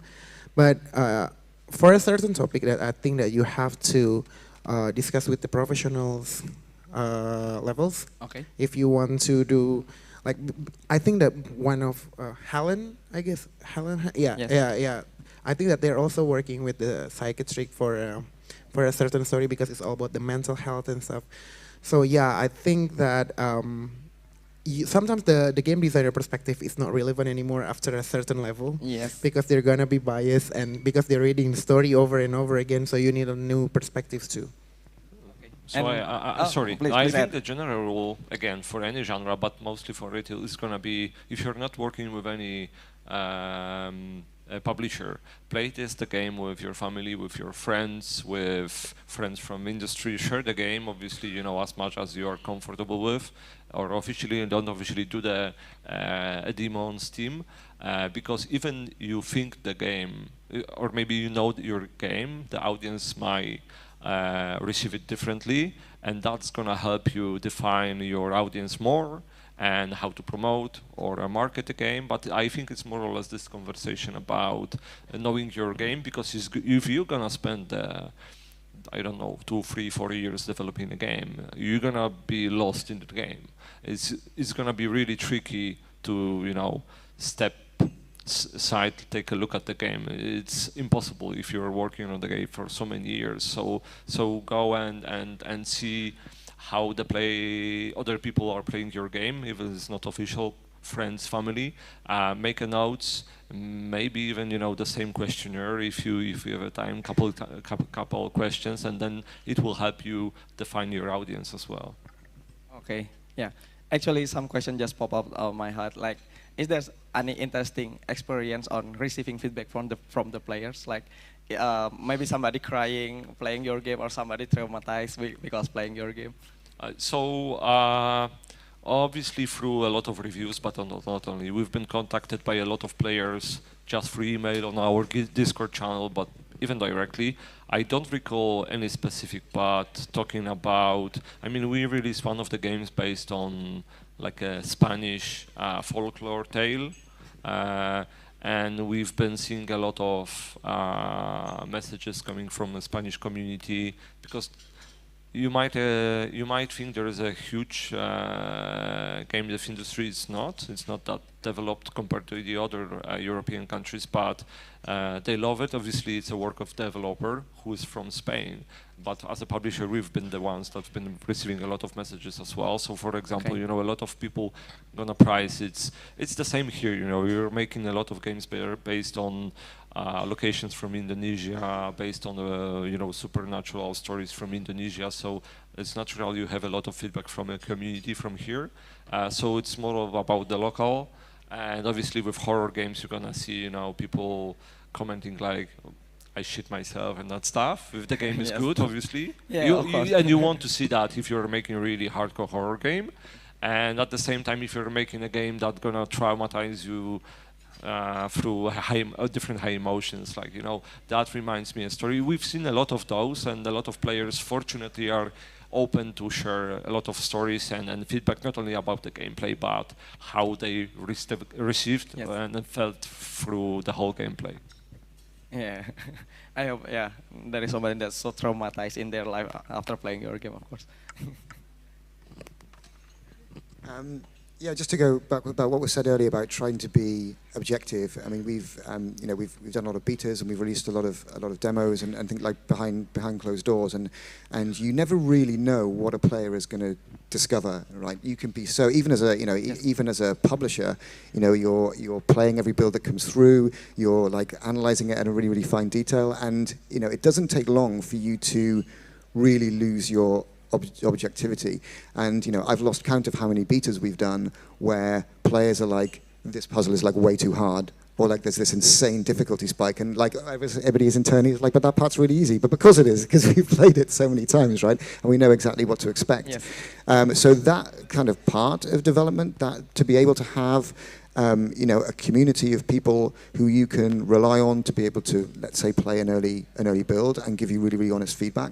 And nobody is more honest than gamers, you know. So to a certain extent, I'd be a little bit wary of showing a game to a kind of industry contemporary, right? Because you know, sometimes people just want to say, oh, you know, I'm not really so sure about this game. You know, you need people to be honest. And if you have a really good community on social media or on Discord, having those people play your early builds and give you really honest, because they will be brutally honest, right? Like if you know, if they play the first 10 minutes and they think it sucks, they will tell you it sucks like straight away, right? So listen to that. Don't be so kind of proud, I guess, that you overlook some of that feedback, because like I said before, you know, we'll put a beta out there and we're super confident about something, or you know, we think there are certain aspects somebody will enjoy, and actually the information that then comes back through the kind of questionnaires and the comments that we get through Discord are like, wow, I had no idea that it was going to be taken in this way, right? Or they would find this difficult, or you know, they would really engage with this particular part. So yeah, that part of the development process is crucial, I think. Interesting. So yeah, from my perspective, that I was half message on my company's Instagram that people are actually crying after they're playing one of our games, because maybe they feel like more like relatable with the stories, even though that the story is not like, oh, sad story, someone's died. Not, it is not. It's about how the girl are surviving to like opening up the new restaurants and something. But yeah, that's actually the thing that I mentioned, that it's all about people can relate with the character. It's more like touch them by heart. It's not about you have to create something extravagant to make people like cry or something. I don't think it's gonna work. No matter how hard you try, oh, I want to make people cry, but sometimes it turns out that people doesn't cry about it. Yeah, pretty much it. Okay, thank you very much. And this maybe in the last question, like about the Indonesian market and Indonesian developer advantage in this genre. Like, do you think Indonesian is a good market for horror and chill games? And maybe from the, in that particular thing that you think will be works better in Indonesia for your games? So for the horror games, definitely. I mean, you've said that before, and I knew it from the last year. My colleague from Bluebird team came here, and he wrote me a huge email of why that it makes sense for me to come here as a publisher of horror games, and it does. I can say that after those 3 days, I've seen a lot of horror games, a lot of great horror games, and definitely, again, as you said, it's a popular theme in Indonesia, not only in games, also a lot of in movies, but based on our experience, but based on our talks and also analysis of the market, the horror in general globally is in the golden age right now. Taking a look at the games, the reception of Silent Hill 2 remake was outstanding. It's currently the best. It has the best user score from the whole franchise, which is really amazing. But take a look at Alan Wake 2 as well. Those are big games, but not only. I mean, this is why we are focused on indie premium horror games. There is a huge market for that. Again, you take a look at the movies. Blumhouse, for example, they've been producing horror games. They are now also opening a publishing label for horror games. There are a couple other horror games publishers and studios focused on that. And compared globally to Indonesia, it's still like percentage of horror games here is like bananas, like in a good way, at least for us. It's so many horror games. And it's not like a trend that happened like a couple months ago or a year ago. It's gonna last long. And we've been thinking and talking about that, why that's the case. And I think you mentioned it as well, that your connection to supernatural stuff, it's way more natural, I think. Like every country has a ghost story, but you guys have so many of them. Like, I mean, we have, stories about Baba Yaga in Poland and that stuff, but it's different than, what you are get used to here.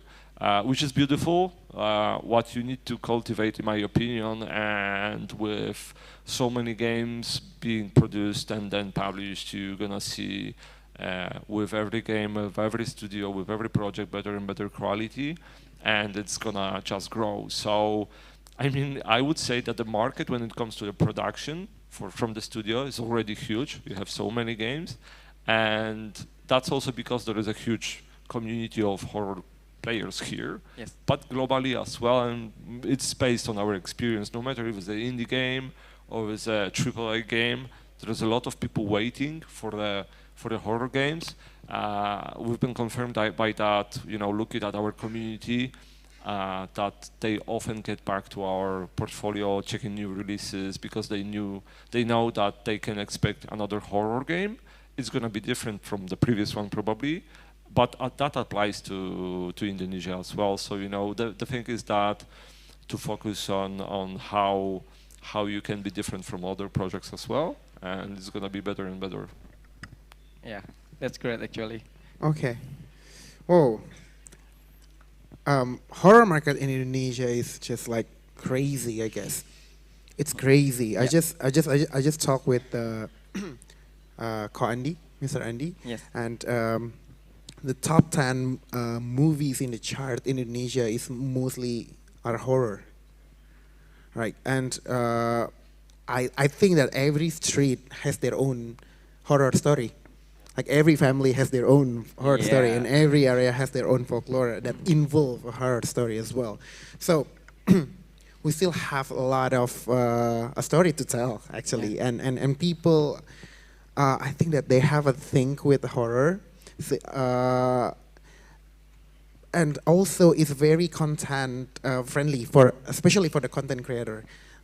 The people love horror, and people love to see people like playing horror game. So it's gonna be like a free marketing for the horror game developer as well. Yes. So I think based on that, there's a lot of people is also looking this as as a very good opportunity if they want to create a horror game. So I think for now that it's most like very marketable. You have the market here, and if you want to looking for revenue, I think the horror could be the one. Okay, I will try maybe. You have to. Yeah. I think it's a really great opportunity in terms of for Indonesian developers and the development of horror games. Yes. I think horror is so interesting. I think globally, and certainly when you look back at movies, there was a period where Korean horror, for example, was really popular, and people were starting to explore horror from Japan or from Thailand. And I think Indonesia has such a rich cultural heritage, even from region to region, right? The diversity is huge. And I think if you can lean into that, I think certainly for Western markets who are looking for horror games that have a slightly different feeling or have a slightly different aesthetic or have a touching on slightly different elements of folklore that they might not be familiar with. So quite often that can provide. We've been talking about how do we make something seem different or how do we make something seem new.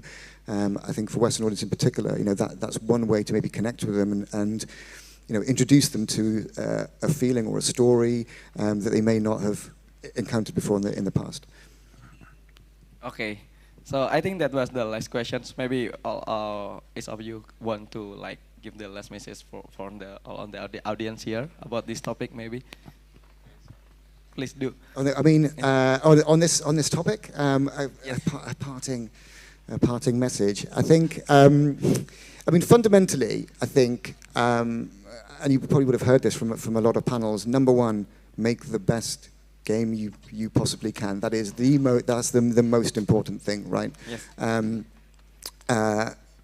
And try not to kind of overstretch yourself. Try and kind of slim things down to a single kind of key idea or a key message that you want to do. Probably one of the biggest mistakes I see is overstretching in terms of development, trying to do too much, losing sight of what that core message is or what that core idea is or what that core story is. So, the simpler you can make it, the easier it is to make a good game because your resources are not stretched. So, try and keep things simple. Try and have a very clear message you want to communicate, and obviously make sure it's the best game you can possibly make. Yeah. Again, generally applies to all the genres, but as a developer, so the first one from me is going to be not so cheering, but remember the stories like Stardew Valley.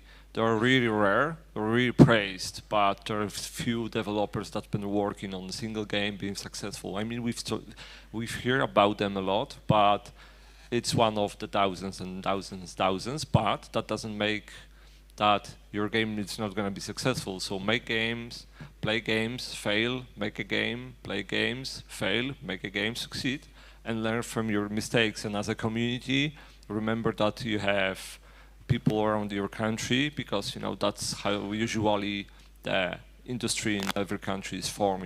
Talk to each other, play each other games, and exchange the feedback.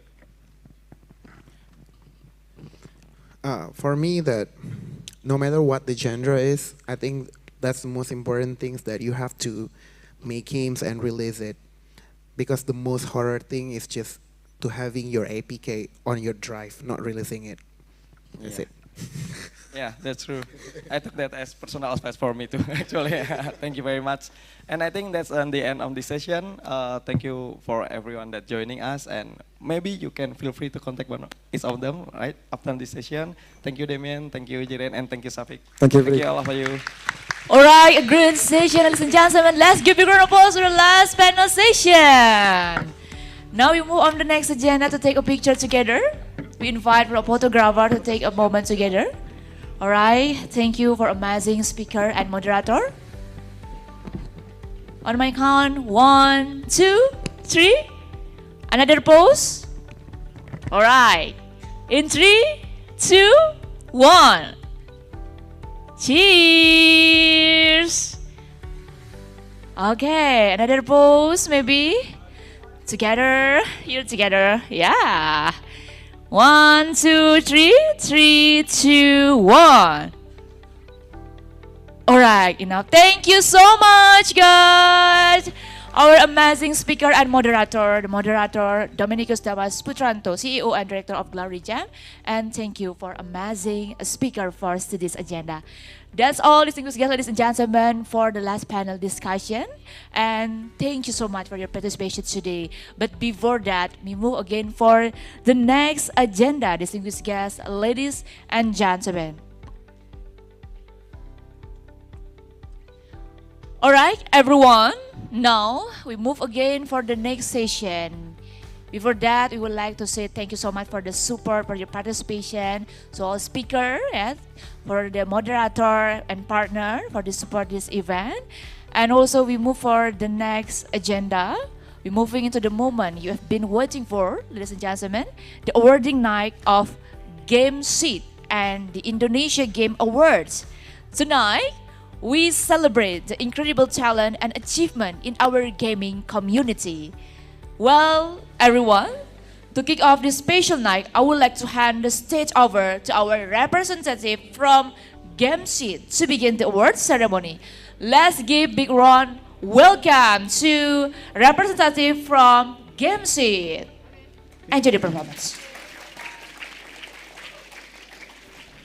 So, ladies and gentlemen, good evening, konbanwa, selamat malam semua. My name is Calvin Mona Sandeang, and tonight I will be your MC. So, what is GameSeed? So, GameSeed is the biggest game development competition in Indonesia with mission to nurture and empower the next generation of game developer in Indonesia. So, this event is organized by Indonesian Game Associations and Indie Games Group Indonesia and supported by the Ministry of Tourism and Creative Economy. So our event is sponsored by Tencent and Garena. Now, without further ado, let's watch a brief recap of GameSeed 2024.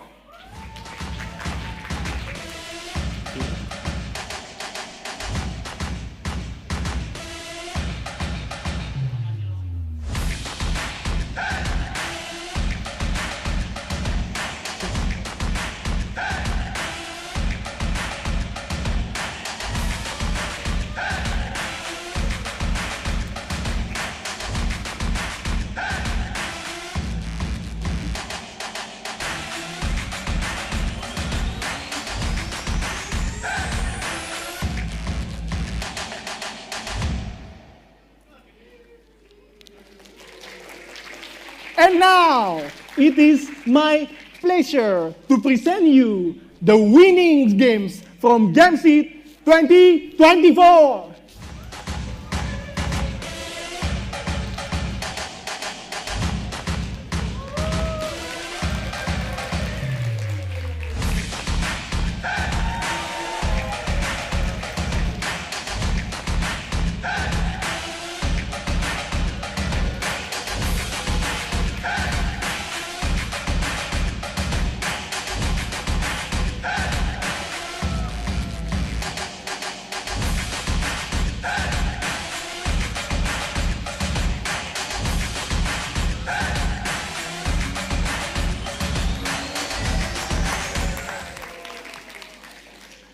So, let us begin by inviting the winners in the student categories. In the third place, Ethercoin team with Maru and the Bear.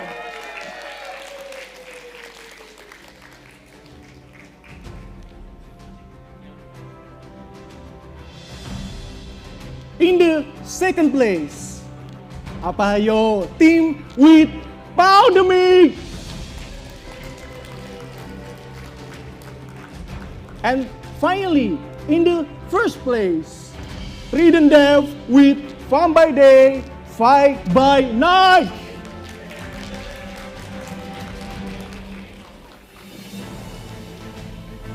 So next, we will invite the winners in the public category. In the third place, Nightshade with Last Gardener of Babylon.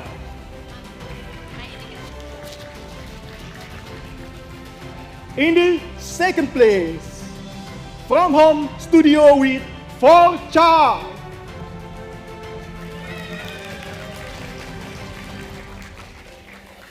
And in the first place, Bobocon Studio with Glenn Rosa.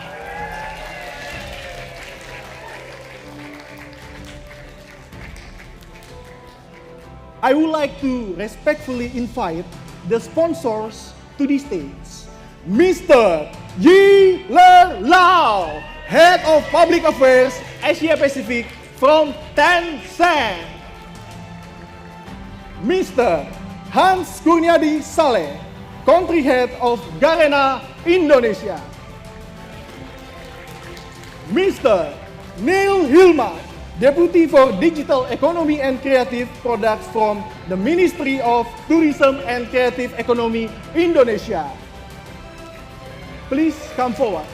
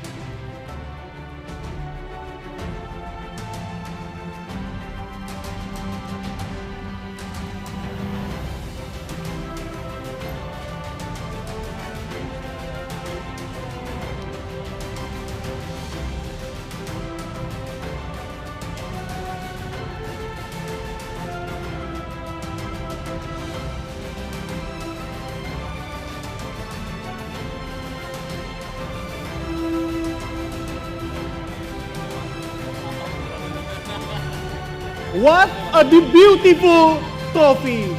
But there is more. We would like to give 100 million rupiah to the winners. I kindly invite the following organizer to the stage. Mr. Syafiq Hussein, President of Indonesian Game Associations. Mr. Fadil Nur Afif, Program Lead of Indie Games Group Indonesia, and Mr. Wafi Harawa, Chairman of the Gameseed 2024 Committee.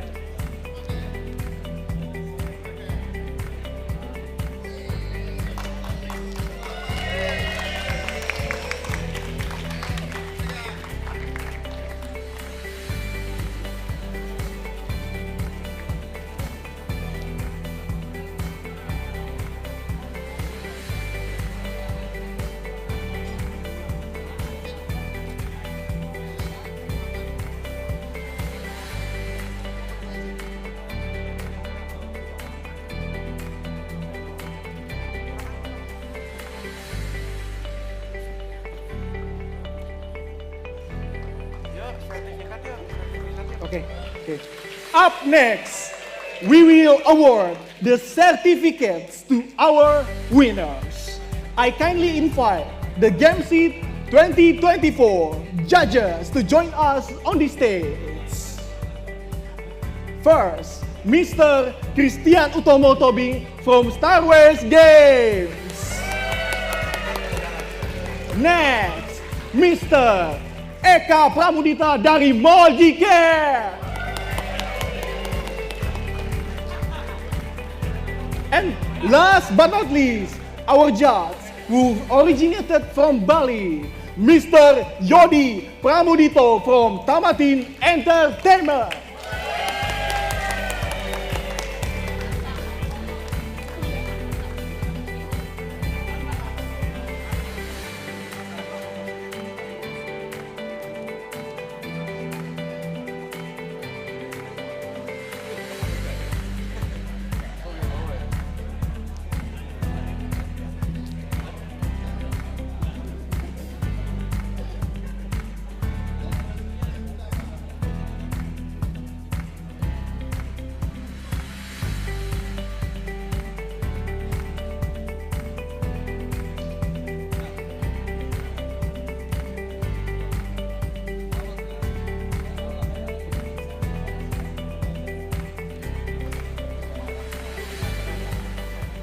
And at this very moment, I would like to kindly invite everyone on this stage to join us for a group photo session.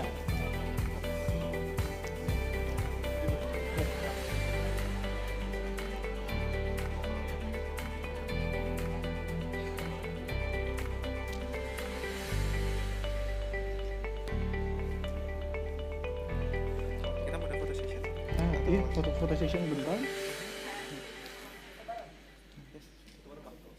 Ya.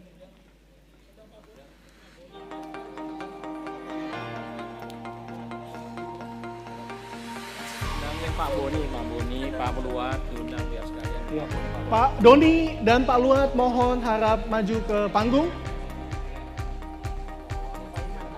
Pak Iman Santosa.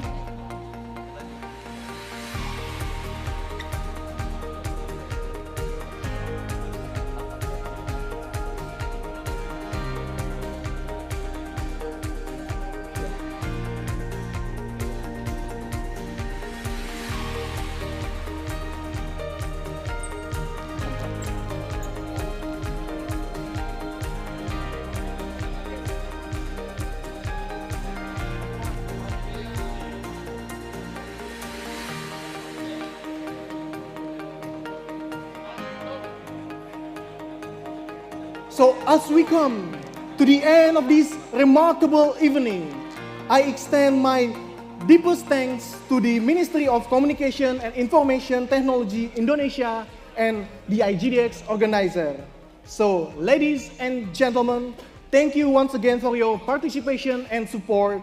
I am Calvin Monasandeha. Let's meet again next year.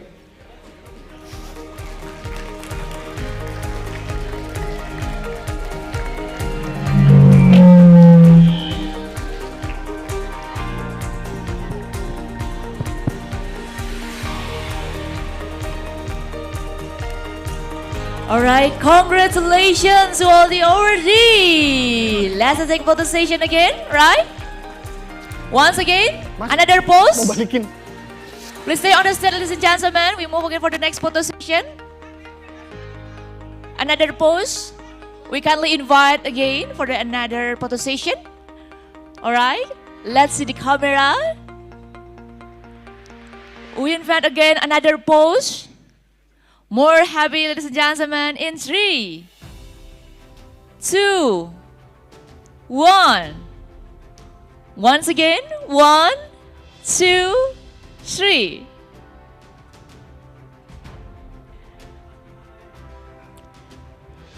Free pose. Once again, 1, 2, 3.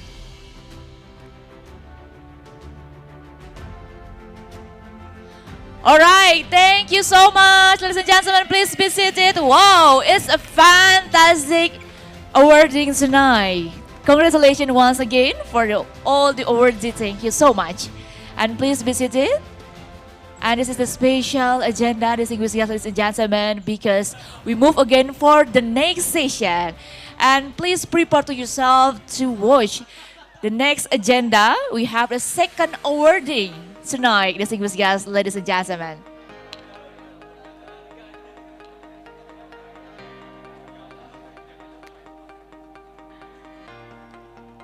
Alright, this is the special day, IGDX Business and Conference 2024. We make a good idea connection and relation for today. And now, prepare yourself to see the special agenda with the second awarding we have here in IGDX Business and Conference 2024. Nuon Gemda Pitch Battle Arena 2024. Happy watching.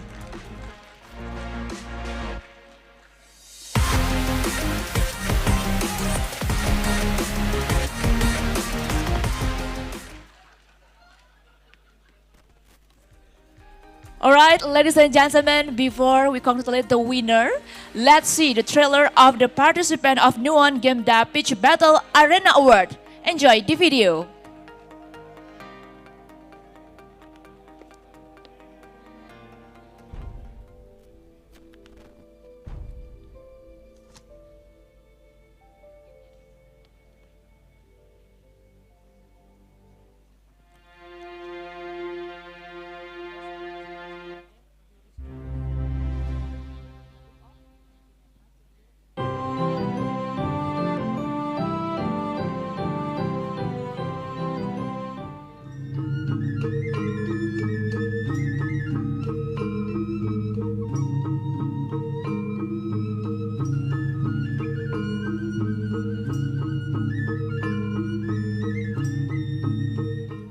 For the ultimate survival challenge where bullet heaven meets base building in Zoomageddon. Chaotically cute! Take control of Oyen the cat, armed with a destructive super pistol. Blast away everything in your path. I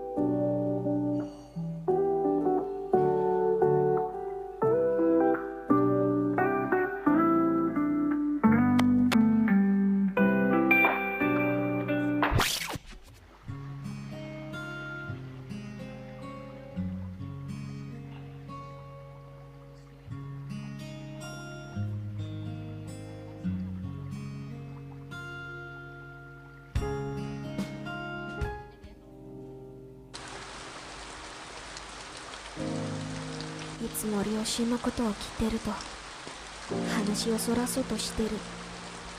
何かを隠してるんだろうか。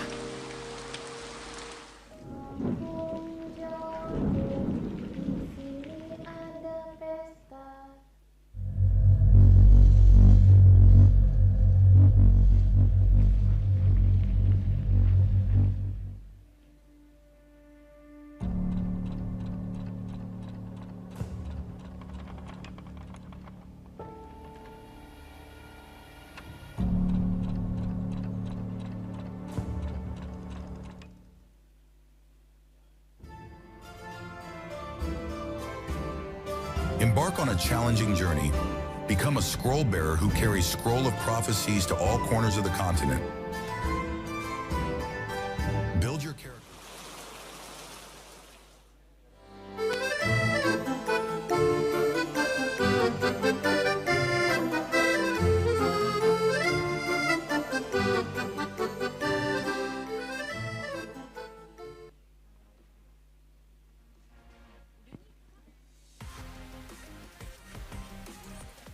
Alright, distinguished guests, ladies and gentlemen, that's about all the participants of the Nuon Game Dev Pitch Battle Arena Award. And are you ready for the next session? Are you ready? Right, let's give you a round of applause. Thank you so much for your spirit.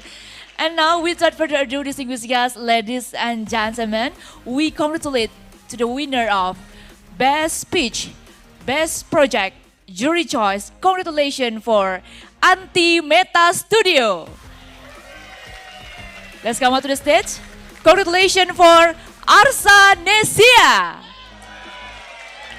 And for the next, we have Cliffbite Game. Congratulations for the winner. We invite to come up to the stage for all the winner. Once again, we invite for the winner, Best Pitch, Best Project, Jury Choice, representative of Anti-Meta Studio, representative of Arsa Nesia, Cliffbite Game. Please come out to the stage.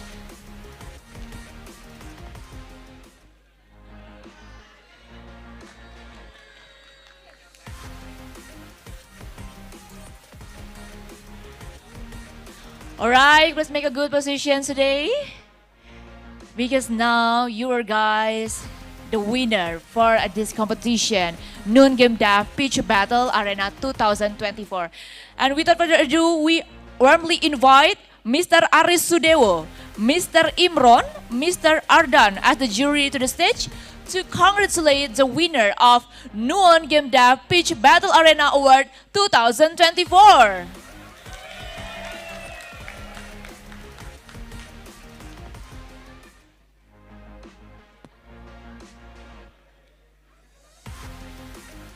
Alright, we invite for all judges to give us the special award for the winner this competition. For the first, we invite the best team, Anti-Meta Studio, Arsa Nesia, Cliffbite Game. For the first, Anti-Meta Studio.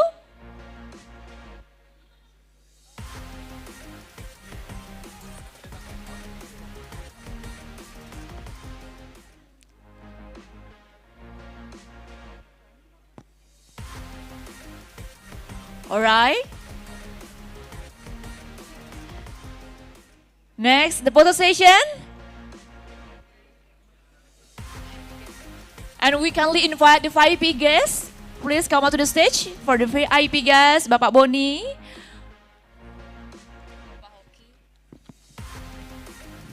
We kindly invite Bapak Boni Pujianto, Bapak Hoki Situngkir, dan seluruh jajaran yang sudah hadir pada pagi hari ini ya.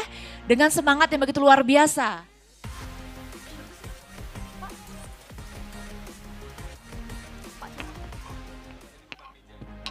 Sekali lagi kami mengundang untuk jajaran tentunya VIP yang hadir pada malam hari ini untuk bisa naik ke atas panggung, berfoto bersama sekali lagi.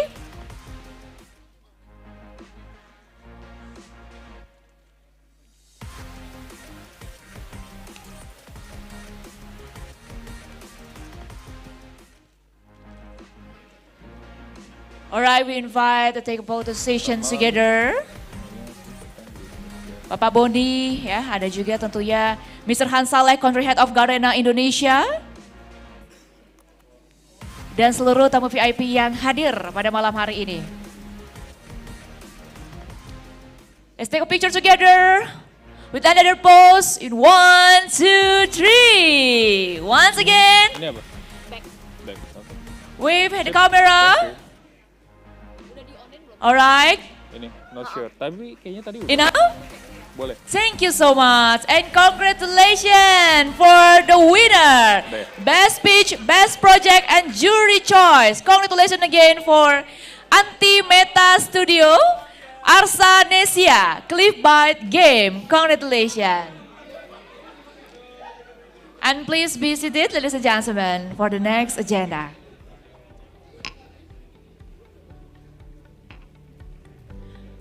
All right, distinguished guests, ladies and gentlemen, we move again for the next session because we have another awardee for this session.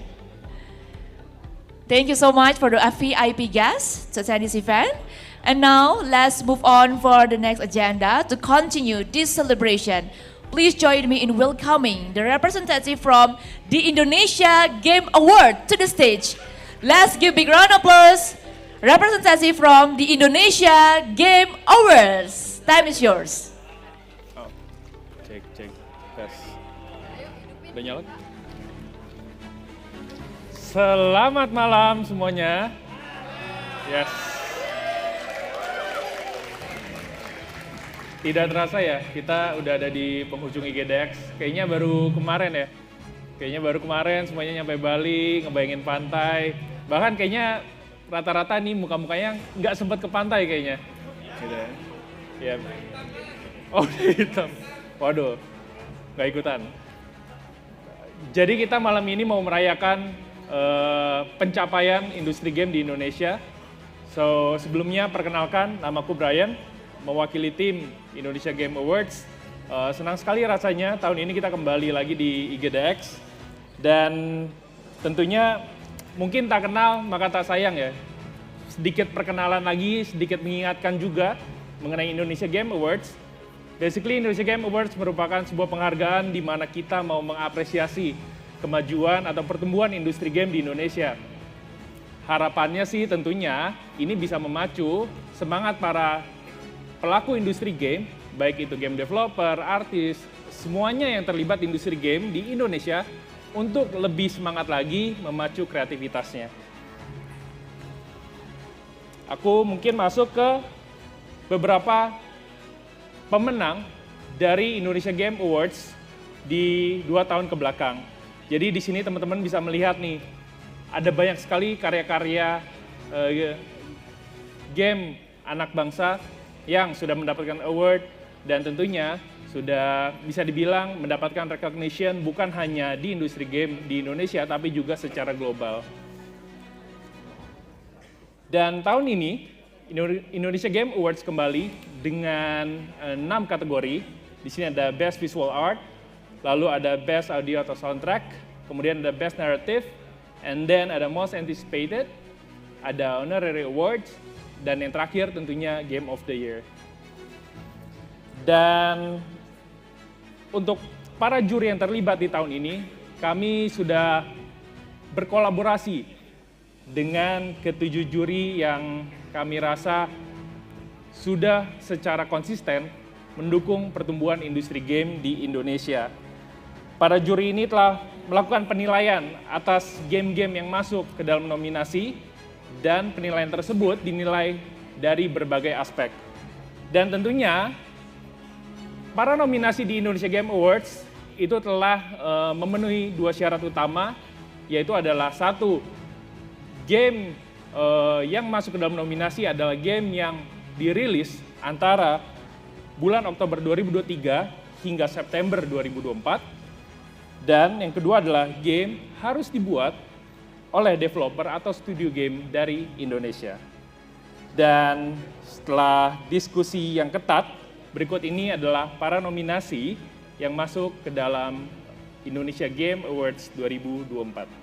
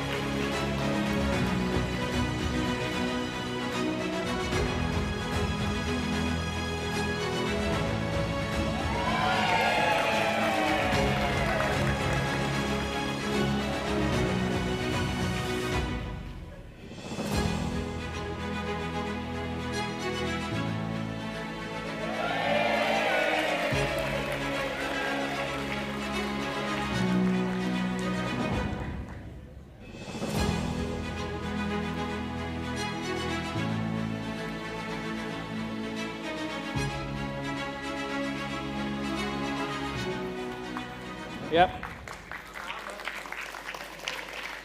Barusan teman-teman udah melihat itu semua adalah para nominasi yang masuk ke dalam daftar nominasi Indonesia Game Awards 2024. Dan tanpa berlama-lama lagi, kita langsung masuk ya ke kategori pertama, dan yaitu adalah Best Visual Art.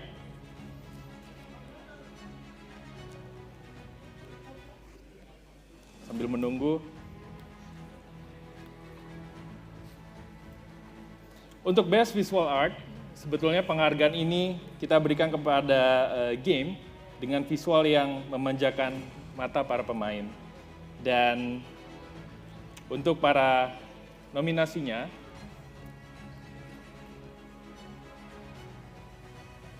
penghargaan ini jatuh kepada Coral Island dari Stairway Games.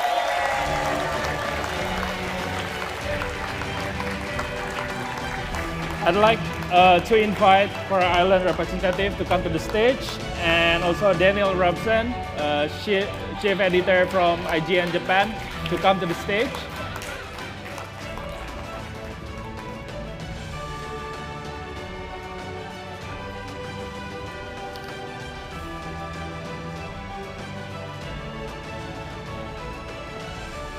Hi, hello. Yeah, hi. Halo, Komrade. Tuh, sorry.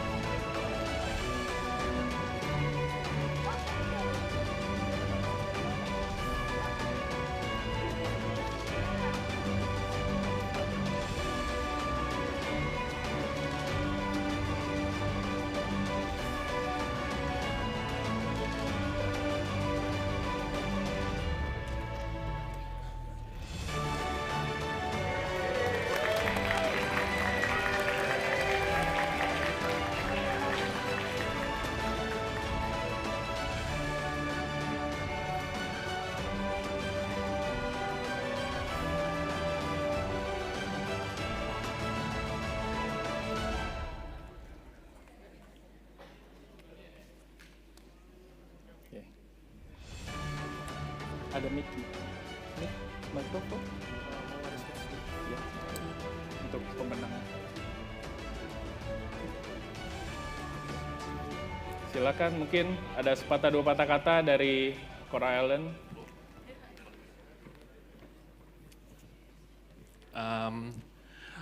On behalf of everyone in Stairway, we are so grateful and thankful for this, especially our friend in the art team.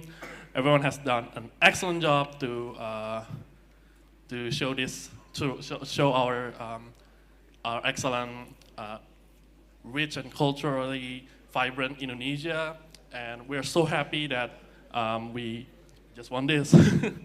So thank you so much, and thank you everyone in Stairway. This is for you guys. Thank you.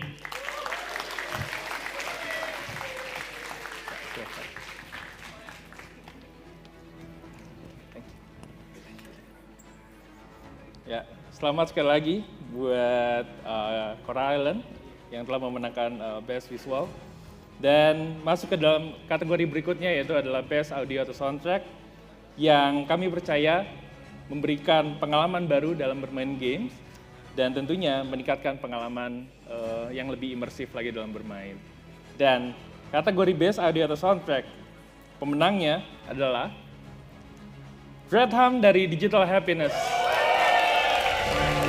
Silakan, saya mengundang tim Digital Happiness untuk naik ke atas panggung.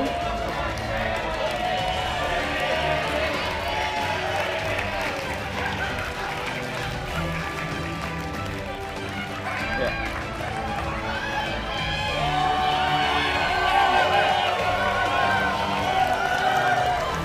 Dan saya juga ingin mengundang Hans dari Country Head Garena Indonesia untuk memberikan award-nya.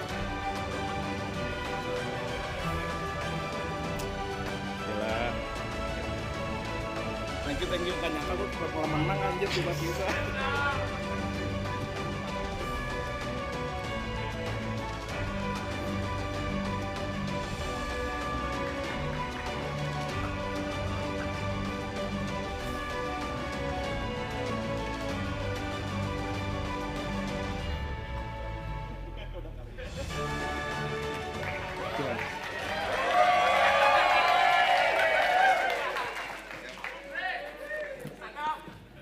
Berisik ya semuanya ya.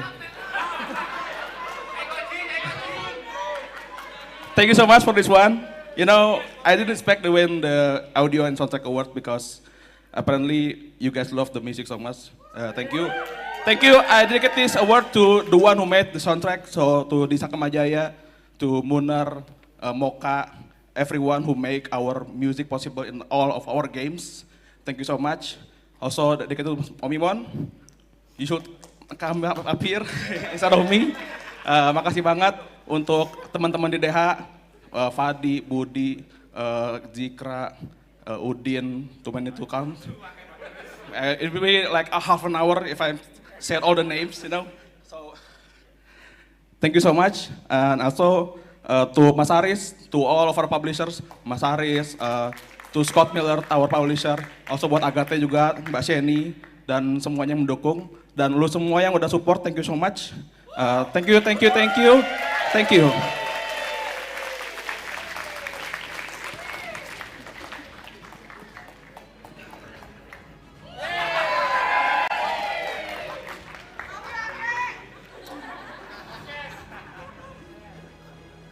Oke.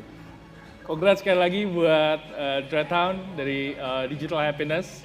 Dan mungkin kita langsung masuk ke dalam kategori berikutnya, yaitu adalah Best Narrative, yang merupakan game dengan cerita yang paling menarik, dan tentunya dengan cerita yang disampaikan dengan menarik, membuat kita terhanyut dengan karakter dan alur cerita yang tidak terlupakan. Dan pemenangnya untuk Best Narrative di Indonesia Game Awards 2024 adalah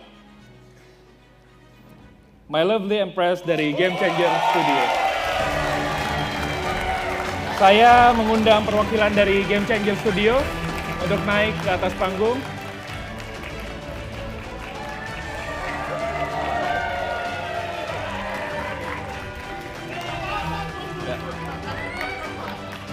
Dan saya juga ingin mengundang Pak Luat Siombing selaku program koordinator IGDX untuk menyerahkan award. Silakan.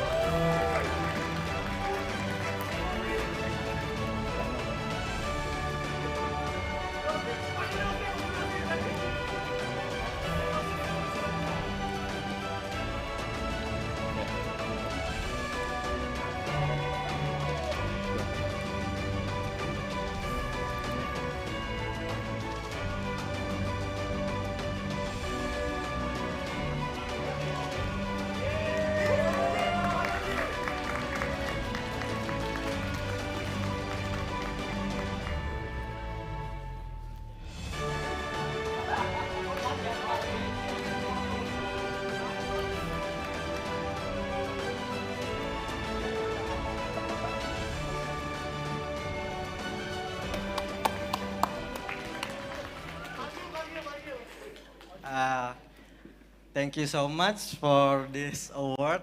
I'm really shocked actually. And actually I'm shaking right now. Because, and my English is kind of a bad. Yosi, can you help me?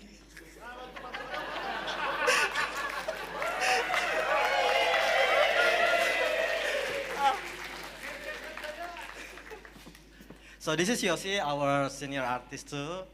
I'm the art director, and again, thank you so much too. Still shaking. My face is shaking. Okay, so yeah, thank you very much, and I just want to present this to for our team in the Game Changer Studio, especially to Budiris, our big mom, the greatest, That and also because it's the narrative, I also want to give this to our narrative lead, Isaac and Bintang, and also all the previous one, and Nyasu, those and all those that have supported us working in this game. It's a great work that we have went through a long journey. It's a big honor to us. So, thank you so much. Also the publisher as well, that have helped us to make My Lovely Empress, Neon Doctrine, and all of it in the publishing team. It's a great honor to work with you too. And thank you very much for this award. Thank you.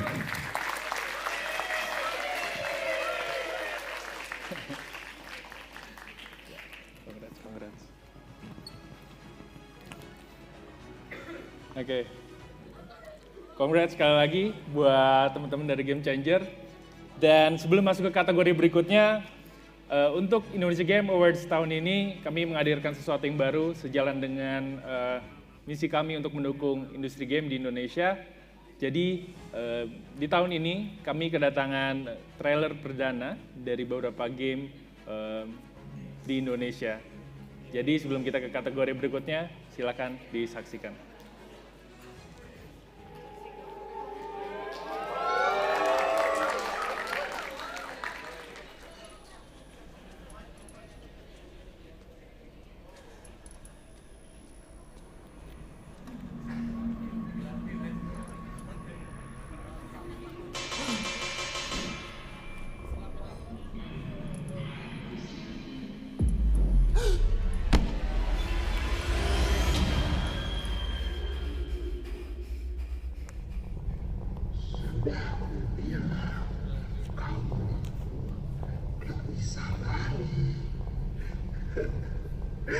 Anak-anak itu sudah jadi milikku sekarang.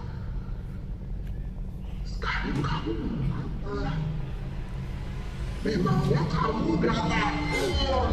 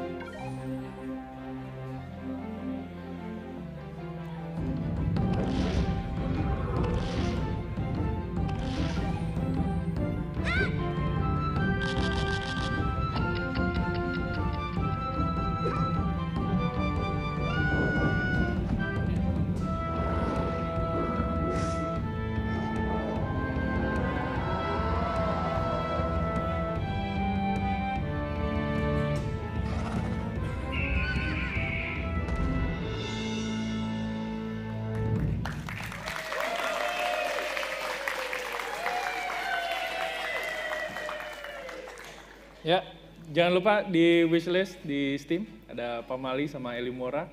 Dan mungkin langsung aja kali ya kita masuk ke dalam kategori berikutnya. Yaitu adalah Most Anticipated Game. Jadi ini adalah game yang dinanti-nantikan oleh banyak gamers. Dan tentu saja cukup menarik ya melihat, tadi ada beberapa trailer yang teman-teman sudah lihat. Dan sangat sulit tahun ini untuk menentukan siapa yang jadi pemenangnya. Dan pemenang untuk Most Anticipated Game untuk Indonesia Game Awards 2024 jatuh kepada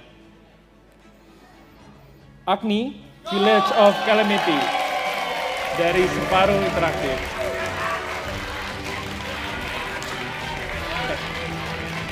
Silakan Ardan naik ke stage.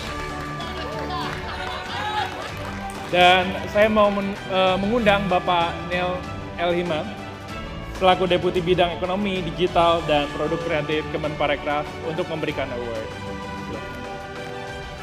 Congrats, Pak.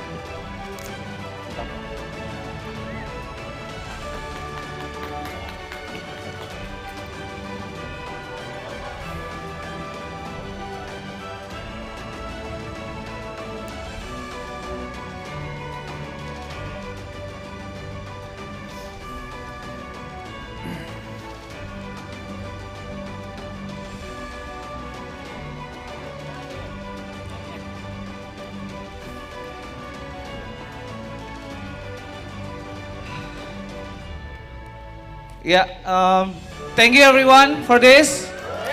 Thank you Nuan, Indigo, everyone who support the game, the media. We try our best to deliver this masterpiece and push the Southeast Asian horror to the next level. Thank you everyone.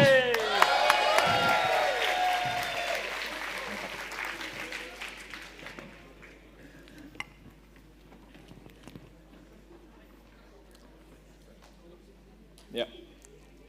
Sekarang kita memiliki penghargaan yang sangat spesial di malam hari ini, yaitu adalah Honorary Awards.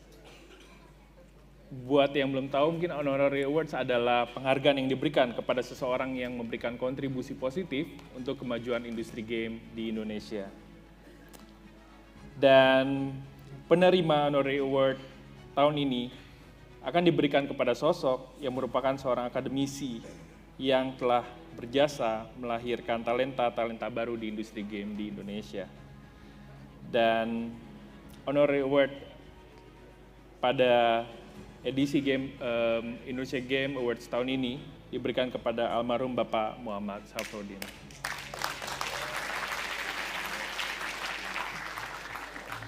Assalamualaikum warahmatullahi wabarakatuh. Perkenalkan, nama saya Rizky Junior Hakun. Saya sekarang sebagai koordinator program studi Sarjana Terapan Teknologi Game di kampus Politeknik Elektronika Negeri Surabaya. Selama saya berinteraksi dengan Pak Saf selama kurang lebih 13 tahun, beliau adalah orang yang baik, humble, kemudian suka berbagi pengalaman, baik itu pengalaman industri maupun pengalaman terkait dengan belajar mengajar ya. Beliau juga salah satu pendiri dari prodi kami, yaitu beliau sudah dua kali berturut-turut sebagai koordinator program studi kami sejak tahun 2013 sampai dengan tahun 2020. Saat beliau berkontribusi sebagai koordinator program studi, banyak sekali hal yang dilakukan. Yang diantaranya beliau banyak sekali membuka jalan bagi kami, dosen maupun bagi mahasiswa ataupun prodi, untuk bisa masuk ke dalam industri game dengan cara mengadakan beberapa kegiatan, dengan mengadakan pertemuan dengan industri game, sehingga kami memiliki jalan untuk bisa masuk ke industri game itu.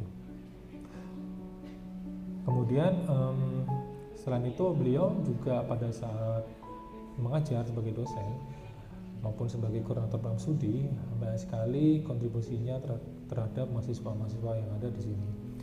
Beliau suka sekali memberikan share-share pengalaman pribadi terkait dengan industri game kepada mahasiswa, membina kepada mahasiswa, sehingga beberapa mahasiswa yang dibimbing oleh beliau, beberapa memiliki talent yang baik, dan beberapa juga setelah mereka lulus, mereka sudah masuk langsung ke dalam beberapa industri game, salah satunya adalah Agate dan Toge. Tak luput pula dalam beberapa tahun belakangan ini sebelum beliau meninggal, sejak tahun 2021 akhir, beliau masuk sebagai salah satu anggota perumus SKKNI pengembangan video game, di mana beliau adalah salah satu dari tim pengembang dari salah satu skema, yaitu game designer. Alhamdulillah kontribusi beliau telah diakui, dan alhamdulillah pada saat ini sudah disahkan terkait dengan dokumen SKNI terkait dengan pengembangan game. Terima kasih kepada pelaku industri game Indonesia yang telah memberikan kesempatan kepada kami, khususnya pada beliau, untuk bisa berkontribusi besar dalam pengembangan industri game Indonesia. Tak lupa pula juga kami berikan terima kasih yang sebesar-besarnya atas apresiasi yang telah diberikan oleh pelaku industri game kepada beliau. Wassalamualaikum warahmatullahi wabarakatuh. Assalamualaikum warahmatullahi wabarakatuh. Perkenalkan, nama saya Kaulan, selaku anak kandung dan juga perwakilan keluarga dari almarhum Bapak Muhammad Safrudin. Saya memanggil beliau Abah. Abah bagi saya adalah sosok yang berdedikasi tinggi, sangat pekerja keras, dan juga orang yang humoris. Tentunya beliau jugalah yang menjadi motivasi utama saya, terutama dalam dunia pendidikan. Dengan passion beliau, saya melihat Abah dalam 3 tahun terakhir ini aktif mengurus SKKNI dalam bidang game. Atas hal itu, kami sekeluarga mengucapkan terima kasih sebesar-besarnya atas kesempatan yang diberikan kepada beliau untuk berkontribusi.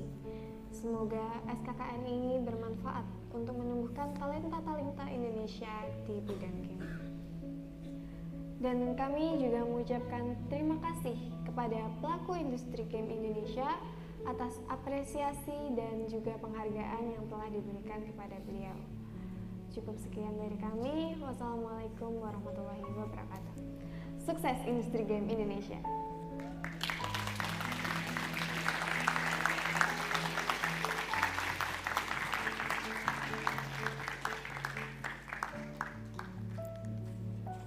Saya turut mengundang Ibu Artiarini Kusuma selaku dosen dari Game Tech Pants untuk naik ke stage sebagai perwakilan untuk menerima penghargaan.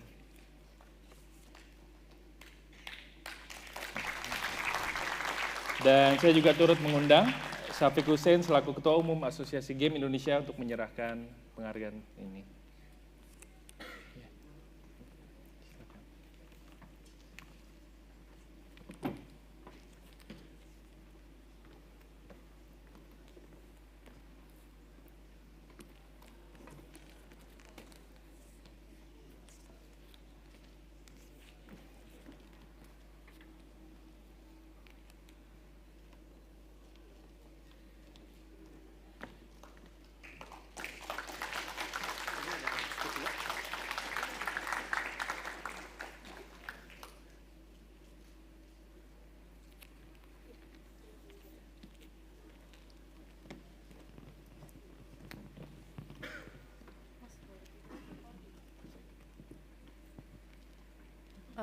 Baik, selamat malam Bapak Ibu semua.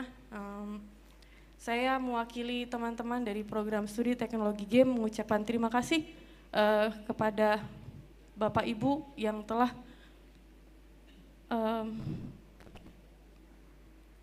membantu program studi teknologi game sampai dikenal dari saat ini. Sepatah dua patah kata ingin saya sampaikan terima kasih untuk penghargaan yang telah diberikan kepada almarhum. Dedikasi dan kontribusi yang telah Bapak Safrodin berikan sangat luar biasa, terutama di dalam industri game. Beliau yang membuka jalan program studi teknologi game ini dikenal oleh banyak orang. Penghargaan ini bukan hanya sebuah pengakuan, tetapi juga simbol dari jejak yang telah Bapak Safrodin tinggalkan di dalam hidup kami. Walaupun beliau telah tiada, tetapi semangat dan inspirasi yang beliau berikan akan terus hidup di dalam hati kami.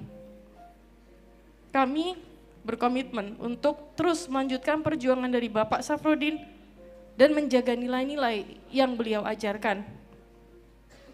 Sekali lagi terima kasih. Terima kasih untuk semuanya. Dan selamat malam. Assalamualaikum warahmatullahi wabarakatuh.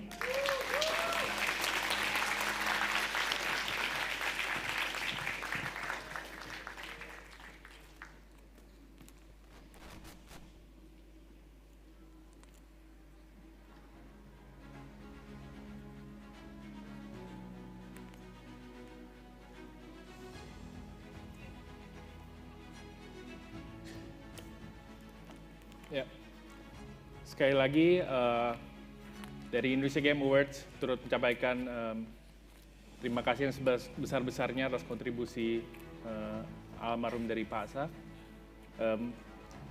Sebelum menuju ke puncak penghargaan Indonesia Game Awards 2024 pada malam ini, sebelumnya ada satu lagi trailer yang sudah kami siapkan. Silakan disaksikan.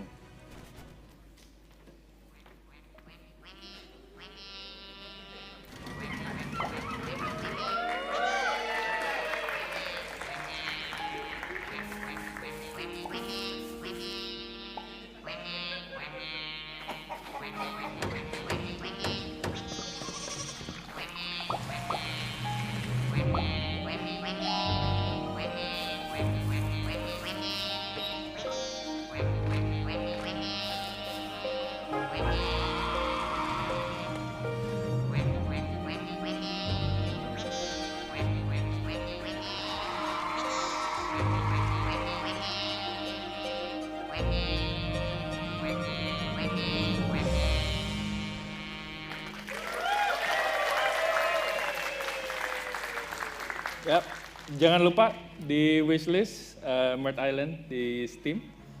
Dan akhirnya kita tiba di penghargaan terbesar di malam ini, yaitu adalah Game of the Year.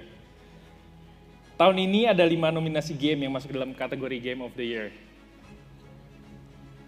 Pertama ada Coral Island, kedua My Lovely Empress,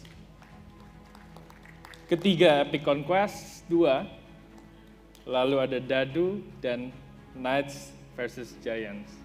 Bisa dibilang tahun ini kami mencoba untuk mengemas ini menjadi sesuatu yang surprise buat semuanya karena kami tidak mengumumkan para nominasi ini di luaran. Jadi ini eksklusif hanya untuk teman-teman yang datang di sini. Dan penghargaan Game of the Year Indonesia Games Awards 2024. Ada yang bisa tebak kira-kira siapa?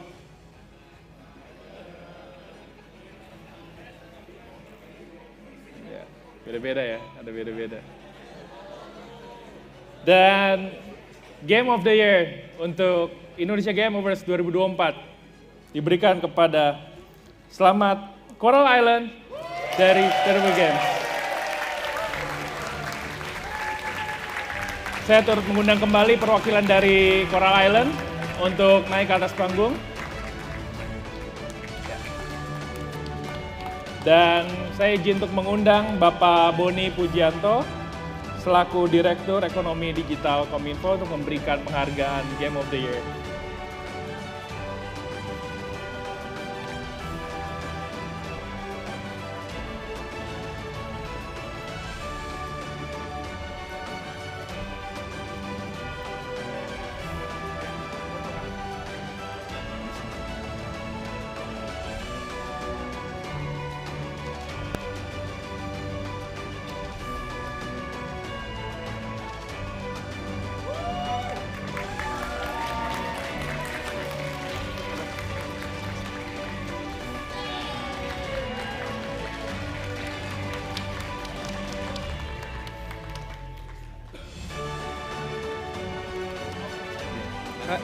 Izin. Yeah, because this is a surprise, we're like also surprised. Once again, this is like for the team, for all Starry Games team that already like work super hard every day, making these games like the best it can be. We also thank our players who like always support the games, even giving us a lot of feedback, showing their love for the game, and this is for the team and this is for our community. So yeah, thank you so much everyone for loving Coral Island so much. Thank you so much. Ya. Mungkin boleh stay dulu teman-teman dari Coral Island, Pak Boni silakan. Dan saya ingin mengundang kepada seluruh penerima award dan juga para pemberi award untuk naik ke atas stage sekali lagi untuk berfoto bersama.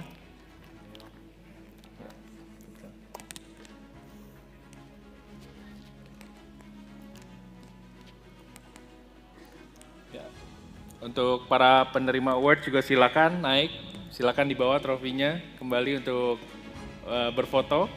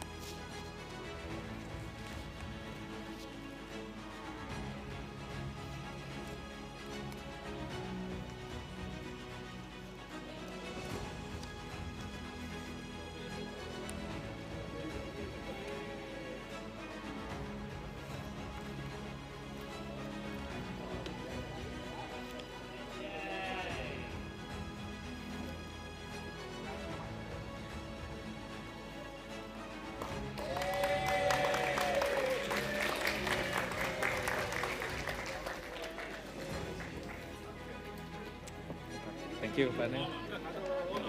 Terima kasih.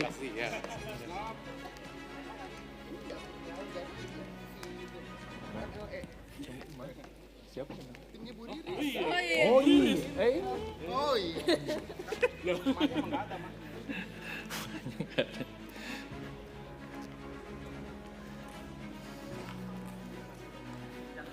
Ya, dengan diumumkannya Game of the Year Indonesia Game Awards 2024, maka berakhir sudah Indonesia Game Awards untuk tahun ini. Dan sekali lagi selamat untuk para pemenang malam hari ini, dan tentu saja kepada semua nominasi selamat. Dan sebetulnya ini selamat buat semuanya yang di ruangan ini, karena berkat kalian lah industri game Indonesia bisa sejauh ini.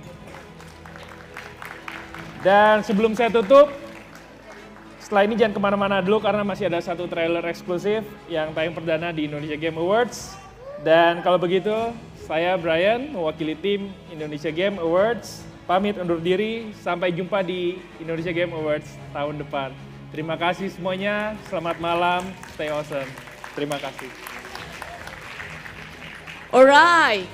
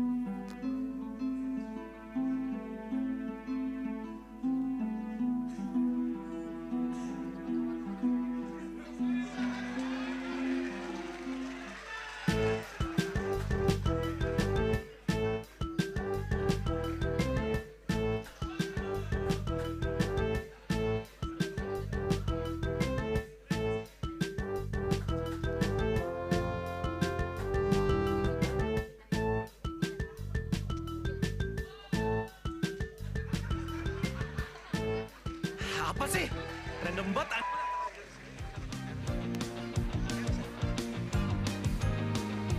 Seberapa banyak kacung yang lu kirim? Bakal terus gua habisin. Semua kata-kata itu berkaitan sama mahasiswa. Iya, Ran. Maaf. Gue cuma gak mau lu kenapa-kenapa, Nal. Lu ngapa sih? Sadar. Aku bukan tidak bisa bersimpati. Tapi aku realistis dalam melihat peluang. Apaan kayak gini? Jordan!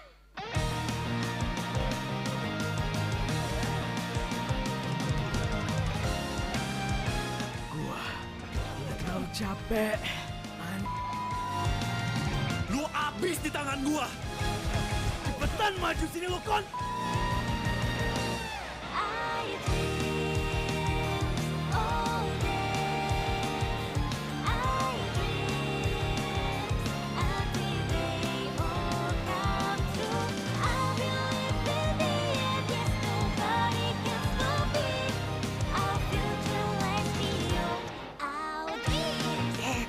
Pose, ayo buruan ke panggung.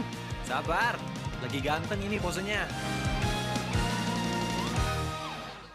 Alright, it's fantastic struggle, ladies and gentlemen, and congratulations for the all winner Indonesian Game Award 2024. Let's give big round of applause again for this session. Right, thank you so much for your spirit. And distinguished guests, ladies and gentlemen, we come to the end of this special event, we are privileged to hear closing remarks from a leader who play a vital role in advancing our digital economy. Without further ado, distinguished guests, ladies and gentlemen, please join me in welcoming Direktur Ekonomi Digital Kementerian Komunikasi dan Informatika Republik Indonesia, Bapak Boni Pujianto, to deliver his closing remark. Time is yours.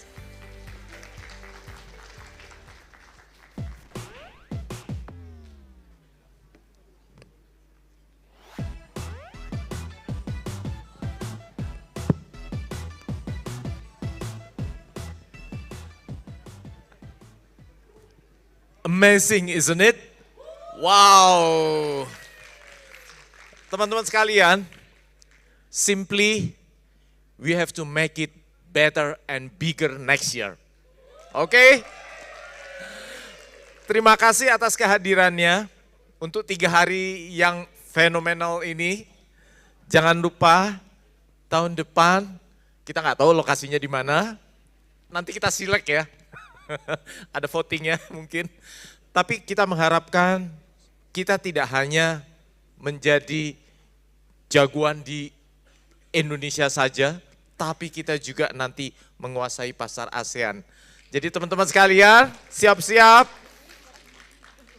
Prepare your time, your effort, and we go to the next level. Thank you, see you next year. Alright, thank you so much, Bapak Boni. Thank you for a special remark as the closing remark for a special session, ladies and gentlemen. And once again, thank you so much for joining us today. We hope we can get a new insight, collaboration, networking, and inspiration to carry forward. A big thank you for our speaker, participant, moderator, and partner to support this event. And ladies and gentlemen, let's keep pushing boundaries together and building on what we have shared here. Safe travel and everyone, and we can't wait to see you again at AGDX Business and Conference next year. I'm Risma Devi saying